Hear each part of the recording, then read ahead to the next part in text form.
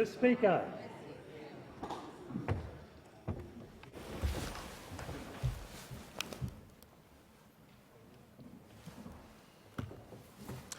I acknowledge the Ngunnawal and Ngambri peoples who are the traditional custodians of the Canberra area and pay respect to the elders, past and present, of all Australia's Indigenous peoples. Almighty God, we humbly beseech Thee to vouchsafe Thy blessing upon this Parliament. Direct and prosper our deliberations to the advancement of Thy glory and the true welfare of the people of Australia. Our Father, which art in heaven, hallowed be Thy name. Thy kingdom come, Thy will be done in earth as it is in heaven. Give us this day our daily bread, and forgive us our trespasses, as we forgive them that trespass against us. And lead us not into temptation, but deliver us from evil. For Thine is the kingdom, and the power, and the glory, forever and ever. Amen.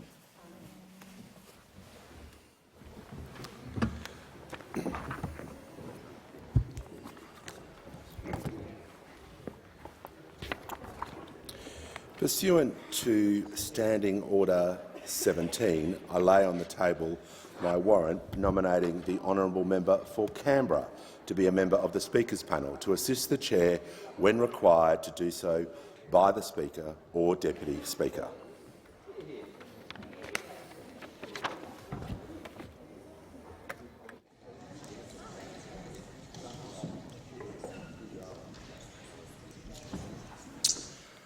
I've received a message from His Excellency the Governor-General notifying assent to several bills. I do not propose to read the titles, which will be recorded in the votes and proceedings. I'll give the call to the Prime Minister. Thanks very much, Mr Speaker. What a year 2022 has been. And, of course, May 21 is the key date in my life in terms of this year, and a key date in changing the government of this country, which, of course, when that occurs, you do change the direction of the country. But it's also been a very difficult year in so many ways. We have continued to see the impact of climate change, with more frequent events and more intense. A town like Forbes, in the member for Riverina's electorate, has now suffered 5 floods in the last 12 months or so. It's just extraordinary. And as Prime Minister, I visited Rochester and Bendigo in Victoria. I visited Parks and Forbes and Lismore and other places in New South Wales. I visited northern Tasmania, all looking at the impact of these devastating floods. And I've been speaking with Premier Malinauskas this week in South Australia, because the floodwaters are headed across the border into the Riverland, and this remains a very difficult time.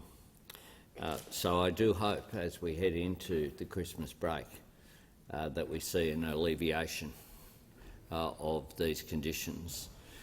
But it once again has been a reminder that at the worst of times we see the best of the Australian character. We see our members of emergency services, whether that be our SES, whether it be our police, our people who work for federal and state departments, the people in government services providing that on-ground support for people, the members of the Australian Defence Force who've been deployed very quickly into the areas in which they've been needed, or whether it just be members of the community who will drive hundreds of kilometres upon hearing that their fellow Australians are facing hard times, to help clear up debris and to help build sandbags for people to build those temporary levees. We see extraordinary heroism from Australians during difficult times. And at a time where many families are able to sit around at Christmas and speak about what a great year they've had and enjoy each other's company. It is important to remember at this time that for many Australians who've lost loved ones or who are alone and doing it tough, it can be a difficult time at Christmas. I spend every Christmas morning with Reverend Bill Cruz at Ashfield at the Exodus Foundation, where he feeds thousands, literally, of people, and it's a reminder as well of how tough so many people are doing it in the community. Last year, of course, there were COVID restrictions, so people, by and large, were getting takeaway meals. What was extraordinary is that the queues for Christmas lunch began at 6 a.m. in the morning. 6 a.m. in the morning, in order to get a proper feed on Christmas Day and in order for their children to get gifts that are handed out at that wonderful Loaves and Fishes restaurant. It's actually the church at Ashfield there on Liverpool Road, and I look forward to this year going for the first time as Prime Minister and sharing my morning with those wonderful people and with the quite remarkable Reverend Bill Cruz. And I pay tribute to all those at this time of the year who help out the disadvantaged and the vulnerable. Yesterday, the Leader of the Opposition and I and the Leader of the Greens Party and others attended the Kmart Salvo's wishing tree that's out there in the foyer. And there are so many of our charities and people do great work at this time. And I acknowledge as well that so many of members of Parliament in this place as well will be opening their doors and their arms and their hearts at this time to help people in their constituencies. I do want to wish all members of the Parliament well during this season. I wish the Leader of the Opposition, the Leader of the National Party, the crossbenchers and my own colleagues all the best for a break. I said in the caucus on Tuesday, I encourage people there'll be no better time to have some time off over the summer break than in the year of an election. So I hope people do take a bit of time to have a rest. An election period is one in which our families and those close to us feel a lot of pressure as well as us, and spending time with loved ones is always worthwhile. Can I thank the people who are closest to me, my partner Jodie Hayden, someone who didn't have a political life and is suddenly in camera shots with Brigitte Macron and engaging in a range of activities which a few years ago a woman, a coastie as she calls herself, proudly from the Central Coast of New South Wales, would not have anticipated. But she has, I think, represented Australia at appropriate times with dignity and honour. And I pay tribute to her, and I thank her for sharing this journey with me. To my best mate, who happens to be my son, Nathan, he is a great young man. He will turn 22 next week, and it goes quick.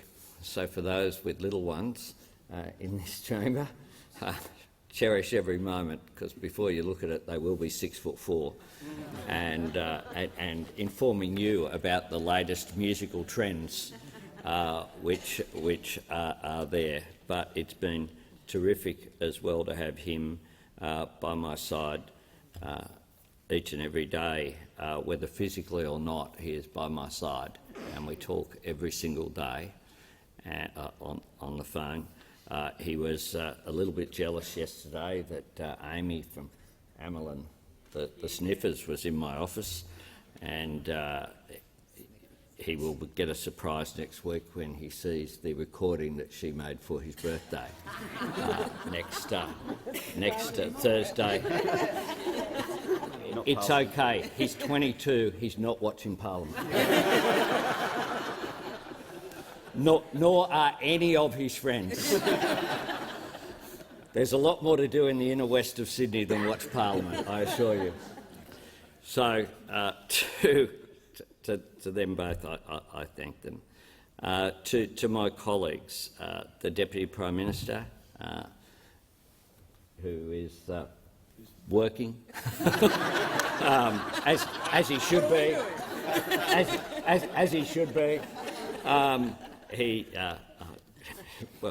is at the risk of making an inappropriate disclosure. He's where I will be soon, in a room where you can't hear the Parliament, and doing his job as Defence Minister of this country. I cannot think of a more loyal, reliable deputy to have, and that brings stability to our show that is so important, and I thank him for his support and for the work that he's doing. To the Leader of the House, and it's a good job being Leader of the House. It actually is the only job in this building that I've actually asked for and thought about what I would want to do when I was here. The Parliament matters. The Parliament matters. This is not a debating society. It's how we make laws. It's how our democracy functions, and the Leader of the House does a terrific job.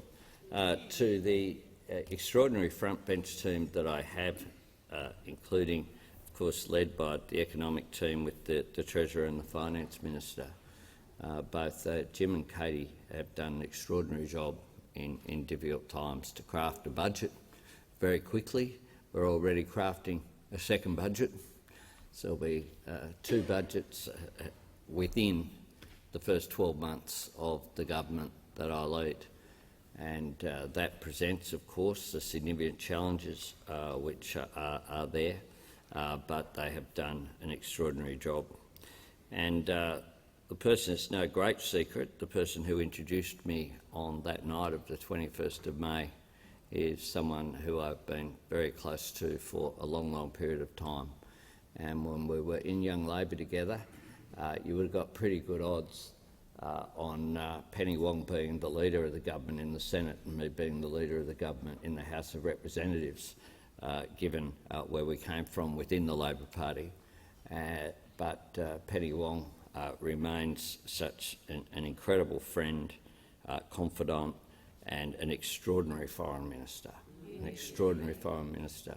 I assure the House that in meetings I have with leaders at G20, at APEC, at summits that I've held recently at the PIF, Penny Wong is so warmly regarded and respected, and that's a good thing for Australia, a very good thing for Australia that that's the case. To the rest of the team in the Senate, led by Penny and her deputy Don Farrell, they do an extraordinary job as well, and I thank all of them.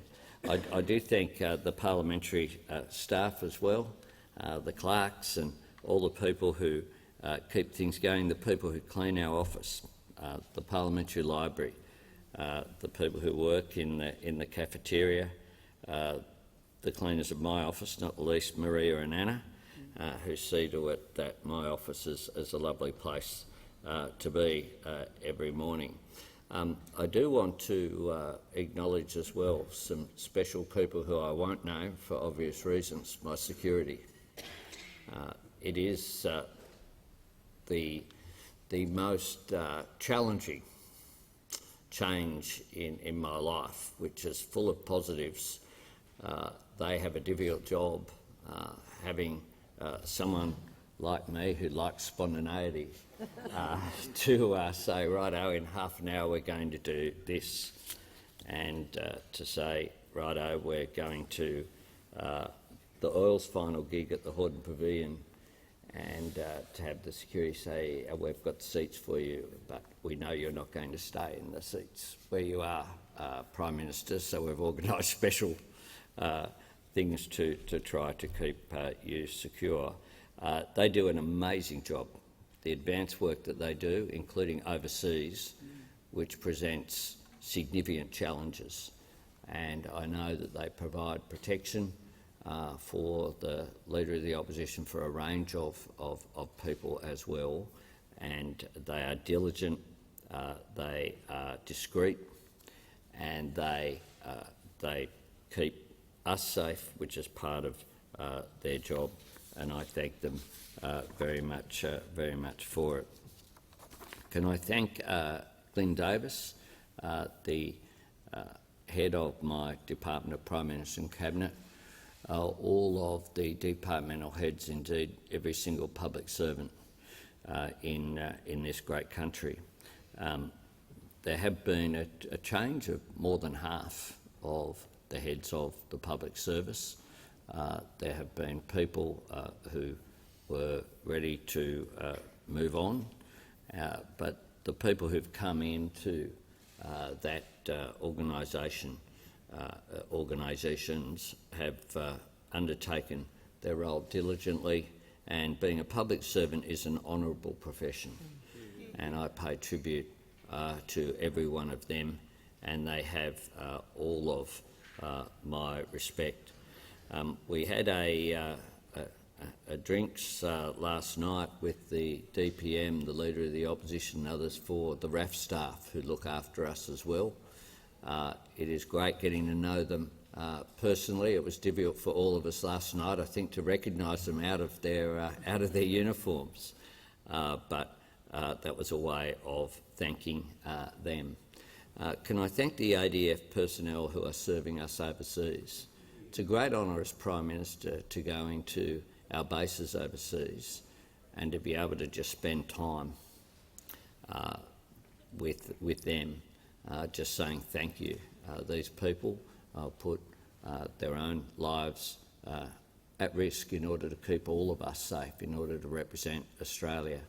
And to all of our serving defence personnel, I say thank you. To our veterans who have served this country, I say thank you as well. It is a very important role that you play. To you, Mr. Speaker, I thank you for the job that you are doing on behalf of the Parliament to make sure that the high standards are implemented, and for the way that you carry yourself in this place brings dignity and respect to this chamber, and I wish you well, as I do to all of the Parliament here. To some of my personal staff, can I thank my Chief of Staff, Tim Gartrell. Tim Gartrell worked for me, was my campaign director in 1996 for the electorate of Grainler. So you can kind of say that we've been together for a while. And he worked in my electorate office when I was first elected.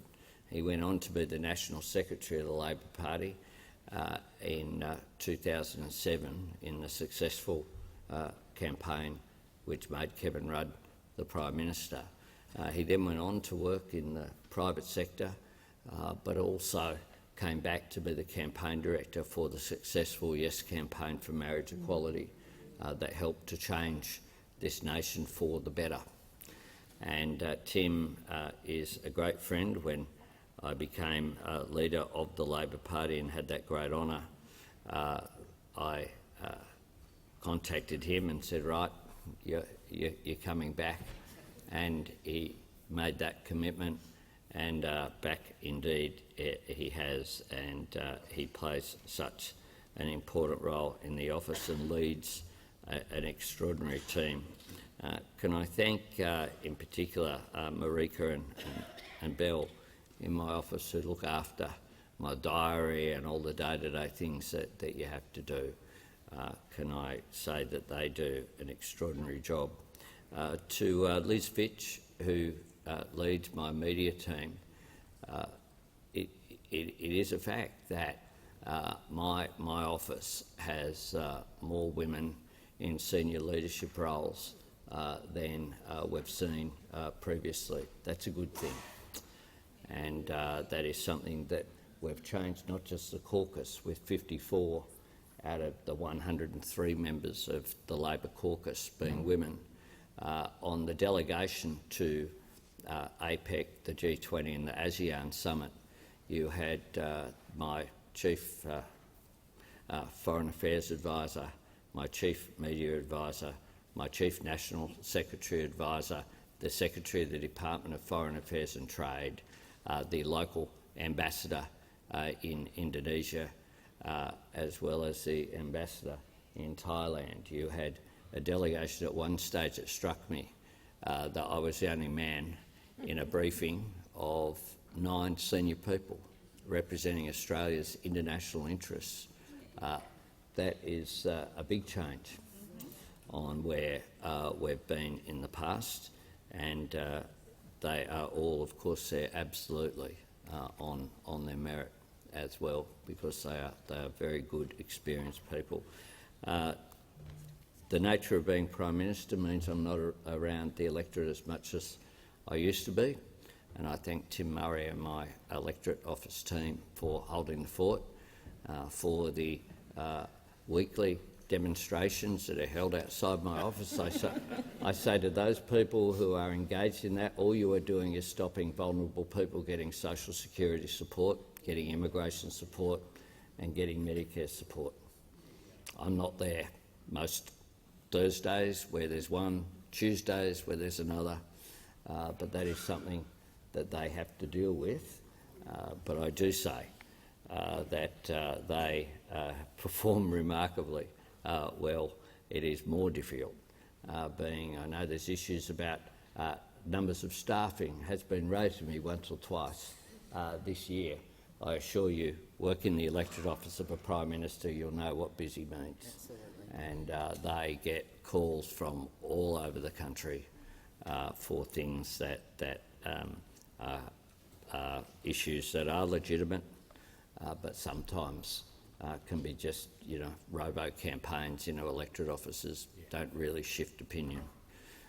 So they have to deal with those issues. So to all members here, I conclude by wishing everyone here a very joyous Christmas. May it be a time for those people of faith where they reflect on their faith and on the birth of Jesus Christ and what it means in their life. For other Australians who it means a chance to catch up with family, I hope it's as good and peaceful as it can be. I look forward to coming back next year. It's been quite a year, I think, of significant achievement for the government. Whether people agree with what our agenda is not, you cannot doubt the fact that we have been very serious about implementing the commitments that we made to the electorate in our first 6 months. And going through the list, as I have, to ensure that the commitments that we made are fulfilled is an objective that I have. There's more to do next year, and I look forward to returning here next year with a renewed sense of vigour and excitement. To those people on this side of the chamber, I say this: don't take it for granted. Don't take it for granted. We won't.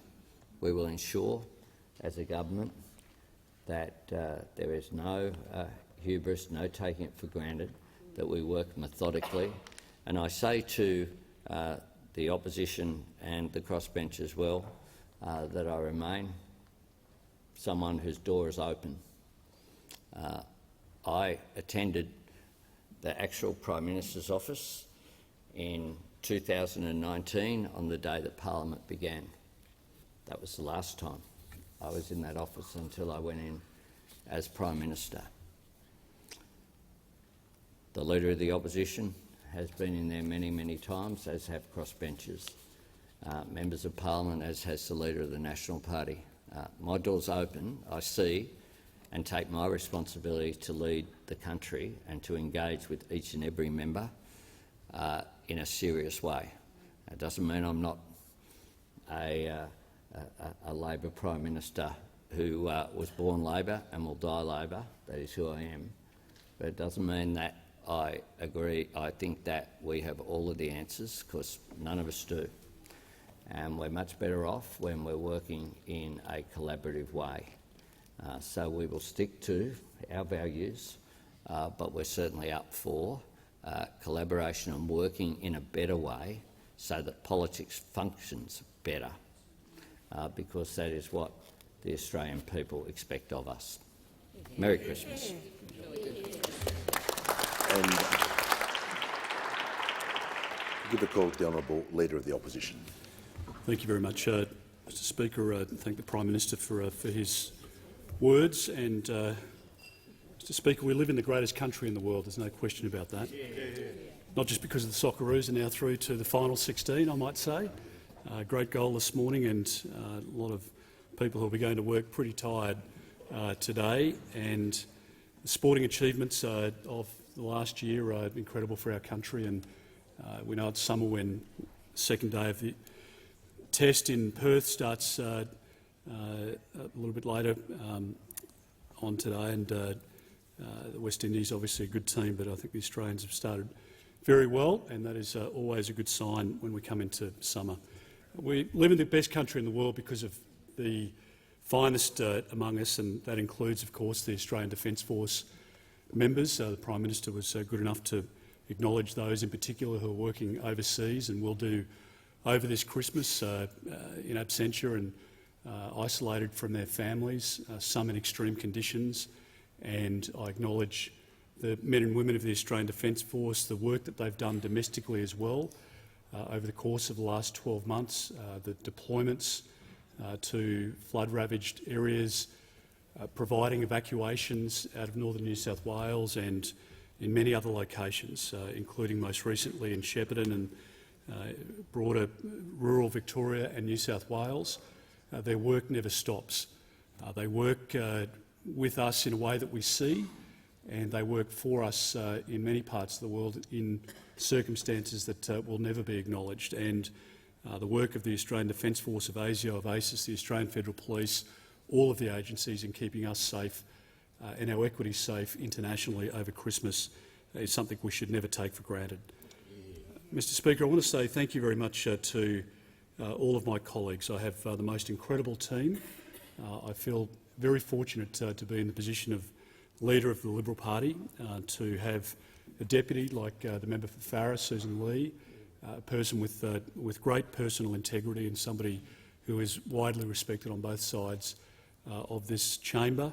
Similarly with the Leader of the Nationals, David Littleproud, a good friend, fellow Queenslander, and somebody that I've been able to work with very closely. And the coalition is integral to the success of our side of politics. John Howard instilled that in all of us at a very young age, and I continue that fine tradition with a great deal of respect for the nuances and the differences that we have from time to time, but it is a very strong partnership, and long may it be the case.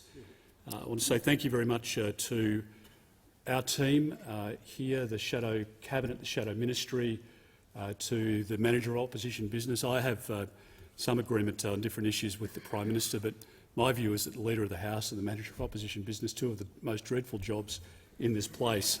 And I say that from experience because Leader of the House, particularly in very finely balanced numbers in this House, is not always a pleasurable task. And it distracts from your day job, there's no question about that. But I have incredible colleagues in this chamber and in the other. I acknowledge the work of Senator Birmingham and all of our Senate team, our whips who do incredible jobs. I said at our coalition Christmas party last night, the nuance, the ability to work across the aisle and deal with different debates in a respectful way, and to manage all of that and to make it look as though nothing's wrong and everything is going swimmingly. It's a pretty big undertaking by the whips. Our Chief Opposition Whip, Bert Van Manen, is away crook at the moment, but will be back soon, and our team here and in the Senate do an incredible job. Mr Speaker, I want to acknowledge the work that you've given to the Parliament since May as well, and to the Deputy Speaker, the member for Newcastle, the member for Moore, the second Deputy Speaker, to our clerks and deputy clerks, to the clerk assistants, to the Sergeant-at-Arms, the Secretary of the Department of Parliamentary Services, to all of the public servants and contractors who ensure that this Parliament is well-oiled and it runs well. As the Prime Minister pointed out at Tony Abbott's portrait unveiling yesterday, the most visited building in the country, and we should be incredibly proud of it. We should be more proud of it than we actually are. And this institution has survived many circumstances and many periods in our history where people would seek to undo our past or to disregard the traditions that we have, but they're worth standing up for, they're worth fighting for, and the sacrifice that colleagues on both sides of the Parliament have made over the course of the last 12 months, the price that our families pay as well when we're down here for 20 weeks of the year and on the road for most of the rest of the year, it's worth the sacrifice, because this country deserves a very bright future, and that is, as I say to kids when I go to schools in my electorate, there are good and bad people on both sides of politics, but the vast majority are good and have only the best interests of our country at heart. And if we're embarking on that destination, on occasions we take different paths to get there as parties, but ultimately we have the same good intent for our country. Prime Minister, I want to say to you and to Jodie and to Nathan, I hope that you get some rest and a good break this year. It's been a long and arduous period since May. It always is for an incoming government when the international engagement commences, and a lot of that had been built up because of COVID, where we weren't able to travel overseas for a period of time, and our officials and diplomats were restricted in their own movements, and for Australia to be back out on the international stage, that's been a good thing. And as you know, the Coalition supported much of the activity and much of the achievement, because it's important for the world to understand, both our friends and our foes, to understand that there is a united position and that we will always fight for the best interests of our country. I also want to acknowledge, Mr Speaker, those people that work behind the scenes here. The Prime Minister mentioned Maria and Anna and Lucia as well, the other cleaners who keep the building in impeccable condition, those maintenance people, the gardeners, the security staff, everybody who, again, have a great deal of pride in their work in this place. And I'm very pleased that the relationships we have with them, the respect that they show to us, and I think that we show to them, is something that makes this place tick. I want to say thank you very much to my personal staff, both here in Canberra and at Strathpine, and my electorate, to Alex Dalgleish, to Tom Fleming, to Nicole Chant, to the whole team. Many of my staff have been with me through various portfolios, obviously unemployable elsewhere as to why they want to stick around with me, but I really am very fortunate that they've been so loyal over a long period of time, and through babies and different life events, they've been able to stick with what is a very difficult job. To Jackie Cooper and to all of the electorate staff, as the Prime Minister pointed out, as not only Leader of the Opposition but Defence Minister and Home Affairs before that, the electorate staff cop a lot. And the protests, the climbing up on the roof, the barging into the front of the office, the disgraceful disrespect that's demonstrated toward people who are just trying to help those that are in need of genuine help in our electorates is something that's completely unacceptable. Peaceful protest and objection and debate and freedom of speech is integral to our freedom, but it's not acceptable, some of the conduct, particularly toward women in those electorate offices, and it should be condemned. Mr Speaker, I too want to say thank you very much to the work of the Australian Federal Police, my close personal protection team. Again, they spend a lot of time away from their family, and as the Prime Minister pointed out, every movement is scripted. So if you want to go down to Servo on a Saturday morning and fuel up the jerry can and come back and do the mowing, it's sort of half an hour notice for everything. I remember I once snuck off without telling the team, and I was dobbed on by the static team who were at home, and they rang up the close personal protection team, who then called me to see where I was going, like I'd absconded. I was just literally just going down to the Servo for 10 minutes. But the work that they do, and it's hard to describe to a lot of people, but the respect again that they have for us and for our life, our privacy, it's an incredible intrusion. I'm blessed with 3 beautiful children and an amazingly supportive wife. They cop the death threats and all the rest of it as well. And they're stoic and they put up with it, but in part it's because of that atmosphere that the AFP are able to create both on the road and at home in protecting my family when I'm not there. So thank you to them. To Rebecca, who turns 21 in March, Harry and Tom. Harry's just finished year 12.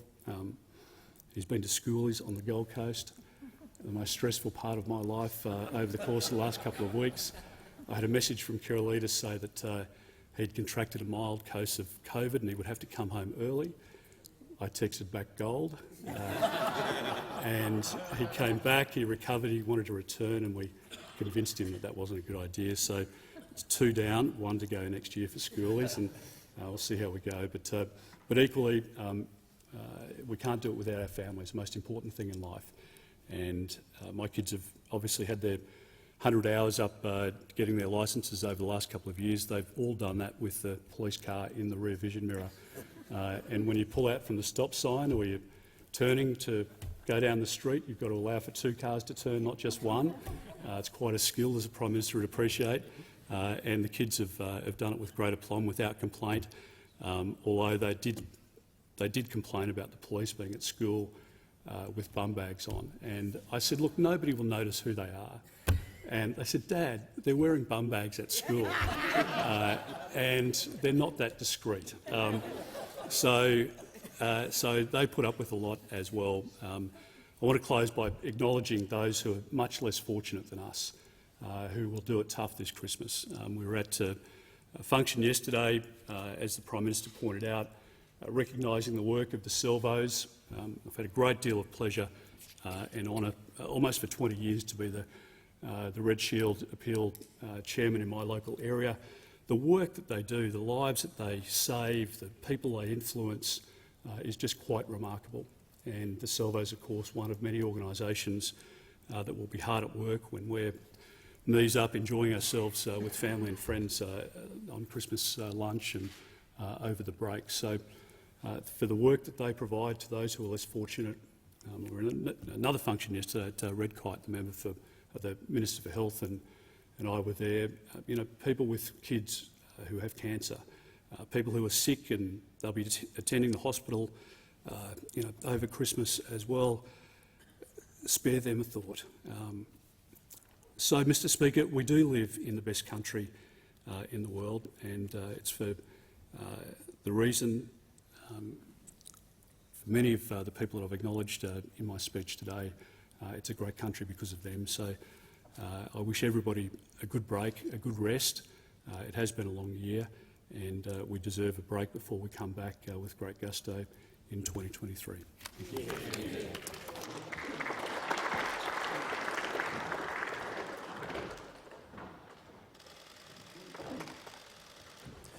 And I give the call to the Leader of the Nationals.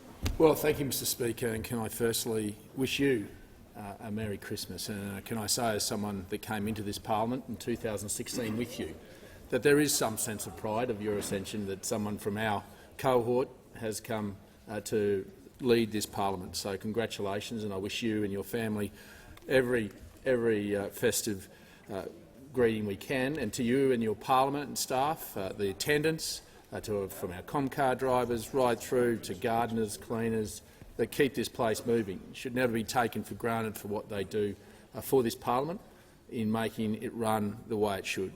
To the Prime Minister and his family, particularly Jodie and Nathan, a finer young man you would not find. He is genuinely a beautiful young man. And to the Labor Party, can I say thank you, congratulations in all sincerity, and I wish you and your families a festive season, one in which you have the time to reflect and be able to enjoy your families. To Peter, to the Leader of the Opposition and the Liberal Party, can I wish you all the best during the festive season, and thank you for your respect of our coalition, the National Party, and the values and principles of our party as we respect yours. And can I say to my party, the National Party, thank you for the honour that you've bestowed on me to be the leader of our great party, steeped in great tradition. Thank you to the crossbench, and we wish you the festive season greetings as well, but to particularly all the staff of not just the National Party, but to all staff, whether they be ministerial, leaders, or even electorate staff. They take on a great burden, and they take on this with a sense of dignity in the face, sometimes, of great adversity. And we should never forget they go through, and particularly when there is a change of government. There are many lost friends that aren't coming back, that didn't come back after the election. They are the human toll of democracy sometimes, and we should respect and honour those people that unfortunately didn't come back and have to find new occupations. It is important for us to acknowledge those men and women, fine young men and women, that come and are prepared to put their convictions behind a politician. That takes great courage, and that should be shown with great respect to them. Can I say, particularly for those in regional, rural and remote areas that are doing it pretty tough at the moment with floods, can I say thank you for your courage in time of adversity. And that is a time where we see this great nation coming together, where this thing called servant leadership comes forward, where it's the local community that puts their arms around each other and make sure that they bring the community through, day by day, step by step. And we should be proud that we have a nation that can do that, whether that be the ADF and those ADF personnel that are out there on the front line, or whether it be the emergency service personnel, who are prepared in many cases to put their lives on the line for no pay, to volunteer their lives to save their fellow Australian. That's servant leadership. That's something as Australians we should look up to and understand that this great place has a responsibility to honour that, in making sure that while there is debate, and fierce debate sometimes, that we respect what really Australia should be about, what our democracy should be about, empowering those great Australians who are prepared to do anything for their fellow Australian, put their lives on the line for their fellow Australians in their darkest hour, is something that we are the custodians of, and we should take that deeply seriously. And to those people, particularly in regional areas at the moment, that are doing it pretty tough with floods, can I say our thoughts are with you. And as a parliament, we will be with you. And when we get to this time of the year, it becomes particularly more difficult than others. And for those that particularly have lost loved ones, tragically, this will be a hard period. So it's important that we honour and respect that, and we as a parliament know that the great privilege that we've been given to stand in this place, that very few have in our nation's history, have a responsibility to continue to support them as they go through their journey. So can I say, Mr Speaker, it is a great honour to be in this place, and to my family, to Amelia and the boys, who hopefully will get to see me a little bit for a couple of weeks anyway, I do thank them and the families of all those that reside here and the staff that sacrifice so much. We are the volunteers, they are the conscripts that put up with so much, and in your darkest hour, if you don't have that support of your family, it takes a lot to get through, and to have that support at home, I think until you've sat in these chairs and understood that it is difficult, but to say thank you, it seems too little. So to our families of all that reside in this place, to you, this is a time to reflect, to honour you, to thank you, to understand that our great country is built on that principle of family. It's what keeps us together. Will drive this nation and will keep us through the dark times and in the good together as a nation. So on behalf of the National Party family, to your families, we say Merry Christmas and let's have a great 2023.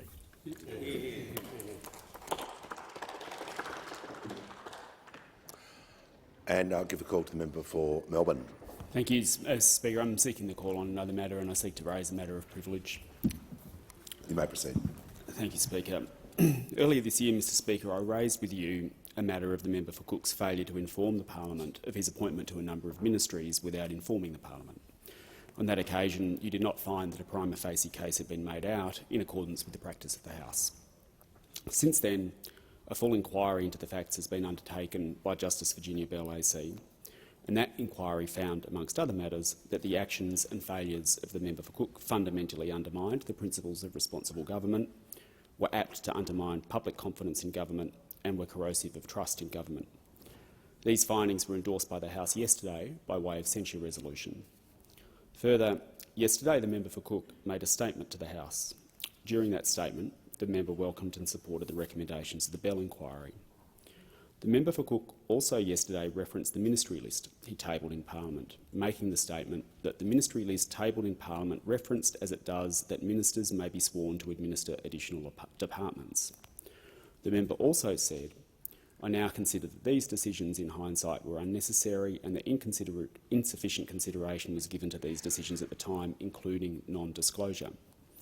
Mr Speaker, the relevant ministry lists did not note that the member had been appointed to additional portfolios. Mr Speaker, I ask that you consider whether the report of the Bell inquiry endorsed yesterday and the statement yesterday from the member for Cook raise any matters under Standing Order 52, including whether the purported reliance on the ministry list as sufficient disclosure to the House, which the member also appears to admit was a non-disclosure, constitutes a deliberate misleading of the House. And I ask you to grant precedence for a motion to be moved referring this matter to the Committee of Privileges and Members' Interests. I thank the member for Melbourne and I will consider his statement in the usual way. It's important I consider this material carefully and thoroughly for the benefit of all members. Standing Order 51 provides the mechanism for the Speaker to consider a privileged matter raised when the House is sitting. I've reserved the matter for further consideration and once considered, I'll report back. And I call the clerk. Government business, notice number 1. Suspension of Standing Order 31, automatic adjournment of the House, and Standing Order 33, limit on business. Give a call to the Leader of the House.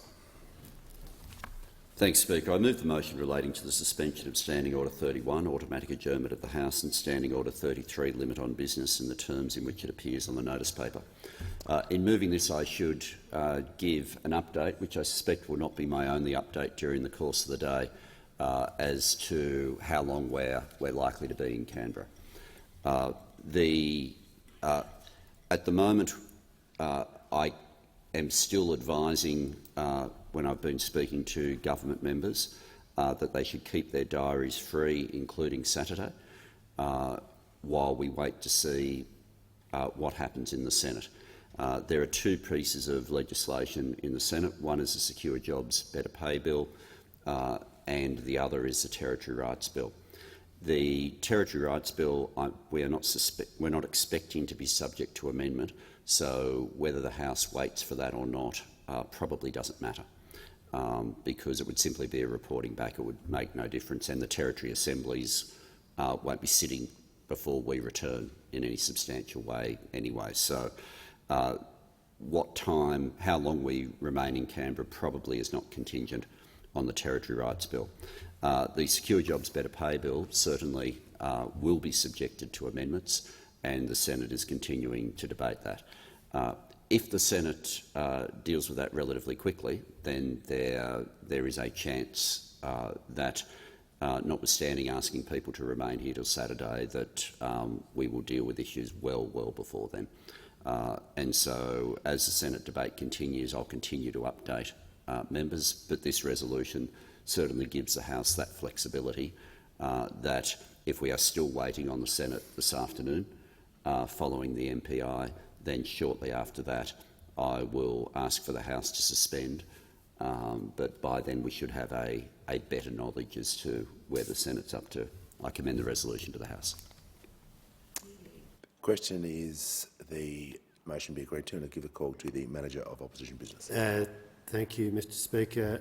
I just briefly want to note that it is not a novel situation that, as we are in the course of the last scheduled sitting day of the year, that there is legislation being considered in the Senate which, should there be amendments, would require, if it's the government's desire, as they've indicated that it is, to bring that back to the House so that the House can consider the amendments. I do make the point that it is novel to propose that the House sit on a Saturday. It would be, on ordinary principles, considerably more efficient to deal with this once the Senate has concluded its deliberations. I acknowledge that the Senate will do that at its own pace, and there are some uncertainties there, but I do make the point that it would be, I think, a more efficient use of public resources if the government were to make every effort to have the House deal with the matter as promptly and efficiently as possible once the Senate has concluded its deliberations. Again, I acknowledge that that the conduct of Senate deliberations is a matter for that other place. I'll put the question. All of those opinions say aye. Against no. I think the ayes have it. I call the clerk. Government business, notice number 2, Work Health and Safety Amendment Bill 2022. I'll give a call to the Minister for Industrial Relations and Employment. I present the Work Health and Safety Amendment Bill 2022 and the explanatory memorandum.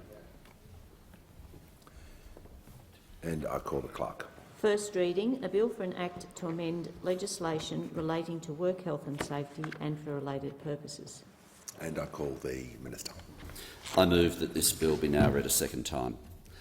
Last year, 169 workers were fatally injured at work in Australia.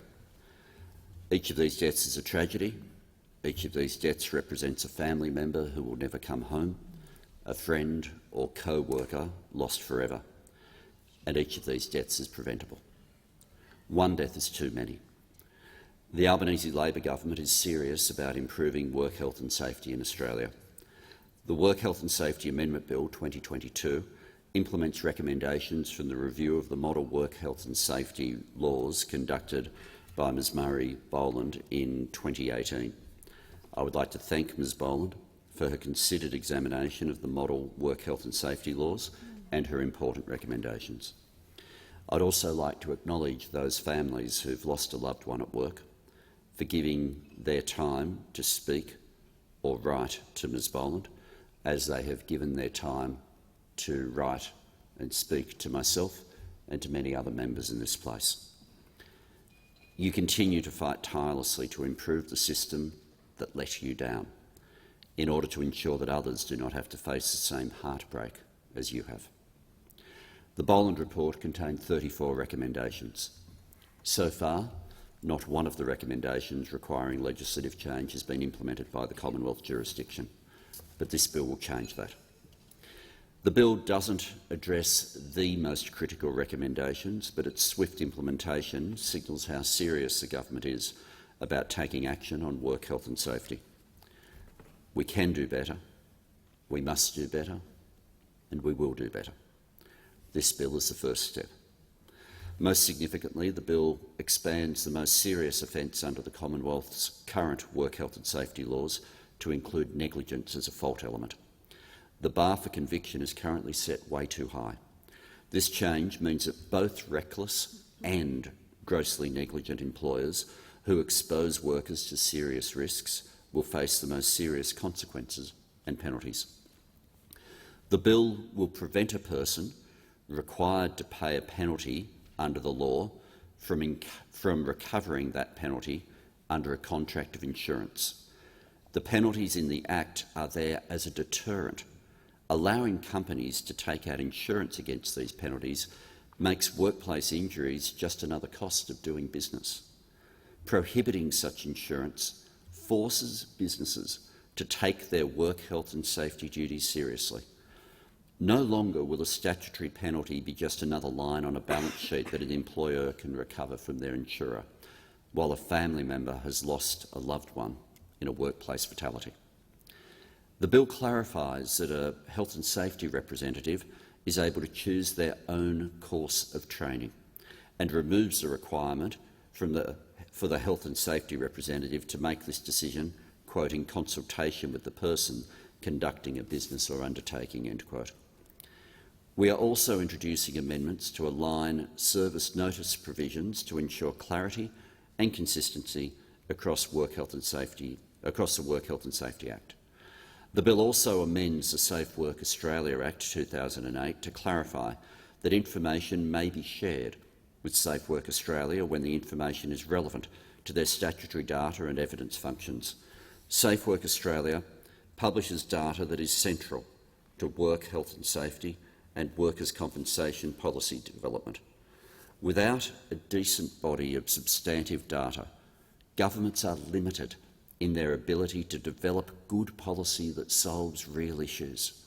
In particular, Safe Work Australia maintains and publishes the Traumatic Injury Fatalities Database and the National Data Set for Compensation-Based Statistics, without which we would have no clear view of the extent of work health and safety issues in Australia. This sensible amendment will ensure that Safe Work Australia can continue receiving information necessary to its research and data publication efforts. Safe Work Australia undertook extensive tripartite consultation, seeking feedback on implementing key recommendations in the Boland Review in the model work health and safety laws. This involved consultation across all jurisdictions and with union and employer representatives. In June 2022, the Model Work Health and Safety Bill was amended in line with this process. This bill would harmonise the Work Health and Safety Act with the recent changes to the Model Work Health and Safety laws. This bill is only the beginning. There's still much more for us to do to make Australians safer at work. The Federal Australian Labor Party has consistently supported the introduction of an industrial manslaughter offence. The government will later take action to put this issue back on the agenda. In 2022, we find ourselves in a situation where workers are contracting silicosis. This is an incurable disease, and it's unacceptable that Australian workers face this hazard. Urgent action is needed to protect workers from future harm and to support those who have already been failed. This government hears the calls for urgent reform. We are committed to getting national traction on this issue. We also recognise the link between workplace relations and the work health and safety frameworks. Consultative, cooperative workplaces are also the safest workplaces. Secure jobs where workers can raise safety concerns without being scared that they'll lose their jobs, they're safe jobs. Workplaces that have a culture of fairness, that respect diversity and promote equality are also healthy workplaces. In the Secure Jobs Better Pay Bill, the government's introduced reforms that will see more workers in good jobs, jobs with security, fair pay and proper protections. We're also implementing the recommendations of the Respect at Work report to eliminate sexual harassment in the workplace.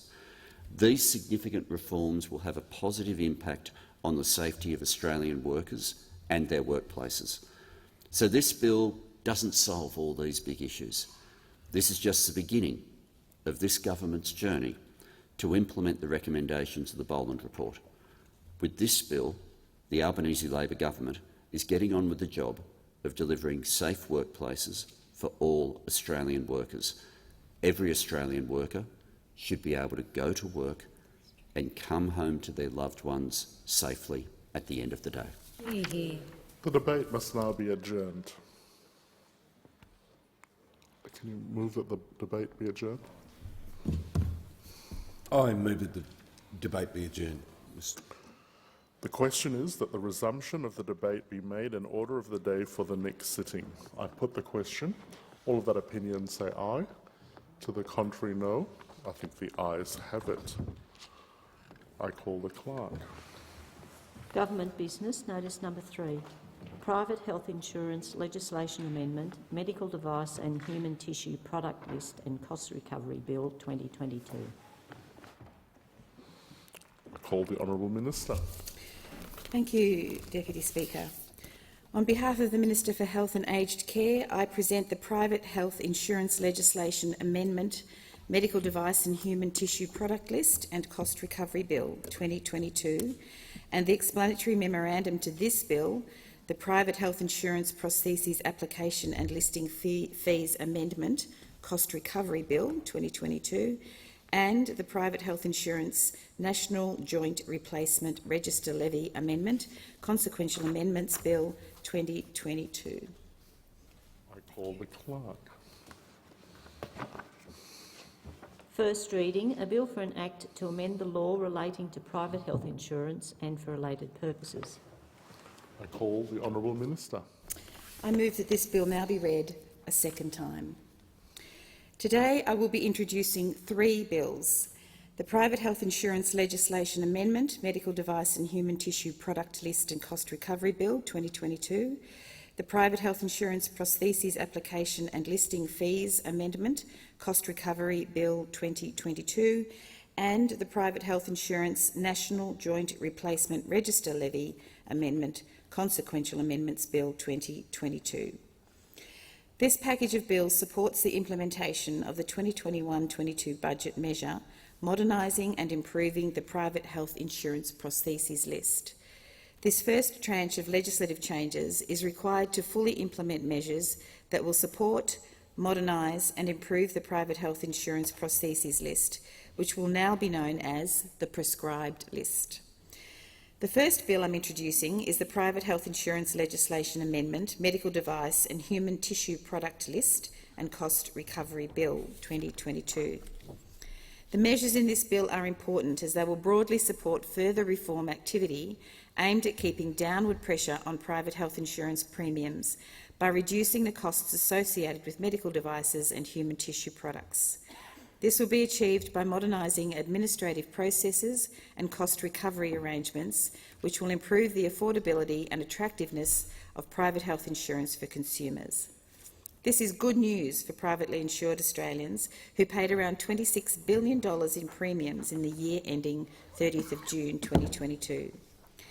The Australian health system operates under a mixed model of private and public health care, with private hospitals and private health insurers playing critical roles.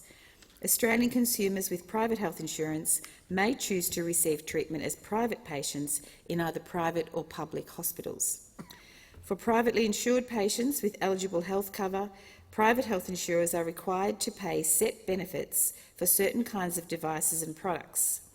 Expenditure on medical devices and human tissue products accounts for around 14% of the private health insurance benefits paid annually. It is therefore important that Australians continue to receive value for money for their private health insurance, including when it comes to treatment with medical devices and human tissue products. Under these measures, there would be no additional out-of-pocket costs for consumers on an ongoing basis. The measures will also benefit consumers by supporting access to innovative medical devices and technology on the prescribed list. The government recognises the important role medical devices and human tissue products play in the overall health of Australian patients. The bill will provide greater clarity about the kinds of products intended to be accessed through this system. The measures will ensure not only certainty about the benefits that are reimbursed, but that they are cost-effective.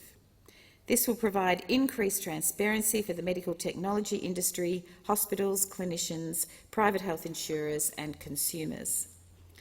The bill also renames the relevant legislative instrument that may specify the benefits for these devices and products. The new name will be the Private Health Insurance, Medical Devices and Human Tissue Products Rules. This new name reflects the clarified scope of medical devices and human tissue products for which private health insurers must pay set benefits. The bill also updates the cost recovery arrangements by introducing a fee for service-based approach, where the fees paid by medical device sponsors to list their products reflect the effort required to assess the application.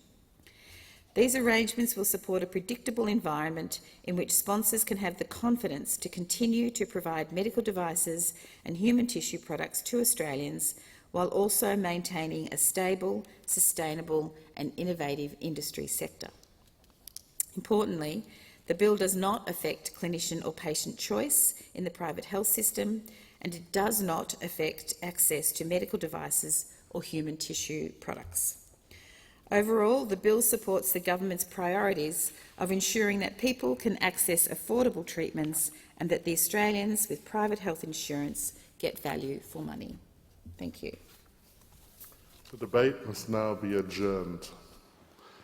Can you please move that the debate be adjourned?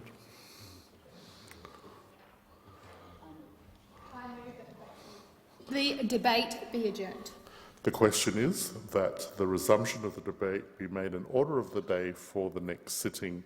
I put the question. All of that opinion say aye. To the contrary, no. I think the ayes have it. I call the clerk. Oh, sorry, I call the Minister. On behalf of the Minister for Health and Aged Care, I present the Private Health Insurance Prostheses Application and Listing Fees Amendment Cost Recovery Bill. I call the clerk. First reading, a bill for an act to amend the Private Health Insurance Prostheses Application and Listing Fees Act 2007 and for related purposes. I call the Honourable Minister. I move that this bill be now read a second time. The second bill I'm introducing is the Private Health Insurance Prostheses Application and Listing Fees Amendment Cost Recovery Bill 2022. This bill amends the Private Health Insurance Prostheses Application and Listing Fees Act 2007 to update cost recovery arrangements. The bill provides for levies payable by medical technology sponsors for the listing of medical devices and human tissue products on the prescribed list. These levies will be amended to reflect the costs of the ongoing management of the updated prescribed list. Over time, the levies will also include the costs of new post-listing review and compliance framework activities. These new arrangements will be consistent with the Australian Government charging framework. This framework requires that non-government entities using the prescribed list services pay the minimum efficient costs of regulation. This will allow my department to administer listing in a financially sustainable manner.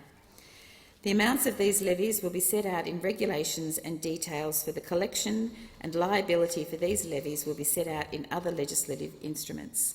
This bill complements the first bill that I introduced today. The debate must now be adjourned. Would you please move? Yeah. I move that the debate be adjourned.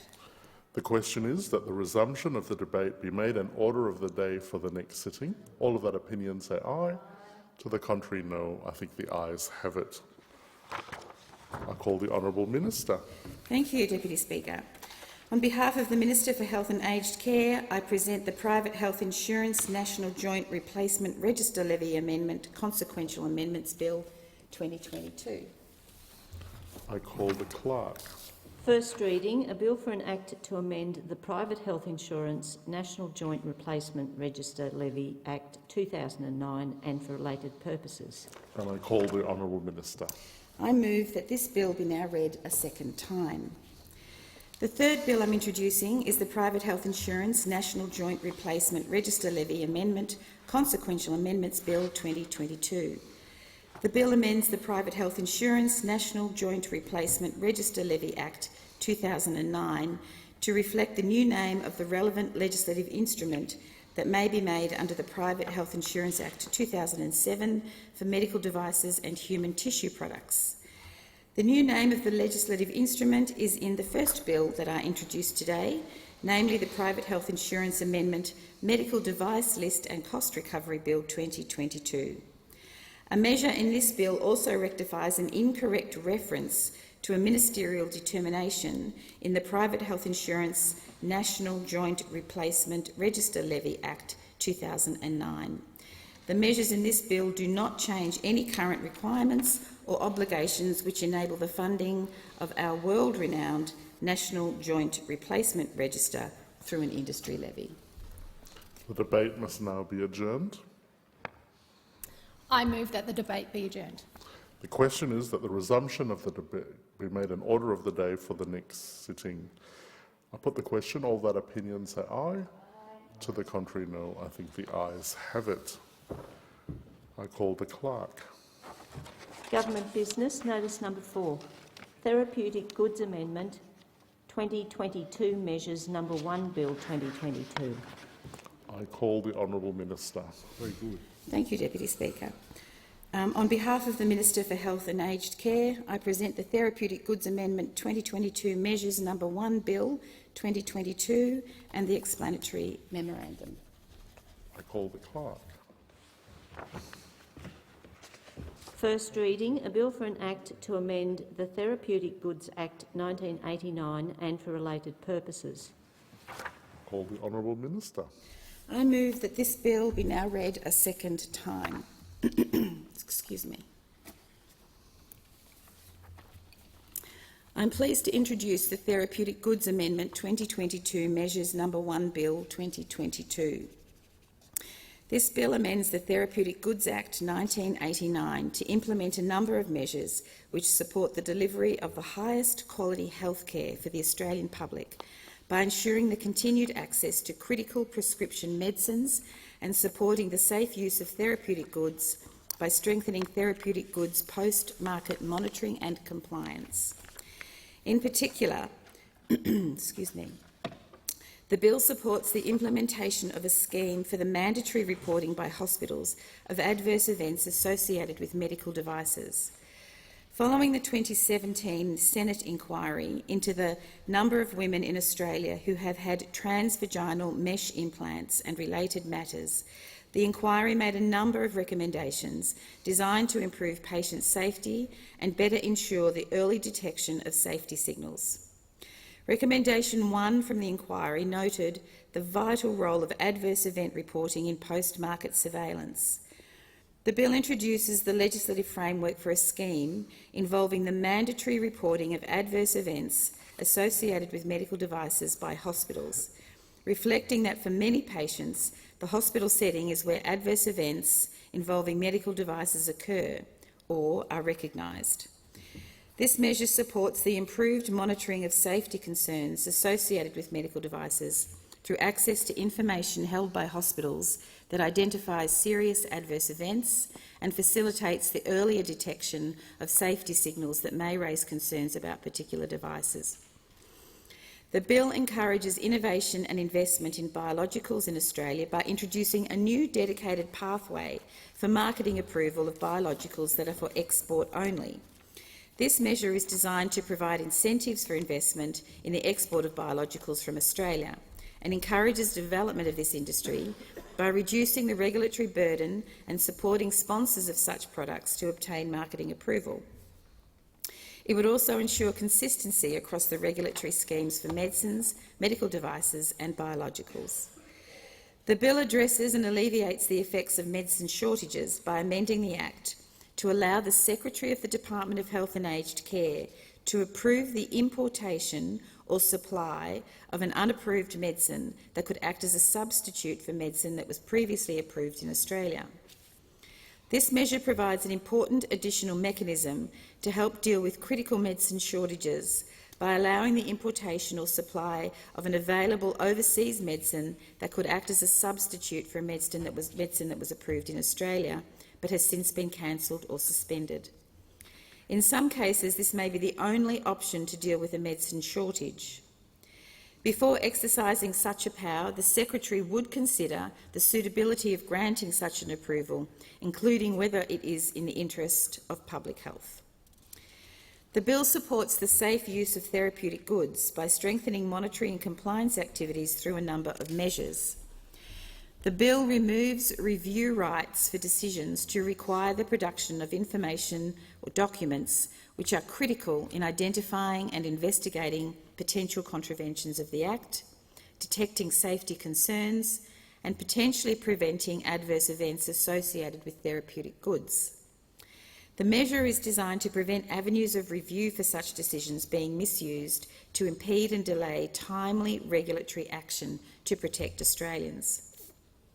The bill introduces a general information gathering power to enable the Secretary to request information from any person who may hold information relevant to a potential contravention of the Act. This may include, for example, a financial institution which may hold records of transactions, contractors involved in the supply chain or persons who are involved with the supply of illegal therapeutic goods. This general information gathering power is designed to support the comprehensive and timely investigation of possible contraventions of the Act and enhance the protection of Australian consumers from poor quality and potentially unsafe therapeutic goods through access to relevant documentation about potential contraventions of the Act. The bill also extends the timeframe for holding seized goods to 120 days to provide a more appropriate timeframe for seized goods to be laboratory tested, analytically assessed and carefully examined, and for regulatory or compliance action to be instituted where appropriate. The bill makes a couple of changes to the regulation of advertising of therapeutic goods. First, the bill provides that the advertising requirements do not apply to an updated list of persons, including certain health professionals, such as oral health therapists, persons purchasing therapeutic goods on behalf of registered charities or governments, or to purchasing officers or practice managers of healthcare practices. Second, the bill provides a mechanism for an approval of a restricted representation to be withdrawn where additional information about the efficacy of therapeutic goods becomes available.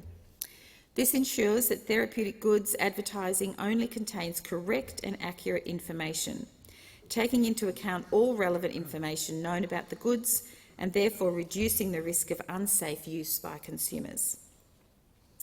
The bill contains a measure to support compliance by enabling the Secretary, on the Secretary's own initiative, to extend the due date for payment of an infringement notice, supporting the early resolution of a contravention of the Act where a person intends to pay the infringement notice but does not do so before the expiry date.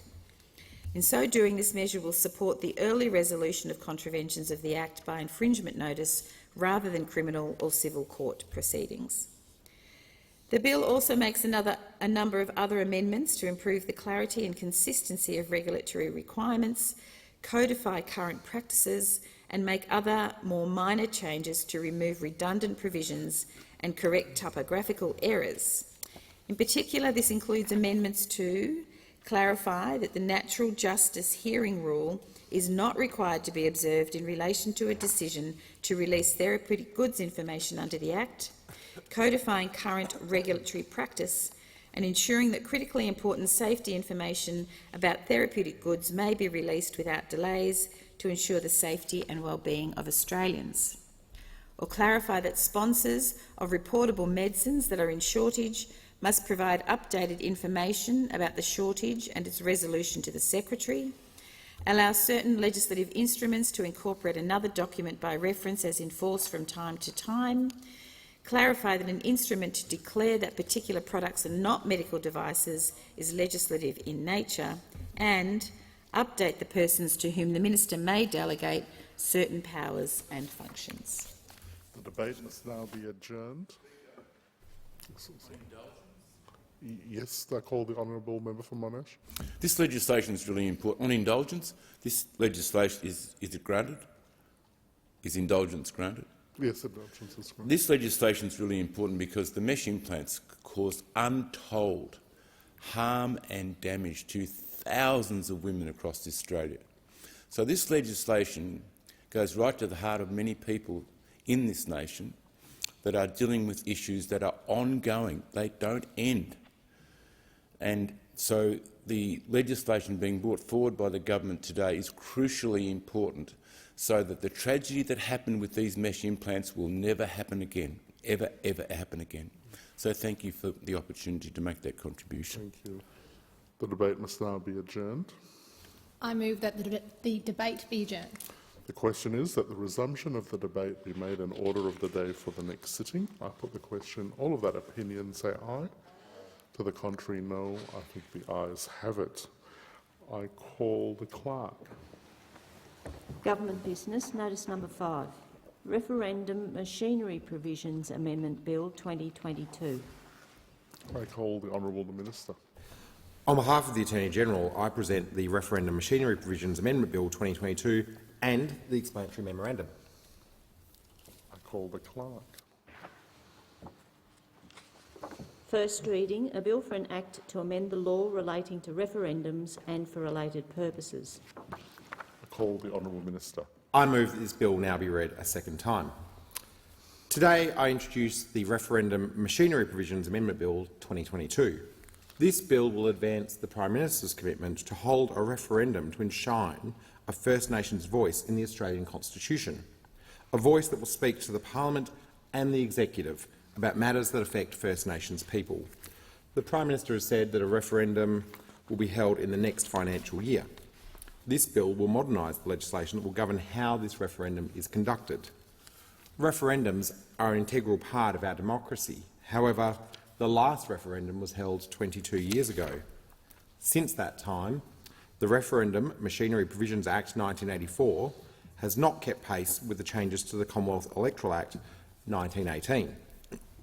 The bill makes amendments to replicate current electoral machinery provisions in the referendum context to ensure the voting process and experience is similar to that of a federal election. The bill also ensures that integrity and transparency measures that currently apply to federal elections also apply to referendums. This bill will establish a financial disclosure framework for referendums to support transparency and accountability with respect to funding and expenditure. The bill replicates the financial disclosure obligations of the Electoral Act, requiring those involved in referendum campaigning, referred to as referendum entities, to disclose how much they spend and receive on campaigning. This is consistent with similar returns made by those involved in election campaigns and will allow voters to access information about the financing behind campaigns that seek to influence their voting decisions. These obligations will only be triggered where a referendum entity spends over the disclosure threshold, which is set by reference to the Electoral Act. Linking the Referendum Act financial disclosure obligations to the Electoral Act disclosure thresholds ensures ongoing consistency between elections and referendums. Donors will also be required to provide a return for any donations over the disclosure threshold. This is consistent with return obligations in the Electoral Act for donors to election campaigns. Both referendum entity and donor returns must be provided to the Australian Electoral Commission 15 weeks after the referendum voting day and will be published on the Commission's Transparency Register. This is consistent with timeframes for election returns under the Electoral Act. This bill also extends prohibitions on foreign donations in the Electoral Act to the Referendum Act to prohibit foreign donations over $100 for referendum campaigning. This will ensure that only those with a meaningful connection to Australia are able to influence Australian referendums.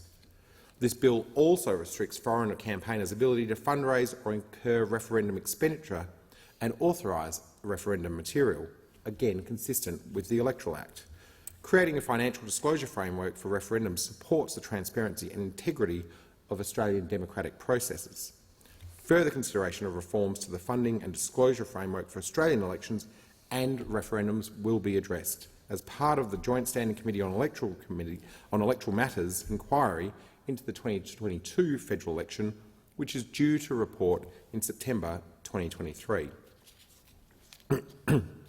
A decision to change our constitution is a significant national event, and it has been more than 2 decades since a change has been proposed. It is therefore important that the government can fund civics education in relation to the upcoming referendum on the voice. To that end, the bill will temporarily suspend expenditure restrictions in Section 11 of the Referendum Act to ensure the government can provide Australians with factual information about the referendum. This information will provide voters with a good understanding of Australia's constitution, the referendum process and factual information about the referendum proposal. The government has no intention of funding yes and no campaigns. When the pamphlet requirement was introduced in the early 20th century, it was an important way of ensuring that all voters were properly informed about why their elected representatives supported or opposed a referendum question. As the next referendum will be the first in the digital age, there is no need for taxpayers to pay for a pamphlet to be sent to households. Modern technology allows parliamentarians to express their views to voters directly and regularly through a wide range of sources such as television, email and social media. That did not exist when the pamphlet was introduced in 1912. In conclusion, Australia's electoral system is one of which we can be proud. The effective functioning of our democratic system is thanks in part to the Parliament's commitment to engage in regular reviews of our electoral system through the Joint Standing Committee on Electoral Matters. In this spirit, the Special Minister of State has written to the Chair of the Joint Standing Committee on Electoral Matters to ask that the committee inquire into this bill and report early in the new year. I commend this bill. The debate must now be adjourned. I move that the debate be adjourned. The question is that the resumption of the debate be made in order of the day for the next sitting. I put the question. All that opinion say aye. To the contrary, no. I think the ayes have it. I call the clerk. Government business, notice number 6. Higher Education Support Amendment, Australia's Economic Accelerator Bill 2022. I call the Honourable Minister. I present the Higher Education Support Amendment, Australia's Economic Accelerator Bill 2022 and the explanatory memorandum. I call the clerk. First reading, a bill for an Act to amend the Higher Education Support Act 2003 and for related purposes. I call the Honourable Minister. I move that this bill be now read a second time. This bill amends the Higher Education Support Act 2003 to support our universities in turning Australia's world-class research into innovative products and processes and businesses of the future. We are rightly proud of the work our universities do in research. Our foundational research is amongst the best in the world. In the 2022 World Intellectual Property Organisation's Global Innovation Index, Australia was ranked 5th in the world for our human capital and research. But we have a gap when it comes to getting that world-class research to the stage where it can be translated into practical and commercial applications. Research translation and commercialisation is important. It means that we get a bigger dividend from our investment in research in this country. New technologies developed in Australia improve our production processes, reduce costs, create innovative new products and lead to greater diversity in our exports. And yet on the same Global Innovation Index, where we lead on research, we are ranked 37th for knowledge and technology outputs. That means that right now we are not realising the full potential of our university research because we lack the support needed to bring that research to the translation and commercialisation stage. The former government's University Research Commercialisation Panel considered this problem and recommended a dedicated funding program to help higher education providers to bridge this gap, and that is what this bill does. The bill amends the Higher Education Support Act to provide legislative authority to establish the Australia's Economic Accelerator program in the other grants guidelines research made under that Act. The Australia's Economic Accelerator, or AEA program, is a new funding program targeted at supporting research translation and commercialisation within our universities. Table A and B universities will be able to apply for project funding to progress their projects to a state of commercial investor readiness. Distinct from other funding models in research, the AEA will have a fast-fail focus. It will fill a gap in the current research commercialisation landscape by funding translational research from early-stage research into a product that shows viability for industry partnership and investment. Projects will progress through the program based on the continued success and achievement milestones.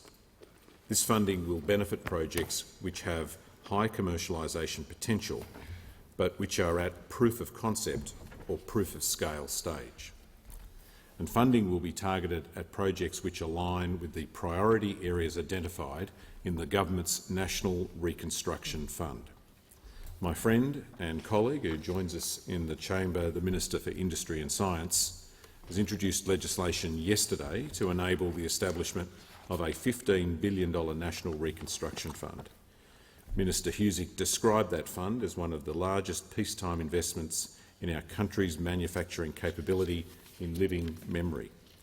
The projects under the AEA program will align with the priority areas of that fund: value-adding in resources, value-adding in agriculture, forestry and fisheries, transport, medical science, renewables and low-emission technologies, defence capabilities and enabling capabilities across sectors like robotics, AI and quantum technologies. These are areas where Australian research already has runs on the board, and the measures in this bill will support bringing that research to maturity, utilisation and commercialisation. The bill establishes a governance framework for the AEA program with an advisory board of up to 8 expert representatives from government, industry, business and research sectors. The advisory board will oversee the program and make recommendations for grants in accordance with a research commercialisation strategy. The bill also provides legislative authority to establish a national industry PhD program. This is about equipping our PhD students with the skills they need to better translate university research into a range of commercialisation outcomes. The measures will provide a basis for a new industry-led postgraduate program that creates a clear and structured career pathway in innovation and commercialisation-focused research. These programs are intended to embed researchers in industry settings, enhancing research commercialisation and translation skills, and helping to build research careers in industry. Madam Acting Speaker, we are fortunate in this country to have world-leading researchers in our higher education sector. This bill supports our higher education providers and our researchers in realising the great potential of Australian ingenuity and innovation. It will help make it easier for universities and businesses to work together to commercialise research, building our sovereign capability and boosting our economy. I commend the bill to the House. The debate must now be adjourned. I move that the debate be adjourned. The question is that the resumption of the debate be made an order of the day for the next sitting. Those of that opinion say aye. Those against, no. I think the ayes have it. Clerk. Government business, notice number 7. Ministers of State Amendment Bill 2022. Call the Minister. Thank you, Deputy Speaker. I present the Ministers of State Amendment Bill 2022 and the explanatory memorandum. Call the Clerk. First reading, a bill for an Act to amend the Ministers of State Act 1952 and for related purposes. Call the Minister. Thank you, Deputy Speaker. I move that this bill be now read a second time. The Ministers of State Amendment Bill 2022 provides for greater transparency and accountability in Commonwealth administration. It will ensure the Australian people are able to access information related to the composition of the Federal Executive Council, those appointed to administer certain departments of state and the high offices that Ministers of State hold. These reforms are a vital part of the government's response to the report of the inquiry into the appointment of the former Prime Minister to administer multiple departments, led by former High Court Justice the Honourable Virginia Bell AC. The report was provided to the government on the 25th of November 2022 and has been published on the inquiry's website. This bill demonstrates the government's readiness to act promptly to restore the Australian people's confidence in our federal system of government and to rebuild integrity in public sector institutions, processes and officials. Of course, the genesis of the Bell inquiry stemmed from media reports in August this year that the former Prime Minister, the member for Cook, had been appointed to administer multiple portfolios during 2020 and 2021, namely the Departments of Health, Finance, Industry, Science, Energy and Resources, Treasury and Home Affairs. In addition to his appointment to administer the Department of the Prime Minister and Cabinet. The government referred these matters to the Solicitor-General, Dr Stephen Donoghue, KC. Dr Donoghue advised, and I quote, "The principles of responsible government are fundamentally undermined by the actions of the former government." Following the Solicitor-General's advice, it was clear that an appropriate inquiry was needed. The Bell inquiry examined how this happened, why it happened and who knew about it. It is essential that we have transparency in our government processes because our system of parliamentary democracy relies upon conventions and the Westminster traditions of checks and balances. As was made very clear by the Solicitor-General, quote, "It is impossible for the Parliament to hold ministers to account for the administration of departments if it does not know which ministers are responsible for which departments." End quote. The government commends Ms Bell for her service in leading this inquiry. She conducted her review with professionalism and dedication. Her report is comprehensive and even-handed. The government has accepted all of Ms Bell's recommendations and the Department of the Prime Minister and Cabinet has been directed to implement them. Introduction of this bill is part of that task. Specifically, the Ministers of State Amendment Bill 2022 will require the Official Secretary to the Governor-General to publish a notifiable instrument in the Federal Register of Legislation as soon as reasonably practicable in the following circumstances: when the Governor-General has chosen, summoned and sworn an Executive Councillor to the Federal Executive Council, appointed an officer to administer a Department of State, or directed a Minister of State to hold an office. It will also require notification of the revocation of any of these positions to be published.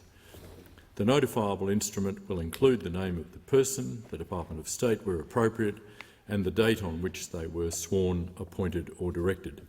In the case of revocations, the notifiable instrument is to include the name of the person, the name of the former office and the date that such membership, appointment or direction was revoked. The notifiable instrument may also comprise a copy of an instrument issued by the Governor-General. The introduction of this bill shows the government is delivering on its promise to restore trust and integrity to federal politics, the centrepiece of which is the establishment of a powerful, transparent and independent National Anti-Corruption Commission. The measures in the bill will restore integrity and transparency to the process of appointing elected officials to high office and ensure we have a system of government where there are checks and balances. Never again will one person be able to garner powers without adequate and warranted accountability to the Australian people and the Australian Parliament. The debate must now be adjourned. I call the member for Lindsay.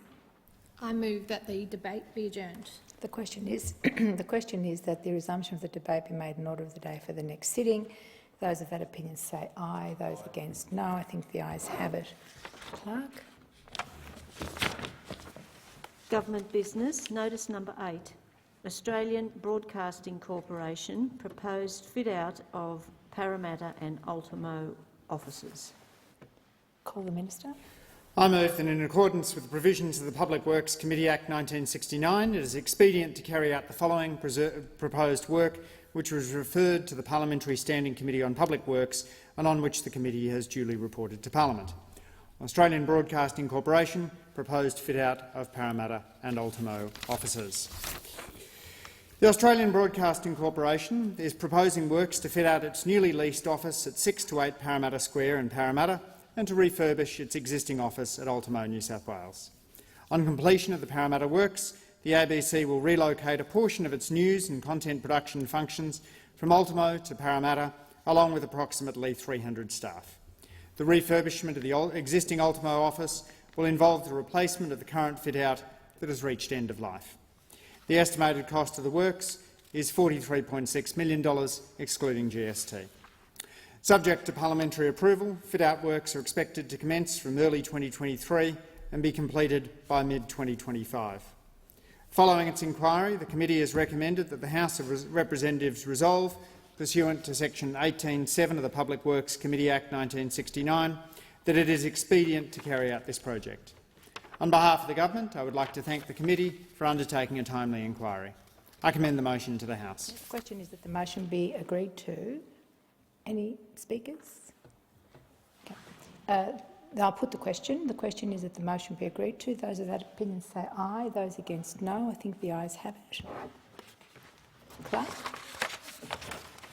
Government business, notice number 9. Department of Defence, HMAS Harman Redevelopment Project. The question is that the motion be agreed to, and I call the Minister. I move that in accordance with the provisions of the Public Works Committee Act 1969, it is expedient to carry out the following proposed work, which was referred to the Parliamentary Standing Committee on Public Works and on which the committee has duly reported to Parliament. Department of Defence, HMAS Harman Redevelopment Project. The Department of Defence is proposing to undertake redevelopment works at HMAS Harman in the ACT. HMAS Harman supports Defence's communications capabilities and provides administrative and personnel functions to support Navy personnel here in the terrific Canberra region. The proposed works include a new Navy Administration Command facility and other officer accommodation, upgrades to the entry precinct, a new gymnasium and the refurbishment of existing facilities. The estimated cost of the works is $116.4 million, excluding GST. Subject to parliamentary approval, construction is expected to commence in late 2023 and be completed in 2025. Following its inquiry, the committee has recommended that the House of Representatives resolve, pursuant to section 18(7) of the Public Works Committee Act 1969, that it is expedient to carry out this project. On behalf of the government, I would like to thank the committee for undertaking a timely inquiry. I commend the motion to the House. I'll put the question. The question is that the motion be agreed to. All of those that opinion say aye. Those against no. I think the ayes have it. Clerk. Government business, notice number 10. Department of Defence, Robertson Barracks base improvements. Call the Minister. I move that in accordance with the provisions of the Public Works Committee Act 1969, it is expedient to carry out the following proposed work, which was referred to the Parliamentary Standing Committee on Public Works and on which the committee has duly reported to Parliament. Department of Defence, Robertson Barracks base improvements.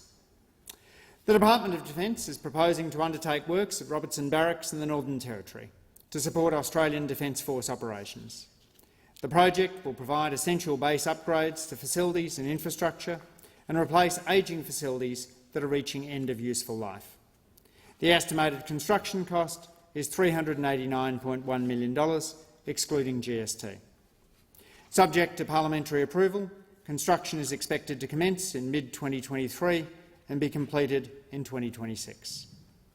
Following its inquiry, the committee has recommended that the House of Representatives resolve, pursuant to section 18(7) of the Public Works Committee Act 1969, that it is expedient to carry out this project. On behalf of the government, I would like to thank the committee for undertaking a timely inquiry. I commend the motion to the House. The question is that the motion be agreed to. All of those that opinion say aye. Those against no. I think the ayes have it.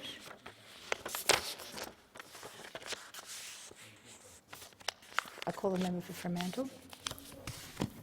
Deputy Speaker, on behalf of the Joint Standing Committee on Treaties, I present the committee's report entitled Report 203, Australia-Japan Reciprocal Access Agreement, Global Convention on the Recognition of Qualifications, and I ask leave of the House to make a short statement in connection with the report. Is leave granted?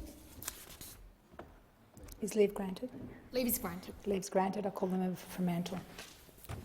Deputy Speaker, I'm pleased to make a statement on the Joint Standing Committee on Treaties report into two proposed treaty actions: the agreement between Australia and Japan concerning the facilitation of reciprocal access and cooperation between the Australian Defence Force and the Self-Defence Forces of Japan, and the Global Convention on the Recognition of Qualifications concerning higher education.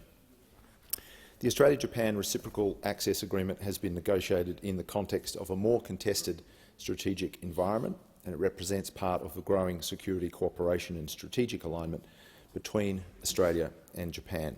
Ultimately, this agreement is set to strengthen Australia's military capabilities and our ability to support an open, secure and resilient Indo-Pacific. As a reciprocal status of forces agreement, the agreement would establish a legal framework for defence cooperation to occur, dealing with a range of issues including movement of forces and equipment, the use of facilities and services, command and control, claims, costs and criminal jurisdiction. As such, the agreement would contribute to more efficient and less administratively cumbersome defence cooperation. Deputy Speaker, the committee's attention during the inquiry was significantly focused on the criminal jurisdiction provisions in the agreement and accompanying documents. This was because Japan retains the death penalty for certain offences. The committee examined the status of the death penalty in Japan, the compliance of the agreement with Australia's international obligations and our separate national strategy for the abolition of the death penalty. It also examined the extent of protection offered by the agreement against the potential application of the death penalty, and the committee noted evidence from participants to the inquiry who expressed concern about the use of the death penalty in Japan, recognising that under this agreement there isn't absolute protection from the death penalty for Australian service people or relevant civilian personnel who might be based in Japan. Nonetheless, the committee was informed that the duration of the negotiations to reach this agreement over the course of some 7 years was significantly due to consideration of the death penalty issue, and there can be no doubt, Deputy Speaker, that in regard to the proposed agreement and associated documents, considerable effort has been made to deal with that issue. In concluding its inquiry, the committee found that while a blanket immunity was not achieved, very significant steps negotiated over a substantial period of time have been taken to protect Australian personnel from the possibility of being subject to the death penalty in Japan, while also maintaining Australia's international obligations. The committee notes that in 2018, Australia adopted a distinctive whole-of-government strategy for abolition of the death penalty, that Australia seeks to be a global leader in this cause, and that the Australian government opposes the death penalty in all circumstances for all people. When considered in the context of Australia's increasingly complex Indo-Pacific strategic environment, the committee was of the view that on balance the agreement was in the national interest and accordingly recommended binding treaty action be taken. Moving, Deputy Speaker, to the committee's inquiry into the Global Convention on the Recognition of Qualifications Concerning Higher Education, a treaty in whose negotiation Australia played a key role, I want to indicate that the committee took evidence that the Global Convention would provide a framework for the recognition of Australian qualifications internationally and the recognition of overseas qualifications in Australia. And in so doing, it would potentially have significant benefits for Australia's education sector, and of course that's one of two service sectors that fall within the top 5 export earners for Australia. In effect, the Global Convention establishes universal principles and processes for the recognition of studies and qualifications and the right of individuals to have their foreign qualifications assessed in a fair, transparent and non-discriminatory manner. Broadly, the Global Convention would require the recognition by parties for the purposes of study and employment of qualifications gained overseas, unless it can be shown that an overseas qualification is substantially different to the corresponding qualification in that party's nation-state. The onus is placed on competent recognition authorities to establish the grounds for substantial difference if that is asserted. The process must be transparent and occur in a timely manner. Importantly, Deputy Speaker, Australian decision-makers would retain full autonomy with regard to which overseas qualifications would be recognised and how that would occur. The Global Convention has the potential to improve Australia's competitiveness globally for students and skilled migrants, to demonstrate Australia's leadership and promotion of best practice, and to contribute to positive international relationship building and remove trade barriers. The committee was of the view that ratifying the Global Convention was in the national interest and recommended accordingly. Deputy Speaker, on behalf of the committee, I commend this report to the House. I thank the member from Fremantle. I call the clerk. Government business. Order of the day number 1. Treasury Rules Amendment 2022, Measures number 5, Bill 2022. Resumption of debate on the second reading. The question is that this bill be now read a second time, and I call the member for Fadden. Thank you, Madam Deputy Speaker. The opposition rise to support the government's bill in TLAB 5 and to ensure it has an expeditious route through the House. For those with great interest in tax matters, like the Minister and I opposite, the income tax law allows tax deductions for taxpayers who make a $2 or more donation to a registered deductible gift recipient. To be eligible to be a deductible gift recipient, an organisation needs to fall within one of the general divisions set out in Division 30 of the Income Tax Assessment Act 1997, or be listed by name in that division, and of course it can be done by both the Charities Commission or indeed set out by law in what is generally a tax law amendment bill. It's a common practice that governments of all persuasions have done from time to time. Many of the organisations that are listed here for DGR status within this bill were put by the previous government into the budget, so this is only appropriate that this method is done. And the coalition supports what the minister's doing here.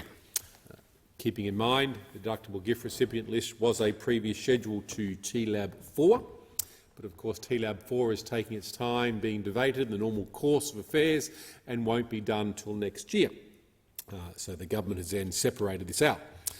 I'd simply say to the government, you could have done this wrong. The government could have done this any time over the last 6 months. It could have simply put together a quick TLAB and put it through. Putting it through TLAB 4, Tax Law Amendment Bill 4, and suddenly panicking because it won't get through shows a Treasury team that is not on top of their game. And I'd say to the Treasury team, these things are important, they're retrospective, so none of these organisations miss out, per se. The time taken through the parliament won't adversely impact them from the start date at which DGR starts, but of course many Australians or taxpayers may not provide donations until the DGR status comes through, unsure as to whether it will pass the parliament, and that may have a deleterious effect or impact upon donations, all of which could have been avoided if the government had prioritised this earlier.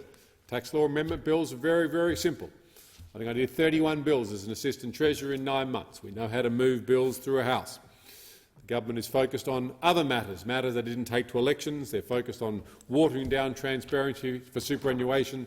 They're focused on a whole bunch of stuff. I'd say to the government, these things matter. There's no question the opposition will support you, will be responsible, because we understand they matter, but it's important that the government prioritises this type of legislative work, not legislation that they didn't take to an election or legislation that is not urgent. Can I congratulate those organisations that will be receiving their DGR status, and many of them, of course, committed to by the Coalition: the Melbourne Business School Limited, Leaders Institute of South Australia Incorporated, St Patrick's Cathedral Melbourne Restoration Fund, the Jewish Education Foundation, the Australian Education Research Organisation Limited, Australians for Indigenous Constitutional Recognition Limited, the Sydney Sheva Kadisha, which of course is a charity which attends to Jewish burials to ensure they're undertaken in accordance with the faith precepts, the Australian Women's Donors Network, and the Mount Eliza Graduate School of Business and Government has ceased operation and its activities. Therefore, it's a move to ensure that since they've ceased and no longer require it, that will no longer be provided. Can I wish all those organisations the very best as they seek to serve Australians, and we look forward to supporting the Minister in his deliberations. I thank the member for Fadden, and the member for Sturt has the call. Thank you, Deputy Speaker, and I join with the member for Fadden in rising to speak in favour of this bill, which is non-controversial and fairly straightforward, and I commend the words of the member for Fadden around the predicament that we've been found, or the government have found themselves in having to proceed down this path with this separate bill. One of the entities in this bill that receives DGR status is the Leadership Institute of South Australia, and I just want to put some words of support for them on the record here. in this debate, because they do excellent work. The Governor of South Australia, Francis Adamson, is the patron of their organisation, and through that and the Governor's Leadership Foundation, they do excellent work in identifying, supporting and providing a program for emerging leaders in South Australia, and we definitely commend their work, and this DGR status obviously puts them in a position where they get that deductible gift status, which will help them with more support, etc., and give a fair and reasonable deduction to those that want to support them. And I see that it's noteworthy, I think, that the Indigenous recognition group are being registered for DGR status. It reminds us that this Indigenous voice referendum is going to be a significant part of 2023. And one thing I think is really important in our democracy, I very much support them getting this status, and I know that there'll inevitably be other organisations, both for and against the referendum question, that will probably emerge over the coming months, and it's important that we treat everyone fairly through the process of wanting to participate in the debate towards that referendum. It'll be in the hands of the government when that's held.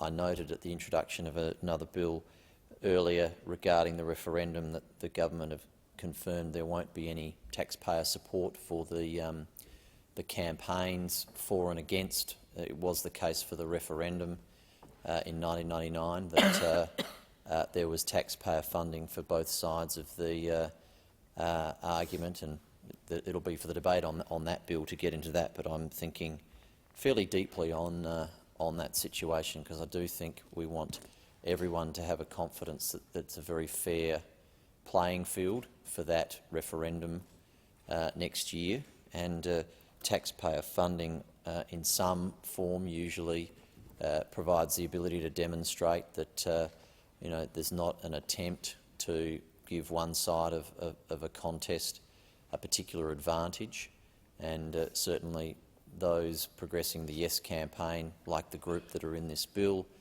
have been in existence for some time and are no doubt well-resourced, and good luck to them for that. But that's something that we might have to confront, is whether or not it is going to damage the perception of the legitimacy of the process of the campaign if a very well-organised and well-funded side of the debate exists before the debate begins, and we're also apparently going down the path of not providing any taxpayer support in equal measure to two sides of the argument. I'm reflecting on how that might give rise to certain perceptions there. Also, in closing, I just want to acknowledge, speaking of DGRs, the Andy Thomas Foundation, which I was really pleased to work closely with former Treasurer Frydenberg on getting them their DGR status a year or two ago. And I congratulate Nicola Sassanelli, who was in the building this week, who's the CEO of the Andy Thomas Space Foundation. Andy Thomas, of course, very famous former constituent of mine in the seat of Sturt. He grew up and went to school in my electorate. Of course, he's the first Australian NASA astronaut. To do that, you have to be a US citizen. So Andy's now a US citizen. But that foundation are doing great work particularly with young people, getting them excited about space and STEM more broadly, which is a great challenge. We all understand getting our next generation to want to pursue careers in STEM. The opportunities are enormous, and raising the awareness is something that foundation does really well. Andy has said to me before that there are two things that get kids excited about STEM: space and dinosaurs. We've got Jurassic Park doing the heavy lifting on the dinosaur front, and particularly even the Lego people are now doing a lot of Jurassic Park stuff. So young kids love the dinosaurs. They also love space and everything around that. And Andy Thomas Foundation are doing excellent work in helping and working with the Space Discovery Centre in South Australia, providing that educational framework for kids. So I really do commend and give a shout out to them. And with those words, I commend the bill to the House. I thank the member for Sturt and I call the Minister.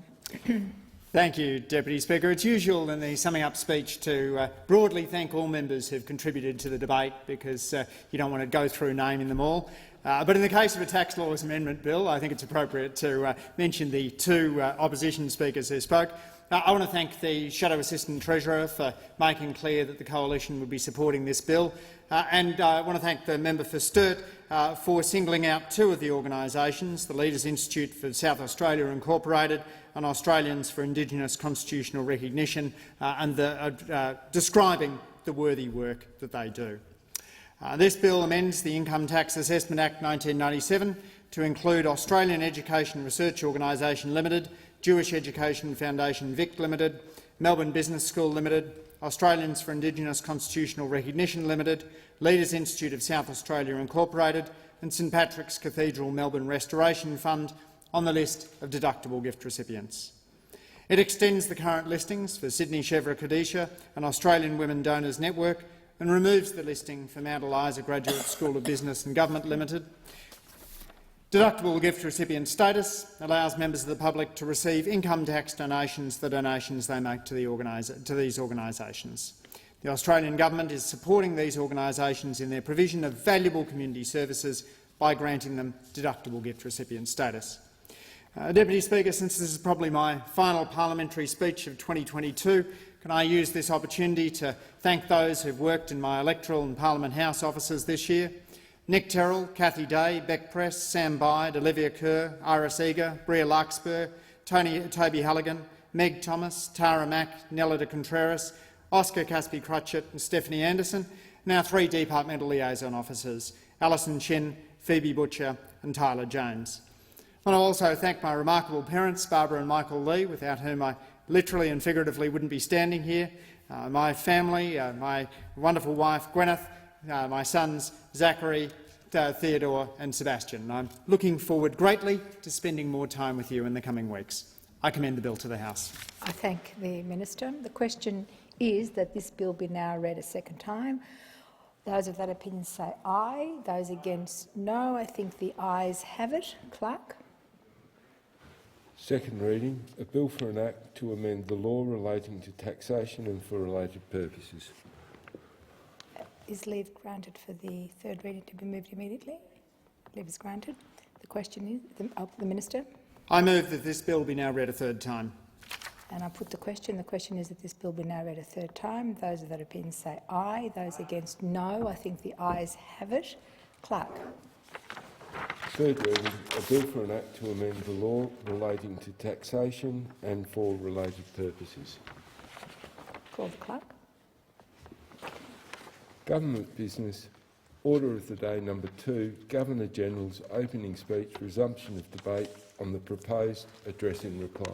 And the question is that the address be agreed to, and I call the member for Warringah in continuation. Thank you, Madam Deputy Speaker. And in reply to the Governor-General's speech, it's so important to lay out some of the issues. And further to what I spoke about yesterday, I spoke about environment and global warming and the economic challenges we face that will need to be addressed in this term of Parliament. It's also important to talk about reflecting on the last 2 years and the health challenge around COVID, that we must make sure we keep our communities healthy and connected. Advocate, so I am very focused about really looking at responsible and proportional responses to challenges. We know we've learned so much over the last 40 years. For example, today is the World International Day for the fight against HIV/AIDS, and we know that we learned so much from in how to fight infectious diseases from that, and that really assisted and informed our approach approach to dealing with COVID, but now we have learnings from COVID and how the world responded that can go back into other infectious diseases, treatment and prevention, and in particular education and the testing. So it is really important that we listen to epidemiologists and business acting on advice from health experts, increasing funding and support for essential frontline workers. We had a very important debate in this place yesterday around eating disorders and the sharp increase we've seen since COVID in relation to that issue. And we know that there is a lack of treatment facilities, and it's incredibly distressing ailment. It interrelates with mental health issues, and it impacts our young people disproportionately, and in particular women. And it is in looking at that holistic approach to health that's really important, the whole body health, not separating out mental health and physical health. Too often we focus on the physical ailments where it's immediately evident, broken bones or blood, much more visible. But mental health requires to be approached in a holistic way. And so improving mental health services nationally and in Warringah, especially around youth mental health services, is very much a focus for me to make sure we do take care of our young people. We need to modernise and increase the channels to access healthcare. We know that was incredibly successful around telehealth during COVID, and we need to continue going down that pathway of digitalising access to health, but being mindful, of course, for those of an older generation for which that might be challenging. But obviously we need to make sure delivery of services is in tune with the times. I don't think there is a community around Australia that isn't focused on aged care and the delivery of those services, and the difficulty in the balance and making sure that those vulnerable in our community are properly cared for. We need to make sure the implementation of all the recommendations of the Aged Care Royal Commission occurs without delay. We know there remains a significant wait list when it comes to aged care plans, and we need to make sure that it accelerates. Support, and I strongly support flexible funding options for home care and increasing accountability and resources in aged care facilities. I have spoken with the Minister around NDIS, improving access to participants and providers. So many in my community approach my office for assistance. It shouldn't be that way. You shouldn't have to need that individualised attention. The system should work, but I do reiterate to the people in Warringah that my office is absolutely there to help you in navigating this process. And I do look forward to hosting a forum with the Minister to address issues and challenges that participants have, because it is such an important program. NDIS is just such an important aspect to make sure all Australians have that opportunity to be supported but participate meaningfully. I'll continue to stand up for integrity and accountability to restore trust in Australian politics. We absolutely have a duty in this place to ensure scrutiny and accountability at every level of government, and in particular at federal level. It was a big day in this place yesterday with the censure motion in relation to the ex-Prime Minister. And I must say I was disappointed by the words that were said by him in this place, because there still seemed to be no willingness to acknowledge the issue around the secrecy. I have no issue around responsibilities and appointments. The question is secrecy. The accountability and the conventions of this place are incredibly important to uphold. And it is pulling back that curtain on the operations of this place that is so important for the Australian people to have trust in what happens here, trust that it is done for their best interest. So I was very pleased also, big day yesterday, to see the National Anti-Corruption Commission come into law, to see that passed. It's a good legislation. I still have to say it's not a great legislation, because I do have my concerns that it may not provide the public scrutiny and accountability that I think so many Australians want, because of the threshold test of public hearings, or investigations and hearings only being in public in exceptional circumstances and if in the public interest, at the discretion of the Commissioner. My legal experience would say I suspect that will be a very high bar to meet, and the public simply won't be aware of much in the way of investigations, and then won't even be aware of what investigations are occurring, when they're occurring, what evidence is being heard, and also what the outcomes of those investigations are by way of reports, because there is no requirement for reports to be published or presented to the Parliament. So I do have concerns. So I was a little bit with mixed feelings that I welcome the passing of the legislation, and getting a National Anti-Corruption Commission is long overdue, and certainly fought hard with the member for Indi and so many other members in this place in the last Parliament to get that to happen. But I think it puts us on the start line of a fight against it for integrity and anti-corruption, but we need to be vigilant and continue pushing for the other things, because in isolation it won't be enough. We need whistleblower protections, we need much better scrutiny around our media ownership and diversity, we need truth in political advertising, and in particular around the referendum that is coming next year. We need to stop misinformation and disinformation in our public debate. I think Australians can handle the facts and the truth, but we know how pervasive misinformation and disinformation is, and it really erodes trust in outcomes and trust in democracy. We saw that in the US with the January 6th insurrection, just the sway that misinformation and disinformation can have in relation to public perception of facts and reality. And it's incredibly dangerous. Democracy is fragile, and it is only as strong as how well we defend its pillars. And misinformation is a massive threat to that. One of the first things autocratic governments do is control media and access to information, and that's why it is so important that we remain vigilant on that. I am also pleased to be on the task force in relation to the implementation of the Set the Standards report by Kate Jenkins that was done, obviously, in the very serious allegations and events that arose in the last Parliament. And I'm pleased to see that the work in relation to a code of conduct for parliamentarians coming, and I'm looking forward to further developments and the implementation of those recommendations. It's so important that Australians respect and actually look to this place as a gold standard of a workplace, and not be the workplace that is miles behind other places in Australia. I must say, as a former barrister, I was quite shocked to come into this place in the last Parliament and discover that there is no code of conduct, no standards, and very little expectation, other than just the assumption that the public will hold you to account every 3 years at election time. But in circumstances where misinformation is rife, I don't think that's good enough. I think there should be a duty to this place, a standard of conduct expected of all members. We need to make sure we're focusing on merit-based policies and make sure we have fiscal discipline in that process. I definitely want to encourage the government to focus on recommendations and the evidence around reducing the influence of vested interest and big money in politics and in the public service. I'd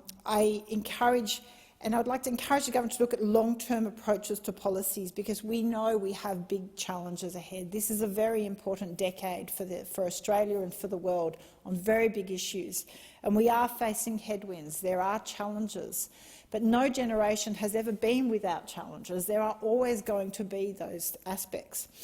And it does take courage and leadership and bravery to focus beyond what is immediately rewarding from a political sense of short-term policies that we know it's a quick sugar hit, it's quick and easy, and it will be pleasing to electorates and win votes, and actually tackle the big issues, the things that go beyond a 3-year election cycle, tackle those big challenges such as global warming and climate change, and really setting up our economy for the future. Supporting our young people in the challenges and the anxieties they have towards the future. So I do think there needs to be a discussion around, for example, the rapid revolving door of election cycles, and look to, as our state governments have, 4-year fixed terms when it comes to the federal parliament, because I think this focus and constant turnaround towards election means we simply never address the long-term issues that require focus. As I just mentioned, there's also a concern around our diversity of media, and I strongly support the member for Goldstein's push, and obviously her experience is so telling in this space, around a Royal Commission or an inquiry into media diversity in Australia. We know misinformation and disinformation plays a huge part, and we need to ensure that access to information remains diverse.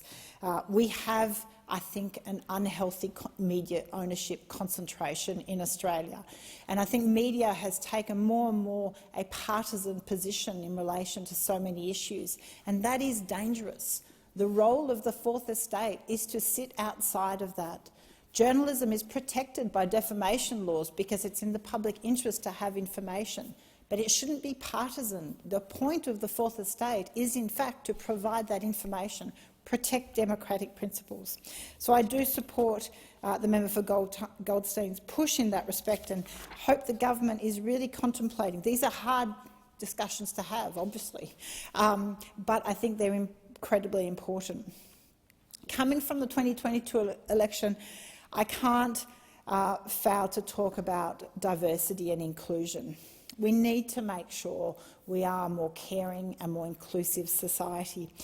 We've talked a lot in this place about improving inclusivity when it comes to workforce participation and pay equity, in particular when it comes to gender. I moved a motion in August in relation to increasing paid parental leave to at least 26 weeks shared between both parents, because the economic analysis shows the cost is reasonable and there's a significant return to investment.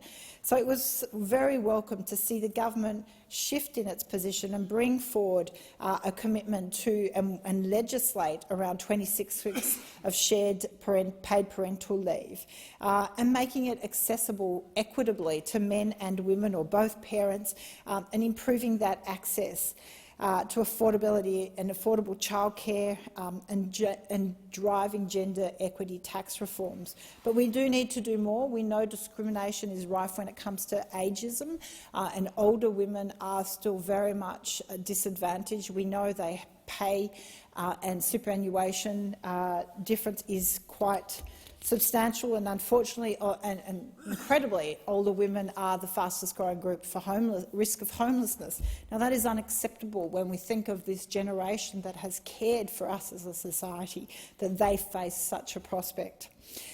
So we need to make sure we improve crisis accommodation, and particularly in Warringah, and working to combat domestic violence, bullying and intimidation. There is also obviously the issue of refugees. We've had an intractable policy situation in Australia for some 20 years, and it was ironically formed on misinformation and disinformation at the very start.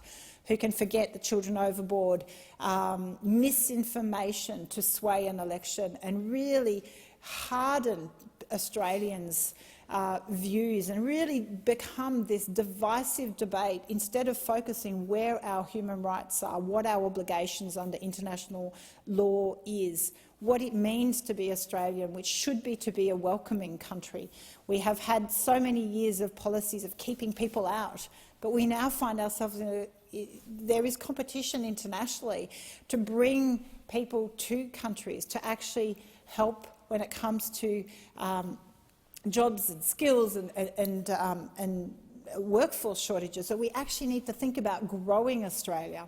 So I do look forward to having more discussions with the government about increasing Australia's humanitarian intake and exploring all options to resettle asylum seekers.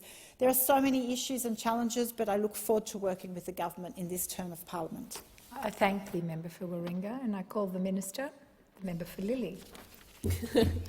Thank you so much, Deputy Speaker.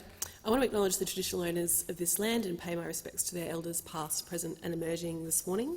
Together, Australians stand on the shoulders of 1,600 generations of First Nations people, and that is our shared history. It has now been 1,229 days since I rose in this place for the first time and delivered my first address on behalf of the people of Lilley. Had you told me on that day what the next 1,229 days would have in store, I don't think I would have believed you. The Black Summer bushfires scorched the east coast of Australia. 100,000 women marched for justice, demanding action from a lethargic federal government who refused to listen. A global pandemic broke out and fundamentally shifted the way that we live and work. Northsiders battened down the hatches through waves of lockdowns, border closures, business interruptions, homeschooling, vaccine and rat shortages, and an Omicron summer that disrupted our desperately wished plans to resume normality. The February floods sorry, it's been a long night and an early morning. The February floods ravaged southeast Queensland and northern New South Wales, and many of my constituents, like Mary from Deagon and Sarah from Sandgate, lost most of their possessions and were displaced from their homes. Northsiders showed resilience. Many showed up to help their neighbours, like the infamous Tinny Man of Finney Road in Deagon, who was ferrying Deagon residents through the floodwater to safety.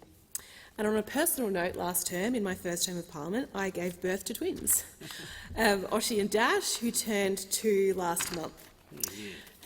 The past 1,229 days did not just create new challenges for all of our communities, but turbocharged existing weaknesses and left the country crying out for a government with a vision for a better future. And despite the challenges of the 3 years, there have been many happy moments that have given us hope and propelled us forward. In my community, the beginning of 2022 saw many much-loved local events and traditions make their return, thank you, across Lilly. The Blue Water Festival in Shorncliffe, the Iron Bumpin' Festival in Sandgate, Banyo Diwali, Zilmere Festival, Nunda Festival and the Sandgate Youth Festival all returned with full force. And in April, we welcomed 120 babies born during the pandemic at Lilly's annual Welcoming the Babies event, commenced 20 years ago by my predecessor, Wayne Swan. And at that event, we commenced my personal passion project, the Lilly Pram Pro-Am, aka the Running of the Babies. In May, the Lilly Honours List made a triumphant return with a ceremony at Burnie Brae, where we recognised local flood heroes who went above and beyond during the floods for the north side. And moving forward, the green and gold runway to the Brisbane 2032 Games paves the way for significant socio-economic benefits that will last generations and help to drive Australia's post-COVID-19 recovery. But perhaps the greatest conduit for hope was the 2022 federal election. They say rain on your wedding day is a good omen, signifying a lasting marriage to come. Judging by the volume of rain that teemed down in Lilly during the last 2 weeks leading up to Election Day in May, hopefully it will prove to be a very good omen for what would become the Albanese government. Voters in Lilly backed federal Labor in record numbers in every suburb, from Brighton to Everton Park to Zilmere to Nunda. Voters turned out in record numbers at pre-poll, with some queuing for 2 hours in the dark and in the rain to cast their ballot. This persistence highlighted Lilly's determination for change, with almost half of our electorate having cast their ballot at pre-poll or via postal vote before May 21. When times are uncertain, people often cling to the familiar. They're reluctant to change governments or to take a risk or to try something new. But the voters in Lilly, and as it followed in the rest of the country, had realised in the wake of 3 years of challenge and of turmoil that the Morrison government was not on their side and was simply no longer up to the job. They could not count on the coalition to deliver a better future for their families after a decade of rorts and of failures. So despite the appalling weather conditions, Lilly Labor volunteers showed up at booths in the mud, in their jackets, brollies up, how-to votes in hand, drenched how-to votes in hand, never wavering in their commitment to rid the country of the tired Morrison government and elect an Albanese Labor government. We proudly campaigned on Labor's economic plan, from our commitment to rebuild Australian manufacturing to boosting wages and helping families with the cost of living by making childcare cheaper. On aged care, we promised to put security, dignity, quality and humanity back into aged care for older Australians, and I'm proud to now have been given the opportunity to deliver on that as the Minister. And after 3 years fighting for the people of Lilly on the north side and in the Parliament, we achieved a 9.9 two-party preferred swing and a 6.2% primary swing to the Labor Party in Lilly. Our results would not have been achieved without the unwavering support of the Lilly Labor rank and file. Day after day, members volunteering their time and energy turned up to campaign events to keep Lilly Labor, but also with the hope that retaining Lilly as part of the Northside Labor effort would help secure an Albanese Labor government. And together, Lily volunteers completed hundreds of phone banking sessions, hundreds of street stalls, 57 door-knocking sessions across every suburb in Lily, having over 10,000 conversations with local residents. This was only possible thanks to the work of hundreds of volunteers and supporters. My state and local colleagues, member for Aspley Bart Mellish, member for Sandgate Sterling Hinchliffe, member for Nudgee Leanne Linnard, member for Stafford Jimmy Sullivan, and councillor for Deagon Ward and Leader of Labour in the council, Jared Cassidy, I thank you for your camaraderie and your support. To my staff, my beautiful, beautiful staff, Kath, Justin, Deanne, Summer, Marion, Rihanna, Sophia, Shane, Saxon and Declan, thank you for sticking by me and for seeing it through. You deal with some very complex and shifting sands in the Lily electorate, not least because of my 3 young children, and you do it with grace and with dignity and with passion, and I could not do any of this without you, so thank you so much. To my campaign manager, Bisma Asif, who helped drive a phenomenal field campaign to new heights and ensured we delivered our message right across the north side, I thank you. To the Queensland Labor Party office team, and in particular to Mitchell Kingston, who was the driver of strategy behind our campaign to take Lily from the most marginal seat in Queensland to a hard-fought 10.5% margin. Thank you very much, as well as Julianne Campbell and to Zach Beers. To Faye Clark and to Anne Marley, to Warren Derrington and Kate Derrington, to Matt Forty and to Russell, who braved the cold, rainy conditions day after day for the entire 2 weeks of pre-poll. You know I love you. Osama Shakif, Amna Asif, Emma Bebeos, Frank Scattini, Scott McLeod and Luke Richmond, who formed the core of the field team that made all of those calls and knocked on all of those doors. And thank you to Tom Hinchliffe, to Quinn Story, to Saxon Kleindienst, to Will Henderson, to Graham Appleton, to Walter Kuhn, and to Jared, who worked extremely hard, and to Rod, who worked extremely hard to ensure Operation Yard signs were efficient, getting 150 signs erected in various parts of the electorate at very short notice, in very short timeframes.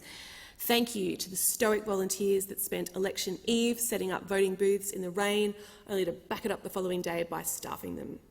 And to the hundreds of people on election day who staffed booths from before 8 a.m. to after 6 p.m, handing out how to vote cards and talking to voters about a better future under Labor.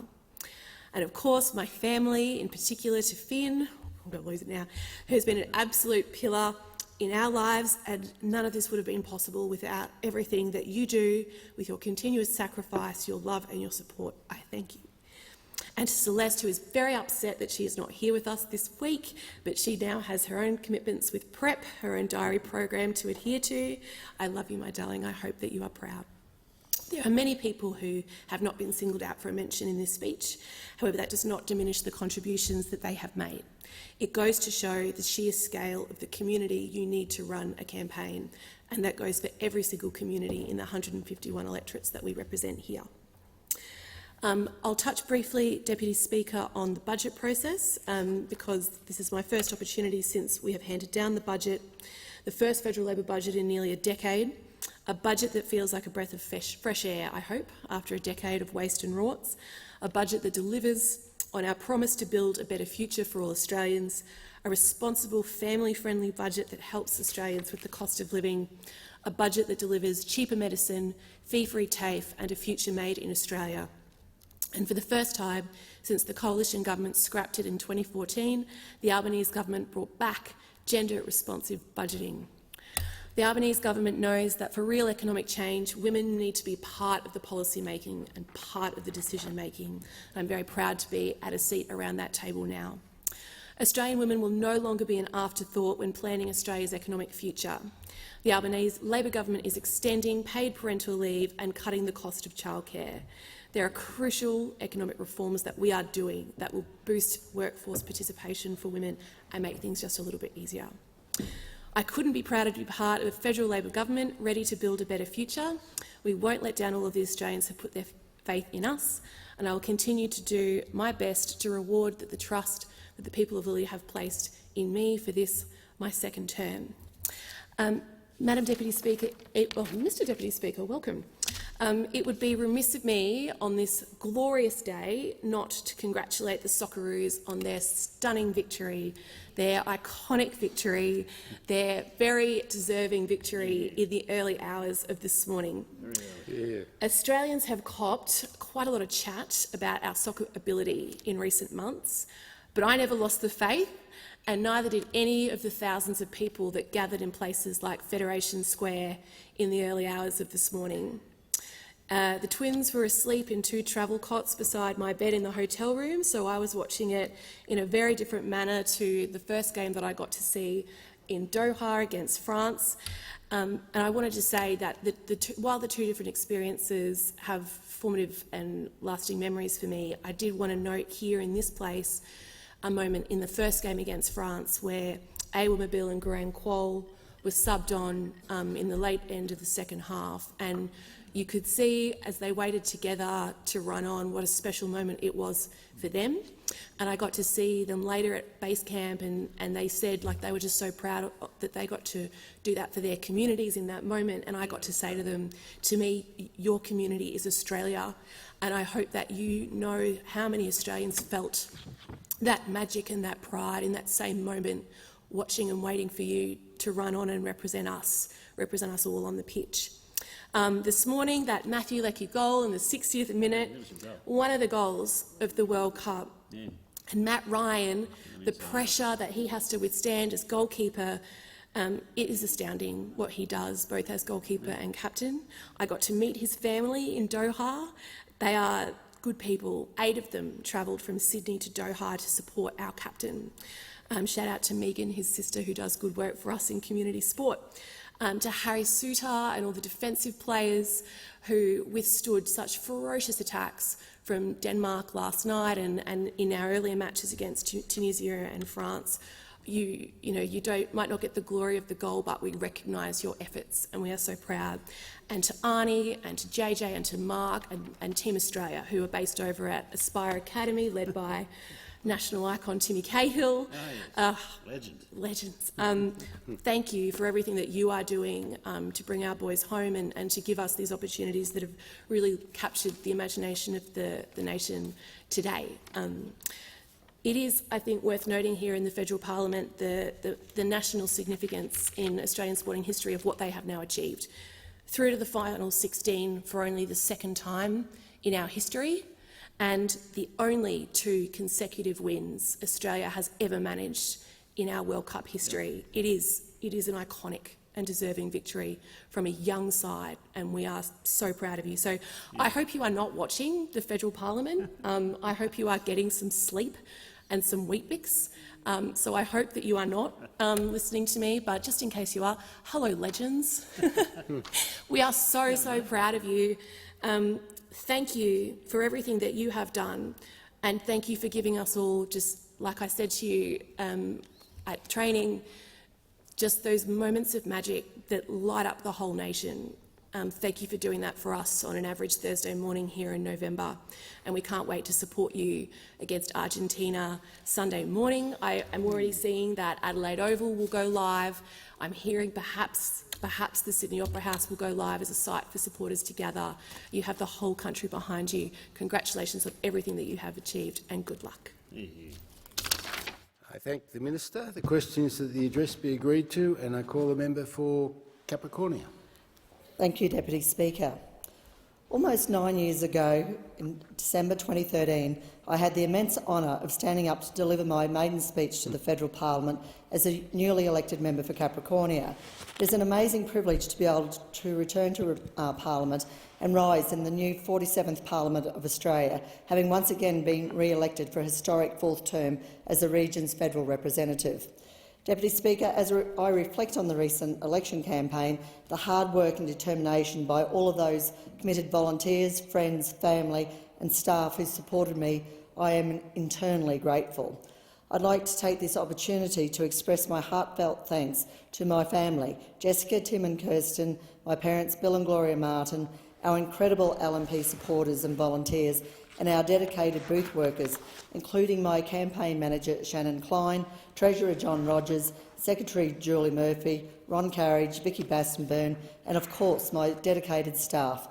Nicole Neal, Tom Birkbeck, Jake Ash, Cody Vella, Owen White, Lauren Klein, Laurie Atlas, Nicholas McDougall and Amy Ford. Also, a huge thank you to all of those who financially contributed to my campaign and helped in any way that they could. I thank my federal parliamentary colleagues for their unwavering support, including former Prime Minister and member for Cook Scott Morrison, former Deputy Prime Minister and member for New England Barnaby Joyce, former Deputy Prime Minister and member for Riverina Michael McCormack, Leader of the Nationals and member for Maranoa David Littleproud, Senator Bridget McKenzie, and new members at Neighbour Capricornia, the member for Dawson Andrew Wilcox and the member for Flynn Colin Boyce. A special thank you to Senator Matthew Canavan and his team for their unwavering friendship and support as always. I wish to express my gratitude and appreciation to the quiet Australians who voted for me, the small business owners, the mums and dads, the coal miners, the farmers, the retirees. Thank you. Deputy Speaker, it was such an honour to serve as the Assistant Minister for Children and Families, Assistant Minister for Regional Tourism and Northern Australia in the 46th Parliament of Australia, and I'm thrilled to start this new term of Parliament as the Shadow Assistant Minister for Manufacturing. This new role is especially important as manufacturing is already a major contributor to our economy, generating over $113 billion in value in 2020-21 and more than $50 billion in exports. Manufacturing accounts for about a quarter of national research and development investment. Since becoming Capricornia's federal MP, I have worked tirelessly to secure major investment in real job-creating infrastructure. We have committed federal funding for projects including in the Rockhampton Ring Road, Walkerston Bypass, which is underway, and the Mackay Ring Road, which is complete. We have also invested in numerous community projects and, of course, Rookwood Weir, a project that took years of campaigning to make it a reality. Deputy Speaker, water is a priority in central Queensland. Projects like Rookwood Weir near Rockhampton must go ahead to create long-term jobs. Rookwood Weir is underway and is going to transform the Rockhampton region, driving the expansion of irrigated agricultural production and opening up new business opportunities which will boost the local economy. The approximately 86,000 megalitres of water will underpin agricultural growth and deliver secure, reliable and affordable water across central Queensland, setting up local industry to succeed. I have been impressed by the willingness of the Coalition to front up with the money for projects like this through the National Water Infrastructure Development Fund. Millions have been committed to ensuring our dry continent can continue to not only be livable but productive.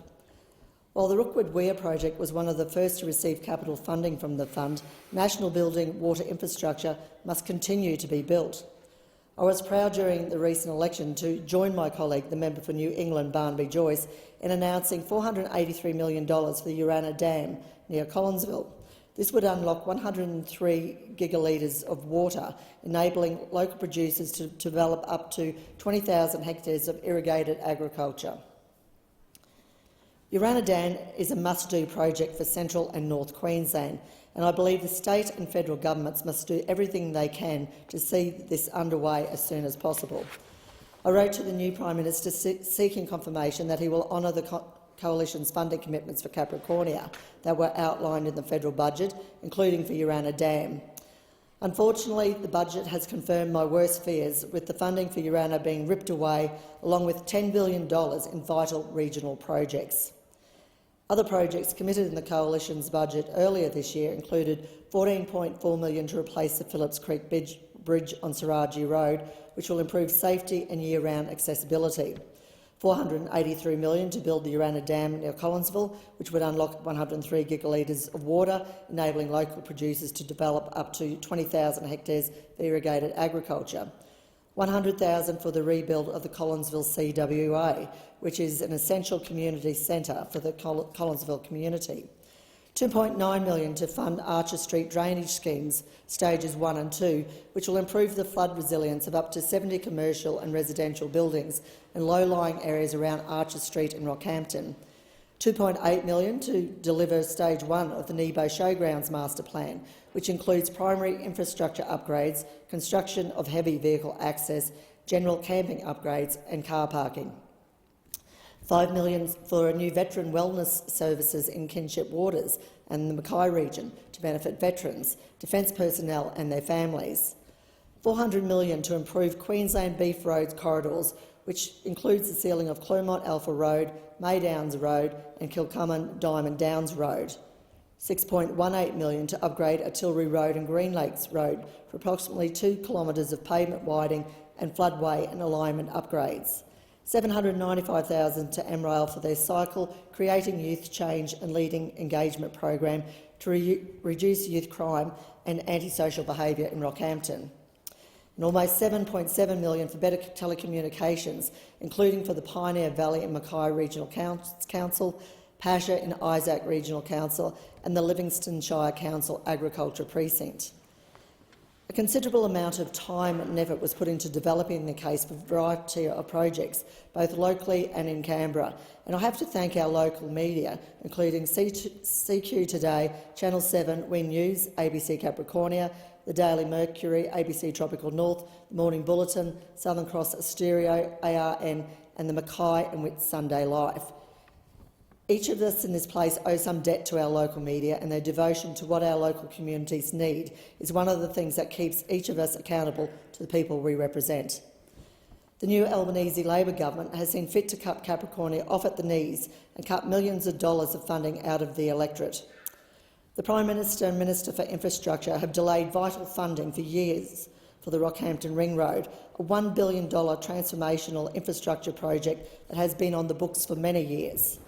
Thousands of trucks move through Rockhampton must contend with over 20 sets of traffic lights. Our local Queensland Labor members, the member for Rockhampton and the member for Rockhampton, should hang their heads in shame for not fighting their masters in Brisbane and Canberra to get this funding reinstated. But at least the Queensland Infrastructure Minister gets his Cross River Rail at the expense of the safety of motorists in central Queensland. Deputy Speaker, Capricornia funds the nation, but it seems the nation won't fund Capricornia. The Prime Minister, in one of many short-sighted decisions, also decided to cut $10 billion in regional programs, including the Regional Development Plan, Regional Accelerator Program, Community Development Grants and the Building Better Regions Fund.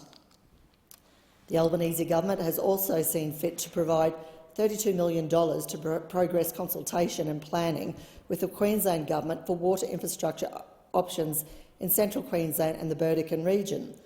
This reads to me that they will be helping the Queensland Government shove people out of their homes in the Pioneer Valley with their half-baked hydro scheme. Sometimes what our region has needed most has not been a project of concrete and steel, but essential services to ensure regional families are supported.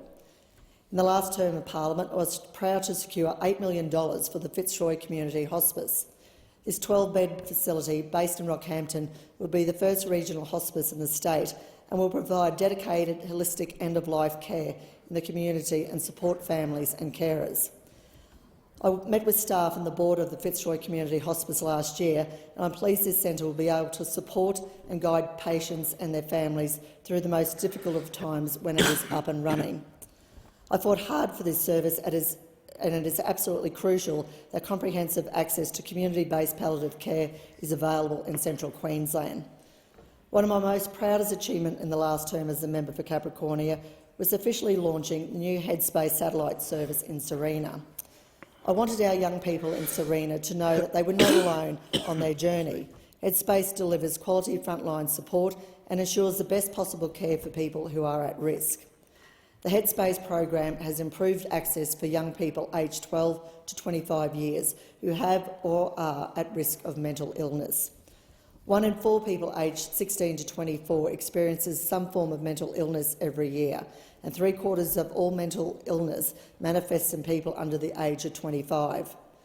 The service, located at 171 Broad Street, Serena, was announced as part of the Coalition Government $111.3 million funding commitment to establish 30 new Headspace services. I have secured funding for transformative local infrastructure that are either completed, underway or in the pipeline. A few of these projects are $5 million to Signature on-farm beef for a processing facility, creating more jobs with $25 million in additional NAIF funding, $325,000 to Collinsville CWA for the new community hall, $230,000 to Clermont Kindergarten on a physical environment upgrade, and $3.2 million to support the redevelopment of the Clermont sale yards and showgrounds. On the Capricorn Coast, $10 million to the Livingston Shire Council for the Yeppoon Foreshore Precinct and the CBD revitalisation, $20 million to the Keppel Bay Sailing Club for a 650-seat convention centre, and $64 million for upgrades on the Yeppoon Road. In Rockhampton, $25 million for Alliance Airlines repair and maintenance facility, $5 million for the Rockhampton Airport upgrades, $7 million for the Rockhampton Hospital car park, $10 million for the Rockhampton Art Gallery, and $852 million for the Rocky Ring Road. And in the Mackay region, almost $10 million to CQ University for a world-class sports precinct in Urali, $120 million for the Walkerston Bypass, and nearly $654,000 to West Tigers Leagues Club for undercover bowls green, $300,000 to Palmyra Dragway for track upgrades and repairs following Cyclone Debbie, and $50,000 for Finch Hatton Emergency Airstrip. Deputy Speaker, serving as a member for Capricornia has been the honour of my life, and as MPs in this place, we all have the ability to make a real difference in our electorates, to support local residents who need a bit of assistance, to improve the essential services that our families rely on, and to fight for major infrastructure projects that have the potential to create jobs and strengthen our communities.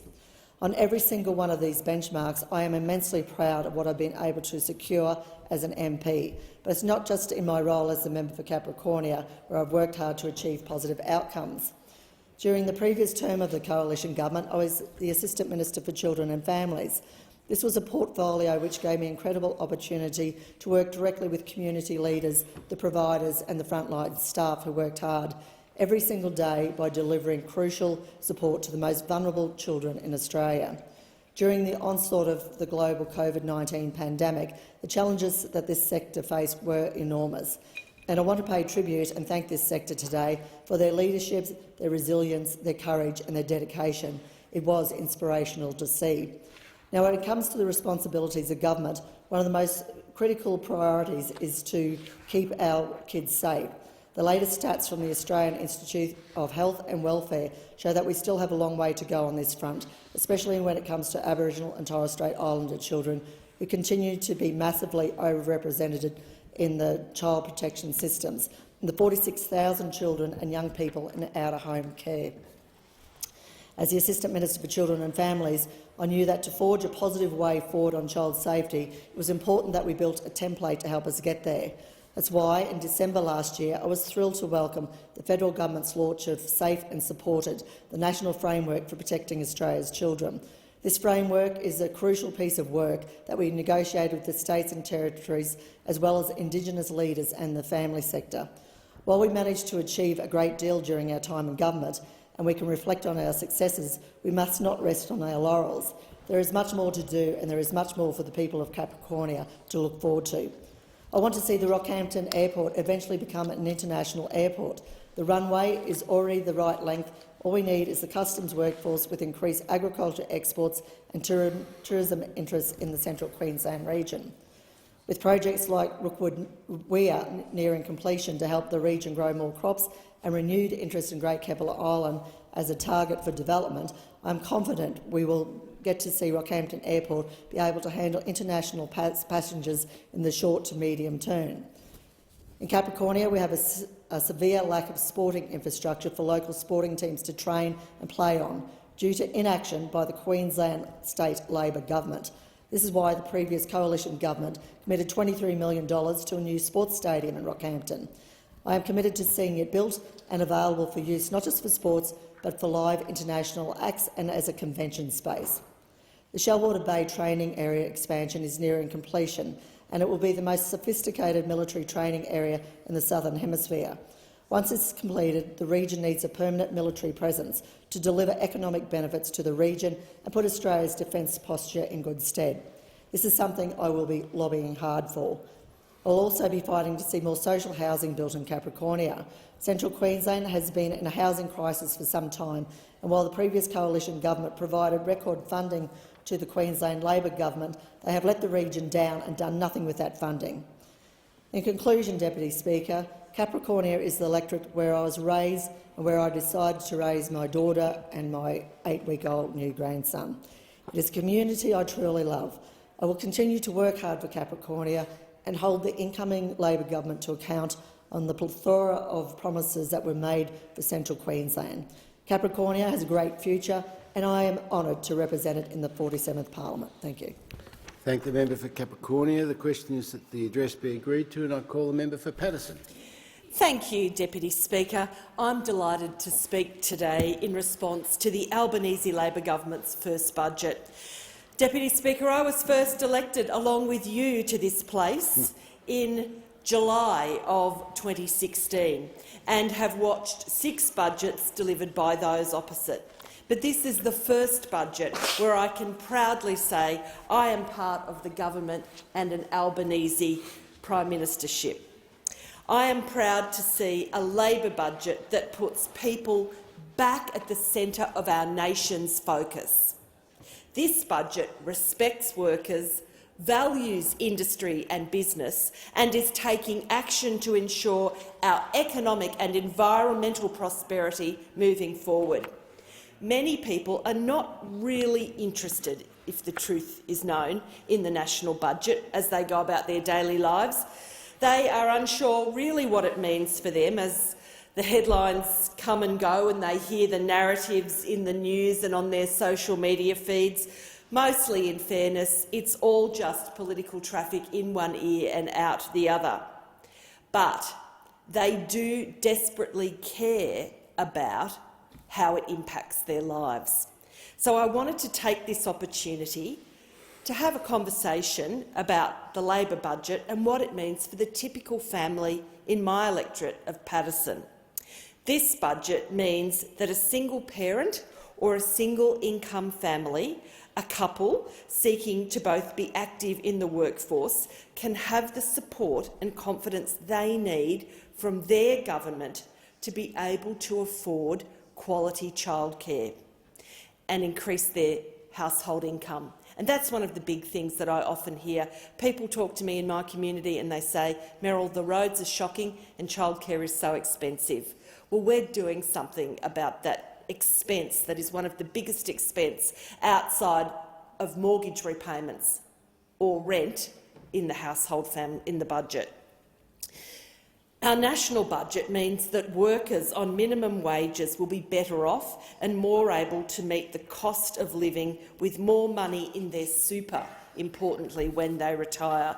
And I was certainly no fan of the previous government enabling the raiding of super, because whilst that does seem really important when you're doing it at the time, the ramifications and the loss of all that compound interest when you retire can have absolutely devastating effects on people. Our government is making medicines more cheaper and more affordable for Australians, and we're really reducing the cost of prescription medications. Our government will support new and expecting parents to have more parental leave during those vital first 20 weeks of their child's life. And, Deputy Speaker, I know as a former paediatrician, you and I have had many long and meaningful conversations about the first 5,000 days of life and how important it is, and those beautiful young and new souls that come to us, and just how we need to give them every opportunity to prosper and grow. And this government supports new parents. And for those of us who are well beyond the bleary-eyed years of peak parenting, as I call it, it does get easier, but just hang in there, and this government is trying to make it better for you by giving you parental leave.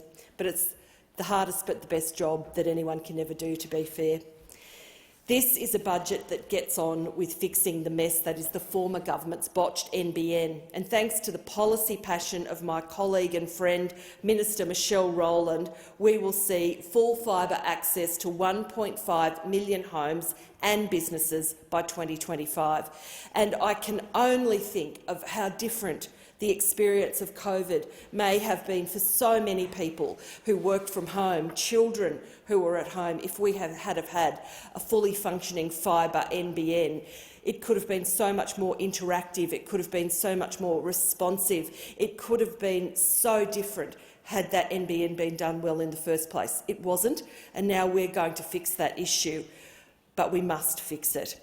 Our budget will deliver on a voice to Parliament, committing funding to promote the referendum, including funding for the Electoral Commission to conduct an enrolment drive among Indigenous Australians.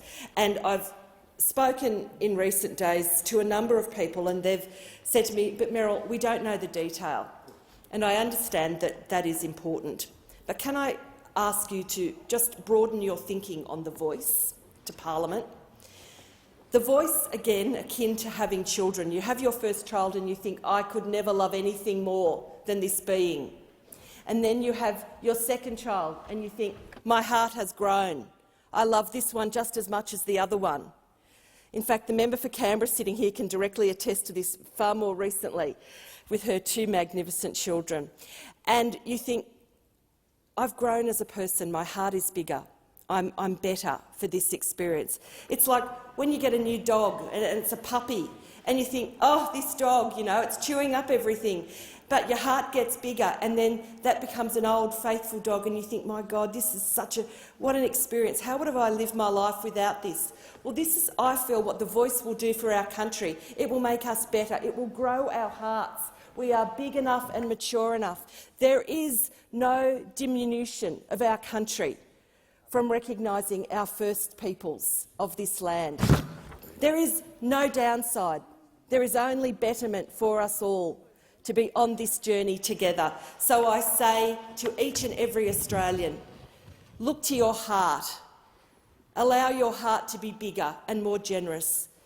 There is no downside to you. There is no downside for any of us giving our First Nations people a voice in this parliament. Making that decision table a little bigger will only make the meal that we all share so much better for all Australians. Be part of it. Don't be shy. Don't shy away from it, and please don't be scared. We're making it easier for senior Australians to return to the workforce if they wish, without fear of financial penalties or to their retirement savings or pensions, thus returning experience and expertise back to the employment pool. And again, I think this is such a brilliant thing, and I implore every experienced Australian, as I like to call them, if you're thinking that you might like to return to the workforce, get back amongst it. Some of these young'uns will do well to take heed of your life experience and that whole interweb thing. Don't be worried about that. Don't be shy. Don't be frightened. Just get in there and give it a go, because your experience and the miles that you've walked in your moccasins will bring an energy back to business, back to the workforce of Australia. And I say to businesses, take a punt on someone who's over 50 in your business. You will be rewarded by their experience. They've got more energy than you think they do, and they will bring depth to your workforce and perhaps even a different kind of ingenuity. They can fix things with wire. They've got practical experience. Give them a crack at your business. You just don't know the benefits that could come your way. And we are ensuring more senior Australians can access a seniors healthcare card as well. We're also ensuring self-funded retirees won't be penalised by making it easier for them to qualify for a seniors healthcare card by increasing the threshold, and that's important. Despite the white noise from those opposite, this is a budget that delivers on Labor's commitment to the Australian people. We now have a Prime Minister who is working for his fellow Australians. And I want to make a special reference to a couple of conversations I've had again this week. The first one was with the owner of Angove Wines, and I was at the Organics Awards in the Hunter region last Friday evening, and he said to me, "Meryl, I'm not a traditional Labor voter, but I voted for Anthony Albanese last election, and can I say to you, in my opinion, he hasn't put a foot wrong. Thank you for that." And then a second conversation I had with a friend who said, Albanese, or Albo, as you like to call him, Meryl, the Prime Minister, as I now call him these days, has that rare quality of leadership and humility. And it is so rare. It is such a silken thread to be a leader, but someone who is a leader who is also humble. It's a delicate balance, but I think he is really doing that, and very well. One of the most personal commitments made by Labor for me was the commitment to ensure a better life for residents of aged care. My own mother spent her last 8 months in an aged care facility until sadly passing away earlier this year. It will be my family's first Christmas without both of our parents, and it will be difficult, but I know that she led a really terrific life, living to 90, and whilst in the care and support of the Royal Freemasons Benevolent Institution, Masonic Village at Kurri Kurri, she had really brilliant care. The village exceeded my expectations, and enough hadn't been done by previous governments to support the hard-working staff at these kind of facilities. They do this selfless work. They are passionate about dignity and respect for all people in their most senior years, and as a government we must support them. And that's why our budget has delivered on our commitment to listen and act on the needs of this workforce. We are delivering a $2.5 billion mandate to mandate a minimum number of care minutes for nursing home residents and employing a registered nurse on site 24/7. And as someone who has slept on a fold-out couch beside my mother in her final days, I can only tell you how incredibly angst-filled it is for those people. There are buzzers and bells going off through the night, people having falls, and these things just happen in aged facilities, not because people aren't being well cared for, but because as we get older, the risks are higher. And we have been forcing carers in aged care to constantly have to make these choices. You know, do I stay here and ensure that this person is in their pyjamas and in the right position for bed and get them all settled while I've got someone else buzzing, desperately needing to be helped out of a chair, or someone who needs to be toileted or showered? And these are real and everyday pressures that aged care workers face, and we need to not only train them well and pay them well, but support them in the work that they do. And I give my personal thanks to you and wish you a blessed and happy Christmas. And for those that are helping our elderly over this holiday season, I thank you for that, whilst you spend time away from your own loved ones, caring for the loved ones of others. Our policy to invest over $800 million to provide 480,000 fee-free TAFE places will be groundbreaking. It ensures trades and expertise into the future, ensuring the sustainability of professions to keep the country going, quite frankly. The skills and trades industry has been neglected for far too long. Returning opportunities into this sector is vital and well overdue. And I want to particularly turn my attention to students attending Kurri Kurri and Maitland TAFE. Whether you're studying water or energy management, or whether you're studying viticulture at Kurri TAFE and producing some of those magnificent award-winning Intuition-branded wines, good on you, because you are learning a craft. You are gaining skills that will contribute immeasurably to our country. We need you to keep learning. TAFE is one of the best places to do it, and this Albanese Labor government is backing you. We're backing your TAFE place. We want you to live the best life you can live, contributing through your trade. Thank you for getting on the tools for your country. The great Australian dream was always to own your own home. In many cities, this has now become, sadly, a pipe dream, as wages stagnate and housing prices skyrocket. The solution of the former government was to raid your super. As I said earlier, I do not think that that was the way forward for Australians. Reducing security in retirement or hitting up mum and dad. I think I remember a former Prime Minister saying that, perhaps parents could help out to buy a home. Well, you know what? When I grew up, and when those who are younger than me are growing up now, I've got to tell you that mum and dad mercantile isn't an option for most ordinary Australians. So this is where the government comes in. Poor policy provides poor results. Our government provides, in the budget, opportunities for home ownership that are achievable. We are delivering a plan, working with all levels of government, that will deliver an estimated 1 million new homes over 5 years from 2024. We will ensure more affordable housing is delivered to support first home buyers. We will look at diversity in housing choices that opens up windows across our country. In keeping with our climate commitments, the first Labor budget has renewable energy as one of its key priorities.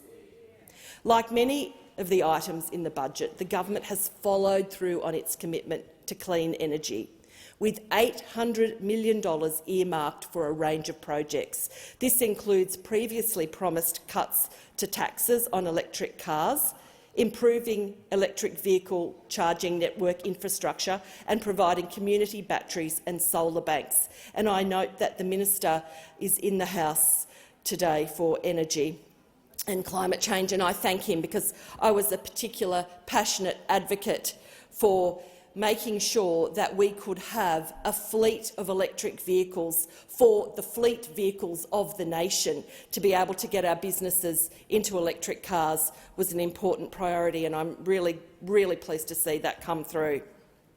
Our budget also includes $500,000 to be spent in the next year to develop a strategy to, in the future, enable the government to support offshore renewable projects in Australian waters.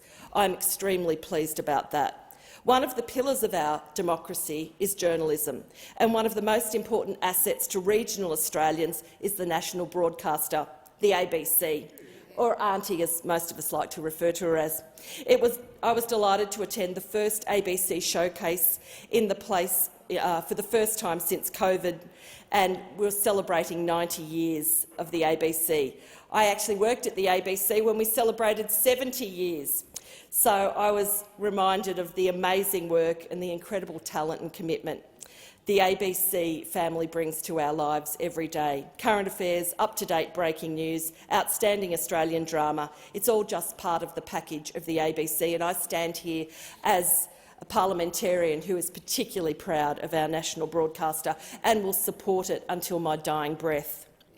Many would recall this funding was cut by the coalition government in 2018 that saw the ABC cut 250 jobs, making their world-class delivery difficult and sometimes nigh impossible.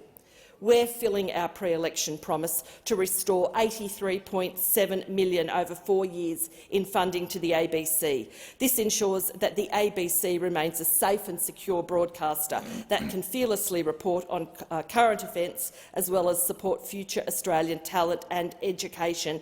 And I just want to say that all democracy is built on that great excellence of freedom of speech and impartiality. And without the ABC in Australia, I fear the worst for not only our broadcasters but also our system of democracy, and I can't tell you how much I value that. Another pillar of the Labor budget is our commitment to women and gender equality. We have a Prime Minister and a ministerial team who is putting women's safety front and centre. That's why our budget will focus on women's safety initiatives, including $39.6 million in the next financial year to keep up with the sadly increased demand for crisis payments for people escaping violence. And I just want to say, especially to people like those working at Carrie's Place in my electorate, I hear you, I understand what you go through on a daily basis supporting the women of Maitland and surrounding areas. I do think it is wrong that as part of your armour of helping women that you have to have a shelf that has tents and sleeping bags, such as the dire state of our short-term accommodation for people fleeing violence. It isn't right, and as a government we are working to make this situation so much better than it is. I'm just so proud to be here as the member for Paterson, and there are so many more things that I would love to tell you about, but time doesn't permit. But we have delivered sporting facilities, we have delivered critical investment to the Port Stephens koala population. That means that we're going to help conserve those koalas into the future. We are helping people with cancer, we are helping veterans in my electorate. And I'm very pleased to see the Minister for Health at the table as I say that we have delivered an MRI licence for the new Maitland Hospital. Thank you, Minister, for that. We are progressing the remediation of PFAS, and I thank Minister assisting in Defence Thistlethwaite.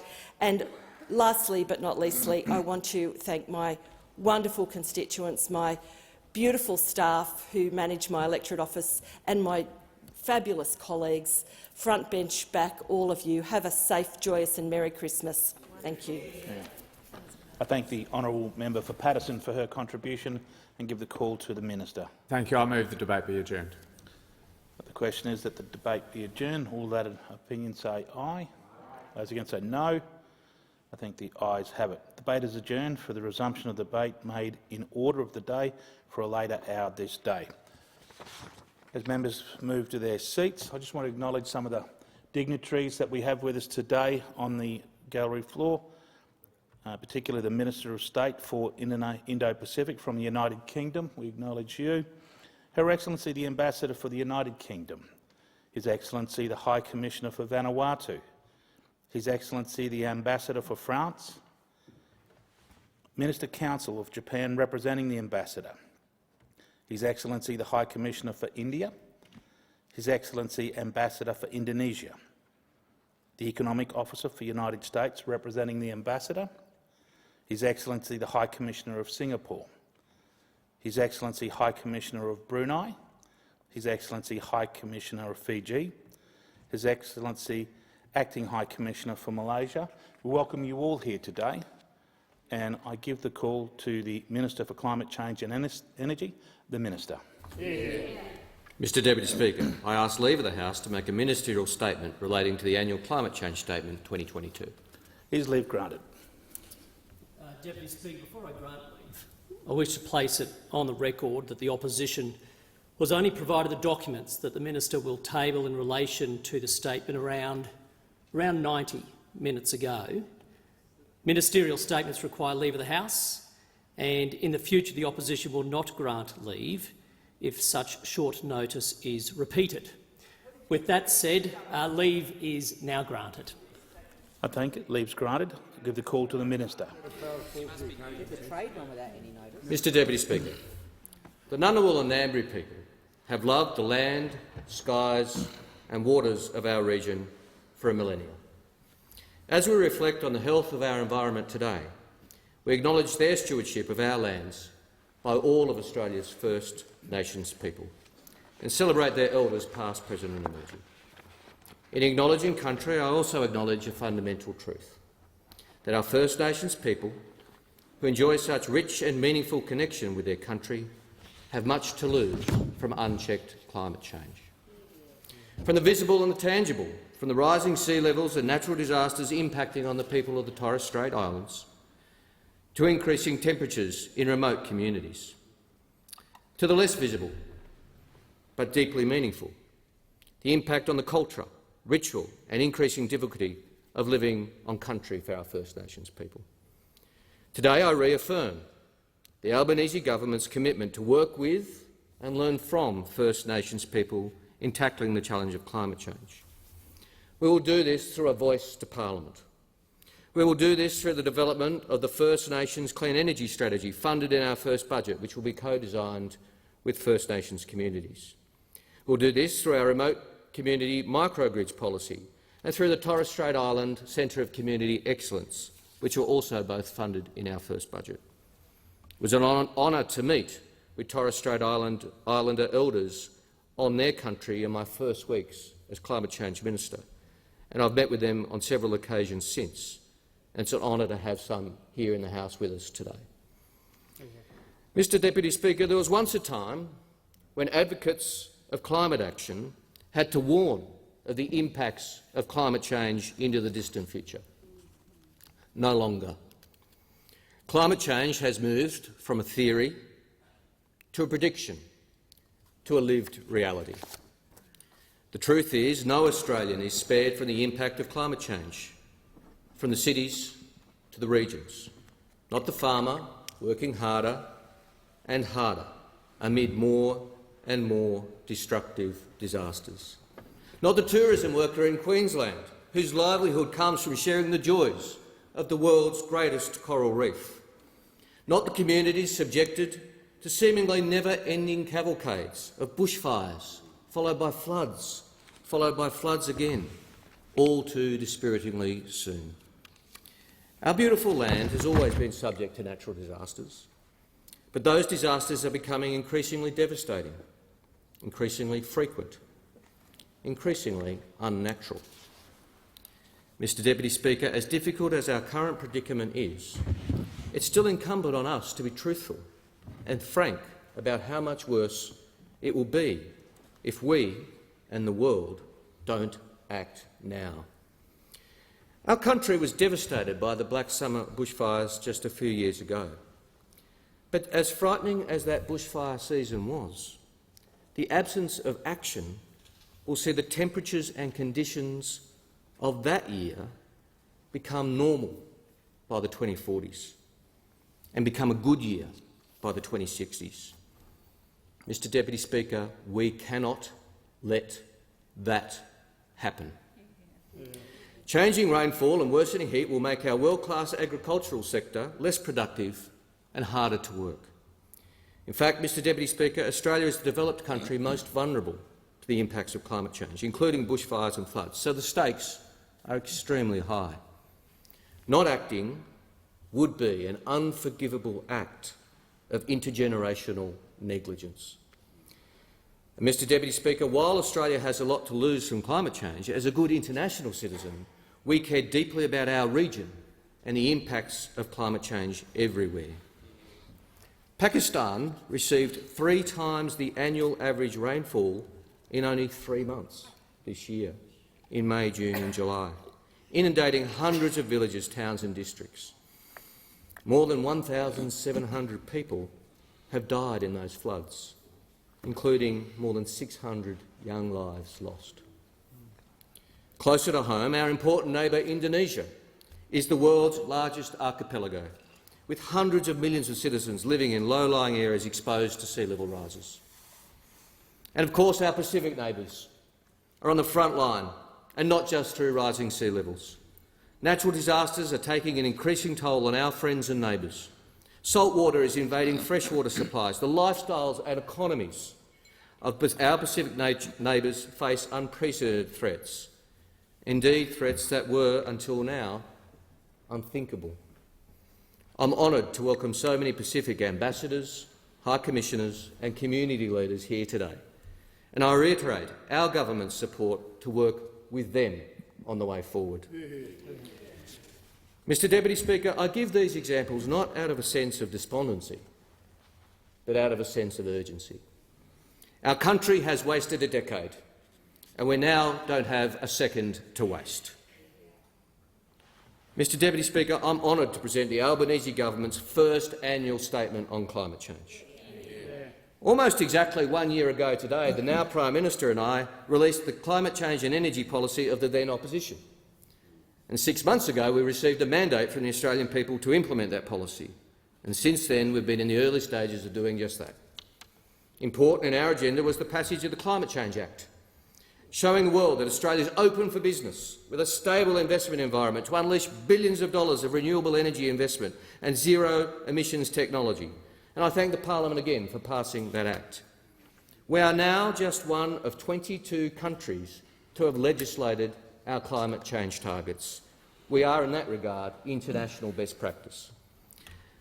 And of course, the Act requires today's statement. We want to be accountable, transparent and open about the opportunities, progress, stumbling blocks and challenges in meeting this, our most important national challenge. In line with this, I'm proud to table this statement and the accompanying advice of the Independent Climate Change Authority, the latest emissions projections, quarterly emissions update, and to do so in an open, accountable and transparent way. There are and will continue to be challenges, but our determination as a government, and I'm very confident as a country, is greater than any challenge. Australia's increased target is to reduce emissions by 43% by 2030. There are those who call for more. I understand that sentiment, and as we've said many times, we see 43% as a floor, not a ceiling. But the documents I'm tabling today, including advice from the Independent Climate Change Authority, underline just what a substantial effort this 43% target requires. The previous government left their projected emissions reductions by 2030 at only 30%. The projections I'm releasing today show the actions and policies of this government so far have increased this projection to 40%. That is, we've lifted the outlook by a third in our first 6 months. And policies we received a mandate for and are working to implement will lift our result to at least 43%. To get on a credible path to net zero, you need to achieve a 43% reduction by 2030. This being the first day of the month, 2030 is now just 84 months away. 84 months is not a long time. As the Climate Change Authority advice makes clear, to achieve this target we will need to achieve the same emissions reduction in the next 8 years that has been achieved in the last 18 years in total. Since 2009, Australia has decarbonised its economy at an average rate of 12 million tonnes of carbon a year. To achieve a 43% reduction by 2030 and net zero by 2050, this decarbonisation rate needs to be at least 17 million tonnes of carbon a year, a 40% increase. Increased dispatchable storage will also be essential. After 10 years, when 4 gigawatts of dispatchable generation left the grid and only 1 gigawatt of dispatchable capacity entered the market, we will need to install much more clean, dispatchable power in the coming 8 years. Mr Deputy Speaker, of course, this all comes in the shade of the biggest energy crisis ever to face the modern world, bigger than the oil crises of the 1970s. This statement is delivered at a time when climate change and energy prices are two of the most discussed topics in the world, at cabinet tables, at boardroom tables and at the dinner table. Our government's response is twofold. Short-term, the measures will ensure Australian industry and businesses are shielded from the worst of Putin's weaponisation of energy, and a long-term plan to power our economy with the cheapest form of energy, renewable energy, and in turn to harness the economic opportunities which come with it. There are some who argue that the world crisis is a reason to slow the move to renewable energy. Mr Deputy Speaker, the opposite is true. As the International Energy Agency puts it, and I quote, "The world is struggling with too little clean energy, not too much. Faster clean energy transitions would have helped moderate the impact of this crisis, and they represent the best way out of it." Mr Deputy Speaker, we haven't wasted a day in beginning to implement the ambitious plan to achieve these goals. A third of Australia's emissions come from our electricity system. Over the next 8 years, we will need to transition our electricity system to 82% renewables, from the current base of around 30%. The most important thing we can do is to rewire our nation, because the fact is there is no transition without transmission. In the first 6 months, we've made good progress with our Rewiring the Nation policy. Our first budget allocated the necessary $20 billion of investment. And importantly, we've finalised agreements for the first projects. The Marinus Link, which had been all talk for years, will now be a reality. These two cables between Tasmania and the mainland will see the Apple Isle move from being 100% renewables to 200% renewables, with the equivalent impact in a reduction of emissions of taking 1 million cars off our roads. Likewise, our investment in the link between Victoria and New South Wales, Kerrang Link, and the co-investments with the Victorian government in renewable energy zones and offshore wind are vital to our efforts. And the government continues to work at a great pace on other Rewiring the Nation projects. In addition, the budget funded our commitment to 400 community batteries, and the program to roll this out will shortly be underway. The budget also abolished the failed Underwriting New Generation Investment program and replaced it with a new program to help finance new renewable energy storage. A new and cooperative approach around the table with my State and Territory Energy Minister colleagues has seen us strike an important national energy transformation partnership and, for the first time, write emissions reduction into our national energy objectives. And I'll be consulting with my State and Territory colleagues on a capacity investment mechanism in coming weeks. But, Mr Deputy Speaker, renewable energy alone won't meet our emission reduction target. We need a whole-of-economy response. In fact, industrial emitters are projected to overtake electricity generators as Australia's leading source of emissions. We won't reduce our emissions unless we reduce them from our top 200 industrial emitters. So we need to reform the safeguard mechanism which governs emissions from our biggest industrial emitters. This process has commenced. Yesterday I introduced legislation which enables credits to be provided to large industrial facilities which come in under their safeguard mechanism baseline, incentivising them to innovate and adopt emissions reduction technology. The next stage will see the release of the draft design of our reforms, which will be implemented by regulation. This follows the release of a comprehensive consultation paper for which we received more than 200 submissions. I'm not going to preempt the result of the draft design today, but I hope the release of today's projections provides additional context to the size of the task ahead of us and why we need every part of the economy to do their bit.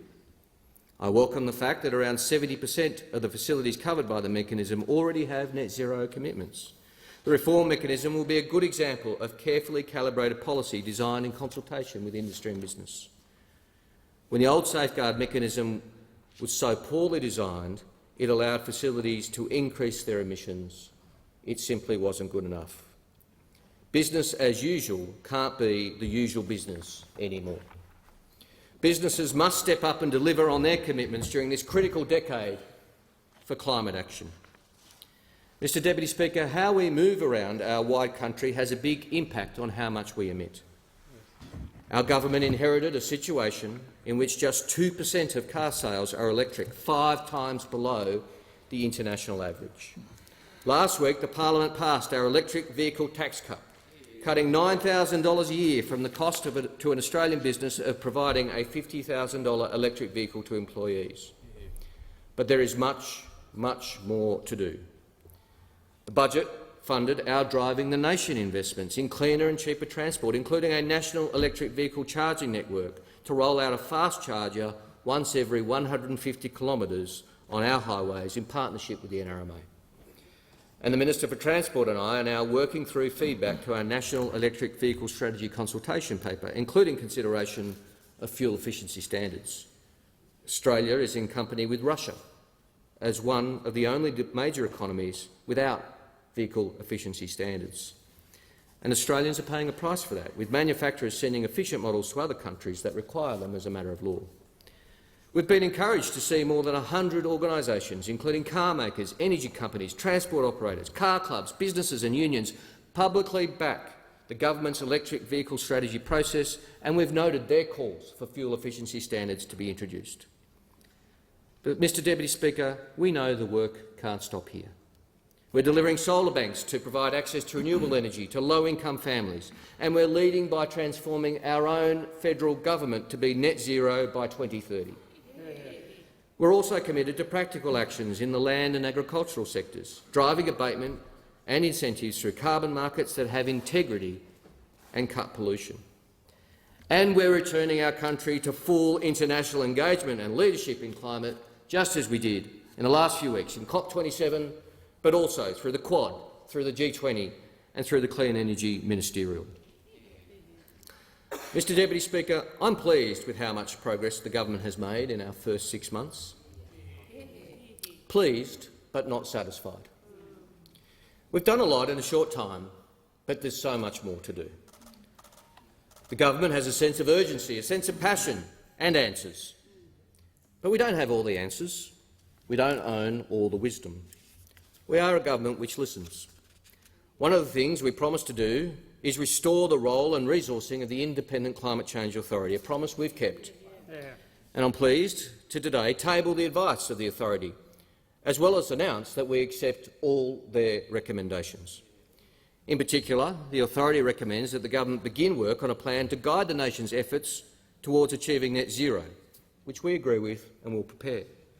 The authority also points out that while technology exists to meet our 2030 targets, there are significant labour market and supply chain challenges as every country around the world strives to meet their targets. And we agree.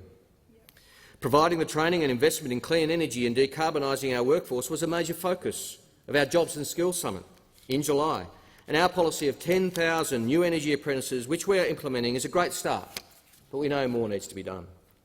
Ensuring access to resources and supply chain has also been a key focus of my first 6 months as minister, particularly my work with my fellow energy ministers from the Quad countries.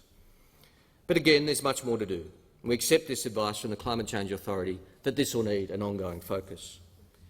In addition, Mr Deputy Speaker, while reducing emissions will always be the most important agenda, the fact is that the climate has already changed and will keep changing, and we must adapt. Right around the country, Australians are living with the consequences of climate change right now. So more leadership is necessary. We need a comprehensive plan for adaptation and climate risk assessment. And working closely with the states and territories, that's exactly what we will do. Because we don't have time to waste, to take advantage of the opportunities which come with climate action, especially for our regions. We must prepare and adapt and take advantage of the opportunities as well. Because Australia's regions experience some of the worst climate change impacts, but they also have the opportunity to be at the heart of our clean energy revolution. So, Mr Deputy Speaker, that's why regional Australia is at the core of our plans, to ensure that Australia takes advantage of the economic opportunities which come with climate action. It's why we've announced in the budget the creation of a net zero task force within the Cabinet. The task force will bring together perspectives from communities, states and territory governments, industries and unions to advise the government on ensuring that regional Australians are the first to benefit from Australia's transformation to become a renewable energy powerhouse. Because while regional Australia is currently at the heart of powering Australia, it will also be at the heart of our clean energy future. Those who demonise renewable energy ignore the immense potential for energy industries in rural and regional Australia. New opportunities which will bring jobs and new investment and drive down power bills at the same time. Mr Deputy Speaker, in this report to the House, I've emphasised the costs of climate change and the fact that we are already facing those costs, and they'll get worse if we don't act.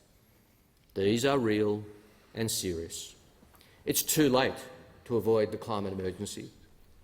It's our job to act with urgency to avoid the worst of the emergency. But, Mr Deputy Speaker, I'm also hugely optimistic about our future, because the world's climate emergency really is Australia's jobs opportunity.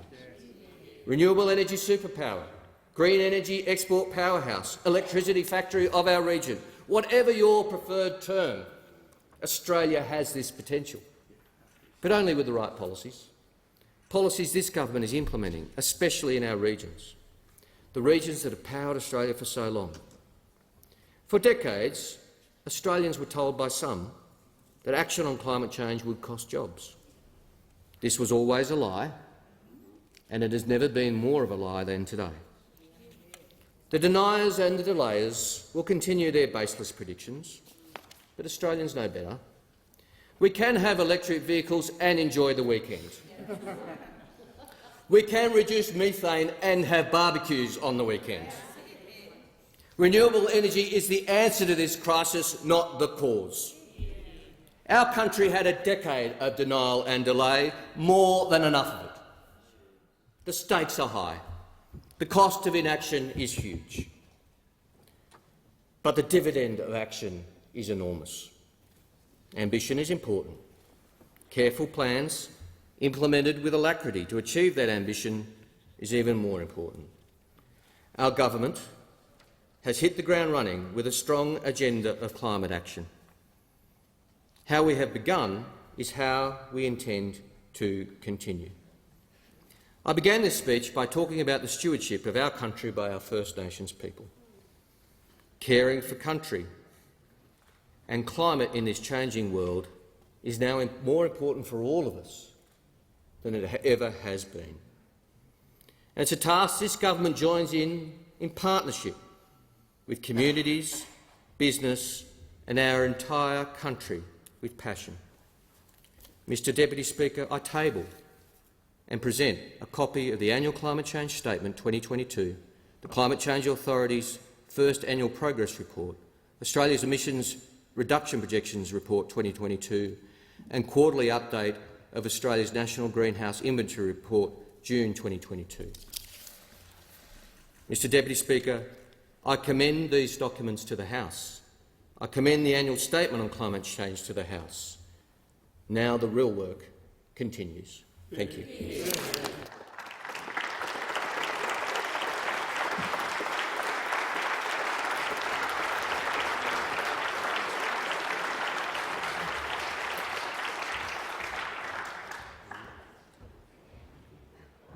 Order. I call the Honourable Minister.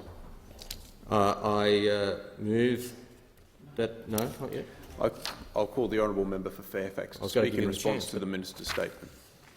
Thank you very much, Deputy Speaker. As set out in the Climate Change Act of 2022, the Minister is to deliver an annual climate change statement to the Parliament.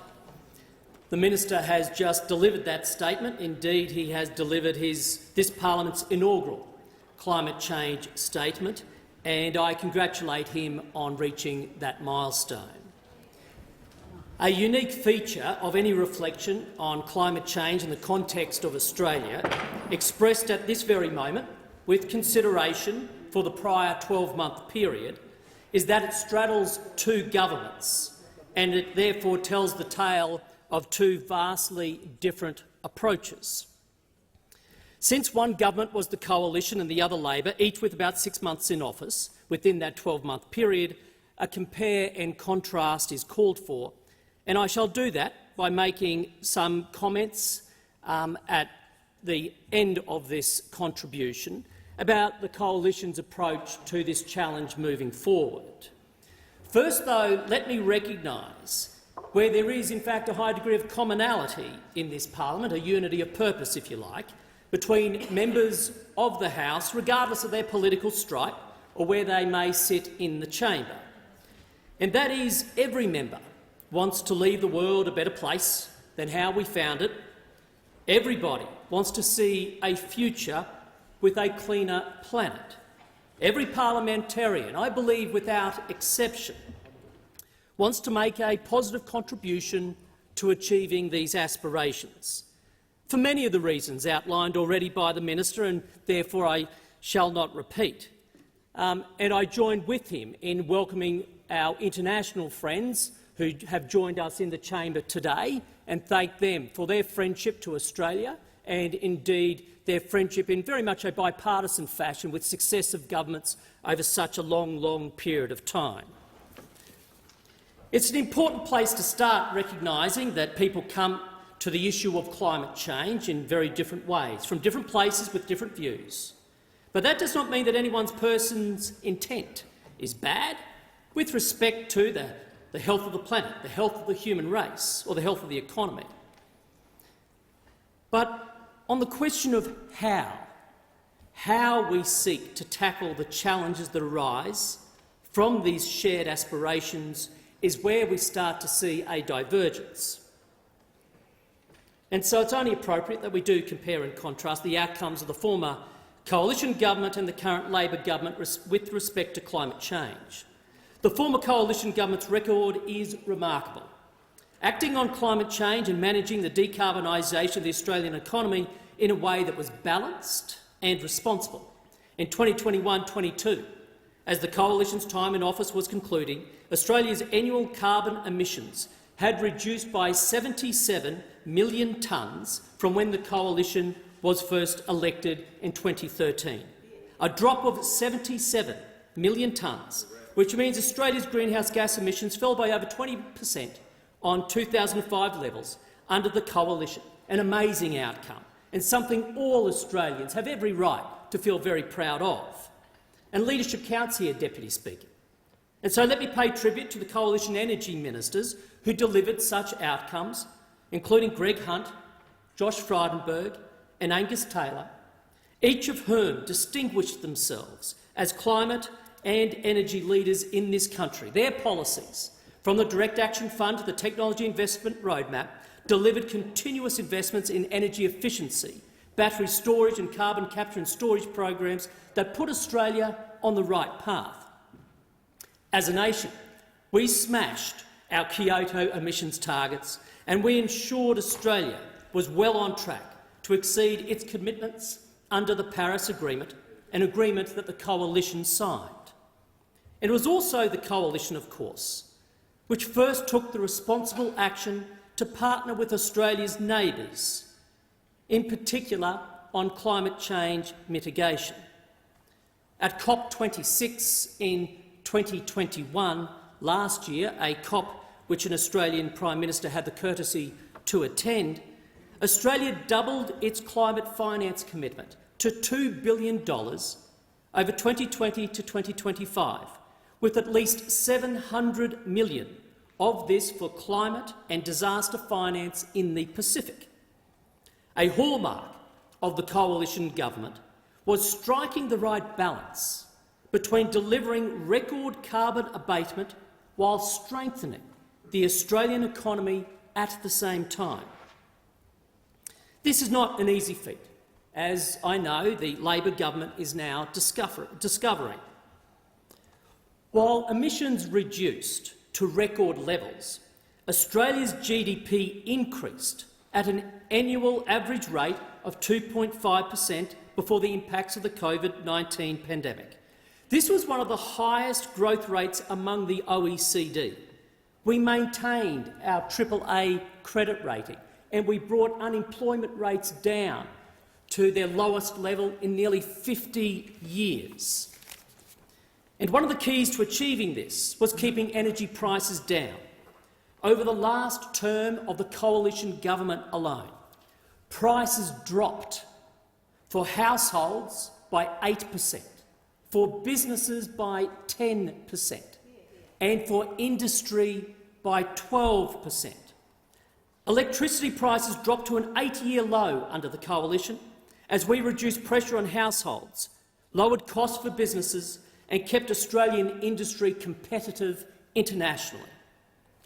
One of the ways we kept prices down was to help facilitate a rapid growth in the supply of gas. It's why we've been offering the government a gratuitous tip since day one in opposition: supply, supply, supply. Then there were renewables, Deputy Speaker, for which investment soared under the coalition.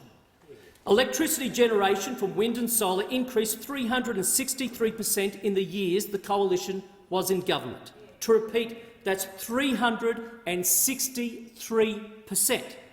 In fact, when it comes to renewable energy as a share of total electricity generation, Australia hit a record high under the coalition. Indeed, Australia punched well above its weight, especially considering our grid does not have the benefit of stabilising itself by connecting to other countries that offer low-cost, safe, clean energy sources of energy, such as nuclear, for example. Under the coalition, we had the highest rate of rooftop solar installation in the world and a growing list of willing energy investors ready to make major investments in large-scale renewable energy projects right across Australia. Large-scale solar, wind farms, both onshore and offshore, hydropower, battery storage and hydrogen. Australia was well and truly on the radar for investors. And which of the two governments are we discussing here today delivered these outcomes, Deputy Speaker? Well, it was the coalition government. And that's because we did the hard work. The coalition took advice. We listened and heard from the experts. We planned and we executed. Now, it might sound simple, but not all governments take such an approach. And this is probably a good segue into the second tale of the story of the last 6 months, the second chapter in Australia's climate and energy policy. Just over 6 months ago, the Albanese Labor government came to office in a big rush to take the nation in a different direction. And it's certainly done that, at least in the area of climate change and energy policy. They hit the ground running with a raft of changes, the effects of which the Australian people are now starting to feel. They are good at selling the vision thing, Deputy Speaker. I give the government that. But where they let the Australian people down is on the delivery. After 9 years of naysaying, after 9 years of naysaying, the Labor Party failed to do the heavy lifting on policy formulation, and Australian households and businesses are suffering the consequences. The Albanese government has maintained the Coalition's net zero target by 2050 and set a new 43% target by 2030, which also assumes an electricity generation target of 82% from renewables. This, by the Minister's own admission, requires the installation of 22,000 solar panels every single day, 22,000 solar panels every single day, and 40 wind turbines every single month, all the way up to 2030, along with tens of thousands of kilometres of transmission lines carpeted over regional Australia. In setting these grand targets, however, the government lacked an implementation plan and any credible economic modelling to back it up. That's despite 9 years to do so. Does the government's plan account for supply chain issues with materials? No. Does it account for shortages of skilled human resources to deliver on the plan? No. Does it account for the views of regional communities that will be most impacted? No. The government has a vision, tick. It has a target to match, tick, but it lacks a plan, and we're already seeing the impact. This government made a commitment to the Australian people at the election that it would reduce energy bills by 18%, and for the Australian household, that averaged to a reduction in household power bills by $275, a commitment that was made no less than 97 times in the lead-up to this year's federal election. It took the government's own budget papers in October for it to realise what the rest of Australia already knew. Energy prices had started to go through the roof and are going to get even worse. Now we know electricity bills are set to rise by another 56% and gas by 44% by next year. How does that reconcile with the government's promise of an 18% reduction, you might ask? Well, it doesn't. The same Reputex modelling that the government used to make its promise of lower energy bills also led the government to promise the creation of over 600,000 new jobs as a result of its Powering Australia policy. But the Australian Workers' Union has recently warned that these soaring power prices threaten 800,000 jobs of manufacturing workers in Australia.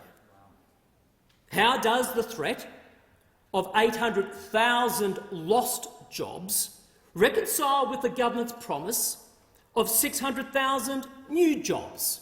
Well, it doesn't, Deputy Speaker. Now let's look at renewables, recognising that this government promotes itself as such a champion of renewable energy. But contrary to their sales messaging, renewable energy investment has slowed, Deputy Speaker. According to data from the Clean Energy Council, financial closure of new renewable energy projects has fallen in Labor's first 6 months in government, and in recent statements to a Senate Estimates Committee, the Clean Energy Regulator confirmed even rooftop solar installations are now down. It may come as a surprise, but the Clean Energy Finance Corporation has also now declared it is once again in a position where it is offering financial deals to wind farms as these are having difficulty arranging finance. As for the reliability of the grid, the government's Powering Australia policy gave assurances about the reliability and security of the network. But after just 1 month in government, the grid began to wobble. The minister came out publicly to placate community concern, assuring them there was no threat, the system was okay. But within a week, the market operator intervened in the market. It was an unprecedented intervention. Why? Due to the very risk the minister had stood and assured the people was not there. 6 months has gone by, Deputy Speaker, and we've had everyone, including the ACCC, including AEMO, pointing to a root cause of both price spikes and system risk being a lack of supply in the market, in particular a lack of supply of gas. In response, what has the government done? First, the Minister for Climate Change and Energy maligned the Australian Domestic Gas Security Mechanism, calling it as blunt as a basketball, and then watched as the Resource Minister botched together a deal with gas companies, trying to leverage that very mechanism that her other minister had just undermined. Then the government rejected gas from the proposed capacity mechanism, ripped over $50 million from the federal budget for gas exploration and another $50 million for gas pipelines. It continues to discourage carbon capture and storage and wants the Kurri Kurri plant converted away from gas as soon as possible. Its budget did, however, allocate nearly $10 million to the Environmental Defender's Office, which makes vexatious legal claims against gas projects. Amidst an energy crisis where the opposition, along with the industry experts, have consistently been calling for more supply, the government has taken action to restrict supply and discourage the unlocking of further gas developments. Meanwhile, the federal cabinet of government has been divided on how to address the energy crisis. Ministers have blamed everyone, from gas companies to the manufacturers, to Vladimir Putin, of course, and indeed they're still blaming the opposition, as they float every thought bubble that comes to mind, from new taxes to price caps to export levies and any other idea that a minister thinks of. What they have failed to do to date is to speak, let alone address, about the key to the problem, and that is supplying more gas into the system. Issues of reliability may worsen over time under this government's settings.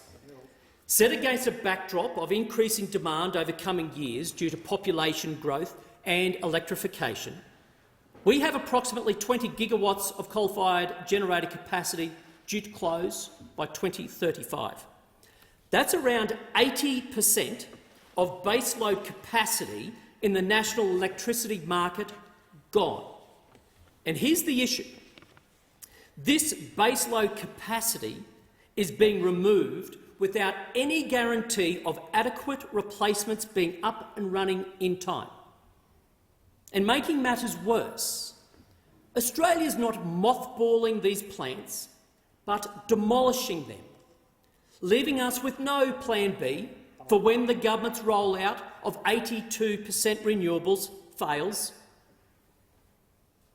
What has the government said about this? How is it acting on these premature closures?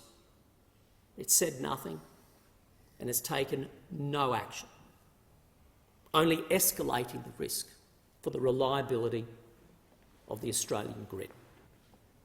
So what have we received over the government over its first 6 months in office when it comes to delivering outcomes? Lower prices?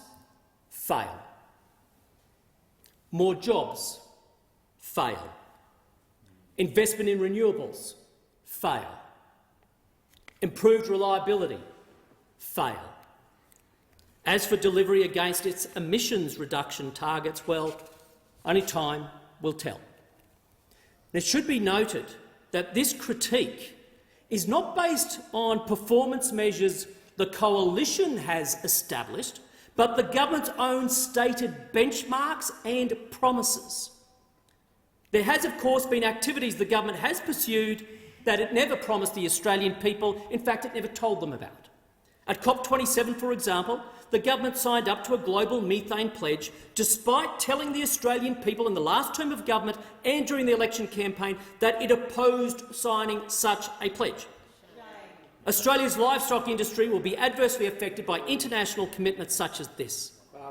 Yet the government has done no modelling on this impact, and its actions demonstrate a complete disregard for that sector. Also at COP27, the government committed Australia to a loss and damage fund without having done any background modelling on the impact for Australia.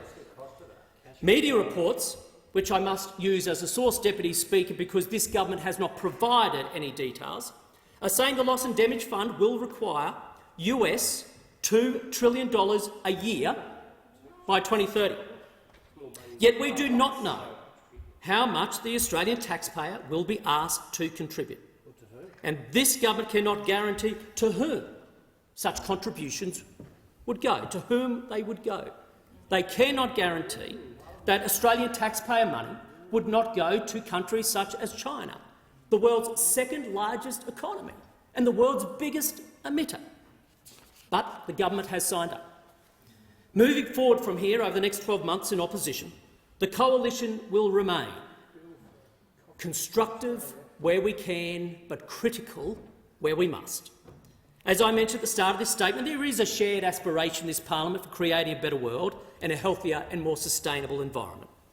Much of the debate about climate change and energy in Australia centres around the target of reaching net zero by 2050.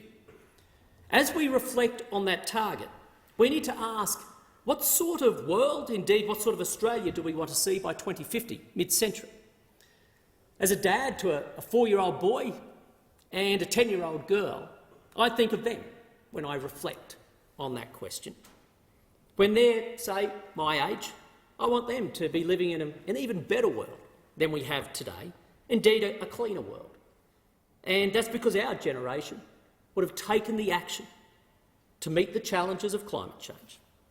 And I also want them to live in a 2050 Australia that's still a successful, independent, liberal democracy that provides safety and security for its citizens, each enjoying the freedom and opportunity to pursue their own course in life and with their own Australian way of life protected. Is this doable?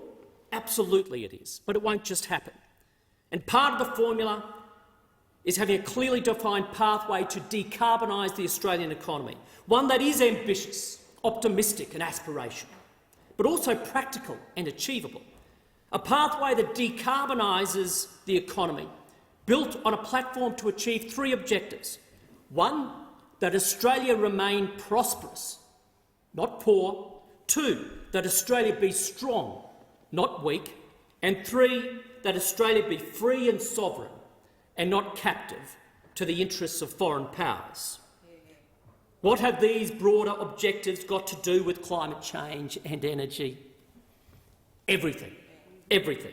As a nation, we have committed to reaching the destination of net zero by 2050, but how we get there is the most fundamental question that needs to be answered, and that is the difference between the government and the opposition. I thank the honourable member for Fairfax, and I call the honourable minister.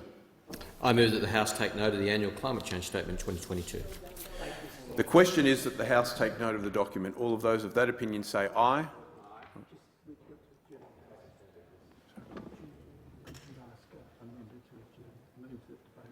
I ask a member to move that the House be adjourned. That the debate be now adjourned. I thank the honourable member for Barker, and I call the honourable minister.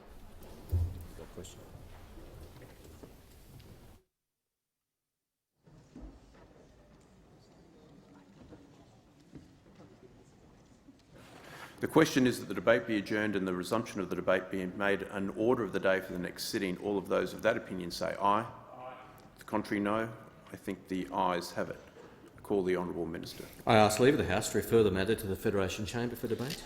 Is leave granted? I call the honourable member for Barker. It is. I thank the honourable member for Barker, and I call the honourable minister. Thank the House. I move that resumption of the debate on the motion to take note of the Annual Climate Change Statement 2022 be referred to the Federation Chamber. I'll put the question. All of those of that opinion say aye. To the contrary, no. I think the ayes have it.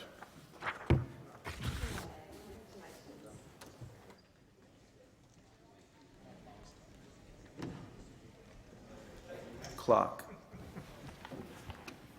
Thank you. Government business, order of the day number 2, Governor-General's opening speech, resumption of debate on the proposed address in reply.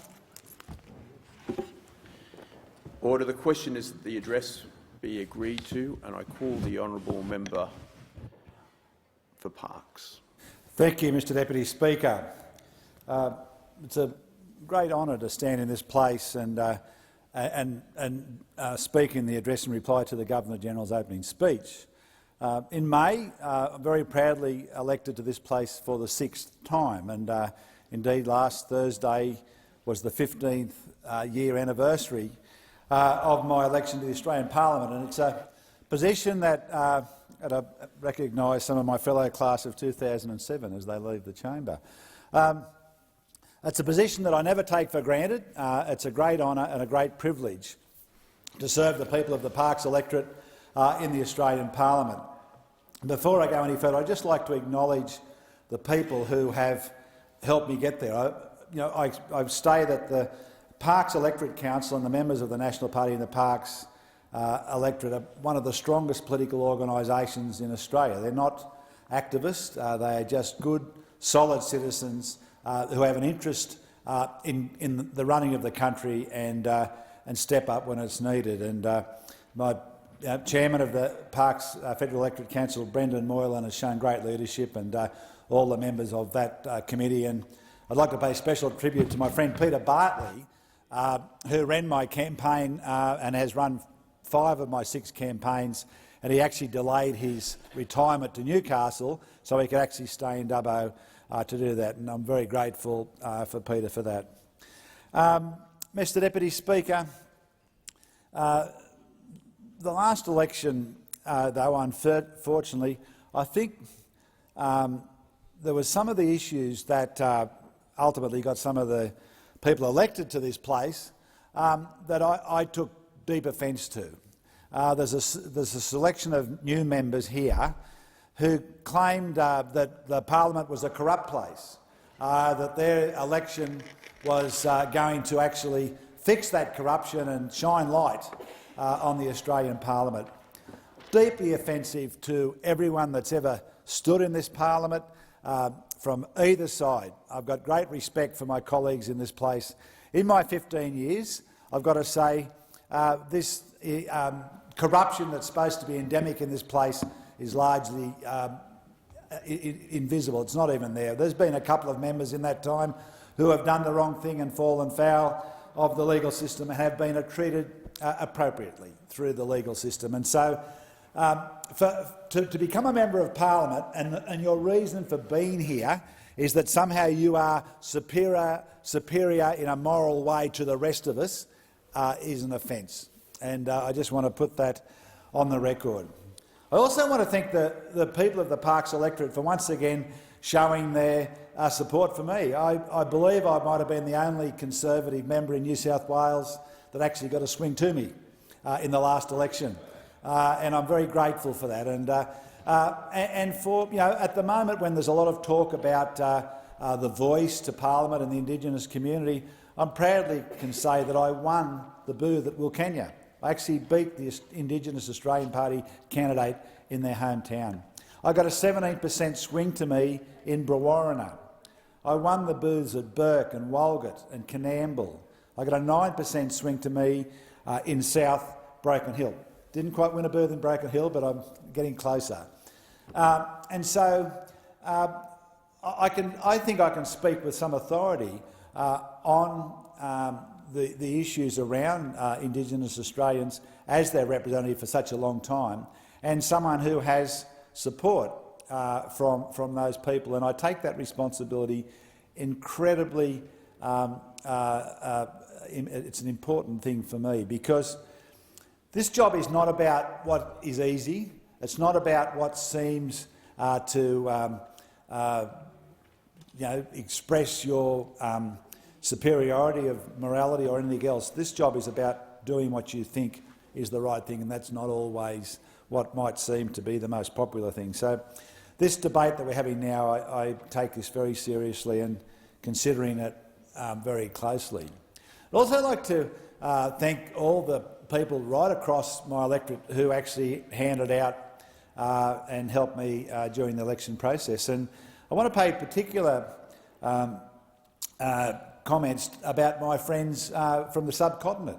So in Dubbo and other towns, a lot of the people that actually handed out for me on election day were from Bangladesh, Pakistan, India, new settlers to the Parkes electorate who are making an enormous contribution. I'm very proud that 20% of the population of Dubbo was born overseas. We are becoming a real multicultural community, and I think we've got a bit more to do in that space. And speaking to Minister Giles about this, we probably are going to need to put some more services for new migrants as more and more of them are choosing to come to regional Australia rather than into the capital cities where a lot of those services are there. There is a need for more migrant services, particularly for the partners. Quite often a couple will come, one of the partners will have a job and the other one can be a bit isolated because they're in a strange country with a different culture, and if there's not a network of people there to help them, it can be isolating. But I'm proud of the someone who was in the part of the previous government, and I recognise my good friend and former Deputy Prime Minister Michael McCormack in the chamber now. We did a lot of good things, and a lot of those are very evident in the Parkes electorate. As a former Minister for Infrastructure, we got the Inland Rail started. That massive infrastructure project that's going to link not only Brisbane and Melbourne, but for the first time, a standard gauge railway line that links every capital city in Australia. A more efficient transport service so that the primary producers and miners in my electorate can get their product to port in a more efficient and cheaper way. And last Friday, the first grain train on the newly completed section from Moree to Narrabri carried grain along the inland rail bit down onto the Hunter line to the Port of Newcastle. And in the recent flooding, despite the anxiety and criticism about the inland rail and the talk of the impact on water, guess what? The only thing that was above water in the last flood between Moree and Narrabri was the inland rail.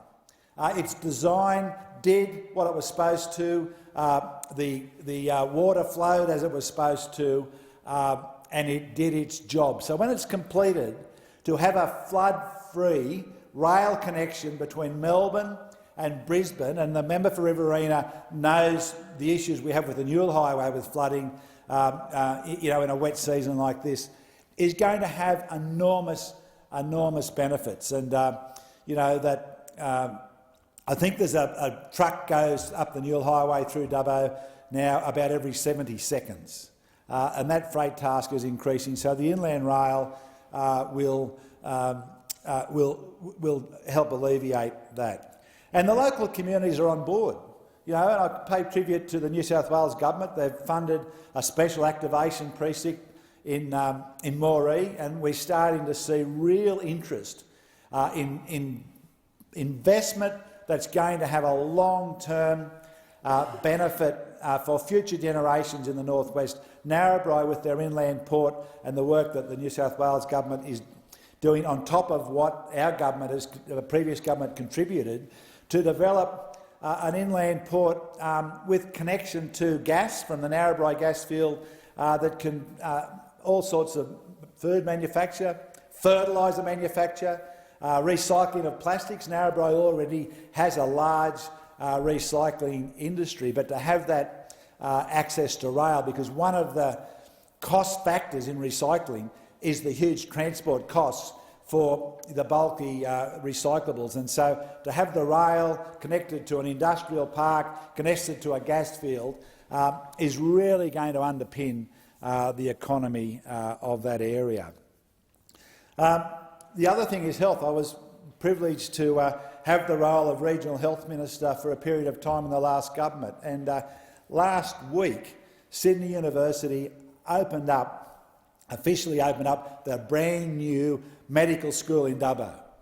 So the first cohort of students have just about completed their first year, and I am told they are performing absolutely at the top level. It's not a reduced course. It's not dumbed down for country people. It is exactly the same course that you would do if you were in Sydney, and these students are performing above average. 500 prospective students applied for the 24 positions for the medical school. And these people, I know, young Emily from Quambone, the young chap from up at Coonabarabran, another person from Forbes, local people doing medicine in their local area is going to be a huge benefit. But, Dubbo now has become a real health precinct, and, with the contribution from the New South Wales government, but I'm particularly proud of my involvement and the federal government involvement in the Western Cancer Centre. So this facility, which is state-of-the-art, the best cancer centre as anywhere in Australia, now their 3-year plan to where they would be was achieved in 3 months. So we are saving lives now close to home, and particularly with my Western towns, particularly with some of the folk, the Aboriginal folk and others, who have never left their hometown. Going to Sydney for cancer treatment is a bridge too far. And quite sadly, people were choosing death over having treatment. Now that with the treatment in Dubbo at that cancer centre, and the fact that technicians, specialists, doctors have come from all over Australia to work in this centre is simply amazing. And the Macquarie homestay, of which is providing accommodation for people that are coming in to have the cancer treatment, young mums that are coming in from Western. The members here might be surprised. If you're a young mum in Bourke, you live 4 hours from the birthing unit. And so, when they're encouraged to come into Dubbo in time so that they're not having to give birth on the side of the Mitchell Highway, Macquarie Homestay has provided a wonderful opportunity. But sadly, I think it was in September, they turned away 160 people because they don't have the accommodation. Sadly, I'd put in an application under the Building Better Regions Fund. It wasn't a large amount, $2.8 million to build another number of rooms. Sadly, that program was discontinued, and we're back to scratch. And the CEO of Macquarie Homestay was in the building this morning speaking to ministers, trying to get this now on the agenda of the new government, because it is an essential facility that's providing services to people that are most in need. And incidentally, I was involved in a bike ride back in 2013 that raised the first $170,000 for that facility. We did 1,188 days in 6 days, 1,188 kilometres in 6 days, I should say, and that garnered the support of the entire west of the state. At the moment, as we speak, a large part of my electorate is impacted by floods, and pretty well everyone that's close to the river system is. The Parks electorate is half of New South Wales. It's 30% of the Murray-Darling Basin. It is a bit frustrating at times to hear some of the strong opinions on what's good for the residents and the communities of the Murray-Darling Basin by people who have actually never been there or maybe flown over it on their way to their annual trip overseas.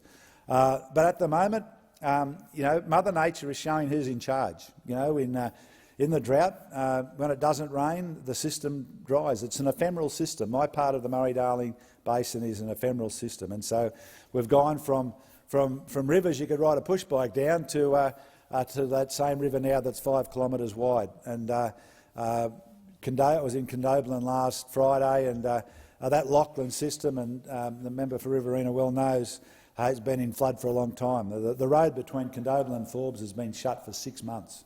And so, while the towns have largely managed, the rural sector is really impacted. Moree Plains Council alone estimates 120,000 hectares of winter crop washed away in this flood. That's billions of dollars across my electorate of potential income right on the eve of harvest, which is really difficult to deal with. But the farmers following on from a couple of good years, we'll get through this.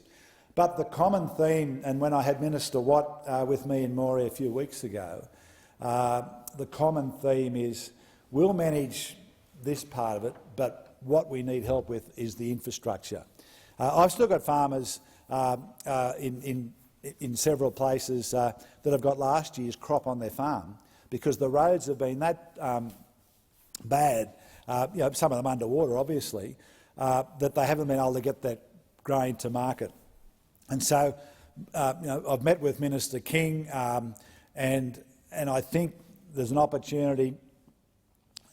I've got to say, I think the system for the flood funding and disaster funding is working well, and I'll pay tribute to Minister Watt. I think he's been very proactive in this space, working with the state governments and the local mayors. That part of it, I think, is working as it should, but the constant wet weather has really deteriorated the road network into some cases where they're nearly impassable. And so I think there's a strong argument for funding on top of the regular funding that comes through with the FA grants or roads to recovery. My suggestion would be another round of funding through roads to recovery because that formula is there. And the former minister, the member for Riverina, was able to use that mechanism during the pandemic. During the drought, as a mechanism to put more money into local areas. That mechanism could be used to put more money into those councils that are badly impacted by the wet weather and those roads that are becoming very, very difficult. And so, apart from the vagaries of the weather, the Parks electorate is in a very solid position. Just prior to the pandemic, unemployment in Dubbo was about 2%, 2.1%, right across the Parks electorate, with all those western towns are below the national average. And the single biggest issue that we have at the moment is lack of people. Right through, there's a lot of obviously because of the emotional reasons. There's a lot of discussion now around medical workforce, doctors and allied health workers, nurses, aged care.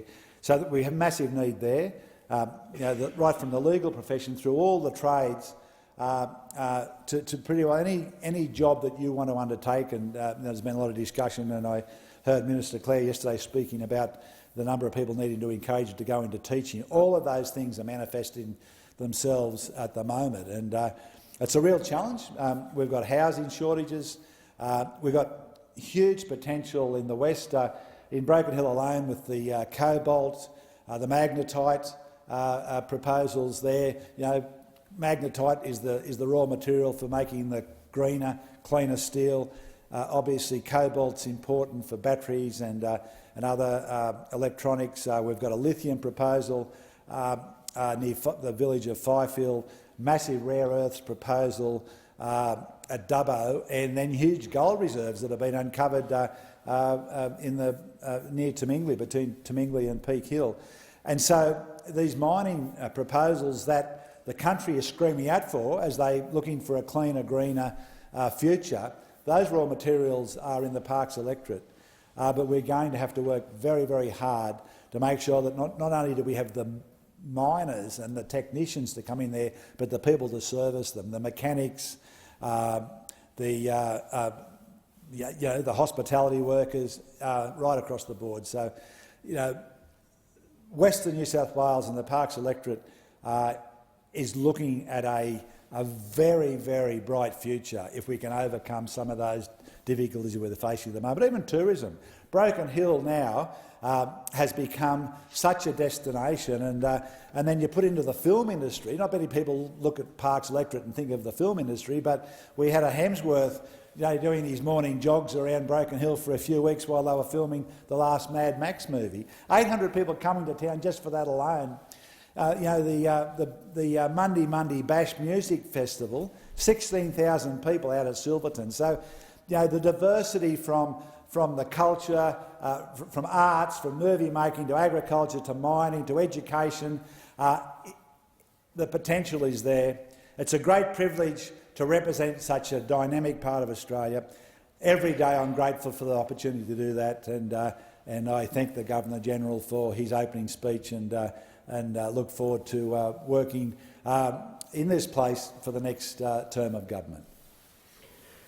Order. I thank the honourable member for Parkes. The question is that the address be agreed to, and I call the honourable member for McEwen. Thank you very much, Deputy Speaker. At this point of the debate, we're now well into the work of building a better future across the nation and, importantly for me, across the communities of our electorate of McEwen. In May this year, I was given the great honour of being returned by the people of McEwen to this place. As I have before, I pledged to them that I will work day and night to fulfil our commitments to them and do all that is within the powers of this government to make their lives better. In May 2022, the Australian people voted for change. They voted for a government to deliver on change. Labor's plan is clear, and our mandate to deliver is just as clear. We committed to tackle the cost of living crisis facing Australia, to get wages moving again, to make childcare cheaper, to act on climate change and to seize the opportunities to become a renewable energy superpower. We said we would invest in the skills and the training and apprenticeships and technology that our economy needs to thrive, to help more Australians know the security of a roof over their head, to embrace the Uluru Statement from the heart, to rehabilitate Australia's reputation in the region and around the world, and to bring dignity and humanity back to aged care. It is up to my colleagues and I on this side of the chamber to take those plans and put them into action. And as I said, this is a government that has been delivering on those commitments. It's a heavy responsibility that we have, but it's one that the Albanese Labor government is both capable of and committed to. You only have to look at the Treasurer's first budget to know that this work is already well underway. Like every election, the last one was a tough fight. We saw a dying government flailing at every day, desperately trying to cling to power. They had to parachute candidates trying to present fresher voice of an old and tired government. They looked past the serious economic situation we now face and shovelled money out the door in the hope that people would forget the decade of neglect that faced my community. But the people of McEwen saw through that. They knew they could not trust the Liberal Party or their dodgy candidates and put their faith in Labor to deliver real and effective change in our lives. A fact that was even noticed by the Liberal candidate, who went out and said the government has deliberately neglected this area for 9 years. Great tick for them over there. Critically, during this election, we made a number of local important infrastructure commitments in McEwen. As everyone in McEwen knows, good, safe and well-planned roads are critical for our local economy. We are the people who drive, and we need to do that safely. So we announced $150 million in Labor's first budget for the construction of a Hume Freeway interchange at Cameron's Lane. This is an essential project for Mitchell and Whittlesea councils. This project is estimated to create 20,000 jobs in the region as it paves its way for more than 30,000 homes to be built. And what was important was this, is last sitting week we had the member for Assent come in here and complain about us doing that, despite the fact that they ended up matching that commitment. The bizarre world that we sit in now, when there's a 9-year vacuum of their responsibility from those on the other side. During that announcement, we also committed to working with the Victorian government to actually deliver on the previous government's announcement of $50 million to construct the diamond interchange at Watson Street and the Hume Freeway. We found out subsequently that this was part of the now disgraced car park rort scheme, money that was never going to come. In fact, they also promised $50 million to upgrade a Hume highway to put extra lanes in there. We then found out that they'd secretly pulled that money out, taken it away. 2 elections directly lying to the people of McEwen. And then they were going to shovel this car park rorts money in to the Watson Street interchange.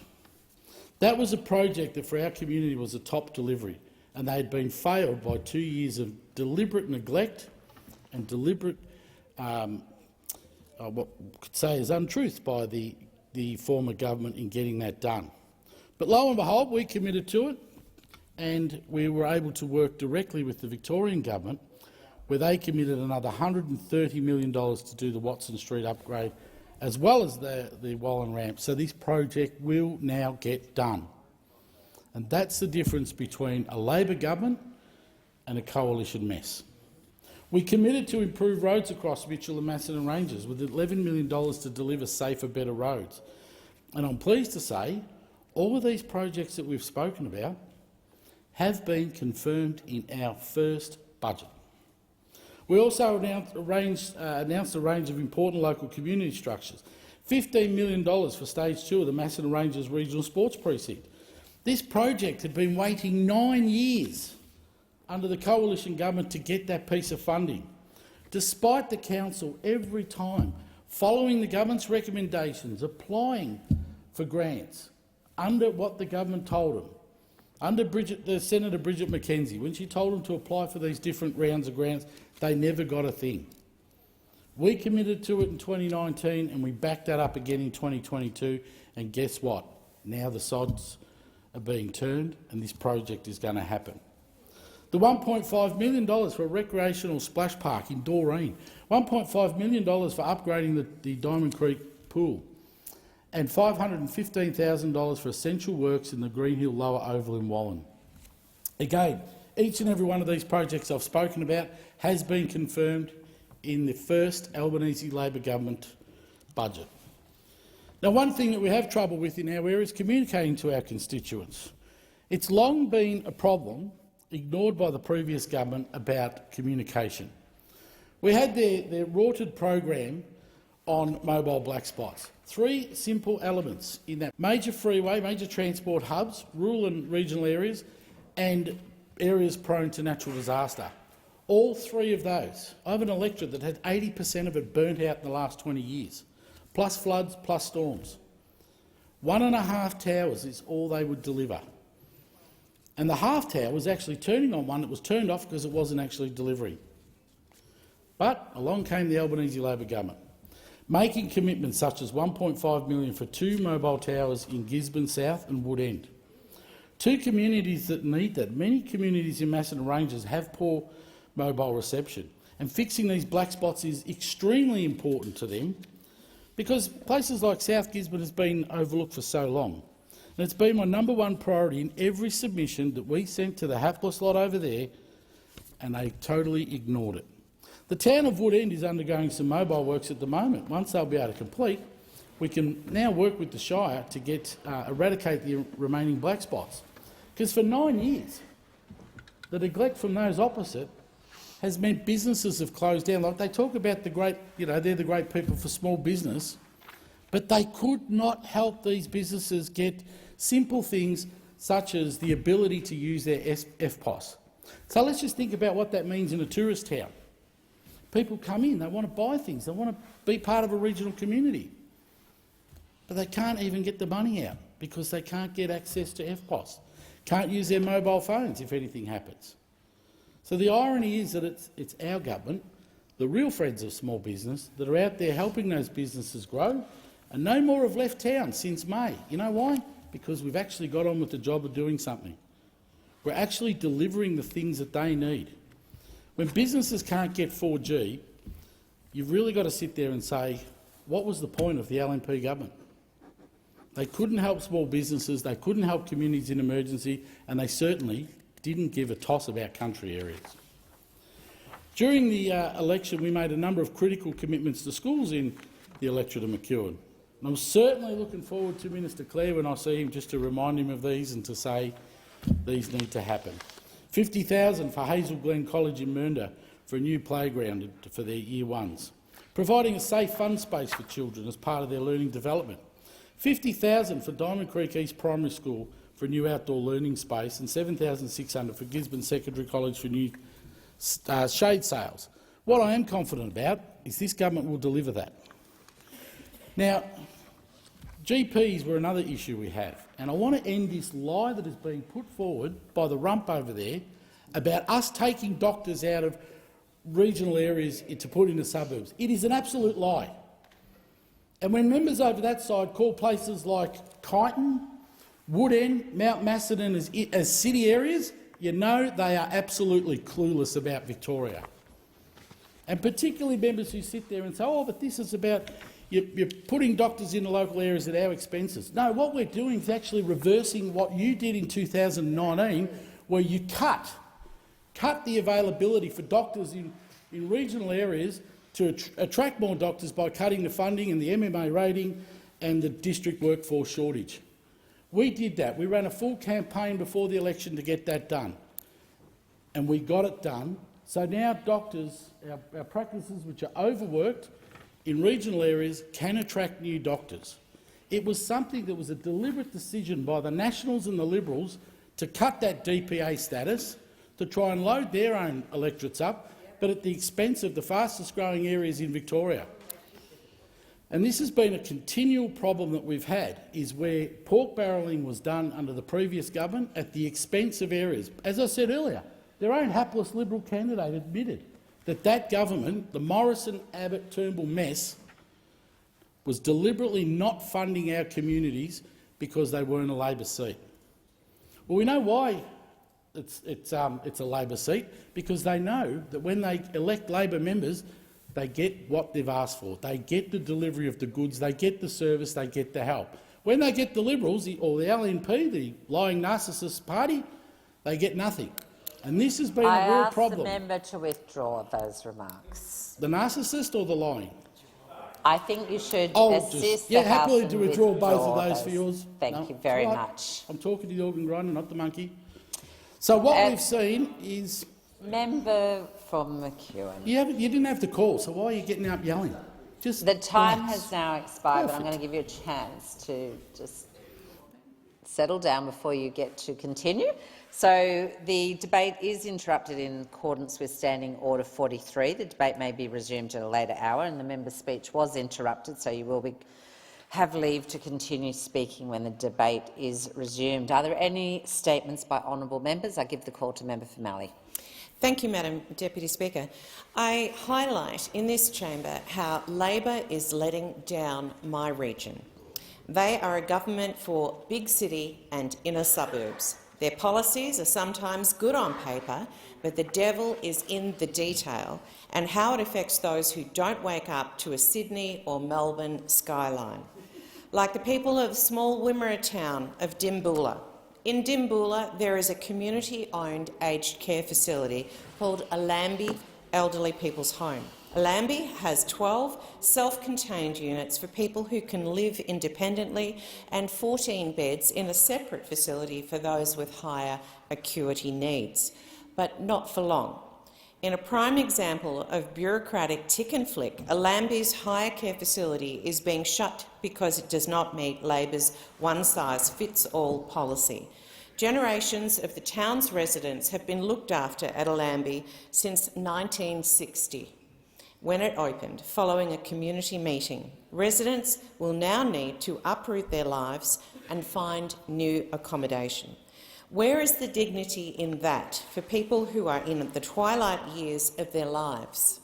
The Prime Minister's catch cry was no one would be left behind under his government. I stand here speaking for the residents of Dimboola, for those in Allambie and for those who have family and friends in that centre. They are being left behind. Member for Higgins. Thank you, Deputy Speaker.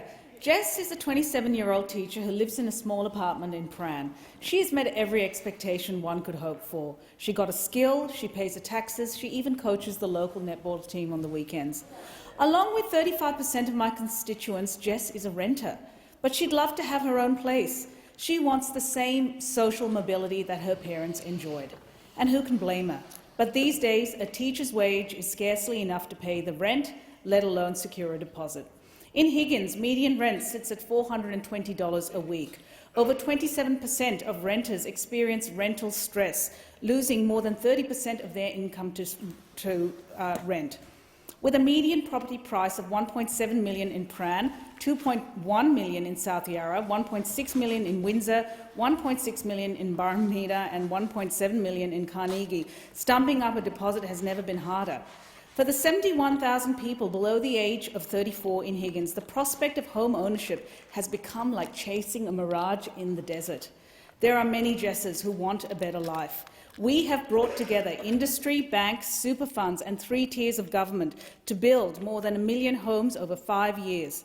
This is on top of the $10 billion Housing Australia Future Fund, which will build 30,000 social and affordable homes over 5 years and then into perpetuity, a shared equity scheme for modest income earners, and the Regional Home Owners Scheme, which has already been taken up by— call to the member for Dawson. Thank you, Deputy Speaker. Recently I had the privilege of attending the premiere of Fearless Films Season 4, starring Dawson's own Adam Broadstock, who resides in Mackay. Fearless Films is an all-inclusive project by Ferris Care that shares stories about people living with a disability. They inspire and they're very thought-provoking.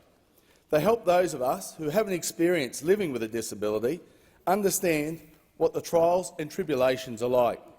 Series 4 features the stories of 6 people living with a disability who are carving out careers for themselves and who are engaged in meaningful employment, be it entrepreneurial or in the workplace. The films are produced by a team of fantastic producers and filmmakers of all abilities. I was honoured to be part of their premiere screening and was inspired by these men and women who have worked through great adversity to grow their careers. Their bold aspirations and the fulfilment they find in their work was a great source of encouragement to me. As our country faces workforce shortages, it's the ideal time to tap into these willing participants who live with a disability. People of all abilities play an integral role in our workforce, and I would like to pay tribute to those living with a disability who are overcoming great challenges to participate in the workforce each and every day. Well done. Thank you. Member for Hasluck. A red-tailed black cockatoo glides effortlessly above the jarrah and marri trees, which stand tall atop the rolling hills and in the quiet valleys of the Darling Ranges. It's a vivid image of the place I call home, and an image so expertly captured by Jasmine Ryder, a Year 2 student at Muditch Noongar Community College and the winner of my very first Christmas card competition. The red-tailed black cockatoo holds a very special place in my heart, and I was immediately drawn to Jasmine's entry among more than 50 entries received. The theme this year was Australian flora and fauna. Jasmine doesn't yet know that she's the winner of this competition. I don't think she's tuning in this early Thursday morning back in Western Australia. But as well as I do look forward to seeing her in person, though, and congratulating Jasmine in person. And as well as Jasmine, I want to send my further congratulations to all my runners-up, Terence and Jennifer from Swanview Primary, Lily and Samuel from Falls Road Primary, and Adita from Caversham Valley Primary School. And it was difficult to choose only a handful of winners from so many high-quality entries, and it's fair to say that there is no lack of creativity and talent amongst the primary school students in Hasluck. I'm very proud of my first entry and winning entry for this year's competition. Thank you. Member for North Sydney. Thank you, Deputy Speaker. Ahead of the festive season, I rise today to share the cheer from our North Sydney electorate. North Sydney is blessed with a number of incredible local charities powered by volunteers who work tirelessly to enrich our community and support those in need. This festive season, then, my social media channels will showcase a charity advent calendar from today until Christmas, and I encourage everyone watching to consider supporting the organisations you will see, should you have the means to do so that we can support those who may be doing it tough this time of year. Highlighting just 3 such charities. The first is Mary's House, which provides safe refuge and wraparound services for women and children. Their service is symbolic of our community's commitment to saying no to domestic and family violence. Secondly, we are very lucky to have a number of generous Rotary branches, including North Sydney, Lane Cove and the Chatswood Roseville branch. Rotary volunteers make a meaningful contribution with projects like removing graffiti, a seniors' Christmas celebration and a street-side medics project. And thirdly, Phoenix House, based in Crow's Nest, delivers life-changing outcomes for more than 500 of the most challenged young people in North Sydney, helping them unlock their potential and transform their lives. Now, please excuse me for my corny finish, but what I would say that is, on the first day of Christmas, my true love gave to me a donation to my favourite charity. I encourage you to do the same. Thank you, Member for North Sydney. Member for Lawler. Thank you, Deputy Speaker. Deputy Speaker, since I can remember, the University of Melbourne has run its veterinary school and hospital in Werribee. Students have studied at the Werribee campus for generations, we've been involved in the training of Victoria's vets. But I'm sad to say that even after a visit to the site to see the recent upgrades this year, I'm really sad to say that University of Melbourne is delivering us a Christmas slap. They have announced a merger that will see the privatisation of the vet hospital that they now call UVet. This puts at risk local delivery service for our pets, and you can imagine how many pets there are in a population of 300,000 young families, but more importantly, there are 83 locals who work at that UVet hospital who are now trying to figure out what their future looks like. I call on Melbourne University today to think deeply about the decisions that they're making, to stop looking at the ledger and to remember the relationship they have with our community, and to negotiate in good faith with the 83 mostly locals that are employed in this part of the university and ensure that they honour redundancies, but more importantly, that those 83 individuals know what their future looks like and have good negotiations with the University of Melbourne. Thank you. Member for Griffith. Thanks, Deputy Speaker. After the Greens secured a deal from Labor to introduce $1 million fines for bankers who break the rules, it took Labor 1 day to roll over for the big banks and renege on the deal. Labor couldn't even stand up to the banks for a single day. What a sick joke. And so if the banks, whose profits this year totaled $29 billion, only have to wait a day, then how long are the nearly 3 million Australians living in poverty going to have to wait? How long are the teachers and nurses struggling with chronically underfunded public schools and hospitals going to have to wait? How long are the 900,000 people this government is forcing to live on $48 a day on JobSeeker going to have to wait? How long are the communities getting smashed by climate change-fueled floods and disasters going to have to wait for this government to cut the $40 billion in fossil fuel subsidies? The hypocrisy of members in this place lamenting poverty over Christmas while you have the power to fix it. Bring dental into Medicare, raise JobSeeker, the pension and other payments above the poverty line, freeze rent increases, scrap the stage 3 tax cuts. And I hear that yelling there because you should be ashamed of yourself. Because, no, this party of the worker, this so-called party of the worker, really the party for bankers, is happy to make the vast majority of us wait forever while banks only have to wait a day. Member for Tangi. Thank you, Madam Speaker. We know the words temporary protection visa and safe haven enterprise visa, but we might not know what is the experience behind these words. I want to paint a picture of what a person who has been issued one of these visas under the previous government is experiencing.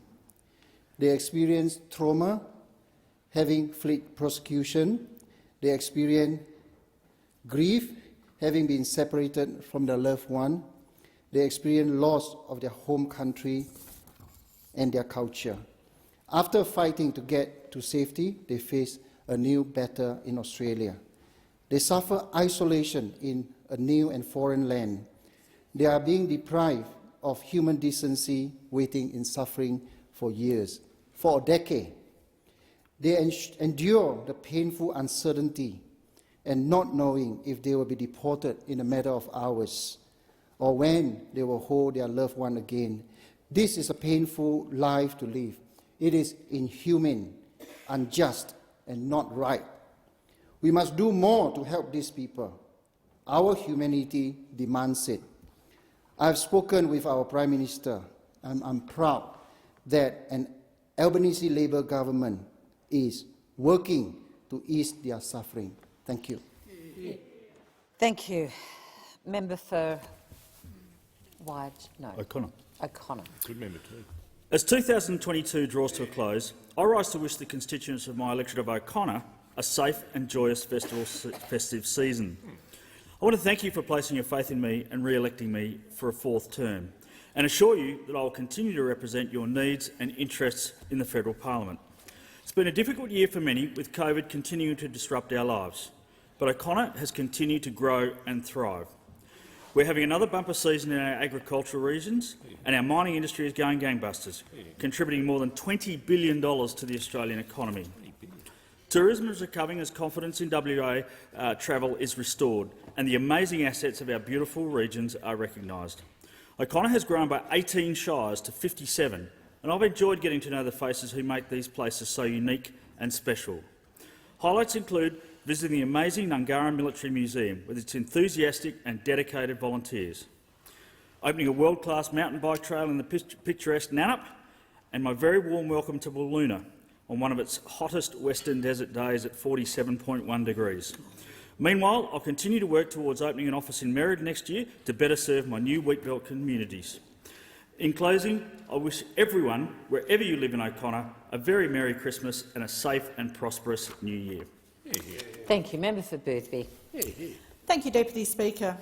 It's with sadness that I rise to pay my respects to a local Boothby community leader, Michael John Hargraves, known as Mick. Mick passed away after a short illness on the 10th of November this year. Like so many Boothby residents, Mick migrated from England in the 1970s and settled in the Marion area with his wife Carol and their 3 children. But it was Mick's long-term involvement in junior soccer in South Australia that endeared him to so many people in Boothby. His involvement with the sport started when he began coaching his son John at Ascot Park Primary in 1978. And from there grew his involvement with the Southern Districts Junior Soccer Association. The Southern Districts Junior Soccer Association organised soccer competitions for young people attending over 50 primary schools in the southern metropolitan areas of Adelaide. Mick joined the committee organising the association in 1979 and he stayed. He was elected chairman and eventually changed to president. And in 1998, he changed to president in 1998, and he held that role until his passing this year. Deputy Speaker, in the 2022 season, around 2,600 primary school children played soccer on a Saturday morning across southern Adelaide, all under Mick's long-standing leadership. And it's this scale of contribution that saw Mick awarded an OAM, an Order of Australia Medal, for his contribution to our community. He spent many nights— Time's expired. Member for Bradfield. I rise to speak today to congratulate the vibrant Australian Indian community of Bradfield on the recent celebrations of Diwali, and I particularly want to highlight the colourful event that was hosted at Ku-ring-gai Town Hall in Pymble. The Diwali celebration was hosted by Deputy Mayor of Ku-ring-gai Barbara Ward and sponsored by SHARE. We were joined by the Consul-General of India, Mr Manish Gupta, alongside my state colleague Alistair Henskins MP and local Hornsby Mayor Philip Ruddock. Barbara Ward is of Fijian Indian heritage, and I congratulate her for organising this event, the first such public celebration of Diwali in the electorate of Bradfield. There is a very strong feeling of community pride and confidence in the room, as if the previously under-recognised community of Australians of Indian background in Bradfield was at last getting the recognition that it deserves. There was a full house for the celebrations and reportedly a waiting list of nearly 100 people who were not able to attend due to the venue having reached capacity limits. I am proud to represent an electorate with many strong multicultural communities, and the Indian community is a very important component of the multicultural diversity of Bradfield. I would like to thank Tina Brown and her team at the Post for covering this event. Local journalism, of course, is a very important means by which our community stays connected, and their coverage added to the understanding across Bradfield of the importance of our Indian community. I look forward to celebrating Diwali again in 2023. Thank you. Member for Macon. Deputy Speaker, a recent article about fossil fuel industry tax avoidance and tax integrity by James Guthrie and Adam Lucas is very telling. It states that between 2005 and 2020, Australian coal export revenues totalled more than $643 billion. Over the same period, gas exports generated $287 billion and petroleum exports more than $166 billion. That in 2021-22, Australia's resources and energy export earnings surged to a record high of $425 billion and will be significantly higher next year due to current record prices for coal, oil and gas. Of the 73 of the 134 fossil fuel companies identified by the ATO in financial year 2021 paid no income tax despite a total income of $164 billion in Australia, and that between 2013 and 2021 25 companies disclosed revenue of about $1,425 billion and paid an average of less than 1% income tax on that revenue. 9 of those companies paid zero income tax over that period. By my calculation, those 9 companies had a collective revenue of $308 billion.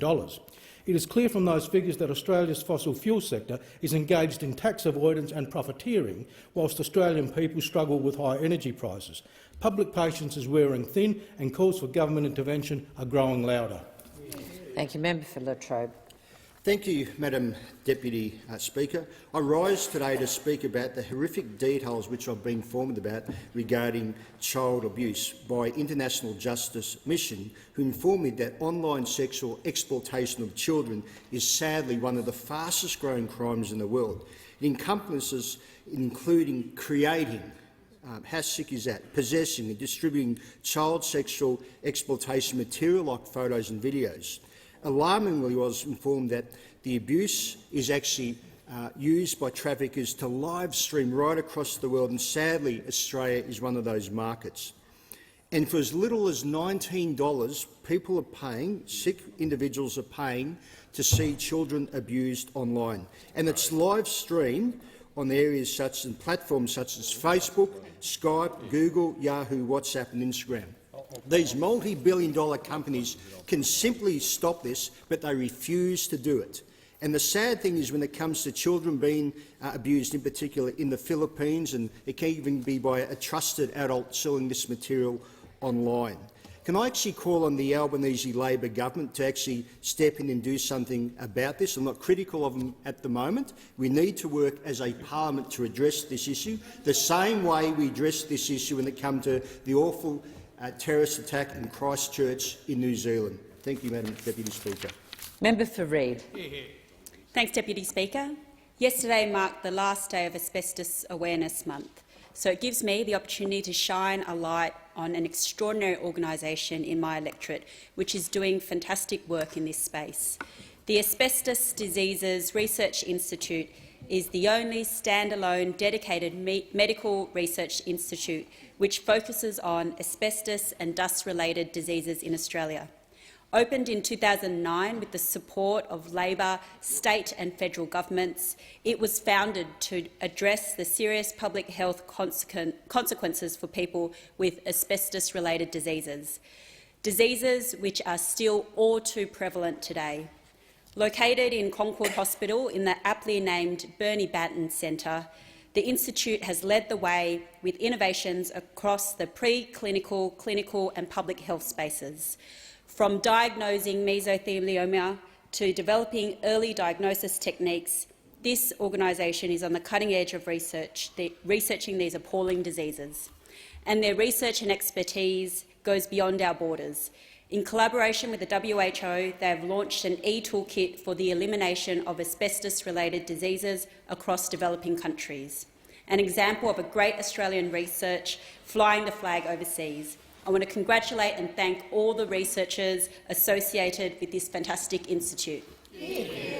Thank you. Member for Canning. Thank you, Deputy Speaker. This March it will be 6 years in government for Premier Mark McGowan. And when he was elected in 2017, ambulances were ramped for just 6.9 hours at Peel Health Campus for that month. 6 years later, ambulances are ramped out the front of our hospital for more than 601 hours, over 20 hours a day, a new record. It's a disaster for WA Labor. Ambulances are ramped around the clock, nurses are underpaid and overworked, and now the Premier delays vital upgrades to the Peel Health Campus in my electorate. Why has Labor failed so badly? Mark McGowan should be ashamed at the state of our hospitals.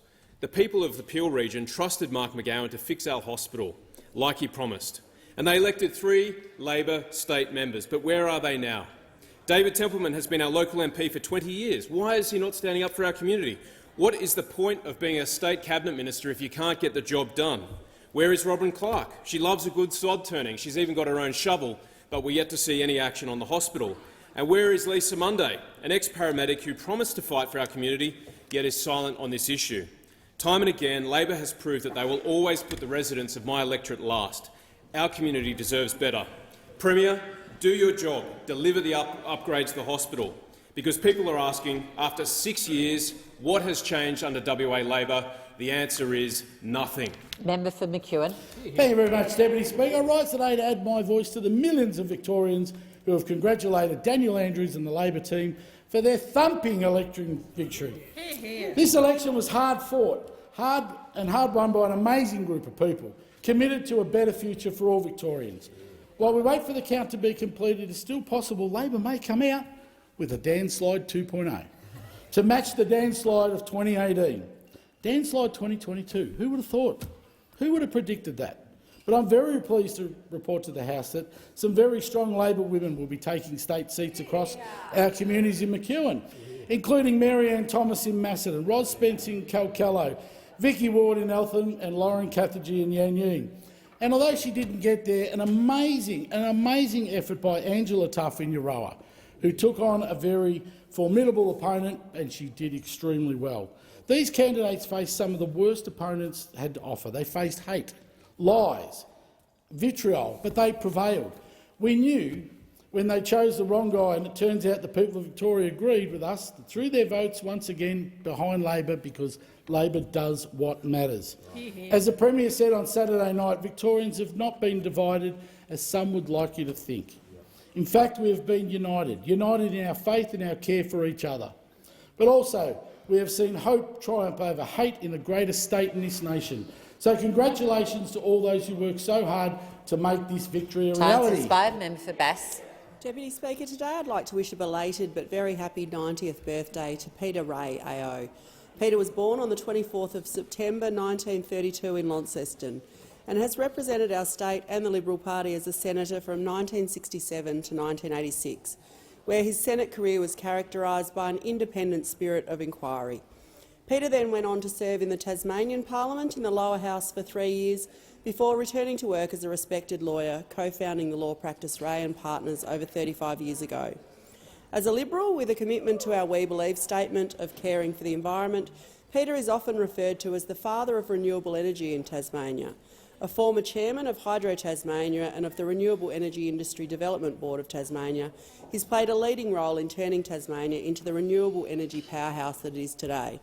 He was a trailblazer, and his commitment to sustainable environmental practices is to be commended and one that many Liberals can look to. Peter's commitment to public service and to the Aboriginal community of Flinders Island was also recognised when he was made an Officer of the Order of Australia in 1999. In 2005, Peter was awarded the Distinguished Alumni of the Year Award from the University of Tasmania. Peter has always been a great mentor to me and a great source of advice. He's the style of Liberal that Robert Menzies intended. I admire his continual involvement in the party and the way that he stands up for our values. Happy belated birthday, Peter. Member for Macquarie. Thank you, Deputy Speaker. This time 3 years ago, I was desperate to leave Parliament to get back to my community, which was in the midst of a big bushfire. By early December 2019, we knew that this fire was beyond anything we'd seen, but we didn't realise that it would become the world's biggest fire from a single ignition point. It's taken the full 3 years since for most of the RFS firefighters who spent the months fighting the Gospers Mountain fire, or volunteering on the North Coast, or heading down south, to receive their National Emergency Medal. It's been a huge job for the Blue Mountains and Hawkesbury RFS headquarters. In the Hawkesbury, around 640 RFS members were awarded the medal, and in the mountains, a staggering 870 medals were awarded, which gives you a sense of just how vital those volunteers are. Each division chose to hand them out to members in their own way. In the mountains, I was able to be at several AGMs earlier in the year where the beautiful green and gold wattle emblem was presented. For the Hawkesbury, there's been a succession of large medal events, including in the last few weeks, where brigades come together to recognise and remember that time. It still feels fresh, even after 3 years, and the service they've shown our community at one of the worst bushfires this country has seen will always be remembered. And I give the call to the honourable member for Hume. Thank you, Mr Speaker. Mr Speaker, every year more than 27,000 babies are born premature in Australia, and November 17 marked World Prematurity Day. This is a terrific initiative, raising awareness of the challenges of preterm birth. I'd like to highlight an exceptional member of the Upper Lachlan community in my electorate who on November 17 ran 110 kilometres to raise funds for the Australian charity Running for Premature Babies. Stuart McWilliam ran from his farm near Lagan between Terralga and Crookwell all the way to Goulburn and home again. And that's a 110-kilometre round trip. What a Herculean effort for a great cause, Mr Speaker. Now, Stuart has experienced firsthand the challenges that parents and families face when confronted with the arrival of a premature child. Stuart's own son, Nix, was born at just 30 weeks and had to fight for survival. Running for Premature Babies raises funds for life-saving neonatal equipment and research, which in Nix's case helped save his life. He's 5 years old now. His dad is an ongoing supporter of this wonderful cause, wanting to ensure that other families are as lucky as him. In Stuart's case, he ran 19 hours straight, raised over 13,000 kilometres. He was backed by a wonderful community, and his fundraising efforts will offer other premature babies a better chance of survival. Give the call to the honourable member for McNamara. Thank you very much, Speaker. Well, I'm always blown away by the generosity of people in McNamara, and we've started the McNamara Christmas Appeal this year, where we're accepting new toys, non-perishable foods, toiletries and skincare for 3 amazing organisations. They are Launch Housing, who provide homeless services for people who need a safe place during this holiday period, the Salvation Army Youth Services, who look after young people who need crisis accommodation, and finally In Touch, a family violence specialist service that provides support to victims of domestic violence from migrant and refugee backgrounds. So if you're in McNamara and you want to give to our incredible Christmas appeal, please drop off at my office at 219 Barclay Street in St Kilda. We're very, very proud of everyone who gives in this holiday period, and we say thank you to those who are a part of this Christmas appeal, and happy birthday to Adele. Order. I'll just ask members to return to their seats before we move to question time. I have to report that the order of the day relating to the Prime Minister's motion of condolence in connection with the death of the Honourable Robert James Ellicott has been debated in the Federation Chamber and is returned to the House, and I present a certified copy of the motion. I also report that order of the day relating to the Prime Minister's motion of condolence in connection with the death of the Honourable Anthony Austin Street has been debated in the Federation Chamber and is returned to the House, and I present a copy of the certified motion. I also report the order of the day relating to the Prime Minister's motion of condolence in connection with the death of John Michael Spender has been debated in the Federation Chamber and is returned to the House, and I present a certified copy of the motion. I have to report also the order of the day relating to the Prime Minister's motion of condolence in connection with the death of the Honourable Peter Keatston Reith has been debated in the Federation Chamber and is returned to the House, and I present a copy of the certified motion. I have to report the order of the day relating to the Prime Minister's motion of condolence in connection with the 20th anniversary of the Bali bombings has been debated in the Federation Chamber and is returned to the House. I present a certified copy of the motion. I understand it's the wish of the House to consider the matters immediately. The question is, the motions moved by the Honourable the Prime Minister be agreed to, and as a mark of respect, I ask all present to signify their approval by rising in their places.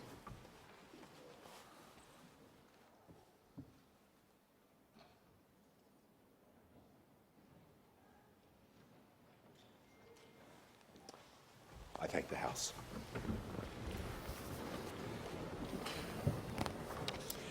Questions without notice. Are there any questions? I give the call to the Honourable Leader of the Opposition. Thank you very much, Mr Speaker. My question is to the Prime Minister. Prime Minister, in the budget, the government had an opportunity to outline a plan to provide relief for families from the cost of living crisis. The government also had an opportunity to implement your promise to Australians to reduce their power prices by $275, and yet the government did nothing. If the government does have a plan to help Australians, why hasn't it been announced by now? Why, after 6 months, has this Prime Minister left Australian families and businesses waiting?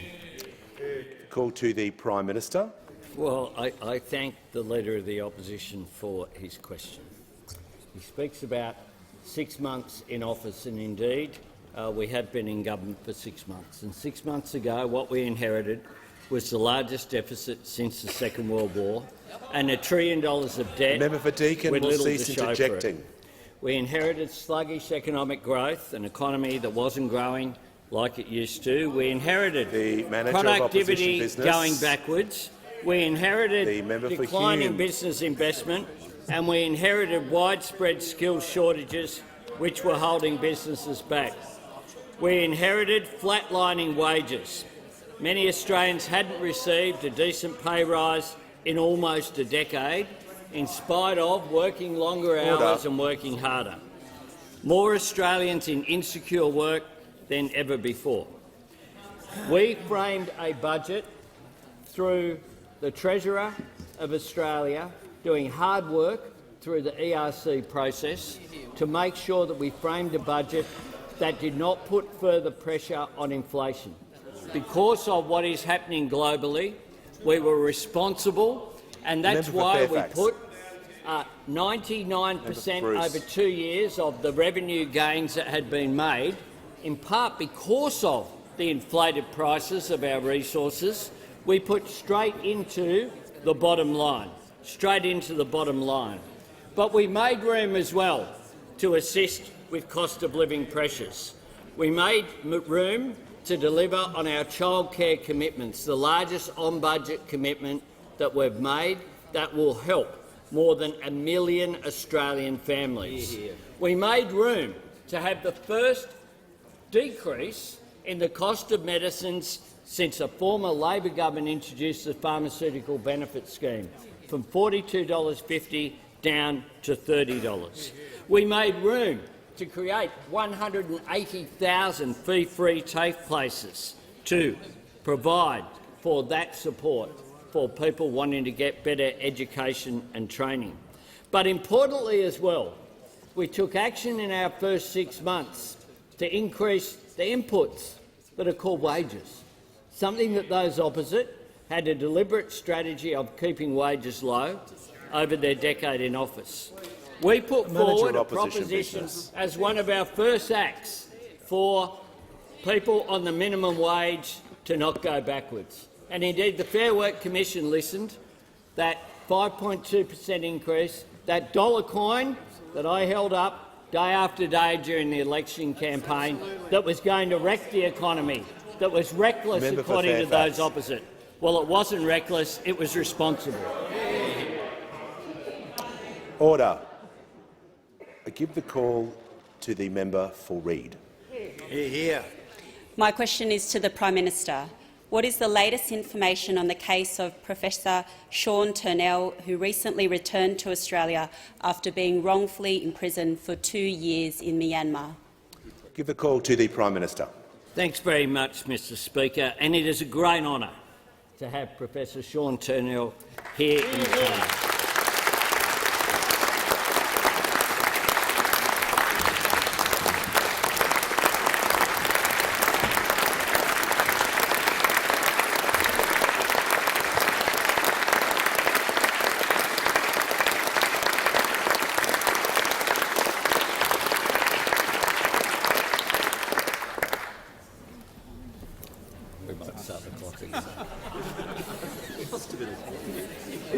I give the call to the Prime Minister. Thanks, Mr Speaker. It is a great honour to have Professor Sean Turnell here in the chamber today with his magnificent wife, Dr Harvu. And I much enjoyed our discussion prior to question time when I welcomed him into my office. I had the pleasure of speaking with Sean when we both touched down in Bangkok just a couple of weeks ago. Indeed, less than a couple of weeks ago. As we entered the chamber here, Sean said to me that 2 weeks ago he was there in prison, incarcerated by a regime that has trashed human rights in Myanmar, and the incarcerated Professor Turnell, who was there in Myanmar giving advice to Aung San Suu Kyi, the democratically elected leader of Myanmar, on how their economy can be improved. What he endured in his 650 days of incarceration is something that no human being should have to endure. And yet he has done it with grace and even in inhumane conditions with profound humanity. Our relief and joy at your release are also tinged with no small amount of awe and respect at your courage, your optimism and your resilience. We are so glad, as you've seen from the response across the chamber here, to have you back. I do want to also pay tribute to Dr Harvu. As Professor Turnell said on the 7:30 interview, the magnificent interview that I would encourage everyone to watch with Sarah Ferguson the other night, this wasn't in the marriage vows. There must have been times when you felt like you were in a prison of a different nature, but your determination, your fearless advocacy and the love that powered it all proved greater than the hate and everything that you and your beloved husband were up against. What happened to Professor Turnell should never have happened. But, as he has said to me in our conversations, he was so grateful for the support he received from DFAT and our consular staff. And today I want to pay tribute to those who provided those glimmers of hope with their deliveries and their advocacy. They gave him hope during dark times. I want to acknowledge the efforts of Foreign Minister Penny Wong and her team in securing his release. In particular, on behalf of Australia, a grateful nation, I thank the exceptional assistance that we received from our ASEAN partners and our other friends, including Japan, in securing Professor Turnell's release. It was a very good day. Professor Turnell struck me with his humility upon his release. It was quite extraordinary. I am so pleased that he is now looking, it must be said, a fair bit healthier after what was an awful time. Most of all, I want to thank Professor Turnell for being here today and for displaying the absolute best of the Australian spirit, the absolute best of the Australian spirit. And I thank all those from across the political spectrum, from across our community, who all campaigned so strongly and so consistently to secure the release. You are a most welcome guest, as is Dr Harvu. And on indulgence, the Leader of the Opposition.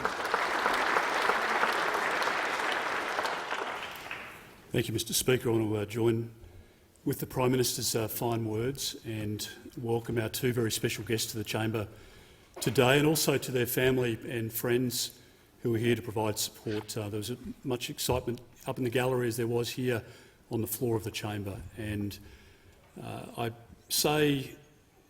heard the Prime Minister speak yesterday at our 34 Squadron Christmas drinks about the story, Sean, of your request for the first meal, which I think was a pub meal that you requested.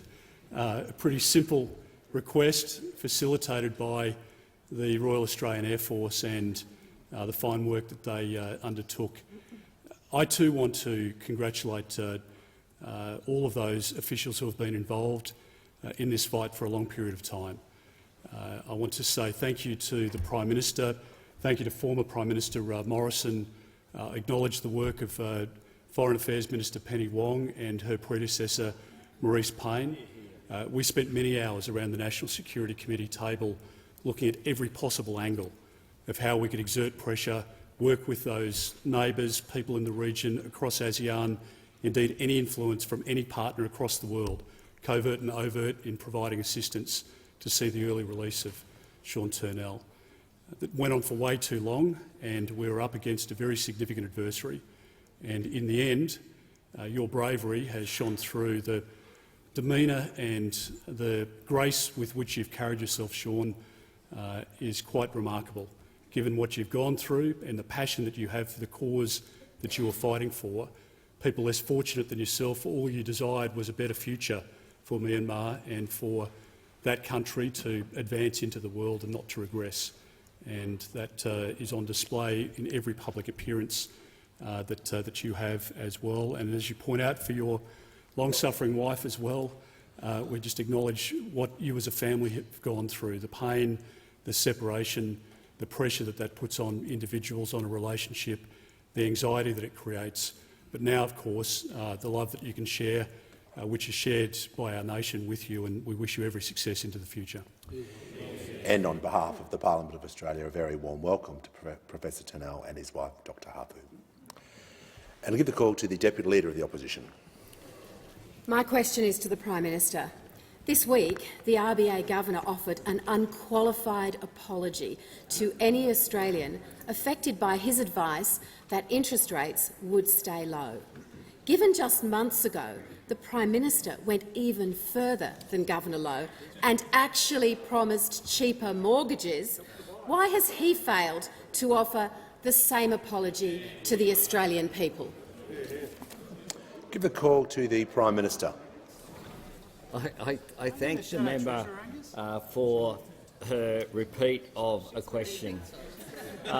Let me go through the issue very clearly, which is the Help to Buy scheme, which is a shared equity scheme that I announced at the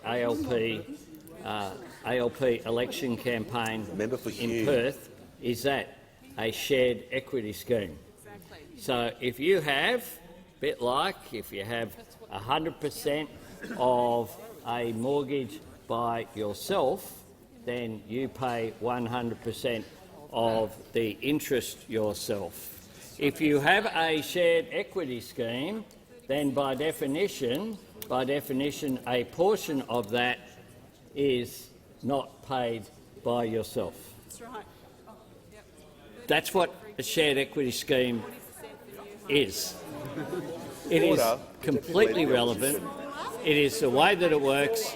If you don't understand it, I suggest you talk to the New South Wales government that's implementing a scheme in the Liberal Party, or the Victorian government, or the WA government, or indeed have a look at what the former Prime Minister, Scott Morrison, had to say about such schemes in the past. Give a call to the member for Swan. My question is to the Minister for Early Childhood Education. How is the Albanese Labor government delivering on its promises for better access to early childhood education while also addressing the cost of living? Give the call to the Minister for Early Education and Minister for Youth. For Swan for her question. The member, as a mother of two young children, two very cute young children, I might add, knows very well that access to affordable early childhood education is vital to a child's development, but also vital to our economy.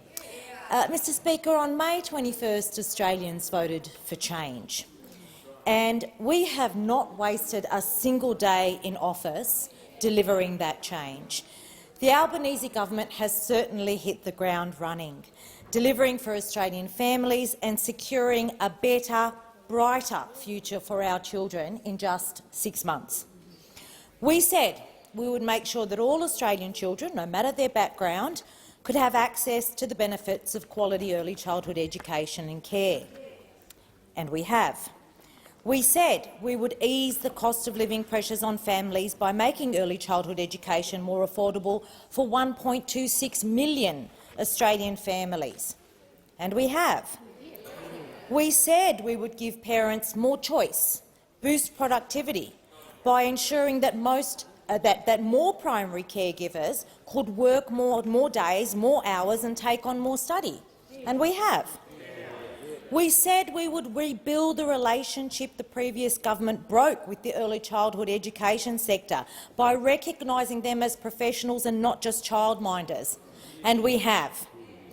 Our investment in the early years of a child's life that we have delivered through the bill that passed last week to make early childhood education and care more affordable secures a bright future for all Australian children. because we know, the evidence tells us, that children who participate in high-quality early learning programs have better educational outcomes, better health outcomes. They have improved literacy and numeracy skills, greater school retention and higher graduation levels. Indeed, those benefits follow a child through school and well into their adulthood. And that investment is also important for our economy, because it means that more primary caregivers can go to work, can add to the household budget if they so wish. It gives women and families more choice, more opportunity to increase their household income. Mr Speaker, after a decade of waste and a wasted decade, the Albanese government is delivering for Australians, just like we said we would. I give the call to the member for Ryan. Thank you, Speaker. My question is to the Minister for Resources, and it's on behalf of 3 young Pacific leaders I met this week. They know, as the science says, we need to phase out coal and gas mining to save their homelands from the climate crisis. You've said that it's up to the market, but this week the market said it's planning for 12 coal mines in Queensland past 2050, with 2 still operating in 2099. Do you still say the future of coal and gas should be left to the market? Here. Give the call to the Minister for Resources and Minister for Northern Australia.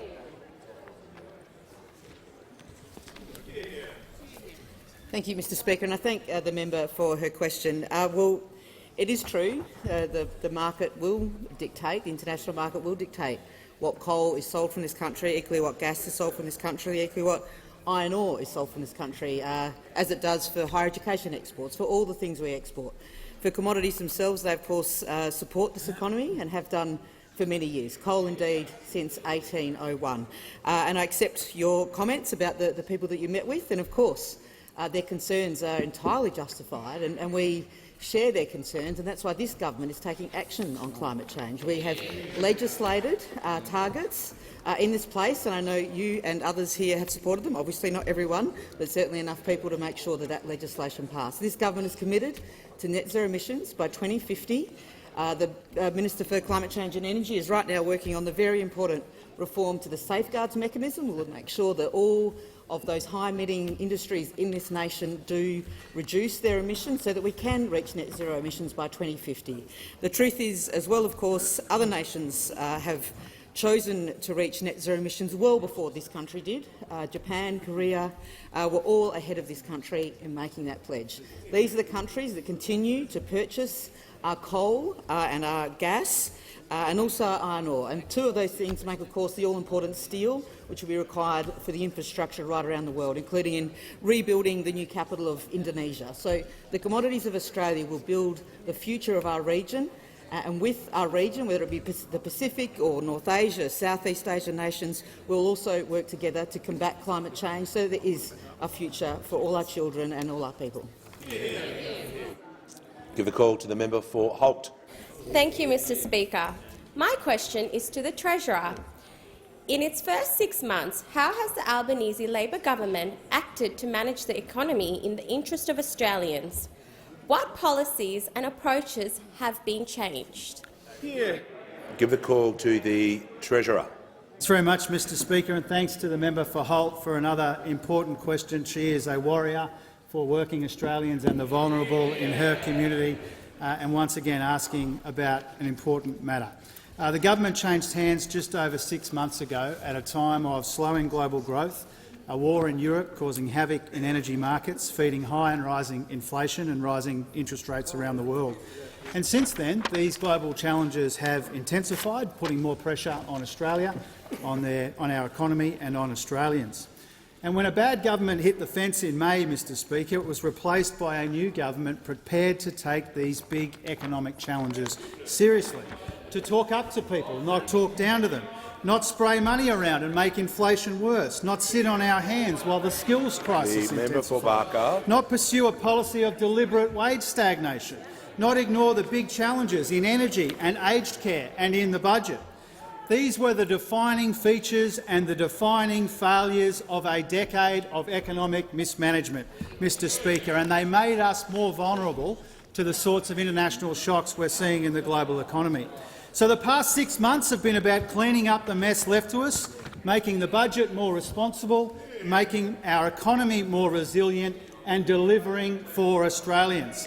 Mr Speaker, we said we'd deliver cheaper childcare and we delivered.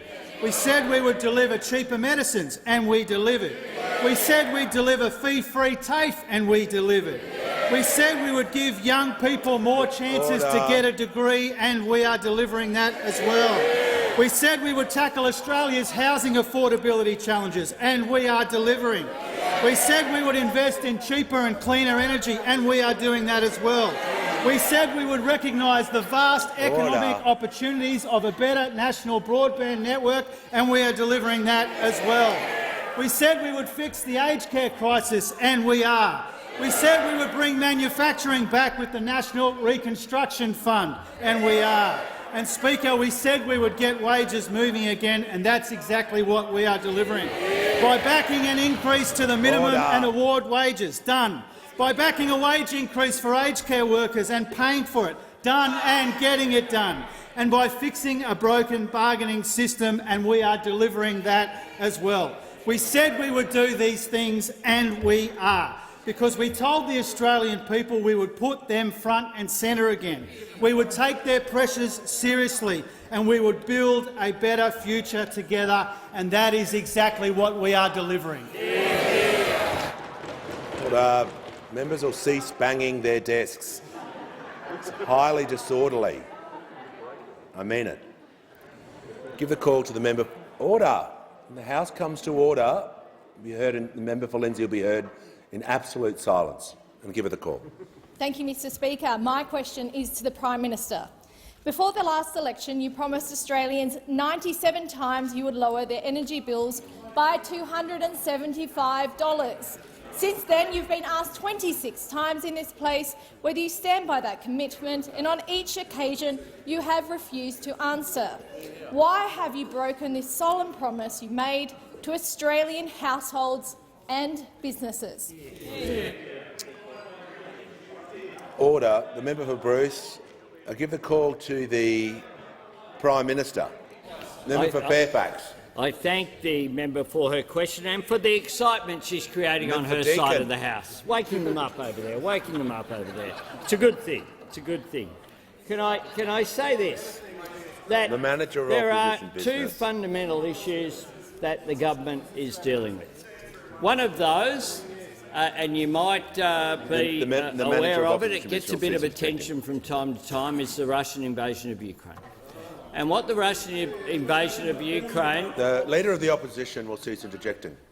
The louder he yells, Mr Speaker, the louder he yells, the more frustrated he is. The Prime Minister will return to the question. So the fact is that the Russian invasion of Ukraine, which the Leader of the Opposition— Order. The Prime Minister will take a pause. There's far too much more. I deliberately said I wanted to hear the member for Lindsay in silence. The Prime Minister deserves the same respects. The House will come to order and he will be heard in silence. Give him the call. Thank you, Mr Speaker. I will take the interjection from the opposition leader, who just interjected, as he does consistently, which is that the Russian invasion of Ukraine occurred before we released our energy policy, which was, in fact, in December of 2021. The war began in 2022. In 2022. The Prime Minister will pause and I will hear— Order. Members on my right. The member for Deakin. I'll hear the Leader of the Opposition on a point of order. Well, Mr Speaker, on relevance, the Prime Minister made a promise on 97 occasions. Resume your seat. Resume your seat. Resume your seat. You don't have the call. Order. The Leader of the Opposition will cease interjecting. I want some order in the House, and I call the Prime Minister. I'll give the Leader of the Opposition Manager a of tip, Opposition business. which is, if you're going to interject across the chamber, make sure you're prepared to stand by your interjections. Whether it's your poon and yapping, or whether it's when the war began with the Russian invasion of Ukraine. And as a direct result of the Russian invasion, the member for Fairfax, if he continues to yell, he will be warned, as will the member for Groom. The member for Lyons, the member for O'Connor is warned. The Prime Minister has the call and will be heard in silence. Result of the Russian invasion of Ukraine, you have had global energy prices rise. That is a global phenomenon that has impacted. The member for Deakin is warned. That has impacted on gas and has impacted on coal prices. There are some advantages that Australia has in terms of the revenues that have been increased, which were reflected in the budget that was brought down in October. But that global response has had an impact here. And it's had an impact here because what we hadn't done is to reserve domestic gas, except for in Western Australia, where the Carpenter government showed vision well in advance, of course opposed by the Liberal Party. And what we also suffering from is our exposure to international prices as a result of a failure to create an environment which encouraged investment here in our new energy sources. That's why we had 4 units of energy leave for every 1 unit that was created. The time has expired. The member for Werriwa. Thank you, Mr Speaker. My question is to the Minister for Employment and Workplace Relations. What actions has the government and the parliament taken to get wages moving? Give the call to the Minister for Employment and Workplace Relations and the Minister for Arts. Thanks very much, Speaker. And I thank the member for her question and for her dedication to getting wages moving for working people in this country. We said that we'd act to get wages moving, and we have delivered. We said that we would act on the annual wage review. Those opposite said the sky would fall in. Workers, as a result of the award system around the country, are now being paid more as a result of the action that the government took. We said that we would act on the aged care review. Those opposite, when they were in government, said the government shouldn't even make a submission saying that aged care workers deserve a pay rise. This government said that we should. We did, and we've had the decision, the first part of the decisions from the Commission backing a wage increase for people who work in the aged care sector. But we've also argued that you need to also change the law to get wages moving. And those opposite delayed for 10 years while they deliberately tried to keep wages low. And in the Senate right now, they are continuing to try to delay getting wages moving with the Secure Jobs Better Pay bill. There are 19 amendments to be debated in the Senate, 19 amendments that have been put forward. In 9 hours of debate, because of the behaviour principally of Senator Cash, how many amendments do you think the Senate's got through? How many? Zero. In 9 hours. So you might want to do the maths on how likely they're trying to delay this, how long they'll try to keep this going. In 9 hours of debate, those opposite are doing everything they can as if 10 years of delay wasn't enough. They want to now delay every extra minute, every extra hour they possibly can. Well, this government's view is 10 years of delay is long enough. People should not have to wait longer for gender equality to be an objective of the Fair Work Act. People should not have to wait longer for the sunsetting of agreements that have been in place since the work choices era. People should not have to wait longer for a bargaining system that works and gets wages moving. People should not have to wait longer for the banning of pay secrecy clauses.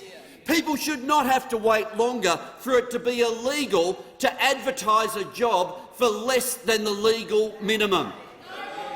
Those opposite dedicated 10 years to keeping wages deliberately low. And once secure jobs, better pay goes through, we will have getting wages moving as a deliberate design feature of this government. Before I call the member for New England, I'd like to inform the House that present in the Distinguished Visitors Gallery today is His Excellency President Hugh of the National Assembly of the Socialist Republic of Vietnam and the official delegation. It's an honour to have you here in our parliament, and on behalf of the House, I extend a warm welcome to you all.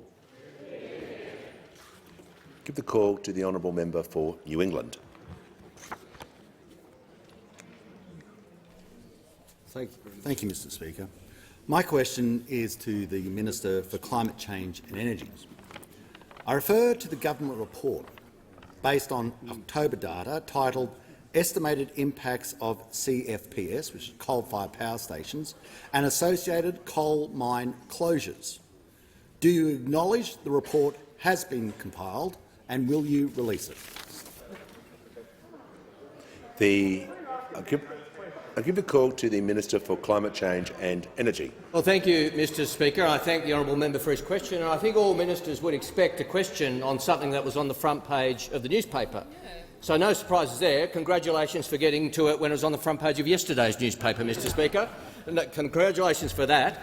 And that's actually the least of the problems with the question, Mr Speaker. That's the least of the problems. Of course, the document the honourable member refers to does refer to the closure of Liddell Power Station and Bayswater Power Station.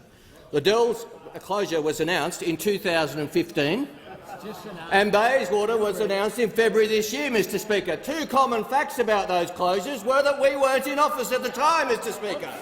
Two common facts about that are that those opposite were in charge at the time those were announced. The Minister will take a break. Order. Members on my right. The Assistant Treasurer. And I'll hear from the member for New England. Mr Speaker, I refer to Standing Order 104 Part A, which is quite exact, that he must be directly relevant to the question. At this stage, he has not been directly relevant as to whether the report has been compiled, and will he release it? The Shadow Minister will resume his seat. The Minister is in less than 1 minute into his question. He is being directly relevant by referring to the report, and I'll ask him. The member for Wannon is warned. The member for Wannon has a habit of just going off script when he feels like it. And I want to warn all members. This behaviour continues. People will leave the chamber. It may be the last day, but you will leave the chamber. The member for Wannon will leave the chamber under 94A. I can't be clearer. If someone is warned, that means rein it in. We give the call to the Minister for Climate Change and Energy. And to be fair to the honourable member who asked the question, he had a plan for Liddell. He planned to nationalise the Liddell Power Station, Mr Speaker. If only he was in a job where he could have done something about that. I mean, if only he had a role in the government, Mr Speaker, where he could have made a decision. The former Minister for Energy had a plan for Bayswater when it was announced the closure. He issued a press release saying the Morrison government expects the market to step up. That was his big plan, the market to step up to deal with the closure of Bayswater. That's all he had. I guess that was better. That was better than the closure of the Araring power station, where the minister didn't even know it was being closed until he read it in the newspaper. That was the level of trust between the New South Wales Energy Minister and the Federal Energy Minister. The New South Wales Energy Minister, the Liberal Minister, was involved in the planning of the closure. He didn't trust the Federal Minister to tell him. Now, we know that regions are going through economic change. None more so than the Hunter, Mr Speaker. None more so than the Hunter going through economic change. That's why we have plans. Those opposite don't get it. We saw the cosplay coal mine senator, Senator Canavan, in the Hunter the other week. He tweeted, he said, at Liddell Power Station, thanking the workers, a picture of the power station. It was Bayswater Power Station, Mr Speaker. That's how much they understand.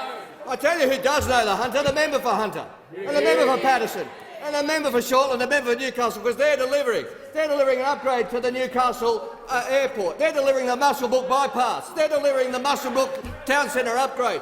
We're delivering. The member for Patterson and I are delivering for MGA Thermal $1.3 million to support them, which was delivered today. That's what delivery looks like, Mr Speaker. What that side of the House looked like was a whole lot of words and a whole lot of nothing. The member for Kennedy is seeking the call. I think I've ever raised a point of order before, Mr Speaker. But, you know, there are 5 power stations closing. The question is asked about— Resume your seat. I appreciate the member's feedback, but this is not the time to give it. Order. Order. I'll hear from the member for Lawler. Thank you, Mr Speaker. My question is to the Minister for Government Services. I refer to the minister's previous answer regarding government contracts and further media reports this morning. What more information has emerged, and what are the circumstances and performance of the relevant ICT contracts in the minister's portfolio, including any probity issues? Call to the Minister for the National Disability Insurance Scheme and the Minister for Government Services. The new revelations in today's media are concerning. Since last week, I've ascertained the following. 4 contracts were issued to Infosys to a total value of $274 million to upgrade payment software and human services, called the ECE project. It's still going. The timeline for ECE is as follows. 2 October 2018, ECE tender opens. 3 companies, including Infosys, shortlisted. 29 May 2019, member for Fadden appointed Minister for Human Services and NDIS. 26 June 2019, leaked emails reveal Minister meets Infosys and his good friend David Milo, a paid consultant to Infosys in Sydney. 2 July 2019, final evaluation submitted. Negotiations as to value and period of contract continue for another 4 months. 8 November 2019, Infosys finally awarded contract for first of 4 contracts valued $18 million. 19 November 2019, Minister meets Infosys. 30 December 2019, Minister meets friend Milo at Gold Coast, triggers email from Milo saying Minister gave insights on progress of Infosys and future opportunities. 1 February 2020, Minister guest speaker at Infosys conference at Melbourne Park on afternoon of the Australian Open finals. 1 July 2020, Infosys awarded a further $142 million contract. At the same time, wheels start to come off the project. It has to be overhauled, and one of the unsuccessful tenderers called in to resuscitate the project. In light of these facts and other materials from the Synergy 360 papers, I've asked agencies a range of questions, including: did the former minister ever alert the department he was meeting Synergy 360 and/or Infosys up to and after its successful bid? Were unsuccessful rival ECE bidders IBM and Accenture ever notified of the member for Fadden's meetings with an Infosys consultant? What, if any, were communications between the minister or other persons in his personal office and Services Australia and Department about the progress of the ECE contract pre- and post-Infosys being awarded the contract? Were the status reports of the ECE project provided at least monthly to Minister Robert and any of his personal staff? What, if any, contracts were awarded to Synergy 360 clients in areas of responsibility of Minister Roberts, including but not limited to Delve, Adobe, Infosys and Salesforce? And finally, I remind members of Parliament and the member for Fadden, after an unfortunate development this morning, please come through my office if you have any requests of the relevant agencies. Do not do what you did this morning and inappropriately task and pressure public servants who are no longer your ministerial responsibility. Order. Order. Members on my right will come to order. The member for Hunter.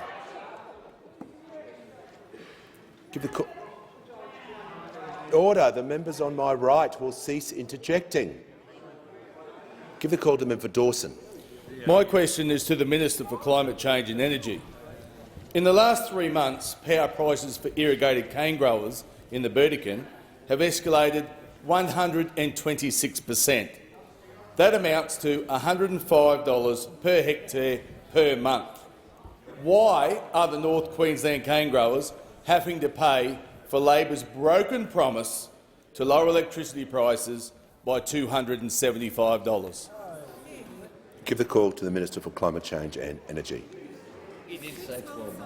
Thank you, Mr Speaker, and I thank the honourable gentleman for his question. And the member refers to events over the last 12 months. A few things have happened over the last 12 months. particularly this year when Russia invaded Ukraine, Mr Speaker. That particularly happened. I'm sure that the former Minister for Defence is right across all the details about when and how that happened, Mr Speaker. Another thing that's happened is the impact of that, and we see thermal coal today trading at $534 a tonne, Mr Speaker, compared to $286 a tonne last December. So, of course, these things are going to have an... The member for Dawson will need to state clearly his point of order. Point of order. I clearly said 3 months, and straight away we're going into 12 months. Resume your seat. That is not a point. That is not a point of order. That is not a point of order. Resume your seat. If you do that again, you won't be here much longer. I give the call to the Minister for Climate Change and Energy. So, Mr Speaker, the government's approach is twofold. Firstly, in the short term, senior ministers are working very closely together to ensure that the impacts of the Russian invasion do not flow through to industries and businesses without government response and protection. Mr Speaker, that's how this side of the House works it through, carefully and methodically. And we also continue with our medium-term plans to ensure that the cheapest form of energy, renewable energy, becomes a greater part of our grid, Mr Speaker. And nowhere benefits more from that program than the regions of Australia, including North Queensland, Mr Speaker, because the regions will power a renewable Australia, Mr Speaker. They'll create hundreds of thousands of jobs and lower power prices across Australia because we believe in investing in the regions. Now, we know the opposition has a different view, Mr Speaker. We had a ministerial statement this morning. The Shadow Minister responded to me, and he talked about low-cost nuclear energy, Mr Speaker. That's their low-cost nuclear energy was their plan. We had their seminar last week, their uneconomic atomic frolic, Mr Speaker, that they had last week, promoting nuclear energy. We know that AEMO and the CSIRO say that nuclear energy, small modular reactors, will cost thousands of dollars a kilowatt. The Leader of the Nationals will cease objecting. With 80 reactors, which is what they need, $400 billion, or 17% of GDP, Mr Speaker, which is 30 times more than the government spent last year on transport and communications, Mr Speaker, and over 10 times more what we spent on defence. But it's okay. The opposition has a plan, because the member for Fairfax has announced that the CSIRO is wrong, Mr Speaker. That's their plan. He's going to wander down to the CSIRO head office and say, sorry, scientists, economists, you are incorrect, Mr Speaker. That's their plan. They're going to assume nuclear becomes real quick because the member for Fairfax is an economics denier when it comes to nuclear energy. Member for Fairfax, if you interject one more time, you won't be here. I give the call to the member for Higgins. Thank you, Mr Speaker. My question is to the Minister for Health and Aged Care. How is the Albanese Labor government strengthening Medicare after previous neglect? And how is the government delivering better health care for all Australians? Call to the Minister for Health and Aged Care. Well, thank you, Mr Speaker, and I thank the member for her question and, along with members across the chamber, for attending the World AIDS Day breakfast with me this morning. I also want to thank her for her service on the front line as an infectious diseases physician in the darkest days of the pandemic down in Melbourne. Mr Speaker, in just 6 months, the Albanese government has hit the ground running to deliver better Medicare services for millions of Australians. We said we'd cut the price of medicines for millions of Australians, and we've delivered. On the 1st of January, we will deliver the largest cut to the price of medicines in the 75-year history of the Pharmaceutical Benefit Scheme, putting $200 million every single year back into the pockets of hard-working Australians. In July, we slashed the maximum amount that pensioners and concession card holders would pay for their medicines by 25%. And in September, we cut the price of more than 2,000 brands of medicines, putting $130 million back into the pockets of Australian patients. And, Mr Speaker, since July, we've added 54 new and extended listings to the PBS. We said we'd expand access to constant glucose monitoring devices for all Australians living with type 1 diabetes, and, Mr Speaker, we delivered. We said we'd subsidise access to the next generation Omnipod insulin pumps, and, Mr Speaker, we delivered. Mr Speaker, we said we'd work to close the gap in First Nations health, and we've delivered 500 First Nations health workers, funding to combat rheumatic heart disease, and 4-chair dialysis units all through the October budget. We expanded access to life-saving antivirals for COVID, particularly for over 70s, and eligibility for the 4th dose of the vaccine. And we were one of the few countries to secure doses of the 3rd-generation monkeypox virus. We said we'd crack down on cosmetic cowboys, and we've delivered. We said we'd make it easier to recruit GPs in our regions, and we've delivered. We said we'd address rural workforce shortages, and we delivered a $185 million rural workforce package in the budget in October. We said we'd fund comprehensive cancer centres in Perth and Adelaide and Brisbane, and we've delivered. We said we'd address gaps in hearing services for children in Tasmania and New South Wales, and, Mr Speaker, we've delivered. And yesterday, Mr Speaker, after 10 years of nothing happening, I announced this government's intention to make us a world leader again on tobacco control and to start the fight against vaping finally, Mr Speaker. There is still so much to do, Mr Speaker, but we are already delivering on our promise to strengthen Medicare and to cut the price of medicines. Give the call to the honourable member for Mackellar. Thank you, Mr Speaker. My question is for the Minister for Environment and Water. Minister, a renewable economy must be a circular economy. Solar panels, wind turbines and lithium batteries have an end of life, and we cannot afford to trade one environmental problem for another. According to the CSIRO, Australia is only recycling 10% of its lithium batteries. What is the government doing to ensure solar panels and lithium batteries are recycled here in Australia? Give the call to the Minister for the Environment and Water. Thank you so much, Mr Speaker, and thank you so much to the member for Mackellar. She's absolutely right on two fronts. Australia has to be a circular economy, and we've got a real issue with solar panels and batteries from the solar industry. Of course, it's fantastic that more people are putting solar on the roof. We've got about 3 million Australian households and businesses that have got solar panels on the roof now. They're saving money for themselves. They're saving about $1,000 a year for an average family. They've reduced emissions by close to 18 million tonnes in 2021. Fantastic achievement. And about 8% of the energy going into our national electricity grids coming from rooftop solar. Great, great, great. But we know that these systems last, a couple of decades if they're going well.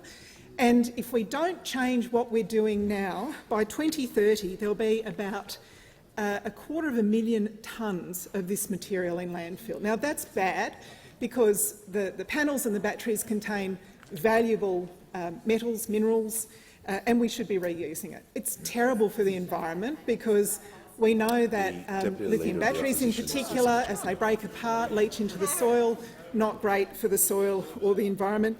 And it's better for jobs to recycle, about 3 recycling jobs, 3 jobs for recycling compared for every one if you're going into landfill. So better for the environment, better for the economy to recycle.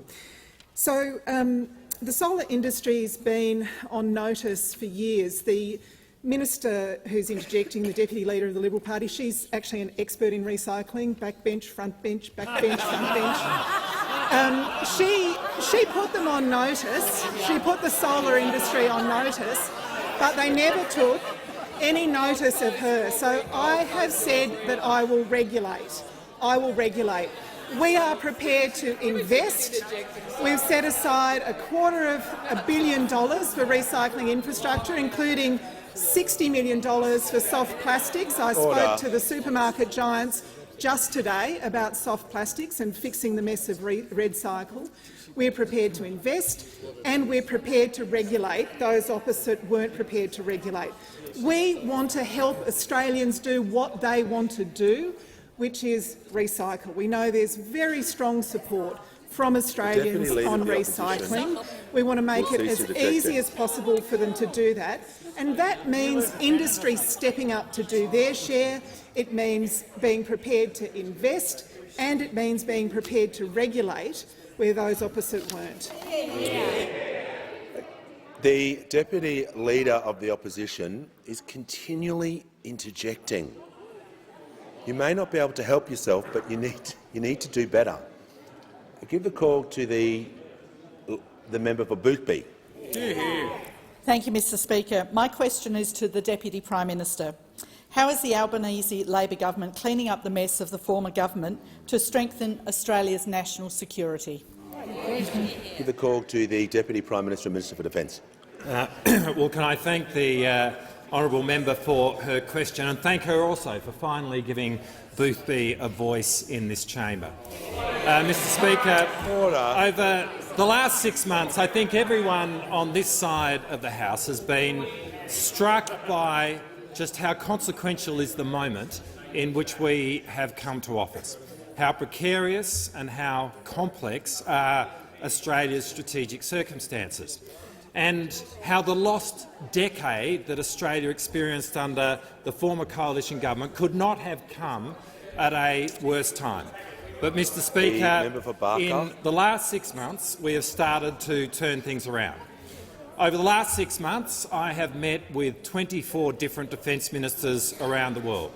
Over the last decade, those opposite had 24 different ministers in defence just here in Australia. Over the last decade, on the diplomatic front, those opposite cracked jokes, they misled presidents, they yelled at trading partners, they denied the science of climate, leaving Australia the most diminished that we have ever been in the world. Over the last 6 months, we are stabilising the relationship with China without any concessions. We have re-engaged with the Pacific with energy and credibility. We are bolstering our relationship with our alliance partner, the United States. We are deepening our historic relationship with the United Kingdom, and we are repairing a fundamentally important relationship to Australia with France. Over the last decade, those opposite left us with 28 different defence programs running a total of 97 years over time. Over the last 6 months, we have reasserted ministerial oversight in defence procurement. Over the last decade, those opposite observed that we now sit within the 10-year threat window, but then did nothing about it, shrugged their shoulders and walked off the stage. The Deputy Prime Minister will resume his seat. The member for Moreton is getting close to leaving as well, and I will hear from the Manager of Opposition Business. Point of order on relevance. He's forgotten the relevant fact. Which side had the lowest share of defence spending as a share of GDP since World War II? The Manager will resume his seat.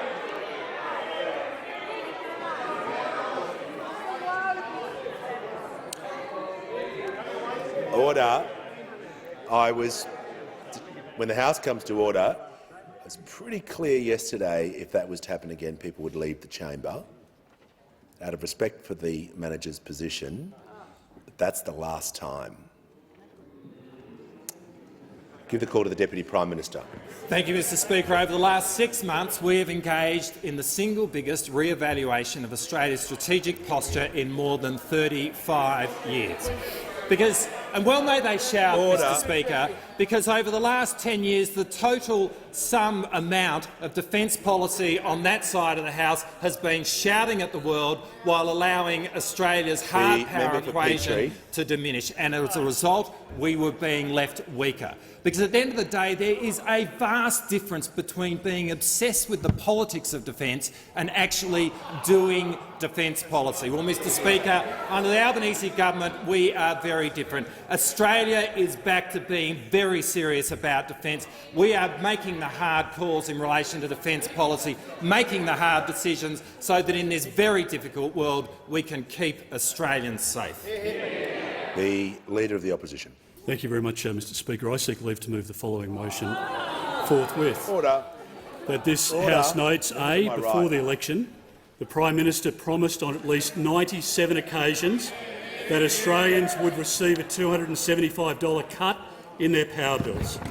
B, since the election, the Prime Minister has abandoned this promise and refused on 27 occasions to stand by this promise when asked about it in this House. And therefore C condemns the Prime Minister for cynically and deliberately misleading the Australian people. Slip granted.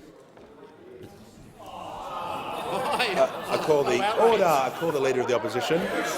Order. Outrage. The Minister for Home Affairs. I call the Leader of the Opposition. Thank you very much, Mr Speaker. I move that so much of sessional and standing orders be suspended as would prevent the Leader of the Opposition from moving the following motion forthwith.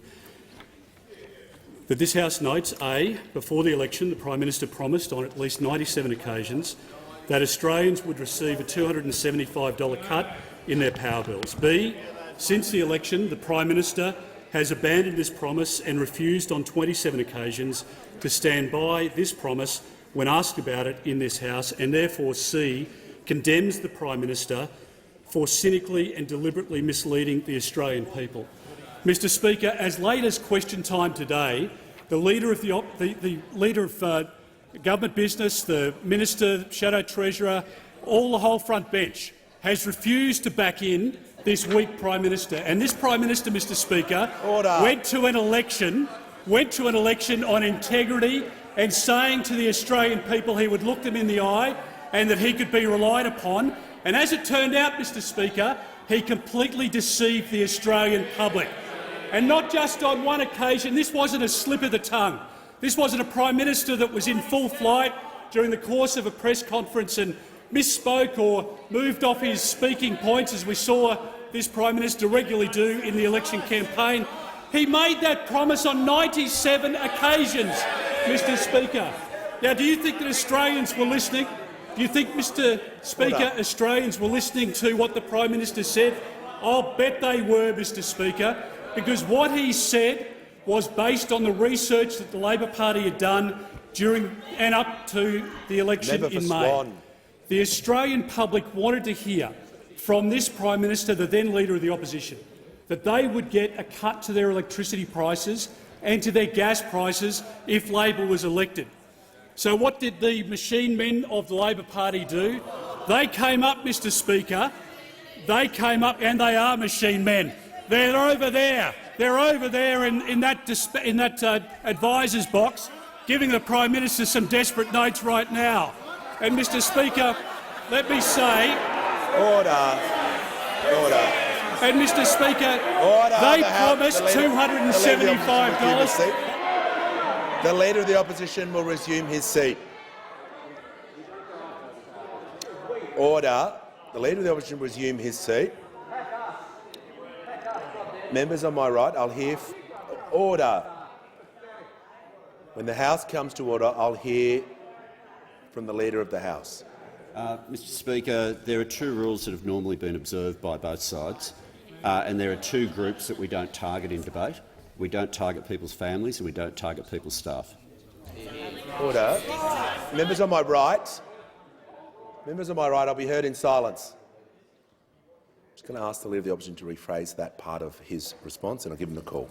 Mr Speaker, there were faceless men in the Labor Party who on research came up with a line that the Australian public, that they believed the Australian public wanted to hear. And this Prime Minister looked the Australian public in the eye on 97 occasions and told them that they would get a $275 cut to their power bills. 97 times. And do you know what's happened since the election, Mr Speaker? We have given every opportunity to the Prime Minister to repeat that claim, to say to the Australian public, you didn't mishear me during the election campaign. You aren't going crazy. You actually heard it. Yes, you did, on 97 occasions, that Labor in government would reduce power prices by $275. The Prime Minister on 27 occasions now, since the election, has been given the opportunity in this parliament, to apologise to the Australian people, to say that he made a mistake, to suggest to the Australian people that somehow they misunderstood. That hasn't happened, Mr Speaker, because that decency that the Prime Minister could express, the apology that he should give to the Australian people, completely escapes him. And, Mr Speaker, at a time when families are seeing an increase in their power prices because of Labor Party policies, at a time when Australians are seeing an increase in their gas prices because of Labor Party policies, they are feeling deceived by this Prime Minister. They wanted to believe in him. They wanted to believe that he was sincere. They wanted to understand that he would deliver on a promise that he made solemnly to them on 97 occasions, and there's no chance of it. No chance of it at all, Mr Speaker. And I'll tell you what's happened since the election. The Labor Party has delivered a budget only a month ago. In that budget, the Australian public expected that after 6 or 5 months in government, this government would have come up with a plan to deliver on their election promises. That's what they expected in the budget, not unreasonably either, I might say, Mr Speaker, not unreasonably. What happened in the budget was that Labor said to the Australian public, no $275 cut, no mention of $275 anywhere in the papers associated with the budget. So not only can they not say it in this place, they can't say it in their budget papers. What did the budget papers tell us, Mr Speaker? They were very clear. They were very clear. The budget papers delivered in October said two things, amongst many. Firstly, they said that after 2 years of Labor Party policy, the price of electricity would go up by 56%. No mention of that before the election. Secondly, they said that gas prices, after 2 years of Labor policy, would go up by 44%. Now, I know that Labor isn't too good when it comes to management of the economy or numbers, but surely it doesn't escape even the Australian Labor Party that a promise of $275 is the complete opposite of delivering a 56% increase. I'll tell you who does get it, Mr Speaker, Australian families, because at the moment they are facing 8% inflation under this Labor government. They are facing increased interest rates. Australian families are coming off fixed interest rates of 1.8%, going up to 4.5%, and interest rates are going north. They are facing huge increases in every line item in their household budget, and we're now getting Australian manufacturers who are talking about moving offshore because they're worried about the instability in the system and they're worried about massive increases well beyond the 56%, well beyond the 44%, Mr Speaker. And to compound the Prime Minister's deception of the Australian people, they have now concocted this argument that somehow the war in Ukraine, the illegal invasion by Russia into Ukraine in February of this year, was what has been the excuse for not delivering the $275. So, Mr Speaker, let's just be very clear about this, because this deception was repeated in question time again today. And I wish I had more time. I wish the government would allow us to have the debate. But let me say this, Mr Speaker. On the 24th of February, Russia invaded the Ukraine. Order. Since that date, the Prime Minister himself has personally promised on 28 occasions to cut power bills by $275. So get that. So somehow today the Prime Minister is saying we can't deliver on the $275 because of Russia going into Ukraine. Yet since Russia has gone into Ukraine, the Prime Minister has repeated on 28 occasions that promise to deliver the $275 price cut. The Australian people aren't stupid, Mr Speaker. They are not stupid. They can see a fake and a phony a mile away. And I'll tell you what, they saw it in Kevin Rudd and Julia Gillard. They are seeing this government make critical economic mistakes right now, including significant changes to the industrial relations system, which will come as a wet blanket across the Australian economy at exactly the wrong time. And the Australian public and small businesses get it, Mr Speaker. They know that at the last election they were deceived by this Prime Minister. They thought he was a man whose word he would honour and whose word they could trust. And he has demonstrated to them time after time, before and since the election, that he does not live up to his word. There are 28 occasions, and I'm very happy to table that, Mr Speaker, to go through each and every one of the quotes made on 3AW, made at AFR, made at ABC in Townsville, at a doorstop by the Prime Minister, in Tasmania, at a doorstop by the Prime Minister, on Today Extra by the Prime Minister, ABC News Breakfast, Channel 7 News. And yet this Prime Minister, Mr Speaker, says one thing to the Australian public before an election and then does the complete opposite after. So don't believe a word that this Prime Minister has to say when it comes to electricity prices. Under this government, with the policies that they are delivering, with what they have promised in their budget, your power prices are going up. Your electricity prices are going up. Your gas prices are going up. And I'd say to the Australian public, don't trust this Prime Minister. Is the motion seconded? Thank you, Mr. And Speaker. I call the Deputy Leader of the Opposition. I'm delighted to second the motion. You see, this is a Prime Minister who didn't know the interest rate but thought he could promise you cheaper mortgages. This is a Prime Minister who said the number 275 97 times before the election, but didn't say it since. Member for Moreton. This is a Prime Minister who's not very good with numbers, even though he likes to quote his economics degree and all the genuine intel he has about how the economy works. He couldn't name the interest rate, but he promised you cheaper mortgages. Well, we're here in the Liberal and National parties fighting for the people across Australia who are waiting for their mortgage to get cheaper, who are waiting for their power price to go down, who are struggling to pay their power bill. We're here for the small manufacturers. We're here for the farmers.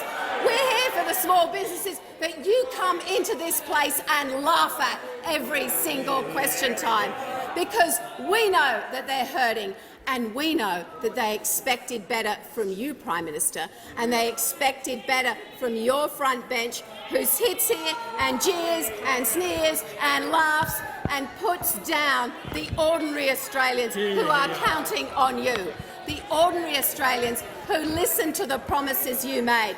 You can't say one thing 6 months ago, come into Parliament, roll out an agenda that is full of excuses, because people want solutions. They don't want excuses. The people who are contacting us every day want answers to their problems. They don't want an industry minister who can't talk to the resources minister. They don't want a treasurer who wrings his hands and says it's all awful because of what happened in Russia.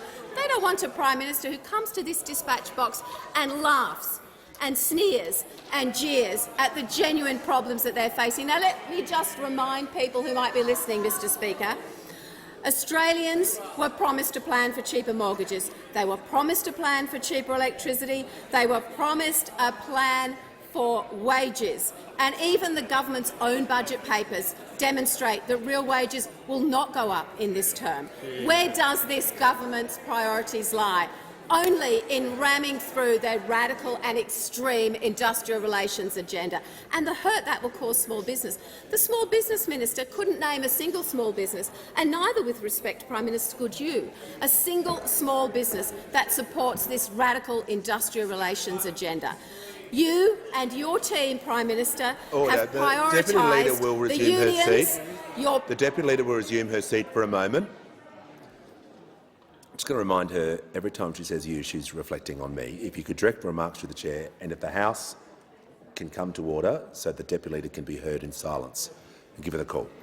The priorities of this government are the union movement and the payback to the union bosses. I think it's $100 million, Prime Minister, over 15 years in donations that have gone to the Australian Labor Party. I guess that counts for something. I guess that means the payback needs to happen. And I guess that's why your radical and extreme industrial relations agenda has taken priority over the needs of ordinary families, of small businesses, of Australians who are hurting, who know that their energy costs are getting higher and higher. Your own forecast, your Energy Minister is reminding us how much energy is going up, how much more expensive it is going to be for households, how much the gas prices are going up. But never, never, never do we see a plan. So it's vital, Mr. Speaker, that standing orders are suspended so that we can properly hold this government to account for the promise it has made, and the promises it has broken. And I want to remind people what those promises were.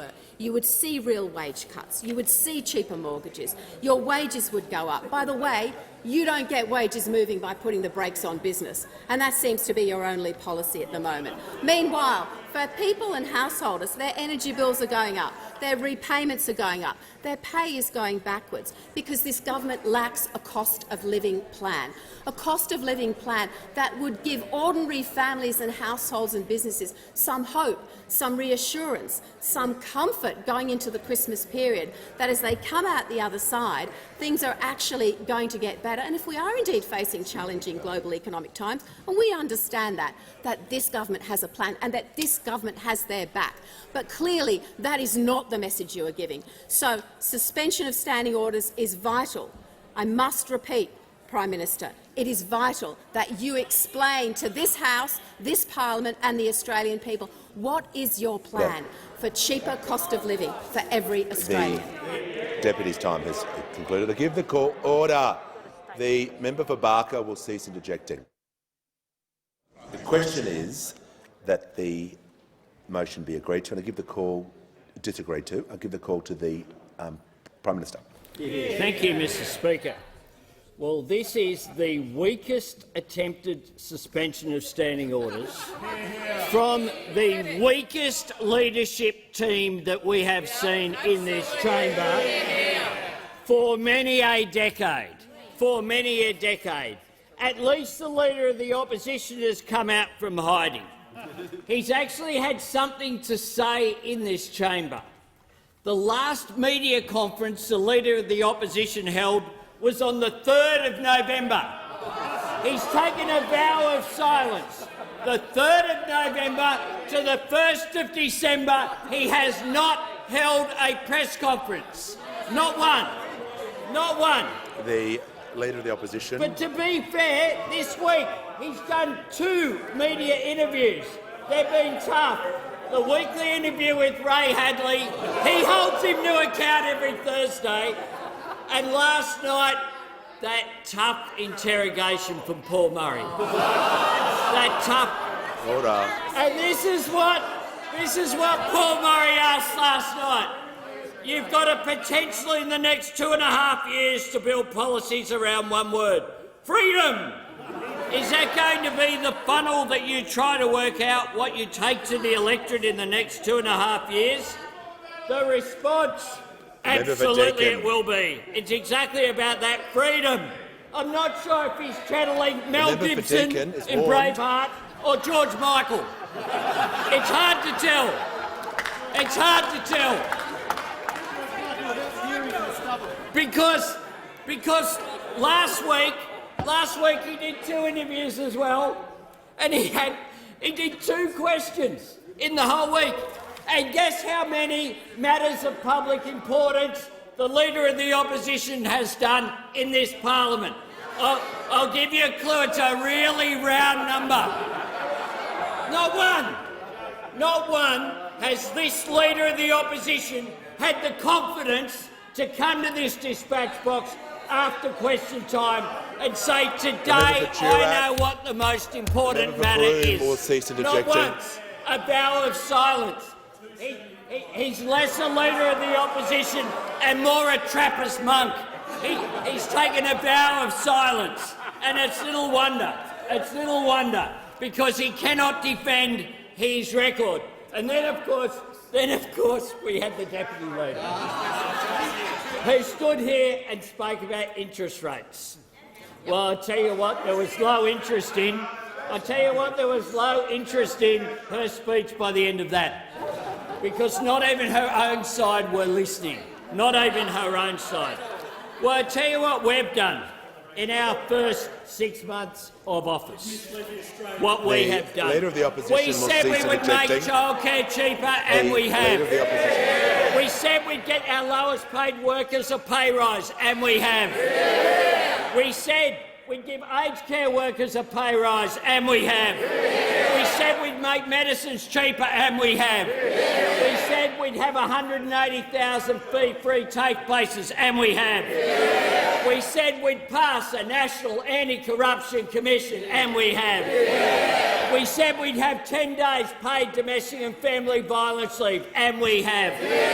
We said we'd establish a robo-debt royal commission, and we have. We said we'd embrace respect at work and put women at the centre of our budget, and we have. We said, after a decade of denial, that we would legislate for net zero and 43% reduction by 2030, and we have. We said we'd restore Australia's international reputation, and we have. Out there restoring relationships with our Pacific neighbours. How does that contrast with what happened in the Solomons under this opposition's watch, now for the former government? And can you imagine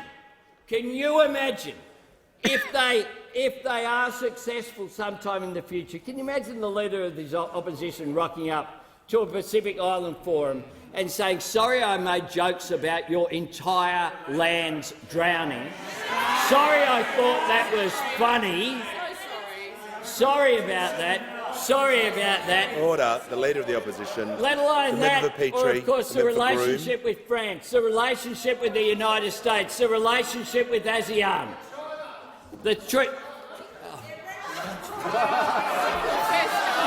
And then they talk about the relationship with China. Our major trading partner that imports more goods from Australia than the United States, Japan and Korea combined. And yes, I had a meeting with President Xi. Yes, I did. Because I believe, with no concessions, not one, no preconditions, because I believe that you can have an economic relationship with our major trading partner to defend the jobs and our national economy, and I make no apologies for that. We said we would put an end to a decade of delay and inaction and disrespect, a decade of cover-ups and secrecy, a decade of wages kept deliberately low, a decade of denying climate change, a decade of goading manufacturers to leave our shores, a decade of neglecting TAFE and training in aged care and health. And that is precisely what we have done. I am so proud of my team and what we have done in our first 6 months, delivering on promise after promise after promise. And a contrast with their record. In their last 6 months, what did they do? They said they'd have a religious discrimination bill, and then they pulled their own bill. Wages were going backwards. They didn't order enough rapid antigen tests. They spent money from their disaster relief fund. Nope, didn't bother to get around to that. We have been looking after communities that have been suffering from the emergencies that have continued. They hid an energy policy. They hid an environmental report. They hid information. But most importantly, they hid who their ministers were. They had a shadow government. And yesterday they defended a bloke who actually stood here and said, I would have told you who the ministers were and that I'd been sworn into 6 portfolios, but no one asked. But no one asked. And they queued up to kiss the ring after the speech. They queued up. They queued up. It was just an extraordinary performance of sycophancy from a political party that is failing to stand up, failed to stand up for the parliamentary functioning and for our democracy. Well, I went to the election saying that I would bring people together. Those opposite are just interested in dividing people. State premiers, ask Premier Parramatta who he prefers to deal with, the federal Labor government now or the former Morrison government. Go and ask him. Go and ask him, because he'll tell you. He'll tell you. Go and ask the Tasmanian Premier, Premier Rockcliffe, who he is happy to deal with. We delivered. The Mariners plan, talked about for 6 years, we've delivered in 6 months. We have a plan for the future. They've left 10 years of mess. We won't waste a day.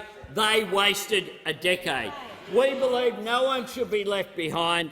Those opposite had a conscious economic plan to leave people behind by driving wages low. We want a future made here in Australia.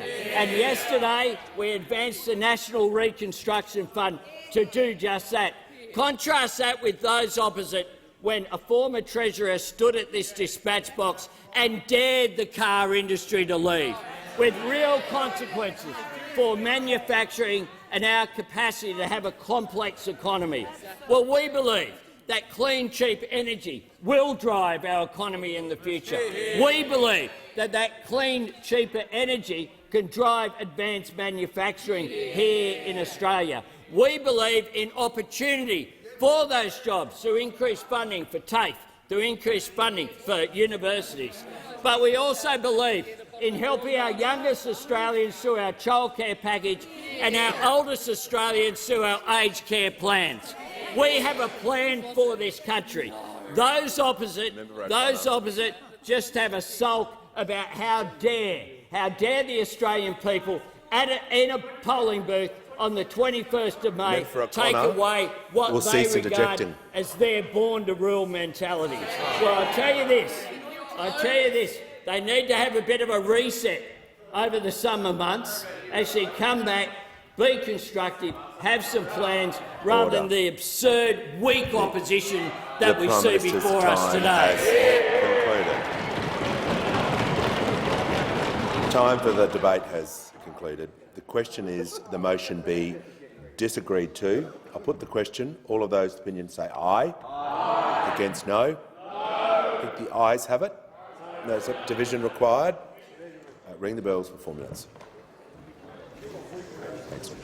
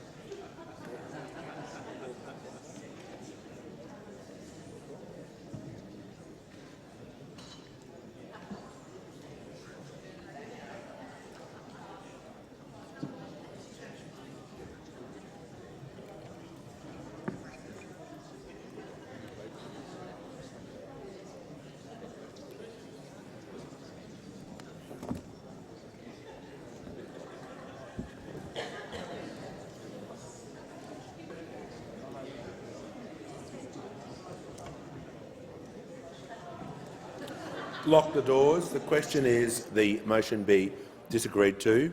The ayes will pass to the right of the chair and the noes to the left. Appoint the honourable members for Werriwa and Bean as tellers for the ayes, and the honourable members for Parks and Nichols as tellers for the noes.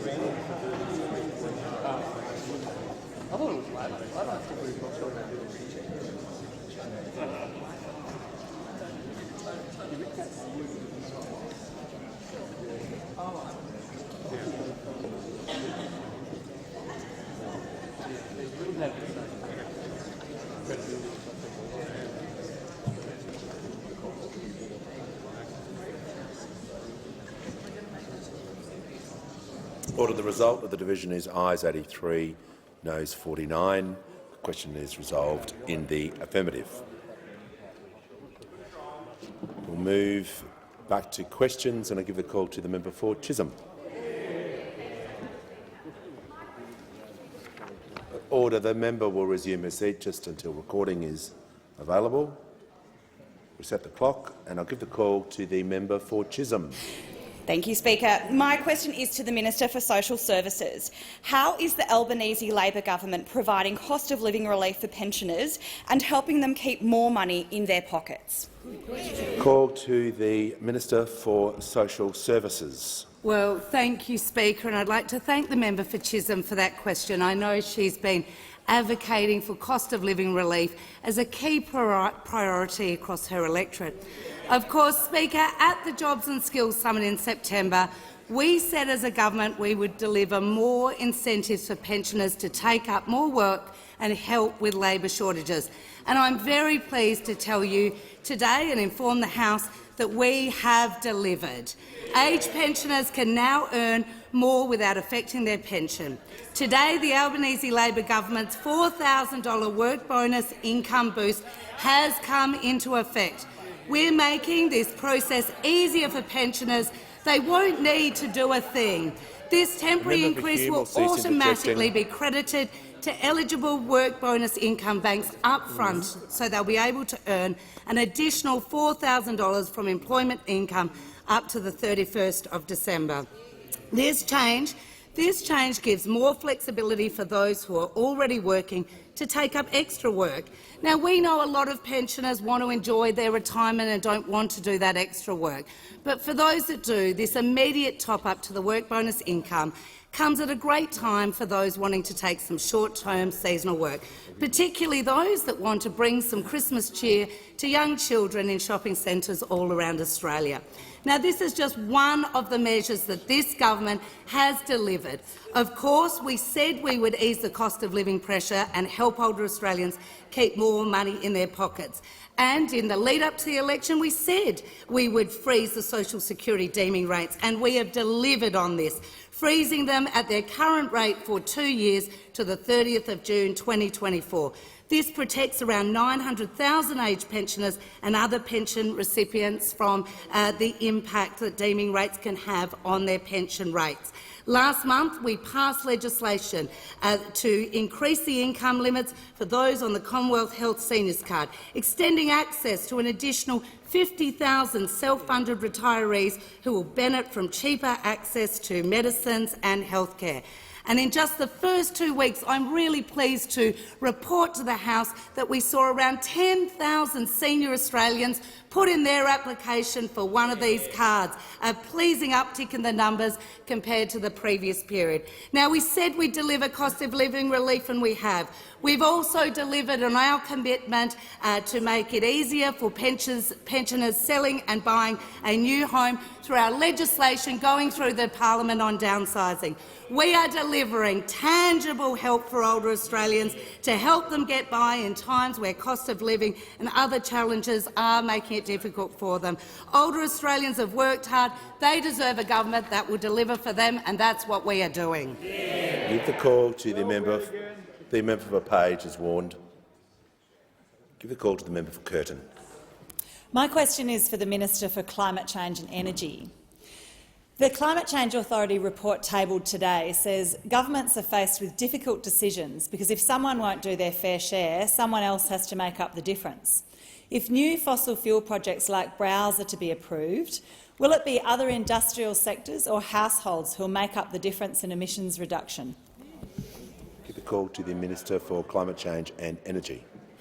Well, thank you, Mr Speaker, and I thank the honourable member for her question, and I thank her referring to the Climate Change Authority advice, which I tabled in the House earlier today, and I recommend to all honourable members. It's a very good report, together with the other documents I tabled. And I think the Climate Change Authority advice I tabled underlines the size of the challenge. I think the honourable member would agree. We've had 12 million tonnes average emissions reduction over the last decade. We need to hit 17 million tonnes from today and every year in order to meet our targets, in order to meet net zero. That is a big task, but the government's determination, and I'm sure the country's determination, is up for that task. In relation to the honourable member's question, what the government intends to do is exactly what we promised to do, and that is to reform the safeguards mechanism to drive down emissions in existing facilities and in all facilities. We will not reduce emissions in Australia unless we get them down from our 200 biggest emitters.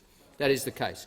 And yesterday I introduced the Safeguards Mechanism Reform Bill into the House. That's one small part of the reform, although it was, to be fair, something the previous government was planning to do. So I would expect them to support it. I would expect them to support it, given they actually promised to do it.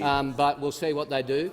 But that is one small part of the reforms. I'll be issuing a draft regulation in coming weeks which will outline the government's approach following a very extensive consultation process which includes how to deal with new entrants into the safeguards facility, whether they be entrants which go over the 100,000 tonne limit for the first time or they be greenfields entrants.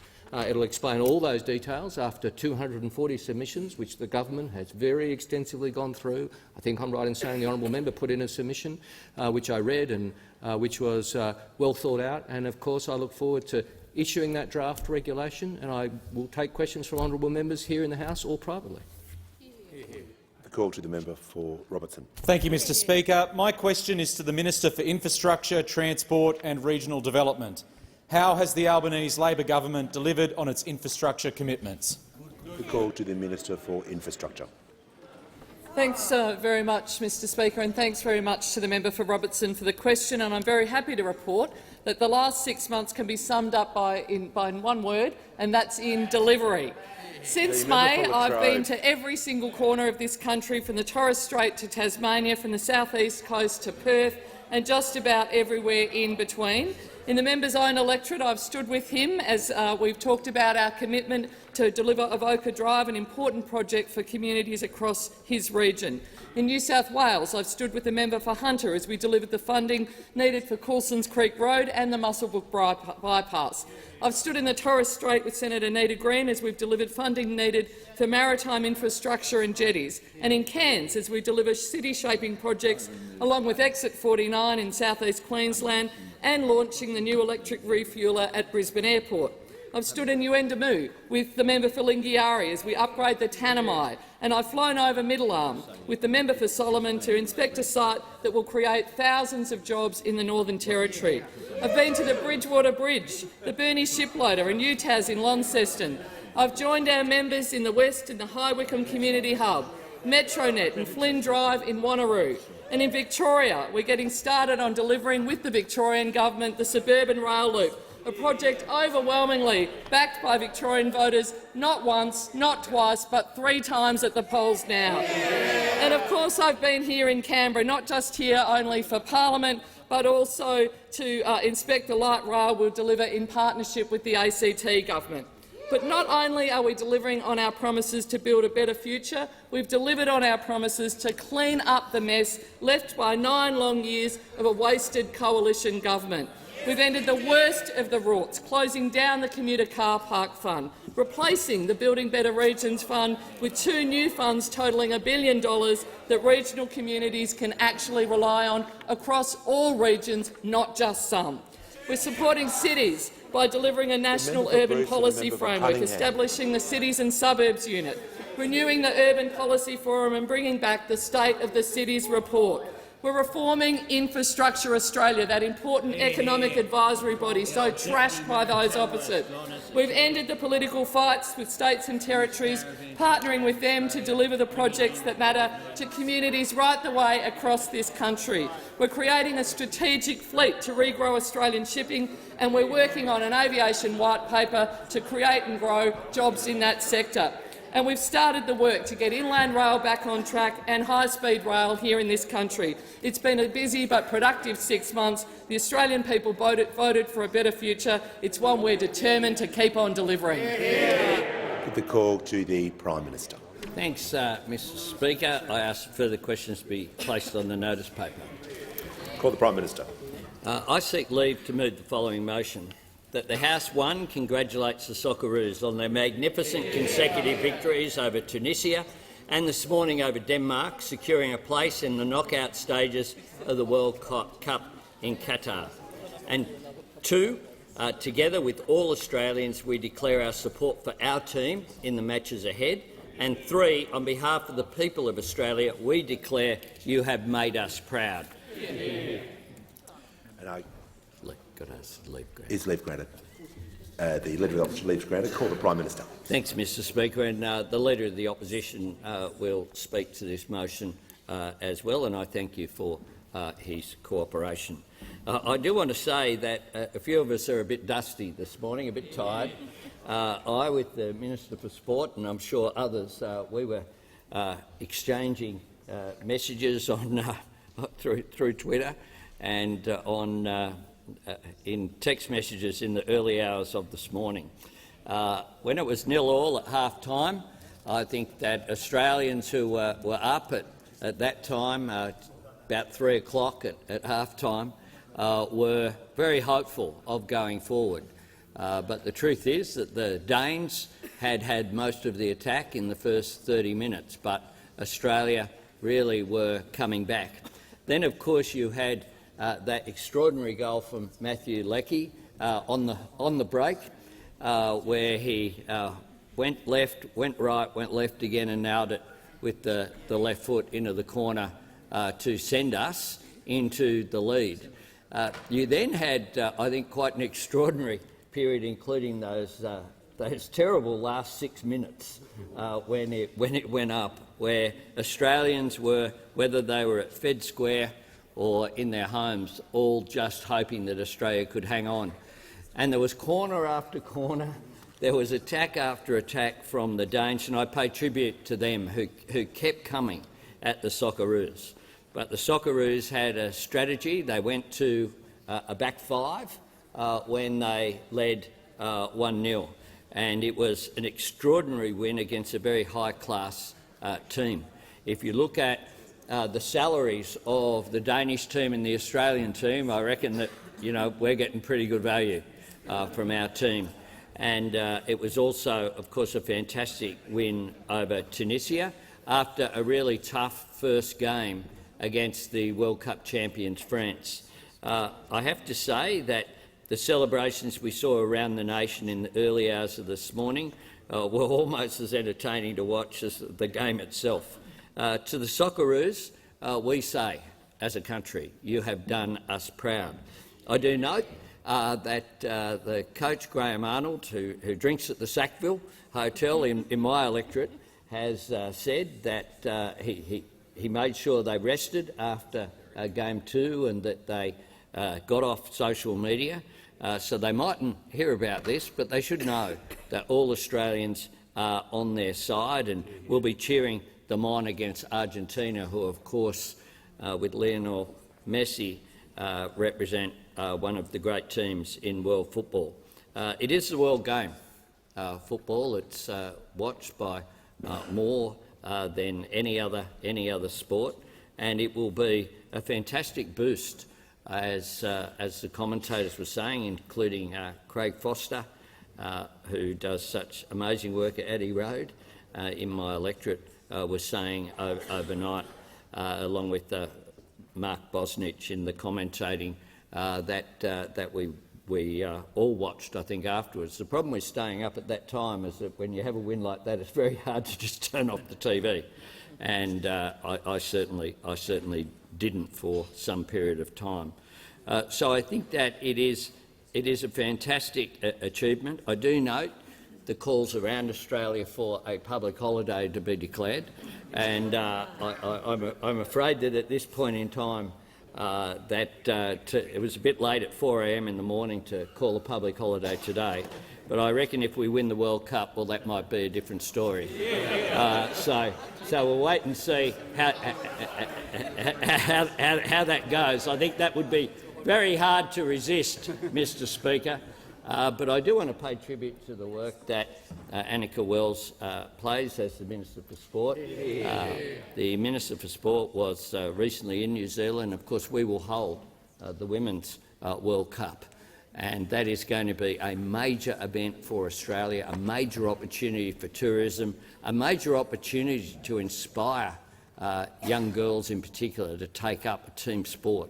Team sport teaches people how to win, how to lose, how to work as a team, how to cooperate, and it teaches them great social skills as well. So whatever sport people play in terms of team sport, I think, is always good for young boys and girls to participate, as well as it's good for people in later life if they can as well. So all the best to the Socceroos. We'll all be watching in a week's time. Parliament won't sit, of course, for the rest of the World Cup unless the Senate keeps talking over the next week, and that is possible, Mr. Speaker. I don't discount that possibility. But whenever they stop talking, we will gather back here. But I suspect that we will be watching it from different places rather than together as well. So I commend the motion very much to the Parliament, and I thank the Leader of the Opposition for his cooperation and support for this. The question is the motion moved by the Prime Minister agreed to, and give the call to the Honourable Leader of the Opposition. Oh, thank you very much, Mr. Speaker. I join with the Prime Minister in his words of congratulations to the Socceroos. A pretty amazing outcome to get down to the final 16, and unexpected in some ways, but the skill and the tenacity that they've got, the coaching that they've received, and I suspect the cheers from the Australian supporters. It's a pretty remarkable campaign so far.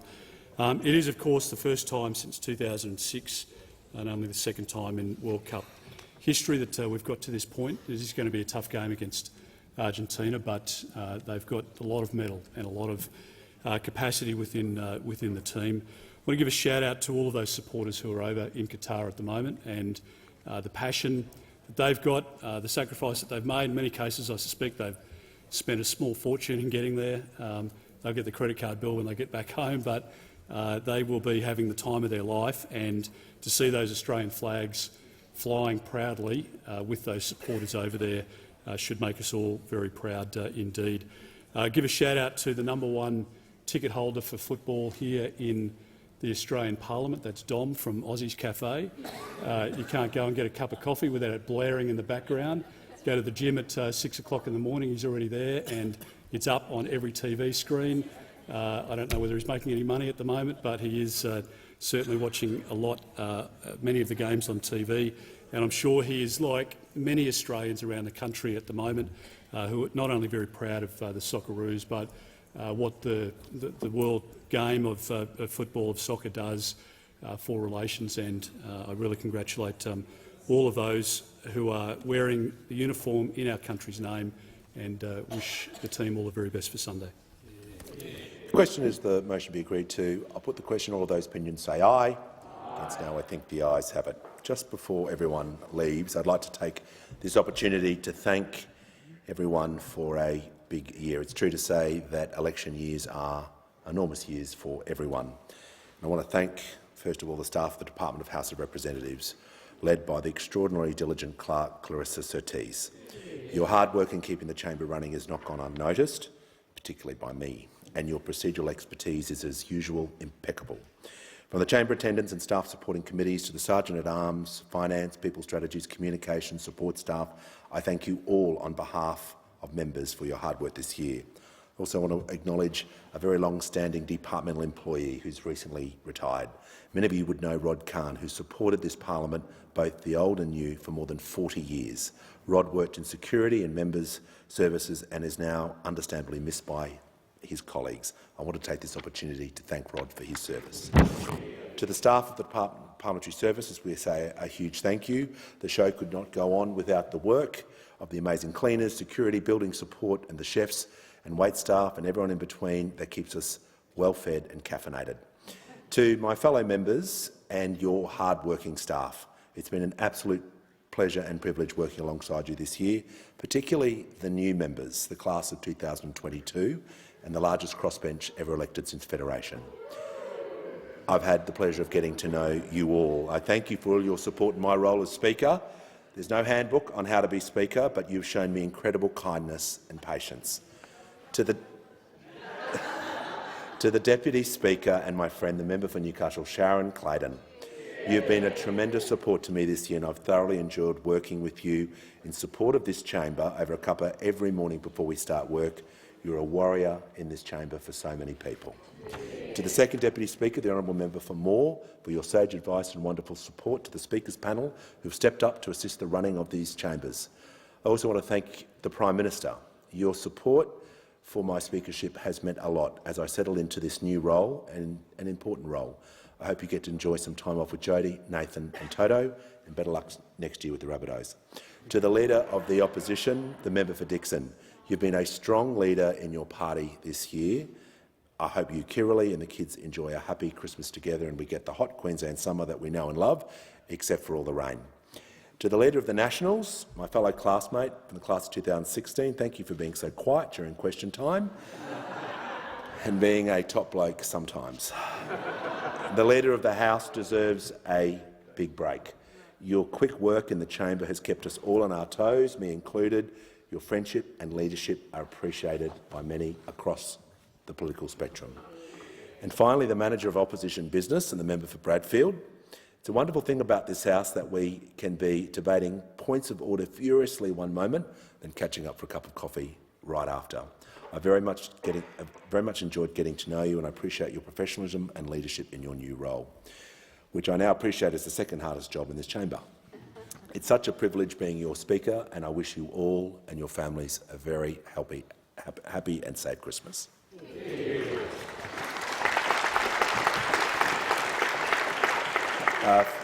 For the information of honourable members, I present a schedule of the status of government responses to committee reports as at the 31st of November 2022. The schedule will be incorporated in Hansard. The member for the Minister, is seeking the call. Give the call to the Minister for Government Services. I seek to update the House with further information relating to the matters revealed by the leaked emails in the Synergy 360 lobbying scandal. I advise the House that the heads of the two agencies for which I'm the responsible minister have taken the initiative of agreeing to establish a joint review of this matter. This will involve the appointment of an eminent Australian working across Services Australia and the NDIA. This arrangement will ensure there is no real or perceived conflict of interest that might exist were agencies to investigate themselves. It will provide important independence as we seek to get to the bottom of the matter, whether there was any misconduct. Australian taxpayers and voters have the right to know whether there's been any impropriety. Equally, to be assured that government contracting processes are independent and merit-based and not swayed by special interests or lobbyists. The terms of reference to this review will be finalised in coming days and weeks. And the member for Fadden has Thank you, Mr Speaker. I seek leave to make a personal explanation. Do you claim to be misrepresented? Most egregiously once more, Mr Speaker. I note the articles by the Sydney Morning Herald and The Age and the answers by the Minister for Government Services today, and I reiterate what I told the House last week. I reject their implied imputations in the strongest possible language. I reiterate that all departmental procurements were run with the highest levels of probity, and to that end I formally wrote to the CEO of Services Australia first thing this morning to request that she provide probity confirmation to me so I can provide it to the House as is appropriate.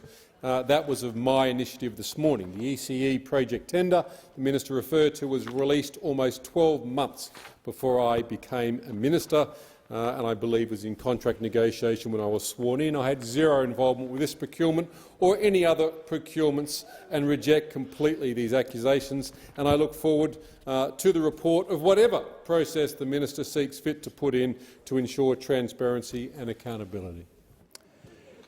And I call the Leader of the House with papers. Mr Speaker, before I do papers, if I may, first of all, for the information of members, I've confirmed that the Senate still has on foot its scheduled sitting tomorrow. At the rate that they've been going on amendments, they will certainly require it. So when I suspend sittings later today, which will be after the NPI, and the normal 4:30 cut-off won't apply, we suspended that standing order earlier today, so the NPI will run its full course, but shortly after that the sittings will suspend with the intention that the bells ring for us to resume at 9 a.m. on Saturday. It's also the case that the Senate have amended the sitting program which we previously adopted, so I present the revised program of sittings for 2023. Copies of the revised program have been placed on the table, and I ask leave of the House to move that the program be agreed to. I'll put the question. Oh, is leave granted? Leave is granted for the second presentation of a varied sitting timetable. It was quite a chaotic process, but leave is granted. Leave is granted. I'll give the call to the Leader of the House. I'll move that the revised program of sittings be agreed to. Question is the motion be agreed to, and I give the call to the Leader of the Opposition. On indulgence, Mr Speaker, I just wanted to clarify with the Leader of the House, just for the benefit of members in terms of their preparations and plans, etc. The advice that I have from my leadership team in the Senate is that this matter will be finalised tonight in the Senate, and that there is an ability within the Senate for the sitting to continue late tonight, and for the matter to be for the conclusion to be arrived at for the legislation to be passed, and that bill can come back in its final form to the House tomorrow. Now, in the normal course of events, that would take a couple of hours, 2 to 3 hours, for it to turn around from the Senate and the notice to come back to this House. And I think on that basis, the likelihood, the most likely outcome is that this House will be in a position to deal with this matter at 8 or 9 o'clock tomorrow morning, Friday morning. So there's no interruption to.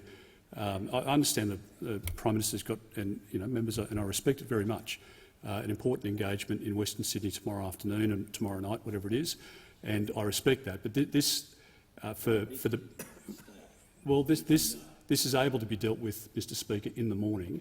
I don't understand the theatre of coming back Saturday morning, and all I say is that this very clear advice, given that we're the ones running the debate in the Senate, is that it is dealt with in the Senate tonight, and it'll be back here. If we want to come back at 8 o'clock, 9 o'clock in the morning, we'll be in a position to deal with it, to finalise it, and for people to go home and save the expense, frankly, Mr Speaker, without people having to fly back on Saturday morning and the additional travel outs, etc. It just doesn't make any sense. Order. Matter before the House is the revised sittings. That's the question we're dealing with. Your questions to me. The member for Hume I thank the Leader of the Opposition. The question before us is that the revised sitting be agreed to. I'll put the question and I'll call the Manager of Opposition Business. I just want to highlight to the House that this has been a rather chaotic process, Mr. Speaker. It's been a chaotic process, and the root cause of the difficulty. The root cause of the difficulty is that the government tried to eliminate a week of estimates. That's the root cause of the difficulty. The government, supposedly committed to accountability and transparency, put up a sitting program that had fewer weeks for estimates than has historically been the case. So this is a chaotic process, Mr. Speaker, and it's very unfortunate that the government was not able to manage this better. I'll put the question. All of those opinions say aye. Against no. I think the ayes have it. Call the Leader of the House. I move that leave of absence be given to every member of the House of Representatives from the determination of this sitting of the House to the date of its next sitting. I'll put the question. All of those opinions say aye. Against no. I think the ayes have it. And the Leader with papers. Mr Speaker, documents are tabled in accordance with the list circulated to honourable members earlier today. In addition, I table the review of the Fair Work Act amendment supporting Australia's Jobs and Economic Recovery Act 2021. Full details of the documents will be recorded in the votes and proceedings. I've received a letter from the honourable member for Hume proposing that a definite matter of public importance be submitted to the House for discussion, namely the Prime Minister's 6 months of failure to address the cost of living crisis. I call upon those honourable members who approve of the proposed discussion to rise in their places. I give the call to the honourable member for Hume. Well, thank you, Speaker. Speaker, we all heard it. We all heard it before the election. Australians all heard it before the election. Life was going to be cheaper under Labor. We heard before the election that mortgages were going to be cheaper. And what did we get? What did we get, Speaker? We got 6 consecutive increases in the cash rate to 2.85%, and we know it's going higher. We know it's going higher, Speaker. Before the election, they promised lower cost of living. And what did we get? We got inflation going above 7%, and the Reserve Bank says it's on its way to 8%. Before the election, we heard that electricity prices were going to be lower, $275 reduction. And what did we get? What did we get? 97 times before the election we heard they were going to be cheaper, but since then, 28 times now, 28 times, the Prime Minister has been asked if he will commit to the $275 reduction, including today, twice more today, as well as what we've heard since then, and each time he has refused to recommit. This is a Labor government that made election promises that it is happy to abandon and give away, despite the fact that the greatest pressure all Australians are facing right now, whether it's in businesses or households, is cost pressures. Now, Deputy Speaker, the big opportunity Labor had to deal with this was in the budget. But we have a Treasurer whose focus as a Treasurer is on doom, gloom, forecasting and commentary. This is a Treasurer that wouldn't know a plan if he fell over it, and what we got in the budget instead in October was a complete flop. There is no other way to describe it. Now, he promised us that he was going to paint a picture, and we were all expecting something elaborate, the Picasso, maybe something more local, Tom Roberts. Instead, we got a singer, Deputy Speaker. We got a singer. We got Taylor Swift. We got a blank space. We got absolutely nothing out of this budget. We indeed got something that sank to the bottom of the ocean within a couple of days. And the Treasurer has chosen, on a now famous occasion, to mishear questions about the budget. No one bothers to ask him questions about the budget anymore. No one bothers to ask him because he mishears them. Anyway. But the truth is that I would be mishearing questions about that budget if I handed it down, because it was hopeless. It was absolutely hopeless. Instead of a comprehensive plan to consolidate the strong economic position and the strong budget that the Treasury inherited. We got growing deficits and we got no medium-term fiscal strategy. They have given up on budget balance. They've given it away. It's gone. For the first time since the Charter of Budget Honesty was put in place, there is no commitment to budget balance. They have absolutely given up the ghost. Instead of delivering economic growth, which is what we wanted to see, we have $142 billion of extra taxes in the budget. That's what it is. Compared to the March budget, if you take the forwards over the 4 years, $142 billion of extra taxes. And of course, right at the heart of that is that sneaky thief in the night bracket creep that those opposite want to keep. They want taxes going up automatically every year. Instead of a productivity agenda, we got more red tape and industrial relations chaos. That's what we got, Deputy Speaker. Instead of managing spending, we got an extra $115 billion of spending in this budget. And the Treasurer himself has admitted with more spending comes higher interest rates. He said it. The member for Parramatta knows over there. He knows this. Any economist knows it. More spending, higher interest rates. We've even heard an economist to Julia Gillard make this very clear, Stephen Koukoulas. He's made it very clear. This is a budget, this is a budget that has left the Reserve Bank carrying the can. Carrying the can. That is what it's done. In fact, Stephen Hamilton put it very well when he said it was an irresponsible budget. It was an irresponsible budget. And right at the heart of this budget is an acceptance that rising inflation is, in the view of the Treasurer, okay. 56% increase in in electricity prices, a 44% increase in gas prices, and on top of that, they've given up the ghost on productivity. He's scaled down productivity from 1.5 to 1.2% a year. That means less money in people's pockets, less wealth, and they talk every day. They talk every day. In fact, before the election, we heard time and time again about real wages. They were going to go up. You know, in their own forecasts, there is no increase in real wages in this term of the parliament. None. Gone. You've given up on it. They have given up on it, Deputy Speaker. They have given up the ghost. They've put up the white flag, and as a result, Australians will be paying more at Christmas. Australians will be worse off because those opposite have given up on their commitments. And we know a family with a $750,000 mortgage is now paying more than $1,200 extra every month. In the electorate of those opposite, $1,200 every month. Australians are going to be going to the checkout, the fuel bowser this Christmas, knowing that this government does not have their back when it comes to cost of living. They've broken the most basic promises they made before the election. Now, we know there's complete chaos when it comes to energy policy with those opposite.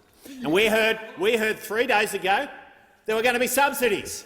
There were going to be subsidies. We don't know which one of them leaked from Cabinet. One of them did, clearly. We don't know which one. Everyone's trying to guess. Then the next day it was price caps on gas. And then the next day it was price caps on coal. I don't know what's coming tomorrow. Who knows? But we do know that even Labor states are saying not good enough. A couple of weeks ago, the Western Australian government, what did they say? No way. Don't even think about those policies. Then a couple of days ago, the Queensland government say no way. Don't even think about those policies. And then today we read South Australia saying exactly the same. This is a government that has no idea. It is all smear and no idea. Now, I have a special place in my heart for the Assistant Treasurer. He's not here today. What a disappointment. He's part of the team. It takes the team to make a mess of things. He is the leader of chaos in the Treasury portfolio. Now, one would think that getting through bills which we supported when we were in government would be pretty straightforward. They are straightforward pieces of legislation that we still support. But not the Assistant Treasurer. He's decided to unilaterally implement $1.1 billion of fines on executives in the financial services industry. He made a deal with the Greens that wasn't needed, and then he walked back on it in less than 24 hours. And there's been a bit of commentary about this, Deputy Speaker, Michael Rodden wrote in Review just a few days ago about the recent performance of the Shadow Treasurer, and I quote, it's important to understand, this is a quote, "In the 6 months since he took charge of the ministry, the member for Whitlam has chewed up the furniture, rubbed his bum on the carpet, cocked his leg over his parliamentary colleagues, the financial sector and the voters of Australia." Order. I asked you to just withdraw that, even if it is a quotation. It is a quote, Deputy I Speaker. don't care if it's a quotation. It's a clear offence of the standing orders, and I asked you to withdraw it. I withdraw. I withdraw. Colourful language, I do accept, very much so. I do accept it. He goes on to say the Assistant Treasurer's priorities in office have been nothing short of bewildering, such as bending over backwards for small superannuation funds like the $3.6 billion First Super chaired by the CFMEU heavy Michael O'Connor. Slightly less colourful language, Deputy Speaker, so I think that is more acceptable. But that is what has been said about the performance of the Assistant Treasurer. It does take a team to make a mess of things, and that is exactly what those opposite are doing. Now, the other person who is getting it all wrong time and time again is the Prime Minister. Not only has he made, of course, or completely failed to commit or recommit to the $275 electricity price reduction, he does not understand the electricity industry at all. In fact, he claims that 1 gigawatt of electricity was committed or built under us. The answer is, in the last 3 years of government, it was 18.9 gigawatts. He's only out by a factor of 19. By 19. And each one of those years, more renewables was built in each one of those years than the entire time when those opposite were in government. Each one of those years. Those opposite are all smear and no idea. I give the call to the Assistant Minister to the Prime Minister. Thank you, Deputy Speaker. The Shadow Treasurer started out his interesting speech by quoting Taylor Swift from the album 1989. Now, that album was released 8 years ago. Taylor Swift has managed to release 5 albums since. Those opposite managed in the same period of time to deliver $1 trillion of debt, although, in fairness, maybe it's $500 billion for the former Treasurer Frydenberg and $500 billion for Secret Treasurer Morrison. Maybe there was a bit of job sharing there. They delivered us three Prime Ministers. They delivered us a few Deputy Prime Ministers. They delivered us, some better than others. They delivered us 5 secret ministries, and in the same time that Taylor Swift managed to get those 5 albums out, those opposite managed to have 22 failed energy policies and didn't deliver one. The Shadow Treasurer also decided that it was appropriate to quote some interesting pieces from the Financial Review, and it is a great paper of record. I read it every morning, and so I might do the same. And I refer to the article titled "ScoMo's Besties Feed Him to the Wolves," which notes that some of the closest declared friends, or so-called friends, some might call them frenemies, of the former Prime Minister, had some interesting things to say. We saw former Minister Hawke say that, quote, former Prime Minister Morrison, quote, wasn't the greatest listener. I think that might be the understatement of 2022, wasn't the greatest listener. We then saw great friend, the member for Fadden, say, quote, Scotty's a friend as much as one can have a friend in politics. An excellent qualification of a otherwise strong endorsement. And I think the most serious and the most appropriate statement was from former Treasurer Frydenberg, who described the secret ministries scandal as extreme overreach. And it's good to see that those who are no longer under the puppetry of the former Prime Minister can actually go and say what they believe about the secret ministry scandal, whereas everyone else on the coalition benches was forced to back in what they knew to be wrong when they voted to defend the secret ministry scandal. Now, while some choose to spend their time defending what was frankly the indefensible over the last 6 months, which this MPI is completely about, this government has got to work in delivering the sorts of legislation that we went to the Australian people saying that we would. Because this government was announced, we have introduced 85 separate bills in 6 months, and so many of them, as I look through the list, so many of them would not have happened if it weren't for the election of the Albanese Labor government. We have the aged care amendment, implementing care reform, making sure that we have nurses on shift 24/7 in our aged care facilities. We have the comprehensive Royal Commission response bill in aged care. We have the climate change bill, acting on climate change, something that those refused to those opposite refused to legislate on. We have the Jobs and Skills Australia bill, giving us long-term planning for the jobs and skills needs of Australia.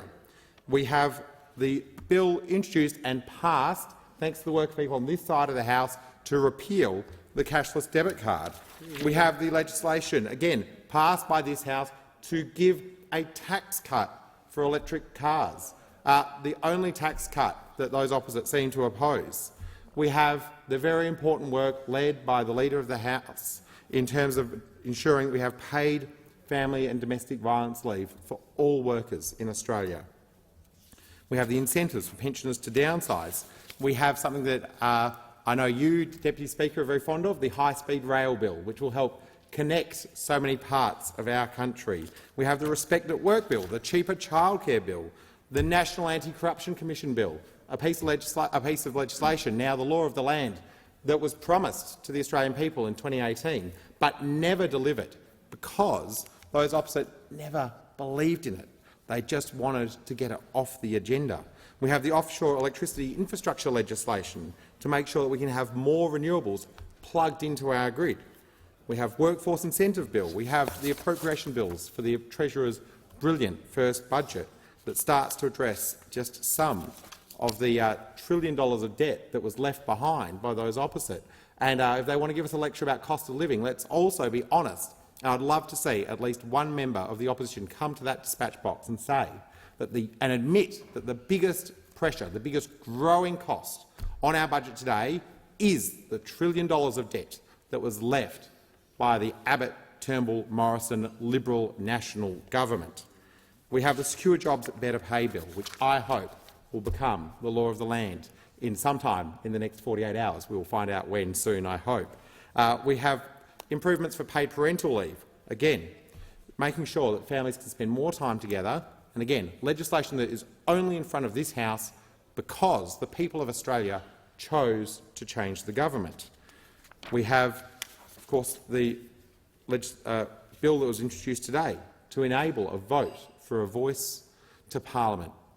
That will enable next financial year the Australian people to have a say and for that election to be held, or that referendum to be held, in a similar way to how we hold elections in this country in 2022-23.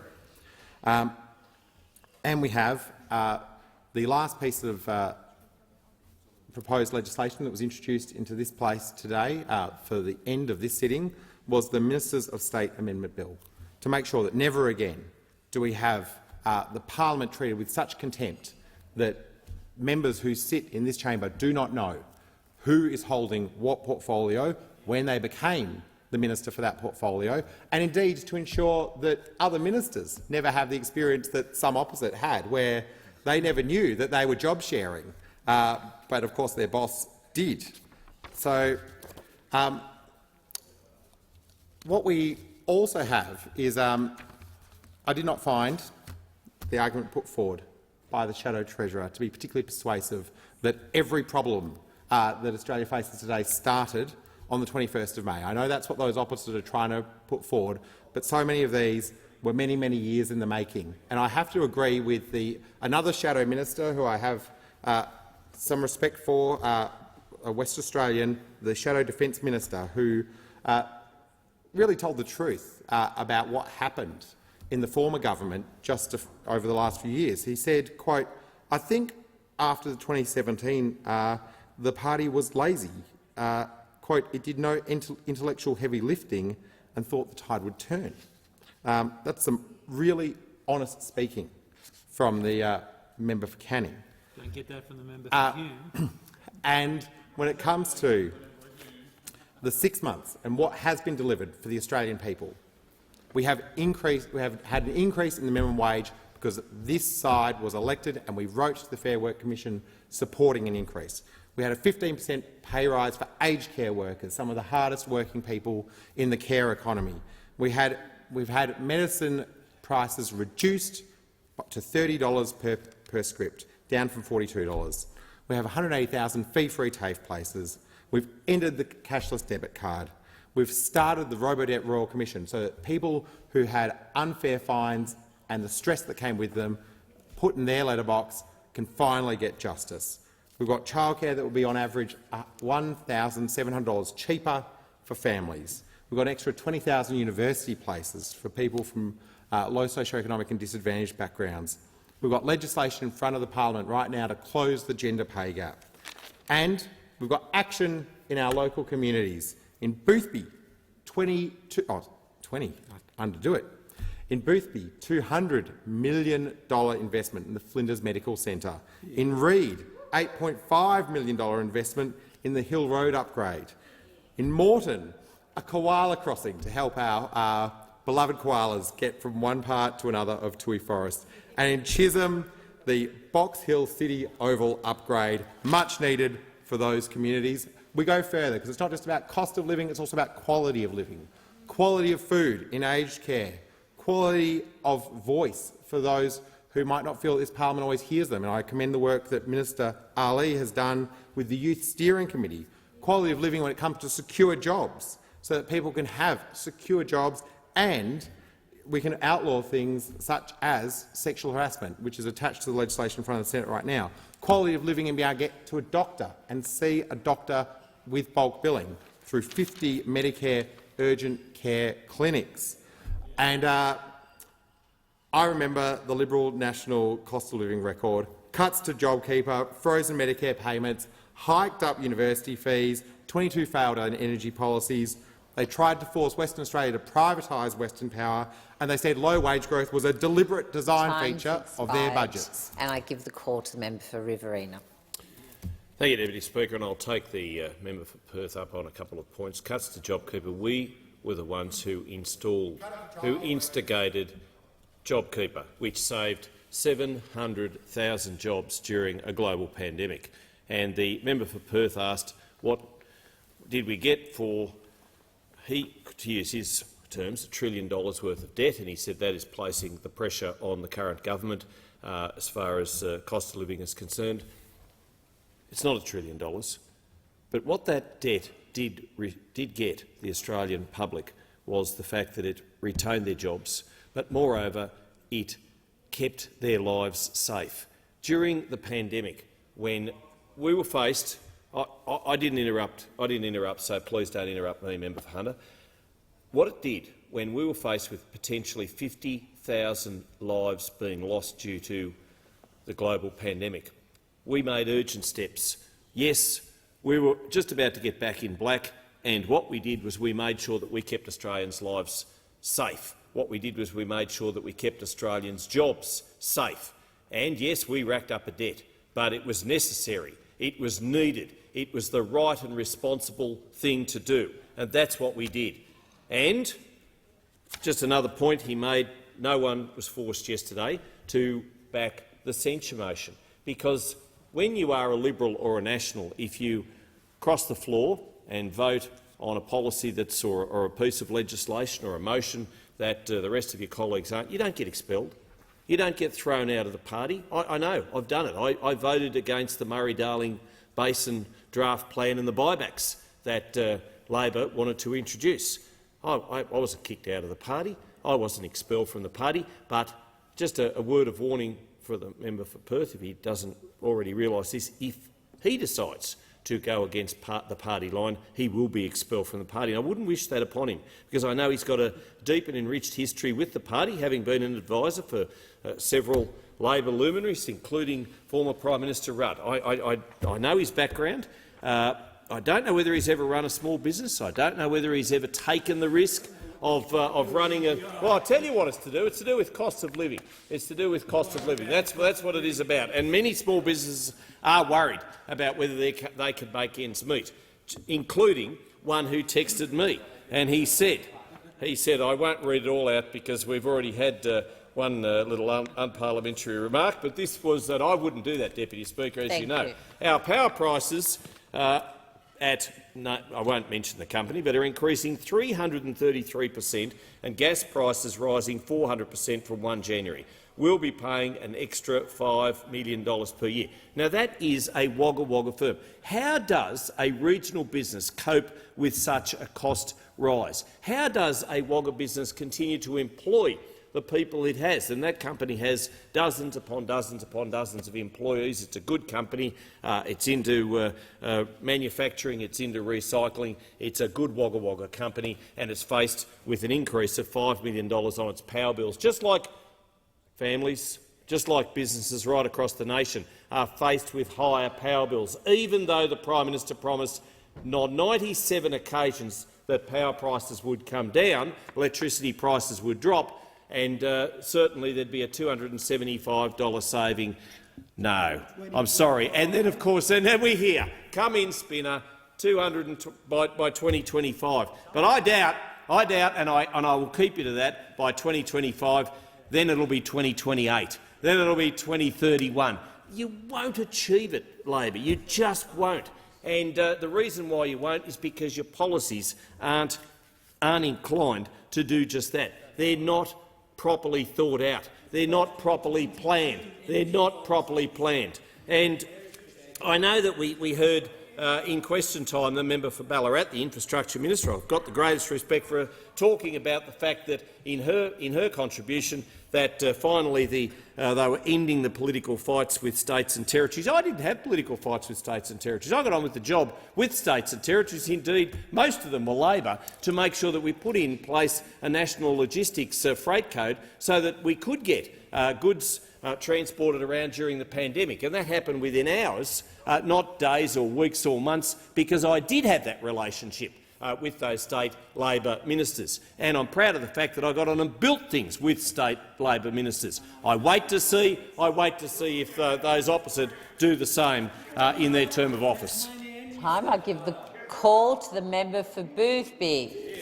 Thank you, Deputy Speaker. I rise today to reject this nonsense motion from the Shadow Treasurer, because there is only one party that has improving the lives of Australians struggling with a rising cost of living at heart, and that is the Labor Party and this Albanese Labor government. Let's remember back to May this year, a short 6 months ago, and hasn't so much changed since then, so much that it appears those opposite have forgotten. Maybe they've been gaslighted. So let me refresh your memories. While all of us in this place were busily travelling across our electorate speaking to voters, the former government was presiding over an economy heaving with under $1 trillion of debt and far too little to show for it. Before the election, interest rates were rising and the outlook was for more to come. They had rising power prices, increases which they deliberately hid from the Australian people, born of a decade of wasted opportunities and, was it 22 failed energy policies? And childcare prices had risen some 41%. The cost of healthcare rising and rising, because while those opposite like to talk about bulk billing rates, what they don't tell you is that while some items might be bulk billed, the underlying consultation is likely not. Boothby residents told me the difficulty of finding a bulk billing GP in the electorate, let alone a specialist. So if we are to take this opposition at face value, and it's not clear we should, but in the spirit of consensus and goodwill, let us, after 9 long years they have suddenly had a conversion on the road to Damascus and are now suddenly deeply concerned about the cost of living, after 9 long years of doing precisely nothing about it. Instead, they presided over 9 years with deliberate wage suppression. That's less money in the pockets of Australian workers to pay power bills, to send the kids to school or to save for a rainy day. Deliberately. But now they are so concerned with the cost of living, surely all that's changed, and they'll be doing everything in their power to ensure more Australians have more in their pockets from higher wages. Turns out no. They have fought this government's attempts to get wages moving, to fix a broken bargaining system, particularly for those workers in the low-paid feminised sectors that we relied on throughout the pandemic, like aged care, childcare, cleaning, healthcare, and they have fought our Secure Jobs Better Pay bill tooth and nail every step of the way. Even now, we heard in question time, there's 19 amendments underway in the other place. Further delay. Because they're not actually serious about tackling cost of living. Because after 9 years of their economic vandalism, these challenges are real, and I see it in my electorate.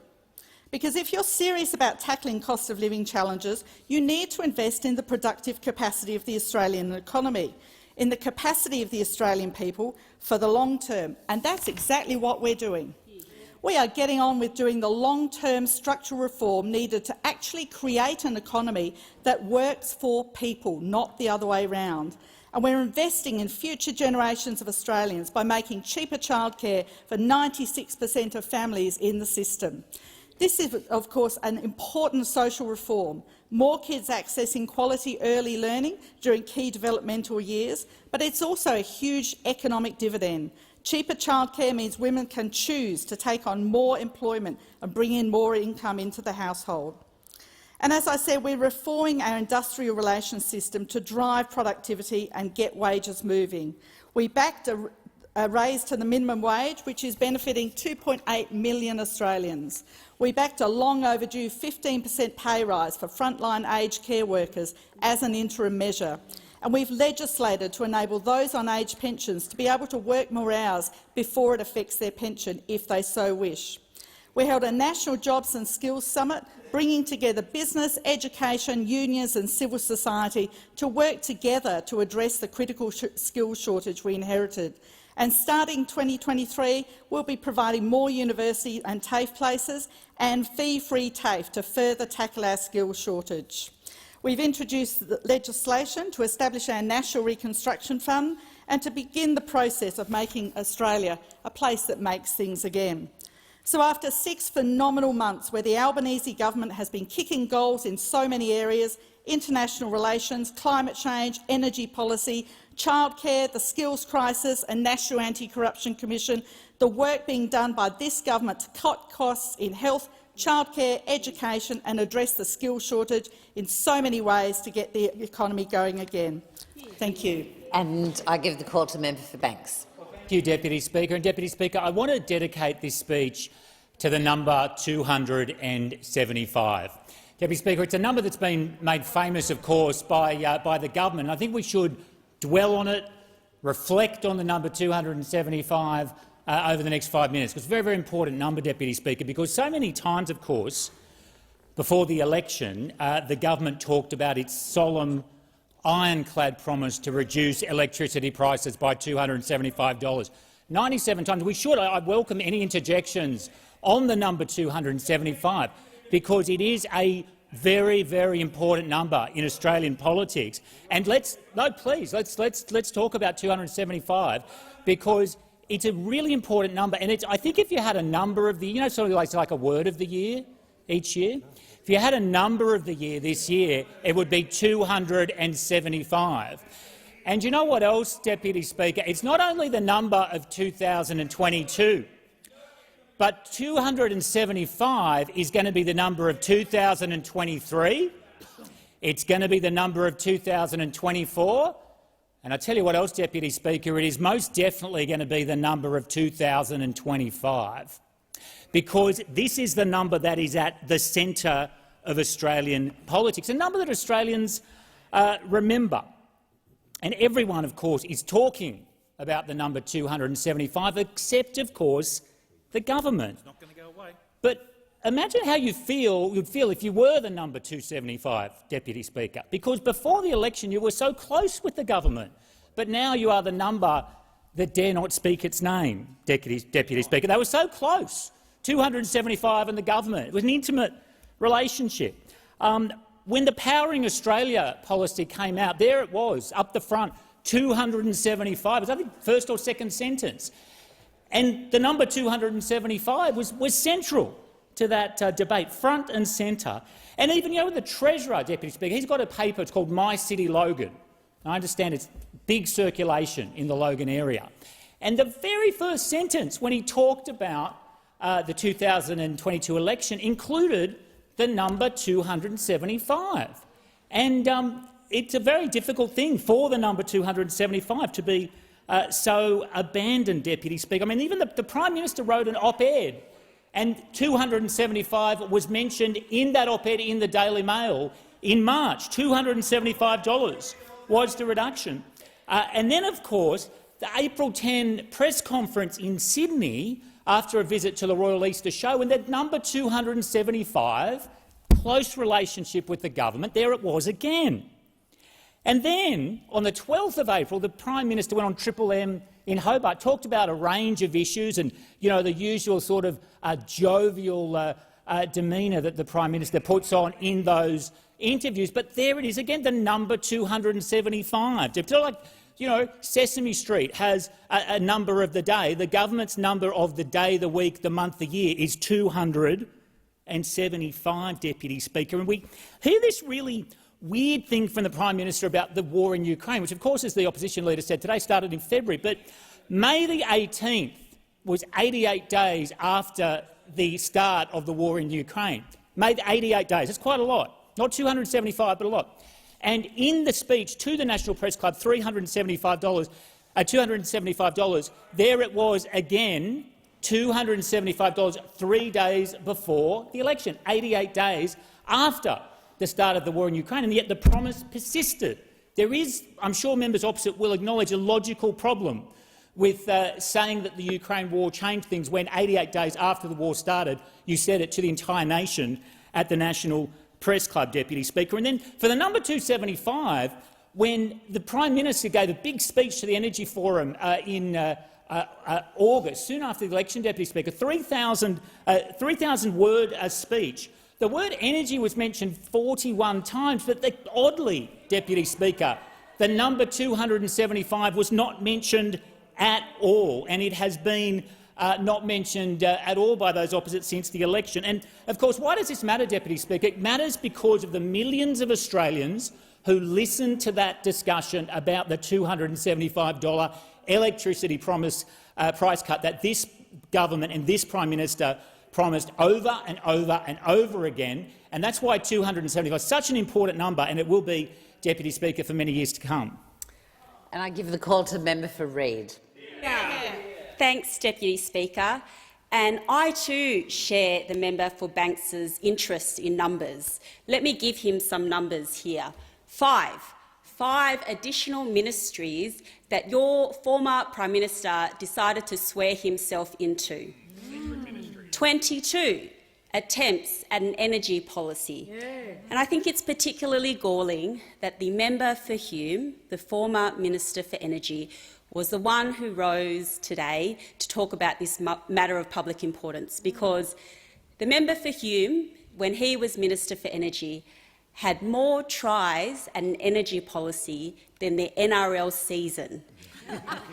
So I want to thank those opposite for the opportunity to talk about what the Albanese Labor government is doing to address cost of living pressures, because we are doing it in a fiscally responsible way that is ensuring that we also lift productivity, because that's the responsible approach when you are in a challenging economic environment where you have $1 trillion of debt, low productivity and increasing inflation, all thanks to those opposite. So in just 6 short months, we have passed legislation to make childcare cheaper. That is going to benefit more than 1.2 million families, including 7,800 families in my electorate of Reid. We have passed legislation to make medicines cheaper for millions of Australians from 1 January next year.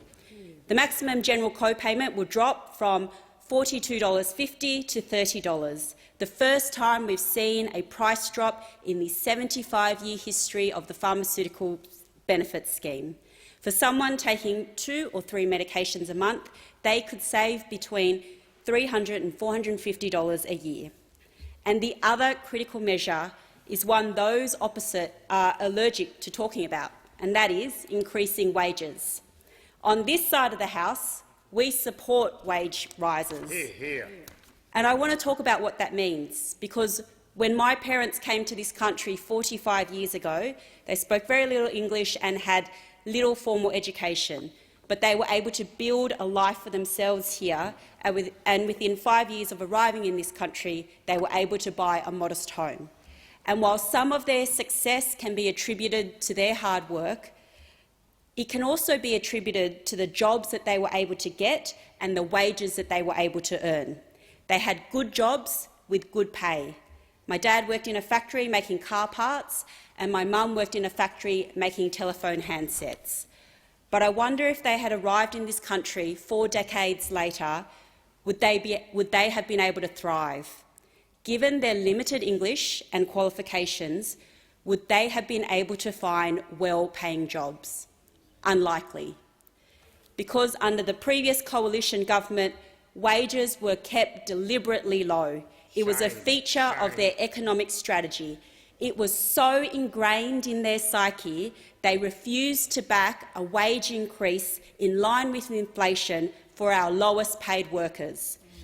However, when now Prime Minister Anthony Albanese was asked if he would back a 5.1% increase in the minimum wage, he said simply and unequivocally, absolutely.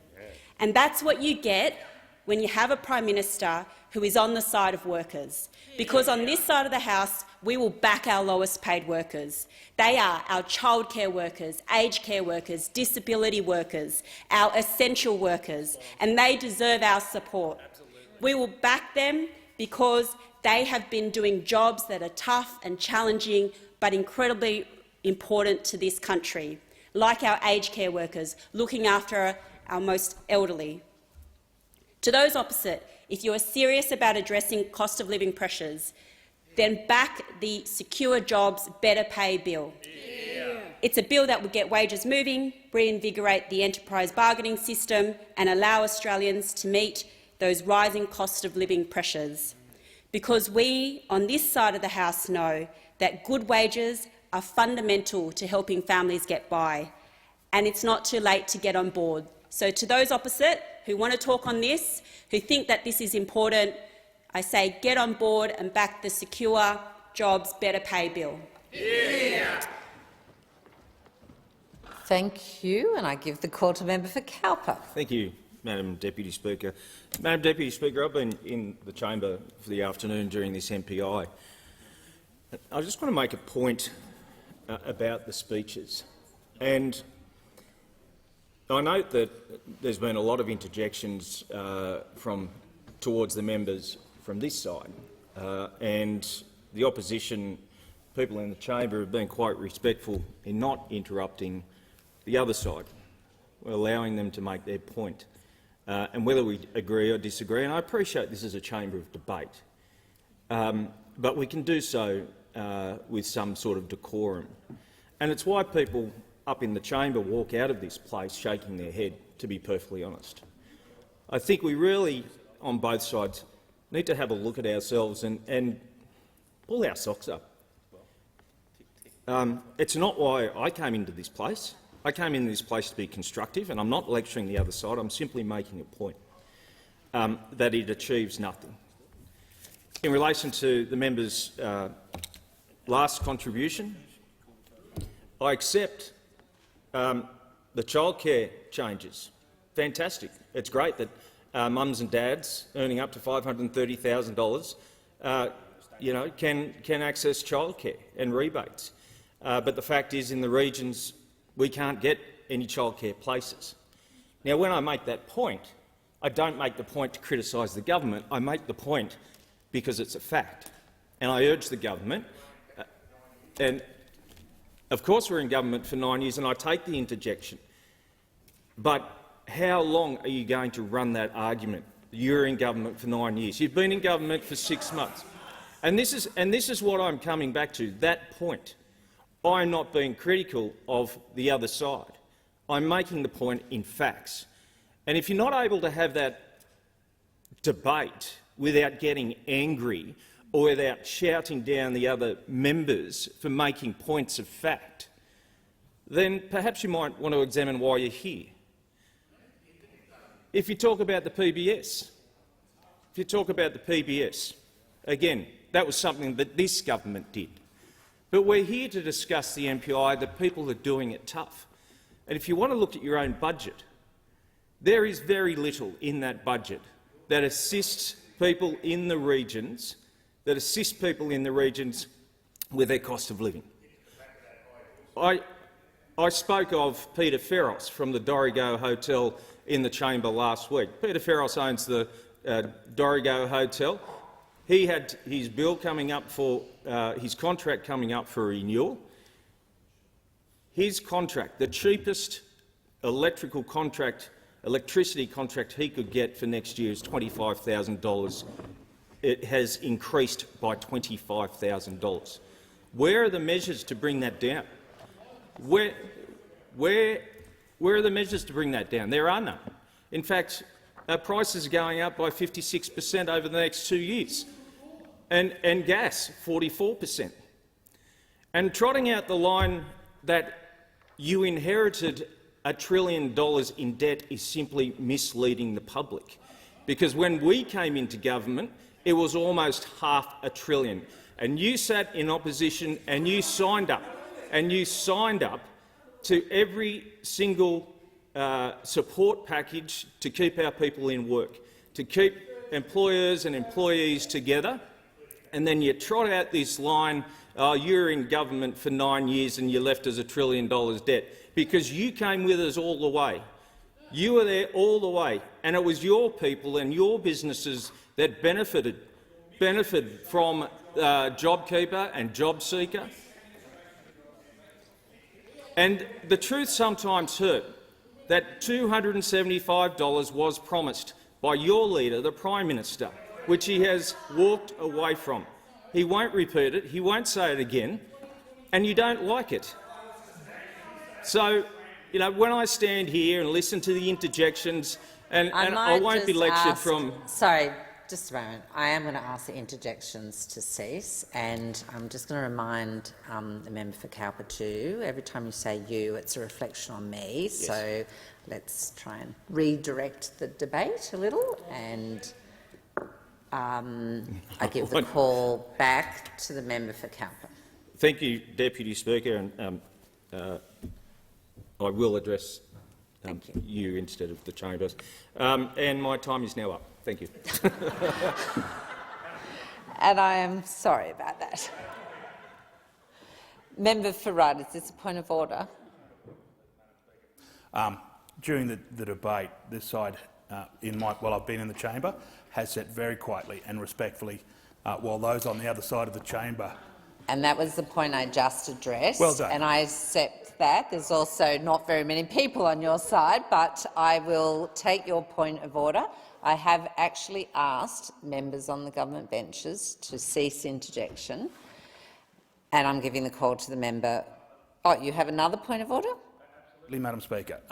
Whilst it's very respectful for members to sit around the chamber, I'd, one, bring your attention to those people when supporting a member, which is very, very good, that whilst they're not in their seat, mindful of their interjections, which seems to be a constant. Yeah, and secondly, for their misdemeanours, I'll draw your attention to the condition of the House. Okay, so that's the real point of order we want to— Is there a quorum?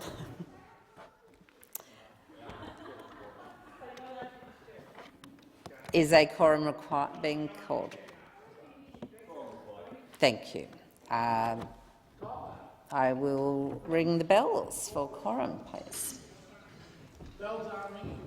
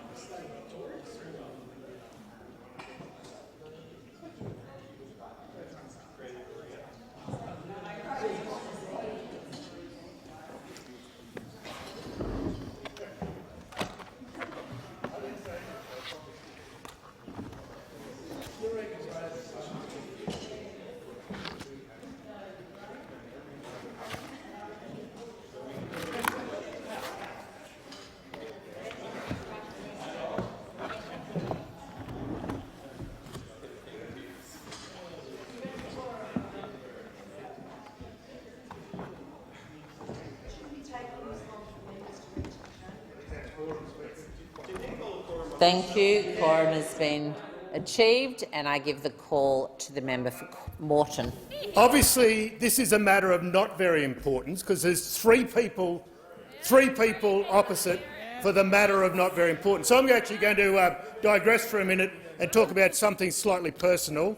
Today would have been my mum's 90th birthday if she were alive, so happy birthday to Peggy Perrott, Alan Margaret Perrott, single mother of 10 who's produced some wonderful people, including me. All right, now back to the matter of public importance. We're actually talking about the cost of living expenses, something that this side of the parliament clearly cares about, while those dilettantes opposite pay lip service to it. And I mean, since they came into opposition, they're like born-again Vinnies, Salvos, Sikh volunteers, Muslim charitable foundation sort of people. They're so cosplaying the being friends of the working class. You know, the Comrade Dutton and the Bolsheviks opposite, who care about the poor people suddenly. Whereas when you look at their record, let's look at their record. 21 of the last 27 years, they've been on the Treasury benches. And what have they done in terms of looking after the working class? You know, they like to cosplay, but they don't actually understand what their policies have visited on the poor people of Australia. And we do care about the working class. We care about all Australians. But I remember their policies and how they the bloodhounds of robo-debt, sicking those horrible beasts onto poor people, where lives were lost. Lives were lost. We had a Royal Commission into insulation when we insulated a couple of million homes because there was 2 or 3 or 4 deaths. You think of the lives lost because of their decisions, and they're shameless. They don't apologise. They sit there smirking, the responsible minister for robo-debt. We've never had an apology, but then they dare to have an MPI to talk about cost of living expenses, when we know that we've got the settings right. As I said, one of the big things is energy, getting the energy costs right. Yesterday we saw the former Prime Minister Abbott's painting hung under the flagpole. Today marks 13 years since Tony Abbott became Leader of the Opposition. Since then, this nation's energy policies have gone to hell in a handbasket.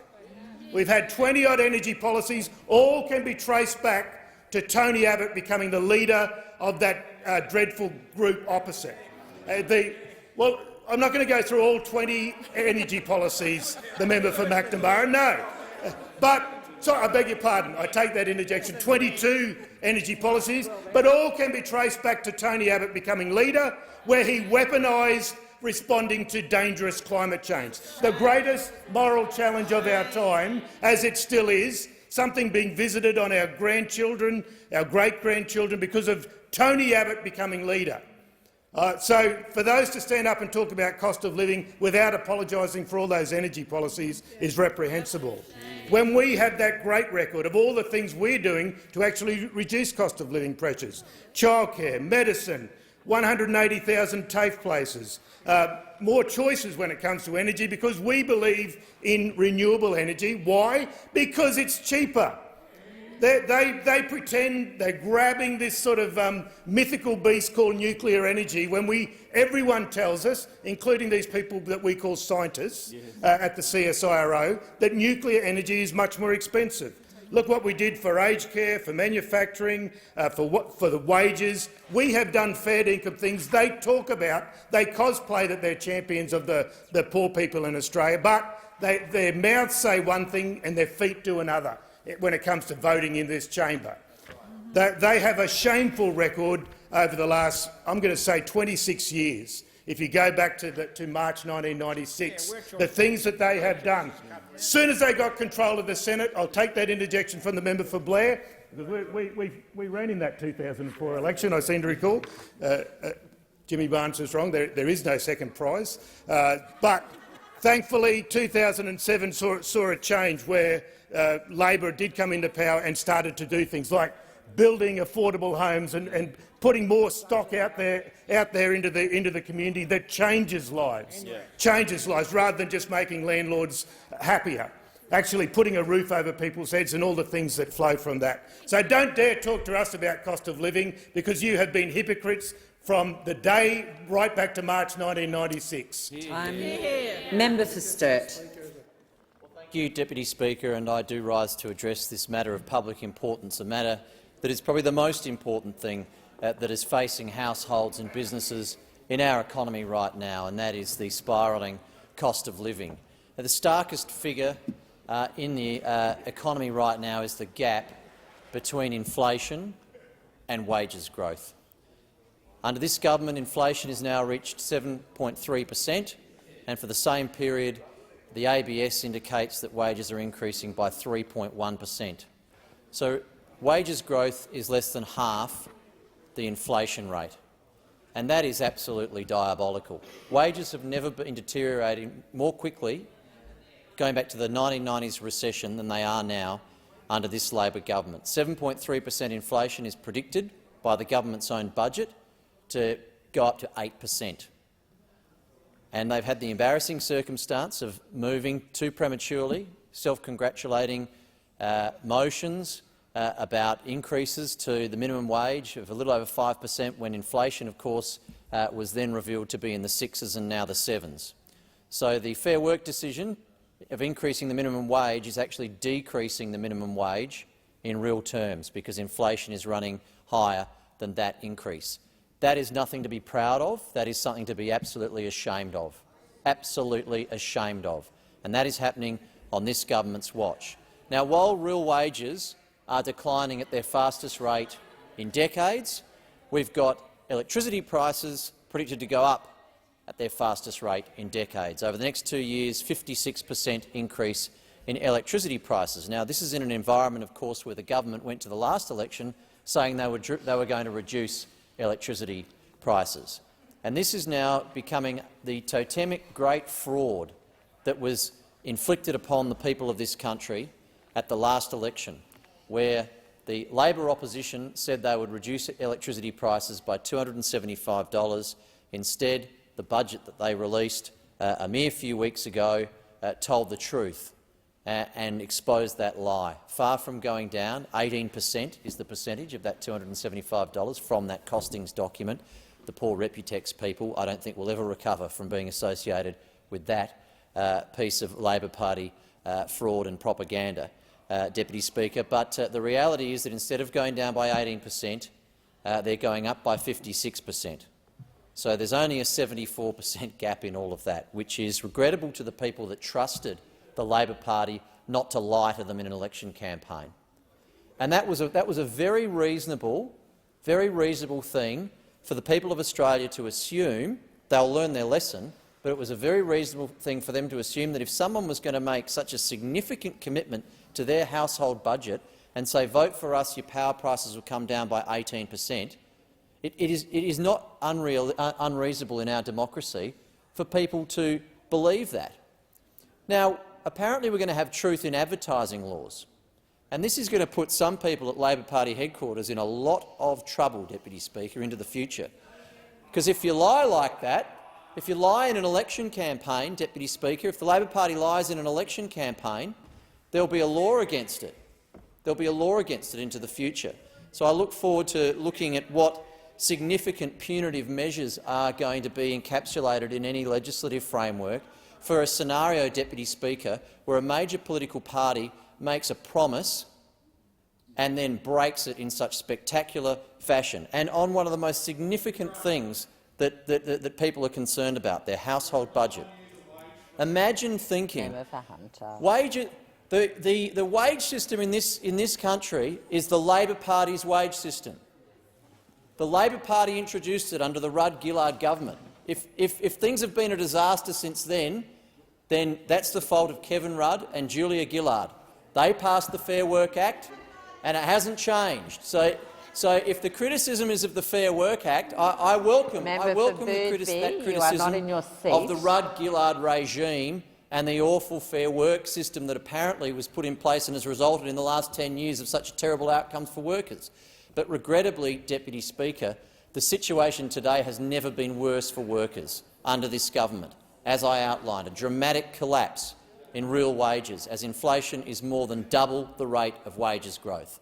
So I join on this matter of public importance in condemning the fraud that the Labor Party took to the last election and holding them to account for that lie, Deputy Speaker, at the upcoming one. Member for Chisholm. Deputy Speaker, look, the issue of the rising cost of living is a really serious one and an issue that I'm absolutely committed to addressing in my community. And it is in fact one of the very reasons I decided to run for the incredible privilege to be the member for Chisholm. Because the fact of the matter is, this problem has been in our community for some time, certainly predating the 6 months since our Albanese Labor government was elected.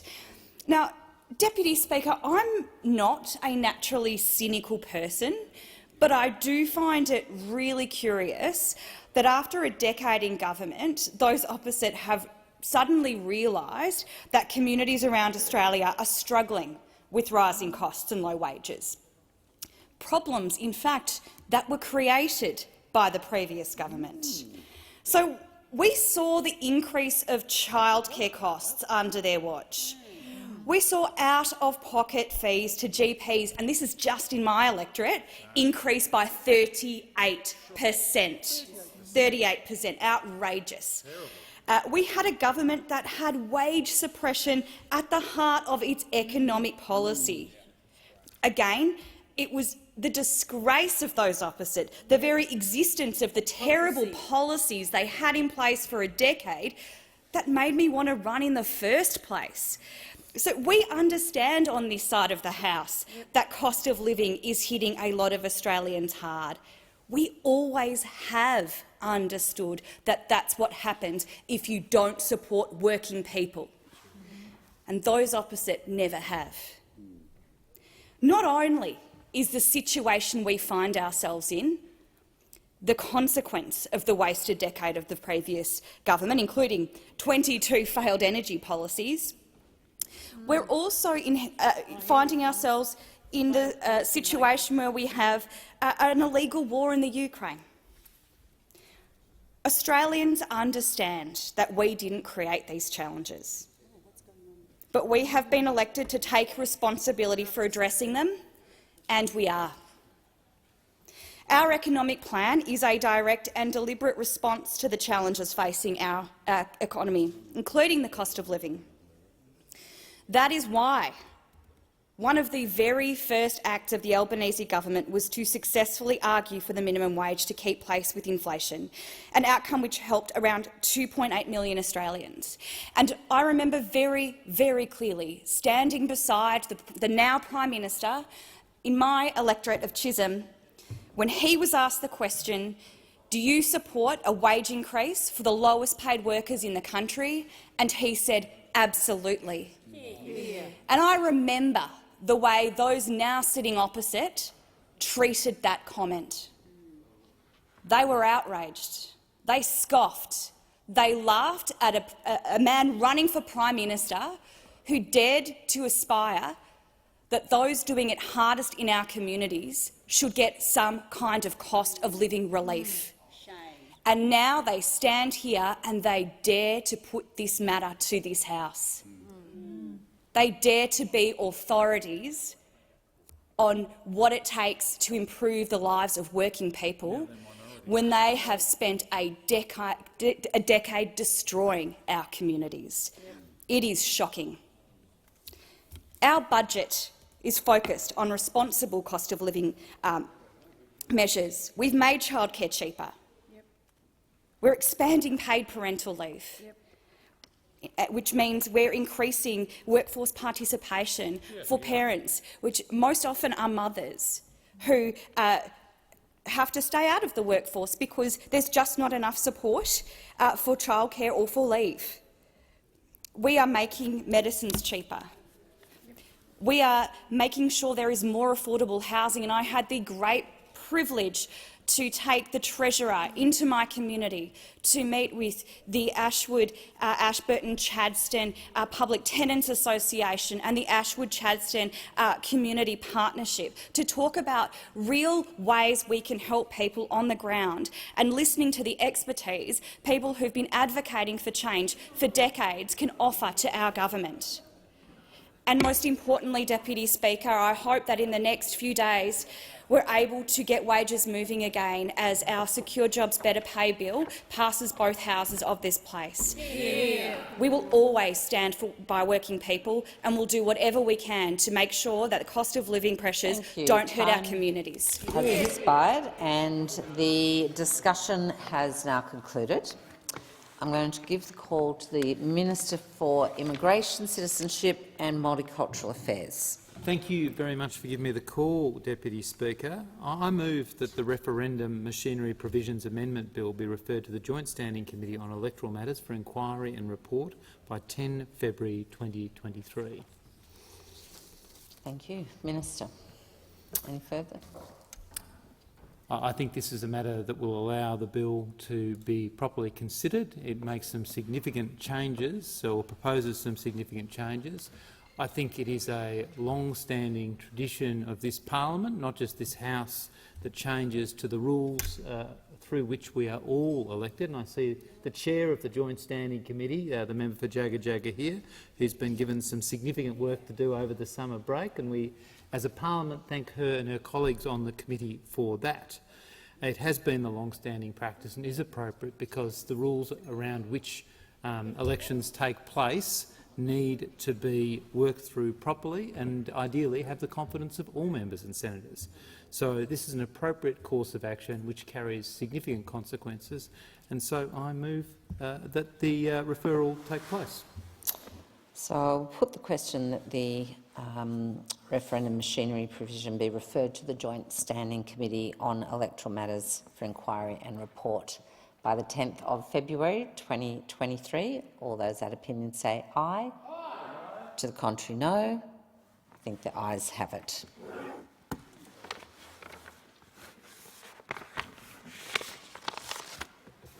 Now,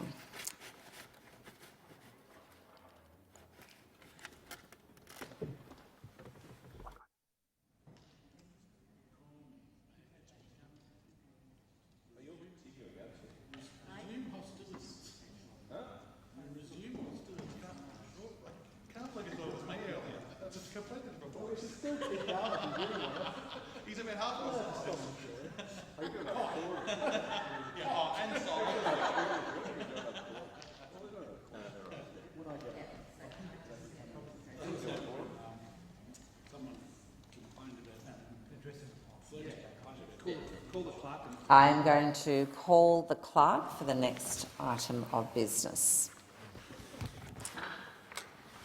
Government business, order of the day number 2, Governor-General's opening speech, resumption of debate on the proposed address and reply. Thank you. I give the call to the member for McEwen. Thank you very much, Deputy Speaker. It's good to be back doing this again, talking about the address and reply and all the wonderful things that have been done by this government since coming to office back in May. And we were talking about GPs and the change in the distribute and priority area for places like Wallen and Whittlesea and other MMM2 areas of McEwen. We did this starting before the election by going to the Senate committee, where we actually had local doctors talk about the problems they were facing, about the shortage of GPs and the inability to attract and train GPs because of the changes that the Abbott, Turnbull, Morrison governments had made over the previous 3 years. Yes. Now, we promised to fix that, and we did. We addressed that straight away to make sure that we can have more doctors, more opportunities for doctors in our country areas. And as I said before, it just ends the hypocrisy of what's being said by those opposite, saying we're taking doctors out of regional areas, when in actual fact the decisions we made means that we can have more doctors in there. Now, part of the problem we've had with doctors also has been due to the pandemic, which is nothing unique to us. It's right across the globe, right across the nation. And I was sitting there yesterday as we listen to the contrite speech by the former Prime Minister, Treasurer, Health Minister, former Minister for Home Affairs, Industrial Science and Metals and potential Environment Minister. That's a bit of a mouthful, those titles, as he claimed that he was the sole reason for getting through the pandemic. But I'll say this to the member for Cook. All elections since COVID have shown that in times of need, people turn to Labor governments. South Australia, WA, Queensland and again in Victoria, as well as May on a federal level, which just goes to show that people know that when they're in trouble, they can rely on us to get things done. They can't rely on those opposite, and that's what we had. Now, I want to turn to some thank yous, Deputy Speaker, people that came out and did so much to help stop the scourge of an LNP continuation in government. My family, who support me every day, especially my partner Lisa, to Carmel Barrett, who we call the McEwen matriarch. And I reckon she's on par with you, Deputy Speaker, as someone you don't cross. Our office team of Adam, Gareth, Jenny, Kath, Josh, Kobe and Rod. Our pre-poll warriors in Deb, who stood there every single day, and she had to put up with the member for Latrobe and the member for Hume coming down there, all the time while they were hiding the power prices and sitting there saying power prices will be cheaper under LNP government. Something they've never apologised for. Never apologised for deliberately hiding this. Well, it's hard because you give us so much to sledge about because, let's face it, incompetence, rorts, corruption, that's all it is. And we with just your had just order for a moment. So I'll say. Look, we just had a discussion only minutes ago. You might not have been present, Member for Page, about the interjections across the chamber. That would be much appreciated. I give the call back to the member for Thank you, and I McEwen. agree wholeheartedly with the member for Page. He is done. He is cooked, as we say this day and age. But our pre-poll warriors like Deb, Wendy, Sasha and Dylan, our volunteers, including the 150 supporters that came out on election day, including branch members, unionists and community members. In fact, we even had 2 members of the Liberal Party. That's how much this meant to people to get rid of that mess that was the former government. Our central support through the state ALP and national ALP, Chris Ford, Nicola Castleman and Jed Fogarty. Young Labor, including a man we called a Stig. No one knows if he existed, but he was there.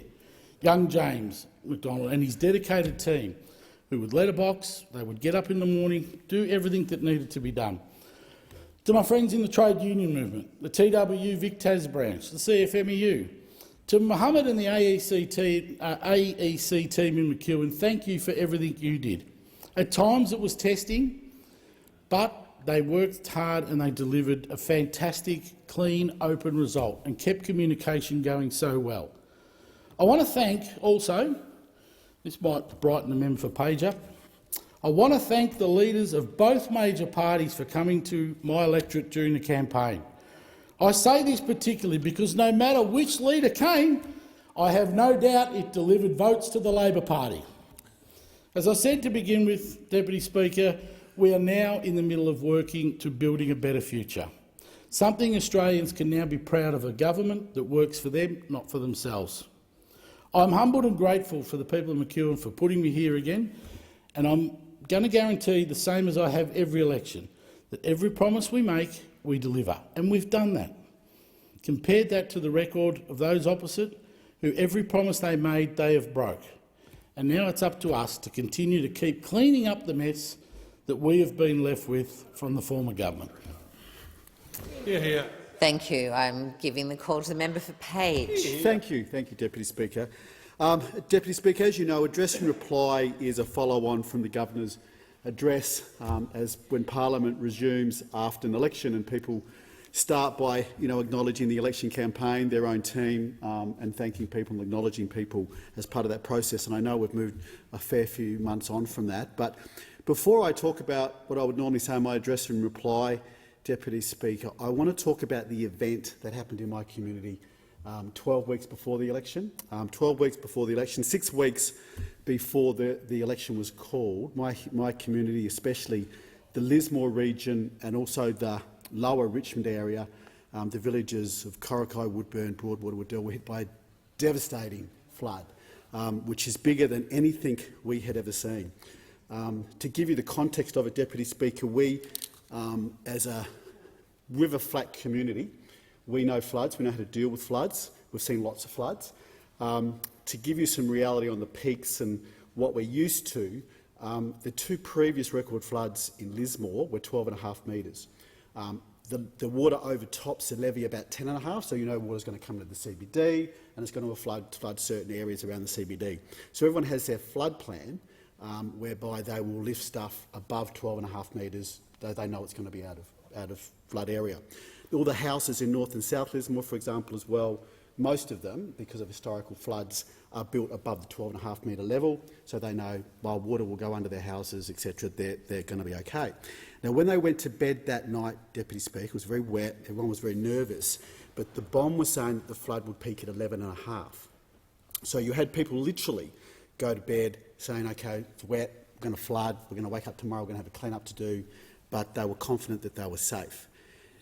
So that was at about 11 o'clock at night. So then, remember, of course, this is at night, Deputy Speaker, it's dark, stating the obvious. And then about 1 or 2 o'clock in the morning, the BOM revised their peak to 13.5 and then to 14.5.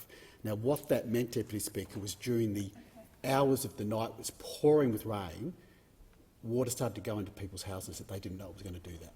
So you literally had around 2,000 houses, so there's thousands of people that their lives were in danger. So you had water coming into houses, filling houses, people having to clamber onto rooftops, into roof cavities to save their lives. Obviously, the emergency services weren't expecting this either, so there was certainly, the SES had moved people up from Newcastle and other areas to look after the event. There were things that had been done, but things weren't done for this event because no one knew this was going to happen and no one had prepared for it. So almost instinctively what happened was you had young people, mainly young men, who when we were all, well, I was up at about 3 or 4 o'clock when I saw the river height adjustment, but you literally instinctively just had young men, 18 to 35-year-old men, in any water vessel they could find, whether it be kayaks, jet skis, boats, tinnies. They just went out and started saving their neighbours' lives, and literally saving their lives, saving neighbours' lives, with great danger, Deputy Speaker. This wasn't water that was rising slowly. This was a torrential river that was a great rate of knots, so it was very dangerous for them. And literally 4 people died that day, Deputy Speaker, and it was a miracle. It was literally a miracle that only 4 people died through this event. I myself, when I was getting calls from people, texting me saying, Kevin, I live at 10 such and such a street, I'm on my roof, I need help. So, I was just sending all these text messages with their addresses through to the SES and to the other emergency responders and the first response teams, as were a lot of other people getting those messages. So that was a very traumatic, stating the obvious, Deputy Speaker, night. The water then continued downriver, and the same stories for Corrocky, Woodburn and Broadwater and Woodell were similar. And again, the Tinny Army, as they were dubbed, literally went out and saved our families and our friends' lives that night and that day. And they will never be able to be thanked enough.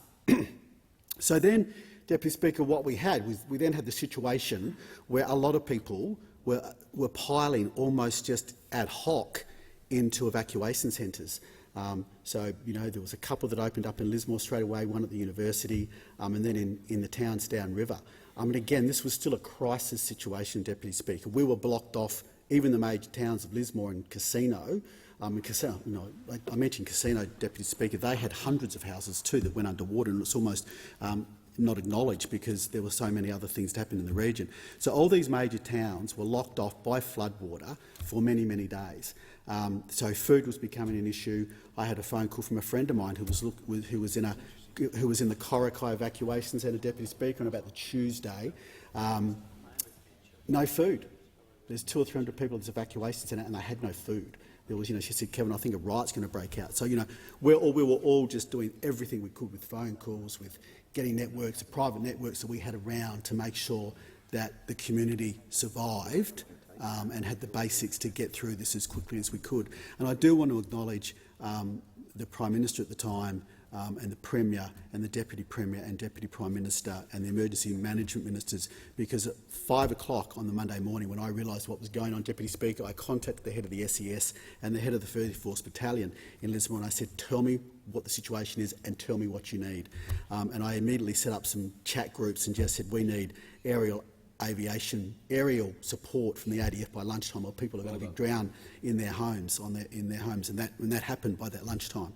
And then, of course, the ADF arrived as soon as they could on the Thursday, once the flood waters subsided.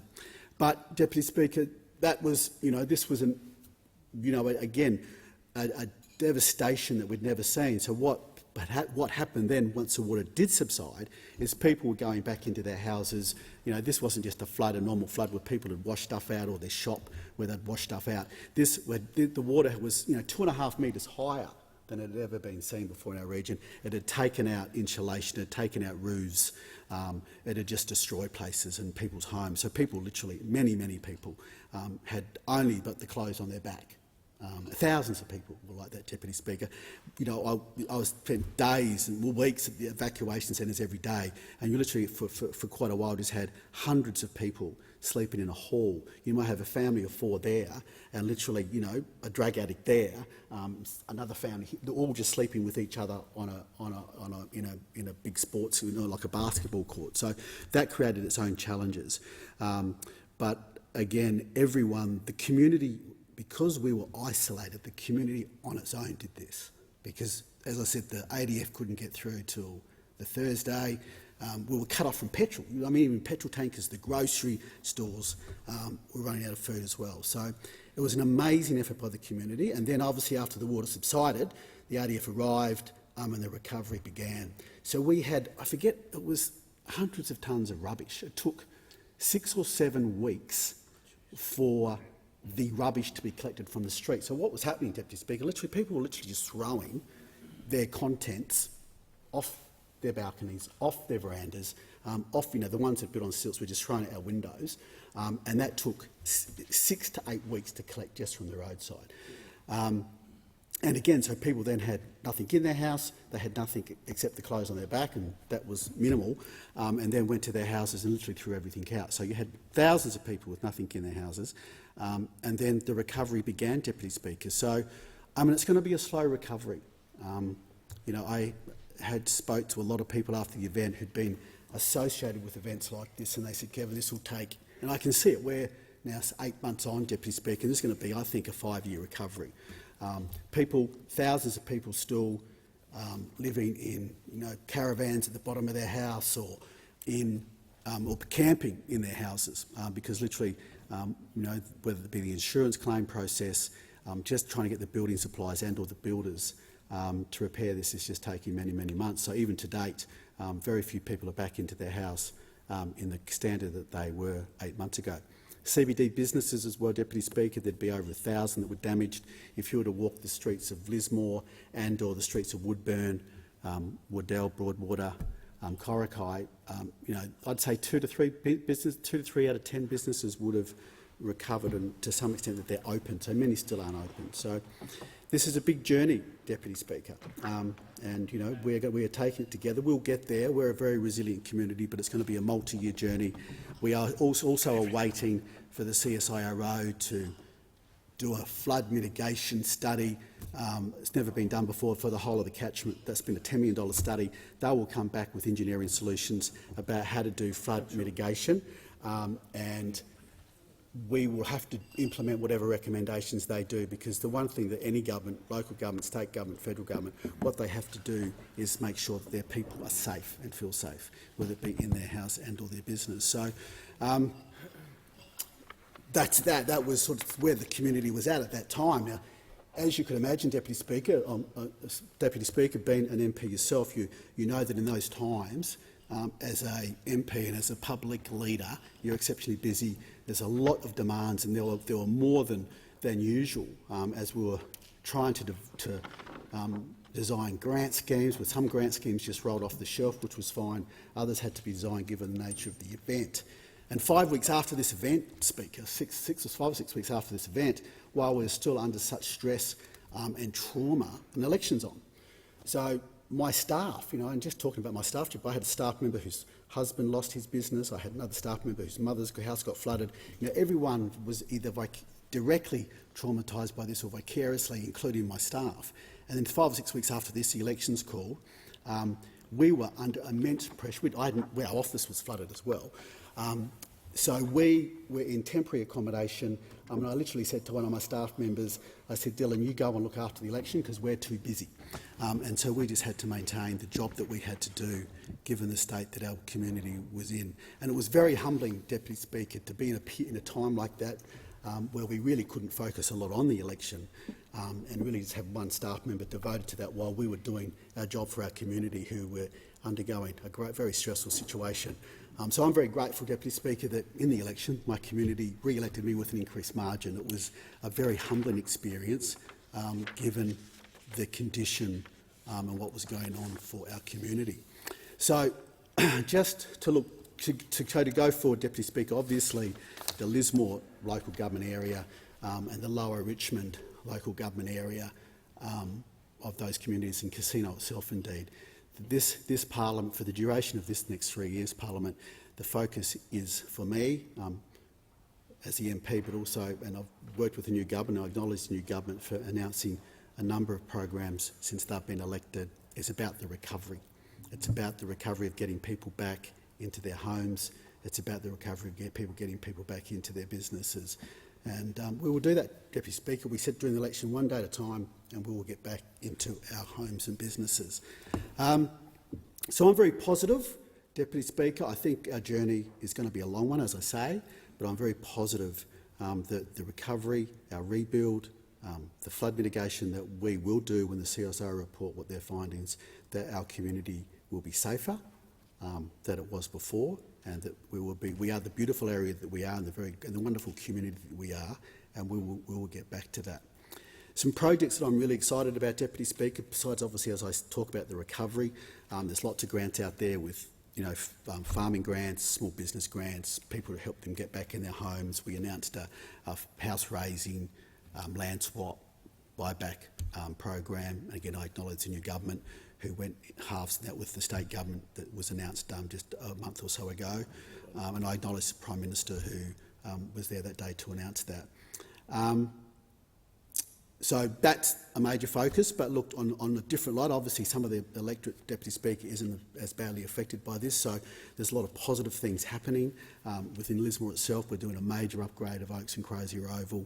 There's going to be some really exciting developments that are done besides the recovery. One I'm very excited about is a rail trail, Deputy Speaker. We live in a beautiful region, being the north coast of New South Wales.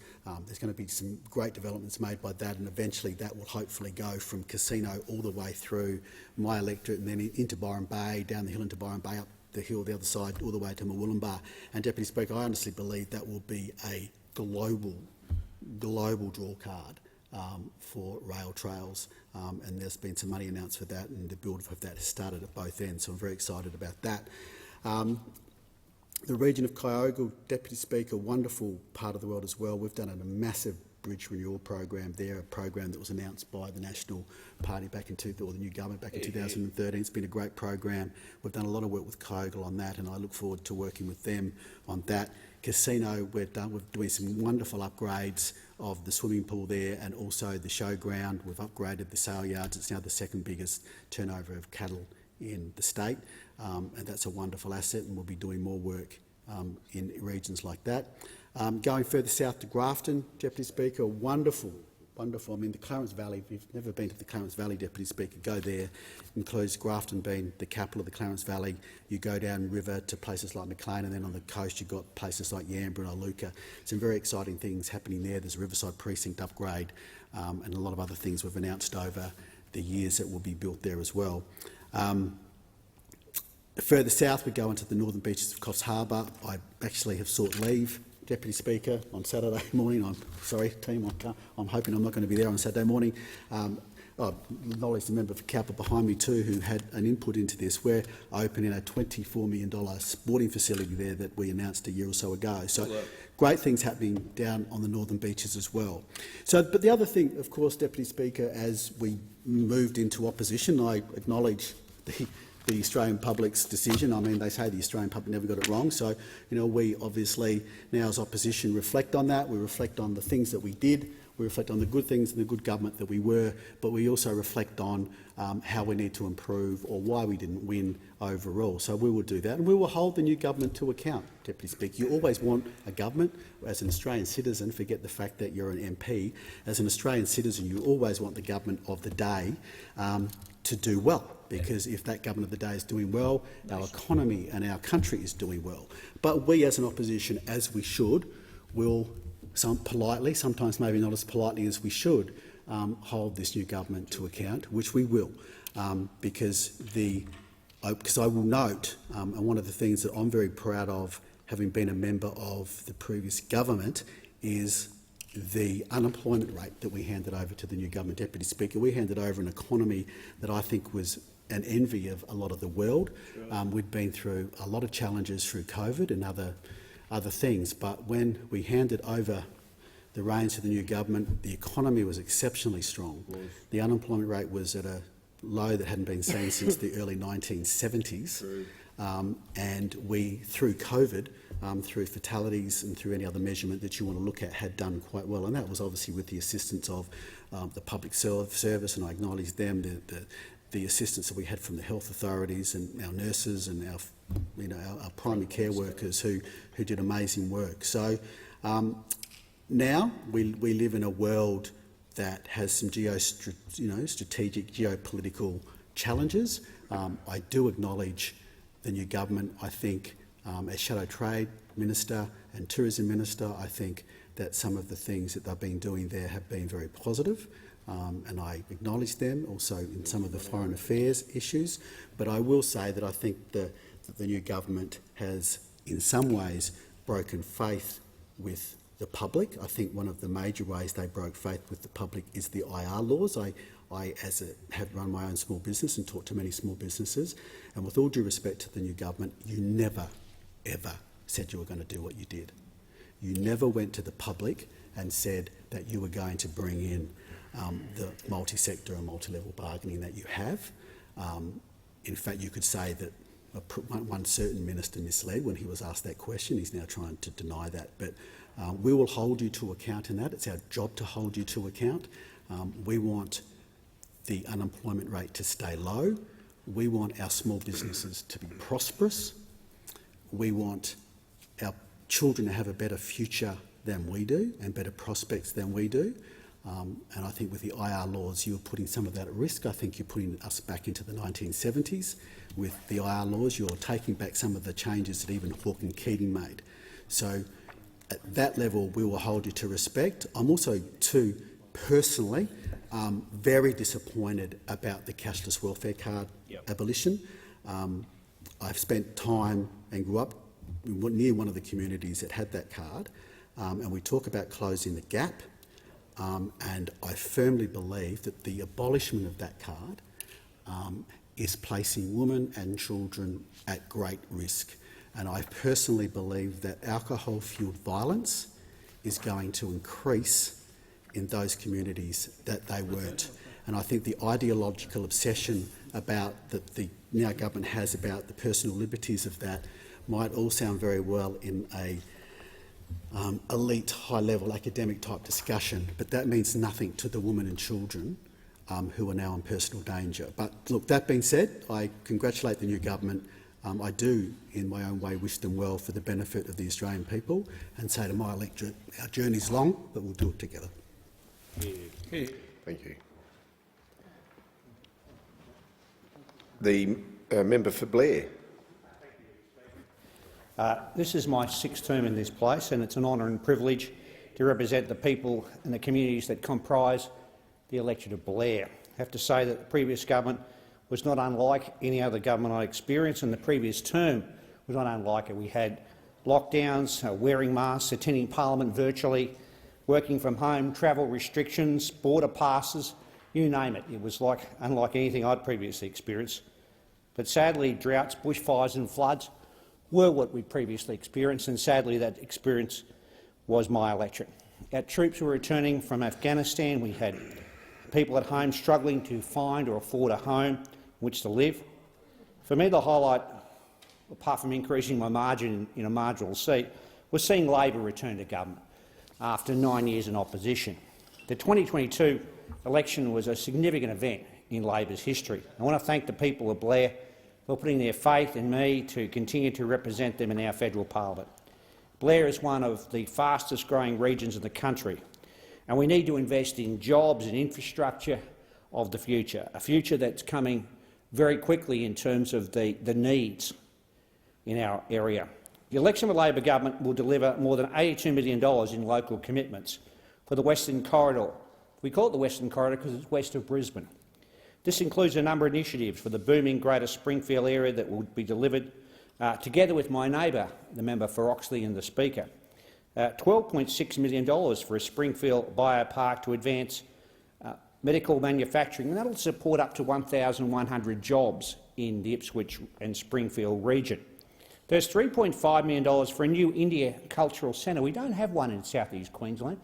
There's an India Cultural Centre in most capital cities in the country, but there's not one in Queensland. There'll be one located in Springfield. And I want to thank Jim Varghese and the Indian community and so many people who've made that possible, and that will be located in Springfield.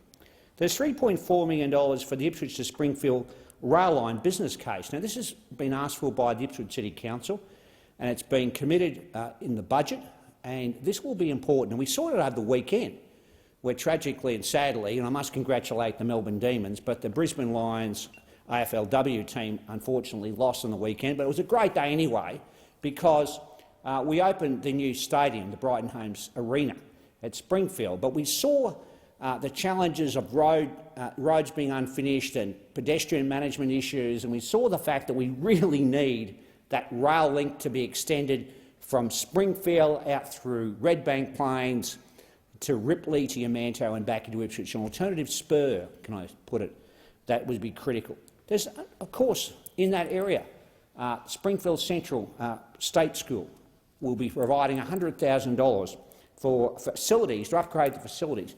When the prep area, the playground area for the prep students was done, it's very old and it's a very small area, but that money will be provided, and it's been provided in this budget. These commitments build on a range of transport and community infrastructure projects that we have committed to across Ipswich, Somerset and the Corona Downs area, and they include $20 million to upgrade the North Ipswich Stadium. We call it the North Ipswich Reserve in Ipswich, which will allow us to potentially host NRL and A-League matches in the future. The A-League, in my view, wrongly decided not to grant the licence to the Western Pride some years ago. We got to the penultimate round, but fell short, and the Brisbane Jets bid for the NRL licence was sadly rejected in favour of the Dolphins bid. But we need to be in a position, because one of the criticisms that was made of that bid was the fact we didn't have a proper stadium. This $20 million, I think, will go a long way to kick-starting that. The Ipswich City Council has previously said they'll put in $10 million, and I've called publicly for the council to put that $10 million towards it, and I really also call on the Queensland Labor government to kick in some money as well, particularly with the Olympics coming up in the next decade. That would be a big boon for Ipswich, with an AFL stadium in the east and Ipswich Central, a proper stadium that would be akin to Dolphin Oval or indeed Parramatta Stadium. That would be a big boon for football in Ipswich, not just football that we call soccer in my childhood, but rugby league and rugby union, which could also be played at that particular stadium. There's $4 million that we've committed also to the Ipswich Showgrounds. Now, this is absolutely critical, Deputy Speaker, because the Showgrounds is the main evacuation site for people in Ipswich and surrounds. And we saw the inadequacy of the ablutions block there. There wasn't enough showers, there weren't enough toilets, and hundreds of people can stay at that particular site, and any given flood situations, tragically and very sadly in my period of time in Parliament and in my lifetime, we've had 4 major floods in Ipswich which have impacted adversely not just the property of the people of Ipswich, but their lives, their mental health, and we've had loss of life as well in our region. So of that $4 million, $1.5 million will be used for that purpose, and it comes under our money that we're providing in the Disaster Ready Fund. And I thank the Minister, Senator Watt, for that particular commitment.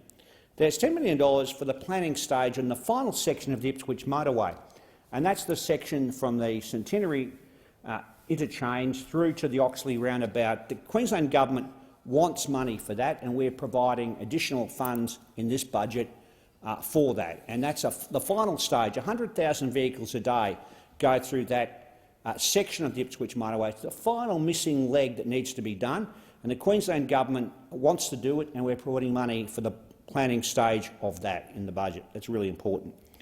There's $2 million for a community sports hub. The biggest high school in my electorate is Ipswich State High, and I want to congratulate, as I've done before, Ipswich State High for winning undefeated their senior team, their boys team. They won 3 cups this year. They actually won the NRL Cup as well, beating a Sydney-based team. It's not easy. It's always great, can I tell you, when a Queensland team beats a New South Wales team in any sport, particularly in rugby league, and it's great that they were undefeated. And I congratulate 9 of their team getting NRL contracts as a result of the work they did. So congratulations, Ipswich State High. Well, we're putting $2 million towards a community sports hub there. That'll provide additional basketball courts, which is a booming sport in Ipswich, 50% growth in the last 18 months. And that funding will be important for Ipswich State High. The Queensland Government will bring forward decisions in relation to that sports hub and that sports hall. There are other sports that will benefit from that, volleyball, futsal and other sports which will be also able to use that, sports that are often neglected in terms of their attention, in terms of their funding as well. A couple other schools will get funding in the local area. Just across the road from Ipswich State High is Brassel State School, which will get $60,000 for a new prep-safe playground. Honestly, their playground at the moment looks like it was built when I was a child. It's so old. There's $15,000 for upgraded an audio-visual system for Carolee State School. And one of the most important things in terms of flood recovery and resilience in my area is the money we're providing under the Urban Rivers program. $3 million that will help in terms of flood resilience, improving water quality, environmental values. We haven't even got rain gauges or water gauges in some of our creeks, and there's unfortunately riparian repair that's required in those areas. So that is a very, very important commitment that we're making. The $5 million for the Veterans Hub, I've been campaigning for that for years. The previous government, their candidate back in 2016, made a commitment for a Veterans Hub. They failed to carry it out. When I wrote to then Minister Dan Tehan about it after the election, they said, "You're not going to get it." In 2019, we committed to 7 Veterans Hubs. The Coalition committed to 6 and deliberately missed out Ipswich. We're going to deliver 1. Even in the last election, they couldn't even commit themselves to a Veterans Hub in Ipswich, so we're doing that. The new Medicare urgent care clinic to take pressure off the Ipswich Hospital is really important as well. And the new head-to-health adult mental health centre, I'm looking forward to that. That'll be based in Ipswich. There'll be a spur up in Kingaroy, but that's really, really important. The $2.5 million for Cambu Health Service for a local Indigenous community. Many years ago, I got $1 million for the Children and Family Centre to be located there. They cater for about 12,500 patients, but they need more rooms, and they really do almighty work, Cambu Health Service. They're going to relocate the Children and Family Centre out to Amaroo, which is their location at Silkstone State School area. It's not far from Silkstone State School. It's where they've got a prep area and a kindy area in that area, not far from Silkstone State School. That'll make a difference. There's $1 million for the upgrade of the facilities at the fast-growing Ripley Valley Football Club and $500,000 for the Ipswich Hockey, including irrigation and lighting, and $20,000 for a new toy library and Redbank Plains Community Centre. On this term of Parliament, I'm going to work as hard as I can to make sure we and progress the business case for the Cunningham Highway, the Amble Interchange upgrade, which I know the member Verena was involved when he was the Minister for Infrastructure, putting money. There was a bipartisan support for that, by the way, the $170 million. And the business case is now being done with federal and state government. There's been a bipartisan approach, can I say, on that particular upgrade. It's needed from a federal government point of view. I think the state government made a terrible mistake in taking it off their priority, and they've now brought it back on, and I think that's good. That's a good initiative. They finally saw the need for it. But the RAF base at Amberley is located there, and 5,500 people work on the RAF base at Amberley, and we've got to get the right infrastructure right in that area. So I'll be working for as hard as I can to make sure that helps my electorate. It also helps the member for Wright who's sitting over there too. It helps his constituents because they go through that interchange all the time. There's also the Mount Crosby interchange, and there's a business case being developed by the Queensland government with federal and state government money, and that, of course, has been bipartisan as well, particularly funding from the previous government, and we have committed and continuing on that process. So those two important interchange, one on the south side of Ipswich at Amberley, one on the north side at Mount Crosby, is very, very important for my constituents, and I want to see real solutions this term of parliament. I want to thank a lot of people too, and I want to thank the people of Blair, as I've said, for the work they have done, but there are a number of people I want to thank as we're going forward. I'm very pleased, can I say, that this government has taken up the commitments I made as the Shadow Minister for Veterans Affairs and supported so many initiatives that I announced during the federal campaign. And I pay tribute to the tenacity and bravery of advocates on veterans' health, taking action on veteran suicide like Julianne Finney and Karen Bird and Nikki Jamieson, and the bravery and the commitment they've shown to our veterans and their families is exemplary. There are a number of people I want to thank. I want to thank the traditional owners of my area, the Jagera, Yagara and Gariple people, and pay my respects to the work that they do and thank them for their tens of thousands of caring for country in my area. First Nations people comprise 5% of the population of Ipswich, higher than the Queensland average of 4.6 and the Australian average of 3.2, and I'm proud to be part of a government that's committed to due recognition of treaty and truth and voice for our First Nations people. I want to make the point that I want to thank so many people in the area. First, I want to thank, of course, the branches and the unions who supported me, and the local residents and the community activists who supported me on the ground. I want to thank Julianne Campbell, the former State Secretary of the party in Queensland, Zach Beers, our Assistant Secretary, and thank the new State Secretary, Kate Flanders, for their ongoing support. The Queensland results federally don't reflect the great support and direction that we took at the state level, but that's politics for you. I want to thank a number of Queensland party organisers, Mitchell, Isaac, Izzy and Luke, for the work on the ground and behind the scenes. I want to thank the unions as well. I want to thank particularly my union. I've been a member of the Services Union for a very, very long time. Thank you to Jen Thomas and Neil Henderson for your ongoing support, and all those members who came out to stand on booze in the pouring rain in Springfield Central, like Justine, Rebecca, John and Jack. The Plumbers Union, who provided incredible assistance over a number of years to me. Thanks, Tom, Rianne, Michael, Justin, Luke and all the plumbers who did letterboxing, putting up signs, working in pre-poll and election day. And thanks to the TWU, and especially Justin out at Tarampa and Lockie, who came up from the Gold Coast with his partner to work all day in a polling booth. Thanks to the shoppies and the AWU and the Meat Workers Union in Queensland. The only other union I've been a member of, apart from the Services Union, is the Meat Workers Union. I think I might still have my 1979 Meat Workers Union ticket somewhere in the back in a drawer somewhere. There are hundreds of branch members across Blair, and I want to thank them all. They're the backbone of the campaign. The local branches from the Somerset to the Springfield area. I want to thank my campaign director, Madonna Oliver, for a relentless work ethic, her wise guidance and strong leadership. Blair has over 50 booths, and Madonna told me in the lead-up to the election we could have the best booth roster ever. COVID tore through the electorate, and also with a pretty nasty impact of flu across our people on election day.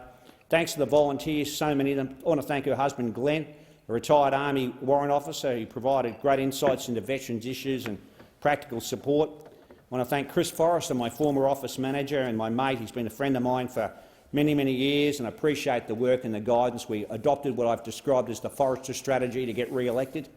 Thanks to Nick Hughes and Janice Cumming, the Treasurer and Secretary of the Blair Federal Electoral Council, who ensured that T's were crossed and the I's were dotted. Ian Fraser, who became the high-vis master, ensuring that teams of people were standing on street corners, engaging traffic and passers-by since August 2021. He was ably supported by a group of people, they call themselves the Cartel, who promoted the member for Oxley and myself, Neil Bennett, Vince Attlee, Martin Grandellis, with the incredible support of Neil's wife Judy. And thanks to Peter Duffy, Pi Augustine, Rob Cox, Paul Wheelwell, and so many others. I want to acknowledge Nada Hernandez, who provided tremendous assistance in engaging the diverse cultures across Blair and Oxley, as well as providing additional volunteers from her family and friends. A big thank you to Kate Oliver and Nicole Chappell, who were known as the pre-poll whisperers. Together with Rhonda Nolan, they built on the great work of Peter Duffy in getting the booth rosters together. Thanks to Michael Watkins, who worked with Ian Kavanagh, Michael Pattermore and Tyler Brennan and many others to get up the signs across the electorate. Michael Watkins transformed a ute into a mobile billboard and became a regular troubleshooter in the campaign. And thanks to the Trades Hall crew, including Ipswich Councillor Jacob Matson and Cameron Jefferson, they transformed what is the spiritual home of the Labor Party in Ipswich and the Labor movement into a staging place and, of course, an amazing election night party. I want to thank all the branch members across the area. Particularly, I want to thank the state members across Sharice Mullen and Lance McCallum, Jen Howard and Jim Madden for the work they did. Thanks to the volunteer base, I want to thank people like in Toogoolawah, like Beres Nelson, who used to be a member of the other side of politics, and she helped me out a bit, staffed entirely that Toogoolawah booth by community members, people like Charlie and Jade Lewis, along with people like Carolyn Barker. Thanks to Arthur Needham and Karana Downs and Jeff Beattie in Glamorgan Vale and David and Jackie Martin in Ipswich and all the regular and first-time volunteers. Big thanks to Claire Parsons, who kept the electorate office going and served on the campaign team in liaison with party office on so many issues. And during COVID, Claire ensured my office made tens of thousands of calls to constituents while keeping the administrative things running effectively. Staff member Chris Condon provided exceptional advice and assistance in Veterans Affairs issues, and I'm pleased to staying on in the office and providing policy and communication and constituent support. Janice Cumming is very much the face of the office to constituents and very much loved in the electorate. I think if she ran, she'd probably get 99% of the vote. Thanks to my casual staff over the last few years, including Grace Forrester, Shona Lai. Congratulations, Shona, on the work you got and the job you got with Mark Dreyfus, the Attorney-General. Laura Kedder, Terry Kent and Ed Hughesland. A big thanks to all of my family and support. My wife Carolyn has been a great support and has endured a relationship with me since 1983, and despite her own health battles has provided ongoing family support. We're now empty nesters, and our daughters Alex and Jackie, I'm glad I've raised two daughters that are Christians, feminists and Labor Party members. And my wife and I have begun a new adventure with our first-time grandparents and following the birth of our grandson Joshua, to my daughter Jackie and her husband Andrew, to my brothers Regan and Darren, and my friends in confidence, together with Darren's wife Claire and their son Will, who provided great support up in Kilcoy and Mount Kilcoy. The LNP members know my family very well and always treat them well on election day, and they always get on very well the LNP and Labor people up in those country areas, can I say, even though they're mistaken a bit on the other side. Big thanks to my mum, Joy Butler, and her husband, Rob, for their ongoing support. Home cooking. My mum's like the godmother of the Labor Party in Ipswich, and I'm sure that the Speaker will have testified to the truth of that. Her cooking is simply amazing, and she is fantastic, and we love her dearly. In closing, I want to thank my colleagues, particularly those shadow ministers who visited my electorate, my colleagues with whom I spend so much time in Canberra, and more than so many of my colleagues, they're my friends who we share similar values and desire for a better future for our constituents, for the nation, who believe in social justice, equality of opportunity and fair go for all. It's what I've believed in all my life. I remain energetic, enthusiastic and excited about representing the people of Blair for another 3 years, and I look forward to the coming term and getting much-needed projects that I've alluded to and referred to going and continuing to work hard and fight for a better future for our community, because we certainly need it. The member for Wright. Thank you, Mr Speaker. And as the member for Blair leaves the chamber, can I just acknowledge his contribution, and particularly his opening remarks where he said this is his 6th term that he has served in this place, a feat to be acknowledged. I stand now to give my address and reply, having served 5. Well, the members also in the House and at the dispatch box, I see a former Deputy Prime Minister, and I draw on the member of Blair's comments around the infrastructure that we committed funding to on the Cunningham Highway. Can I just acknowledge the former Deputy Prime Minister, the member for Riverina, because it was you, member for Riverina, that actually found that money after a conversation that you had with some of the personnel, and said, if there was one thing I can do for you as the Deputy Prime Minister in your capacity as defence, what would you like? And the overwhelming response to you from those personnel saying, get us home safe, because it's a death trap. And without question, I mean, I was your Assistant Minister in the road transport. Thank you. And just for the hands up, the Deputy Prime Minister said I was a good... Clearly not too good, because I'm sitting on the backbench now. But regardless, your advocacy in that place was exceptional. The way you moved was at the speed of 1,000 gazelles, and the member for Blair was a lone voice in the Labor ranks supporting that. We put up. There wasn't even costings done. You rang the state government. You asked them how much it was. You said, right, here's 50% of the money. Let's get on and build this project. This is a project that the community's wanting, the community's advocating for. Start work. Well, I have never seen more state Labor ministers jump over couches and out the back to try and hide so that they didn't have to commit their 50% to it. But for the record, the member for Blair did, and it was steadfast, and I do look forward to that project being committed under his stewardship. Mr. Speaker, the address and reply speech is an opportunity to acknowledge those magnificent people that help put us here for the fifth term. And more recently, just to put it into perspective, I don't want to get into the trap of naming names, but more recently we had a volunteer thank you function, and we do it a little bit differently in the bush. We have live bands, and Santa Claus came, and the parcels were handed out. We put on complimentary barbecue and drinks, and when we added up the amount of membership that we had in the electorate of right, the LNP membership, and then we added on to that the amount of volunteers that gave lend a hand at some 80 booths across the electorate, and then we added on there a handful of people that helped fund our campaign from the region, because a lot of the money that come for our campaign come from interstate. We had an invitation list to that function of north of 900 people, and it was humbling. It was humbling to have so many people that are committed to a cause that they believe in, that their generations of families have believed in, and just be able to serve as their federal member in this place is a privilege that keeps me humble every day. Occasionally, Mr. Speaker, I have the opportunity to walk up to the Parliament when the weather is fine, and I'll be on the phone to Christine, and I'll say to her, I never fail to be moved by the significance of this building, the Australian Parliament House, the most visited place in Australia, and particularly when the flags are flying, the sense of patriotism I feel, and the privilege to be able to work in this place. Often the hairs stand on my forearm, and I say to Christine, it's bizarre because I feel this every day I walk up. And she said, the day you stop feeling that is the day that you should offer your resignation.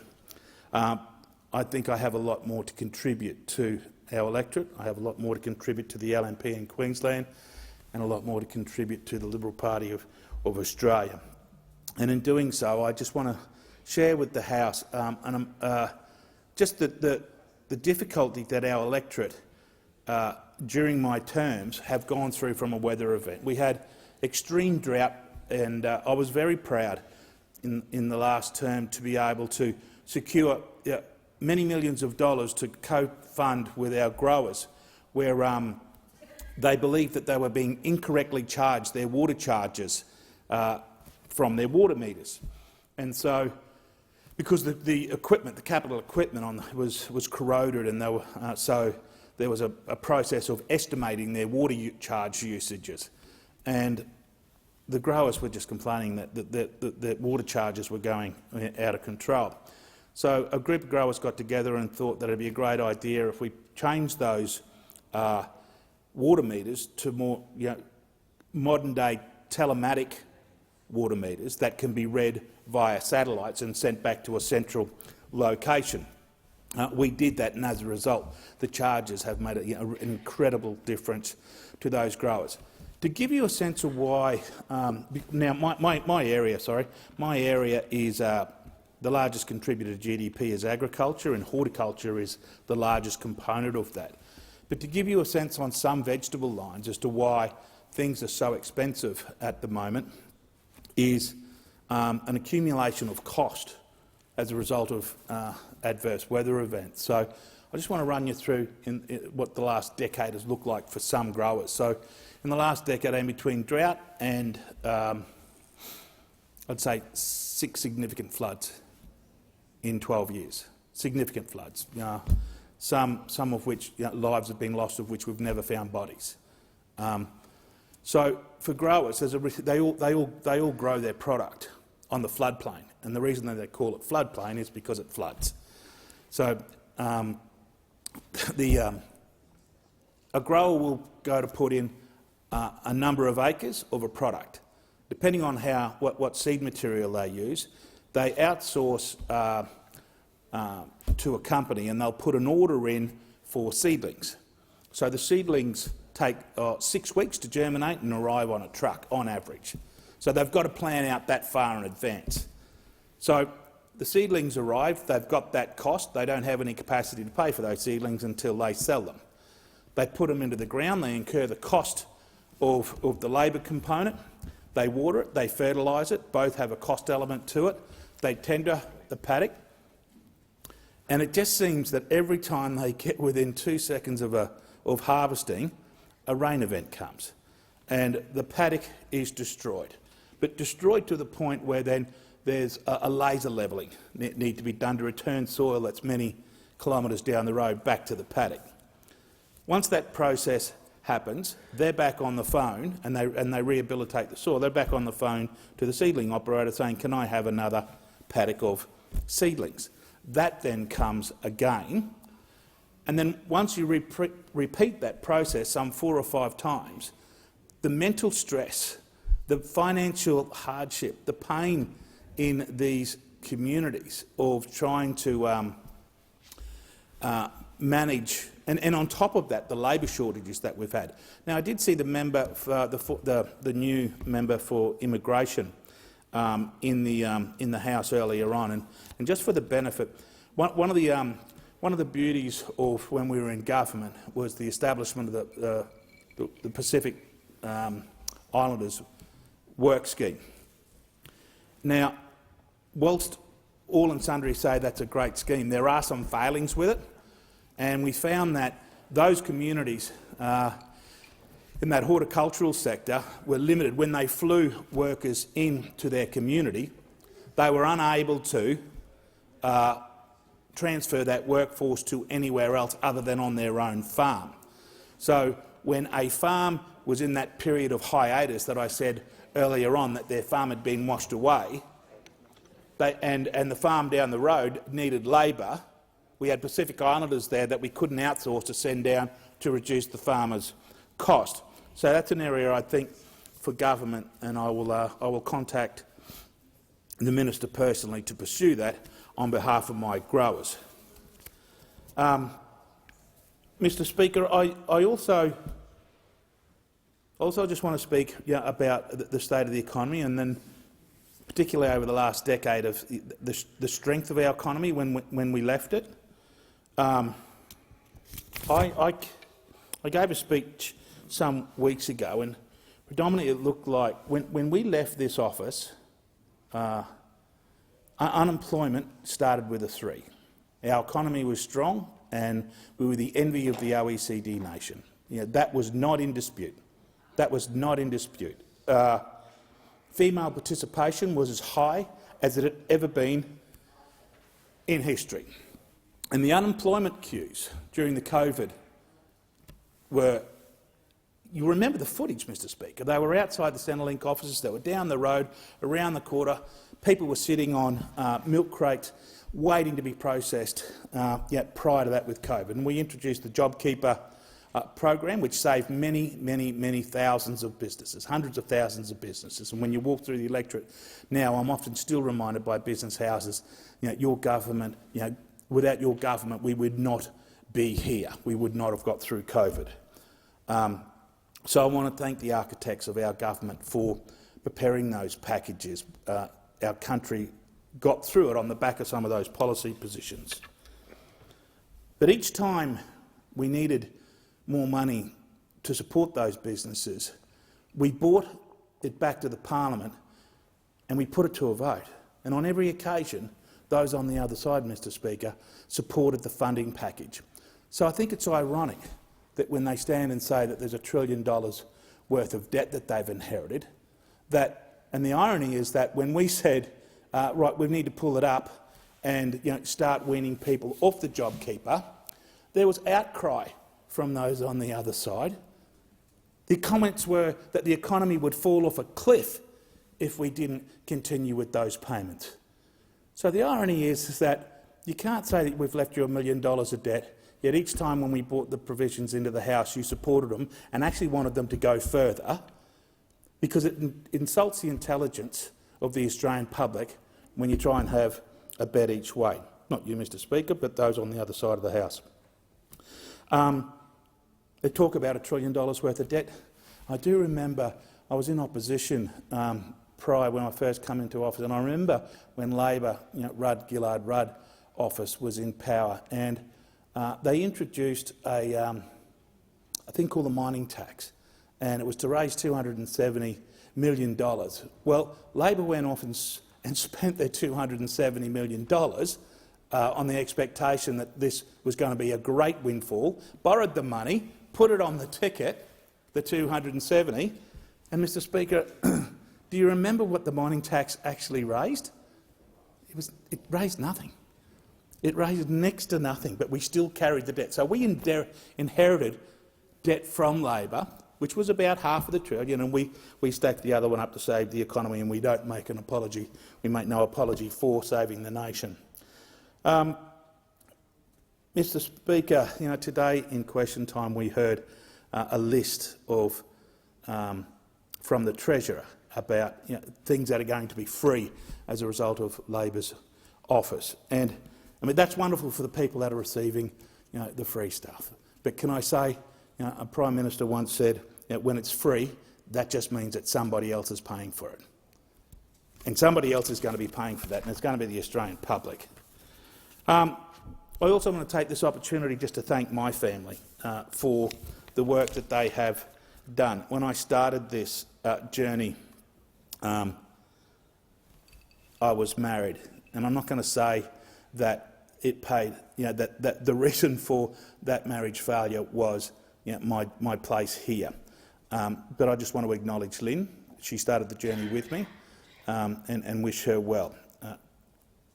My partner now, Christine, is an amazing strength, and with her children that are a part of our life, it is something beautiful to have a support team around you that is dexterous, that attends functions, and noteworthy. So, to Christine, to you, thank you so much for your unquestionable support.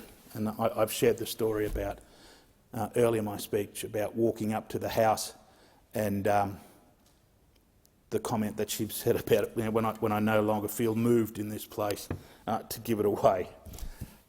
Mr Speaker, I think an address and reply speech is one that is best delivered for the benefit of our membership and those people that help us get here. I don't want to mention names, but if I can close off my contribution tonight by thanking, in our party world we have SECs, State Electoral Councils, and FDCs. Each of those have executives. Because of the size of my electorate, I have about 7 of those, which are the branches that sit under those 900 support volunteers that I have as membership, and volunteers who hand out that may not be a member of the party.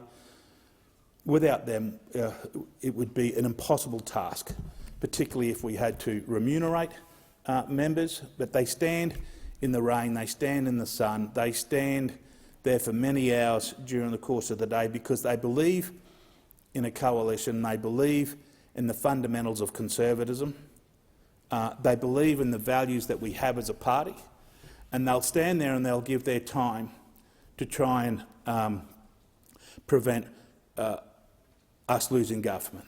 Well, to everyone that did that, I thank you from the bottom of my heart. And can I take the opportunity to thank you in advance for the work that you will do at the next election and hopefully the election after that, because without you, our community is poorer, and know that I will work every day as hard as I can to provide the funding for my electorate, which I have. I'll provide the administrative support to our service organisations in assisting with printing.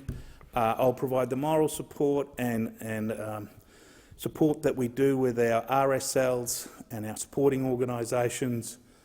I will support our state members, from the Gold Coast, Ros Bates, from Scenic Rim, John Krause, from Lockyer Valley, Jim McDonnell, and others surrounding. They're the LNP members that are fully elected in my areas, within my boundaries. Local government representatives who go about their day and give their time freely to each of the relationships I have with them. Can I thank you? It makes it so much easier when we go into a community and we can tap into that corporate knowledge, that long-term corporate knowledge that exists in those communities, flanked by state and local government representatives. My job is made so much easier. My job here in Canberra is to represent those communities, to represent those people, to ensure that they are as effective as they possibly can be in representing the best interest of right. And even if those in the community may not have supported me, my task is to give you as much support as I can as well. Can I thank my staff, my Chief of Staff Josh Christensen, Drew Crichton, Alice Warby, who's been with me since day one, and so has Joe Dempsey, my PA, since day one. I think that's evidence of the way that we operate in the electorate, to have staff that have been with you for that period of time. Rochelle Maloney, who's just finished up, and a series of other staff that have served in our office.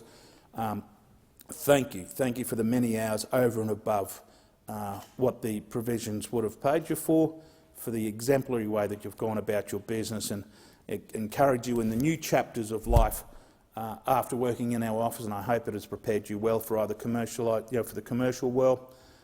Thank you, Mr. Speaker. Can I say it is an absolute privilege to be able to stand and deliver an address and reply in this Parliament. Thank you.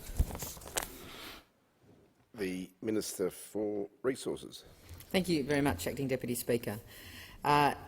It is such a privilege to be here in this House this evening representing the electorate of Brand, and of course over the time that I have been since election in July 2016. I know the federal election this year was almost 6 months ago. There are an enormous number of people I need to thank for their help during the campaign and for the help and support they continue to give me as a member in this place.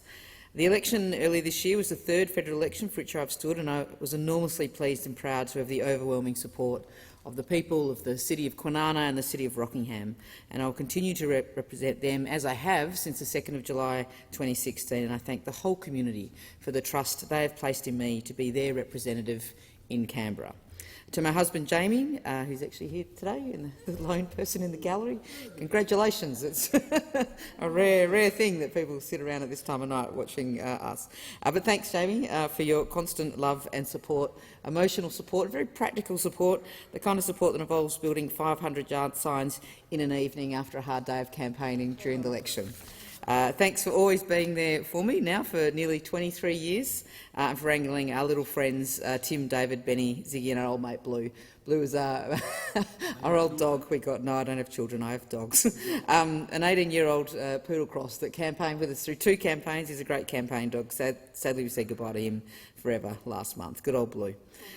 It is. Though the pandemic produced many challenges, Team Brand rose to the challenge of helping to elect an Albanese Labor government. And I say to all those branch members who selflessly gave up their time, to our local community organisations and to the various volunteers who turned up and made tireless efforts on the pre-poll booths, I appreciate all that you did for me and for the Labor Party once again. And I want to acknowledge some of the difficulties on the pre-poll, not from our main competitors, the Liberal Party, but from other minor parties that were terribly badly behaved on the pre-polls. I do thank the members of my party, the Labor Party, but also our friends in the Liberal Party that were all very decent and ran a fine campaign. Obviously, mine was better, but it was very decent and collegial.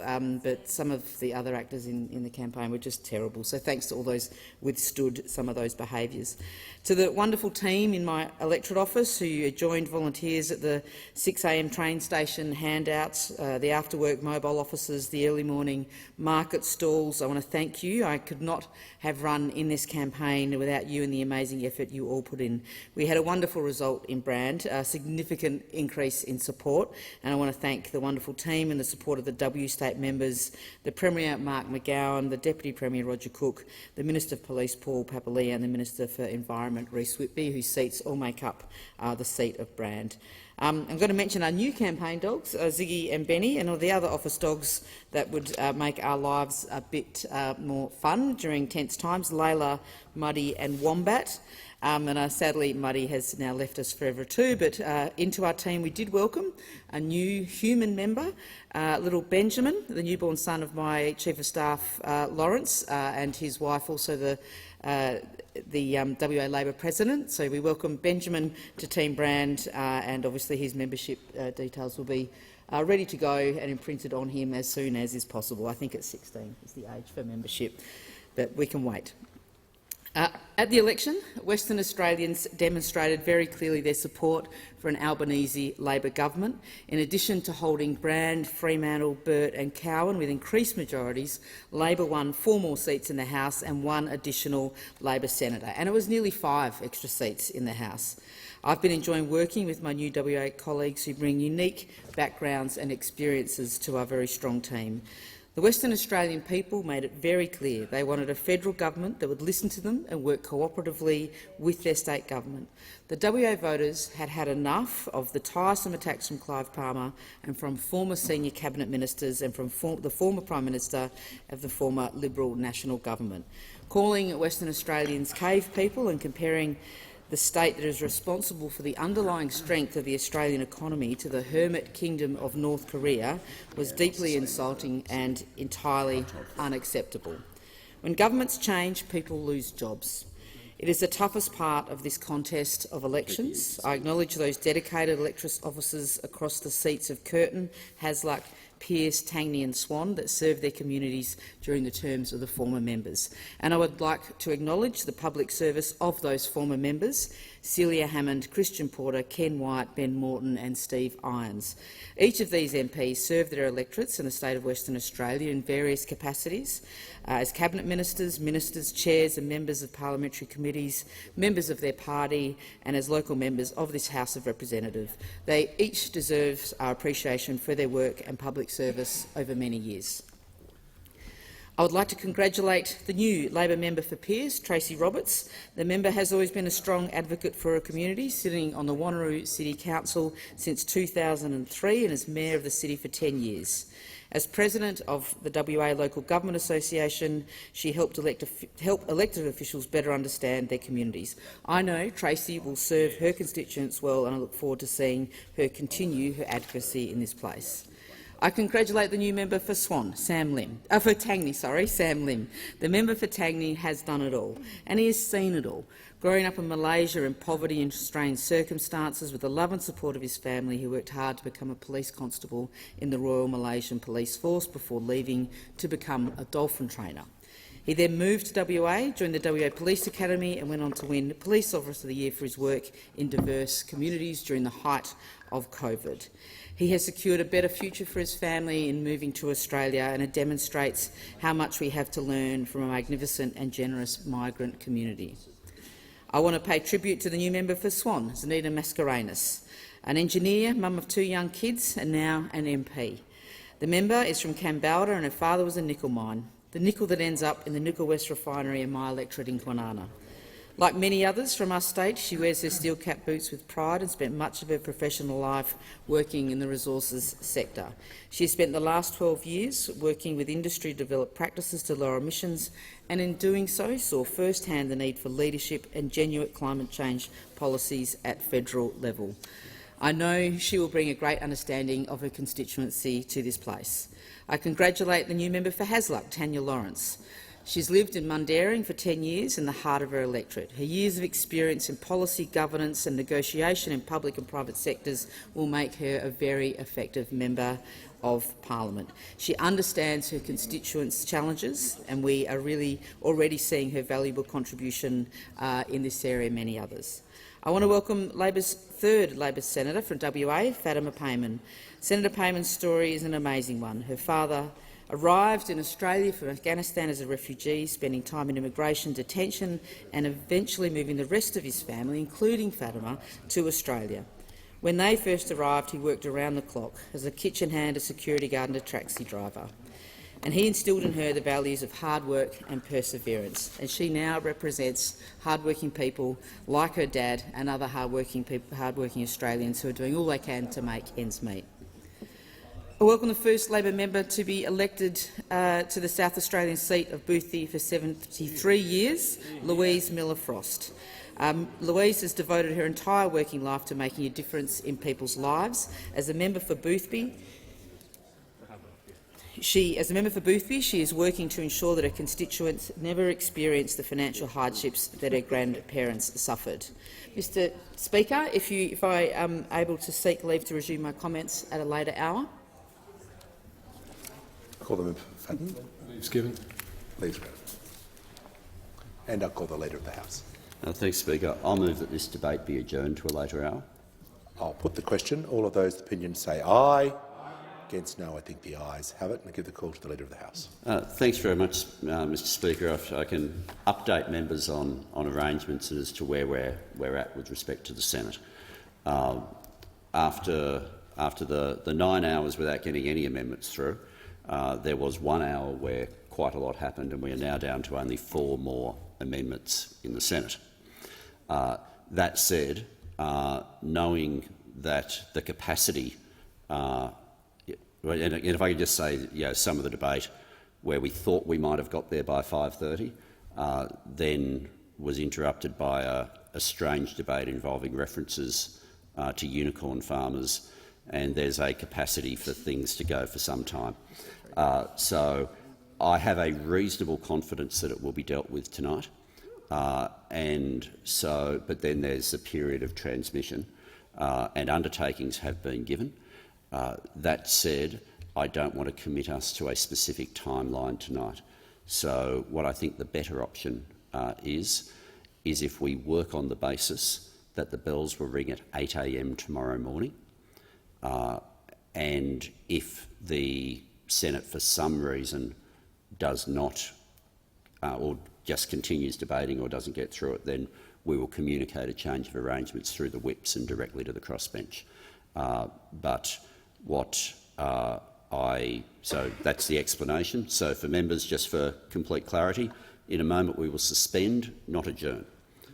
In suspending, it will be with the intention that the bells will ring at 8 a.m. tomorrow morning, and the only item on the agenda will be the message from the Senate that we will deal with, which traditionally has not been a long debate, but my capacity to predict the length of debates this week has not been great.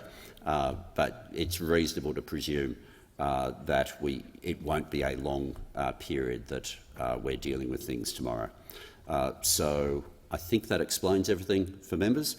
On that basis, Mr Speaker, to suit the convenience of the House, I would ask that you suspend the sitting, leave the chair, with the intention of ringing the bells at a later hour, which, for the information of members, is intended to be 8 a.m. tomorrow.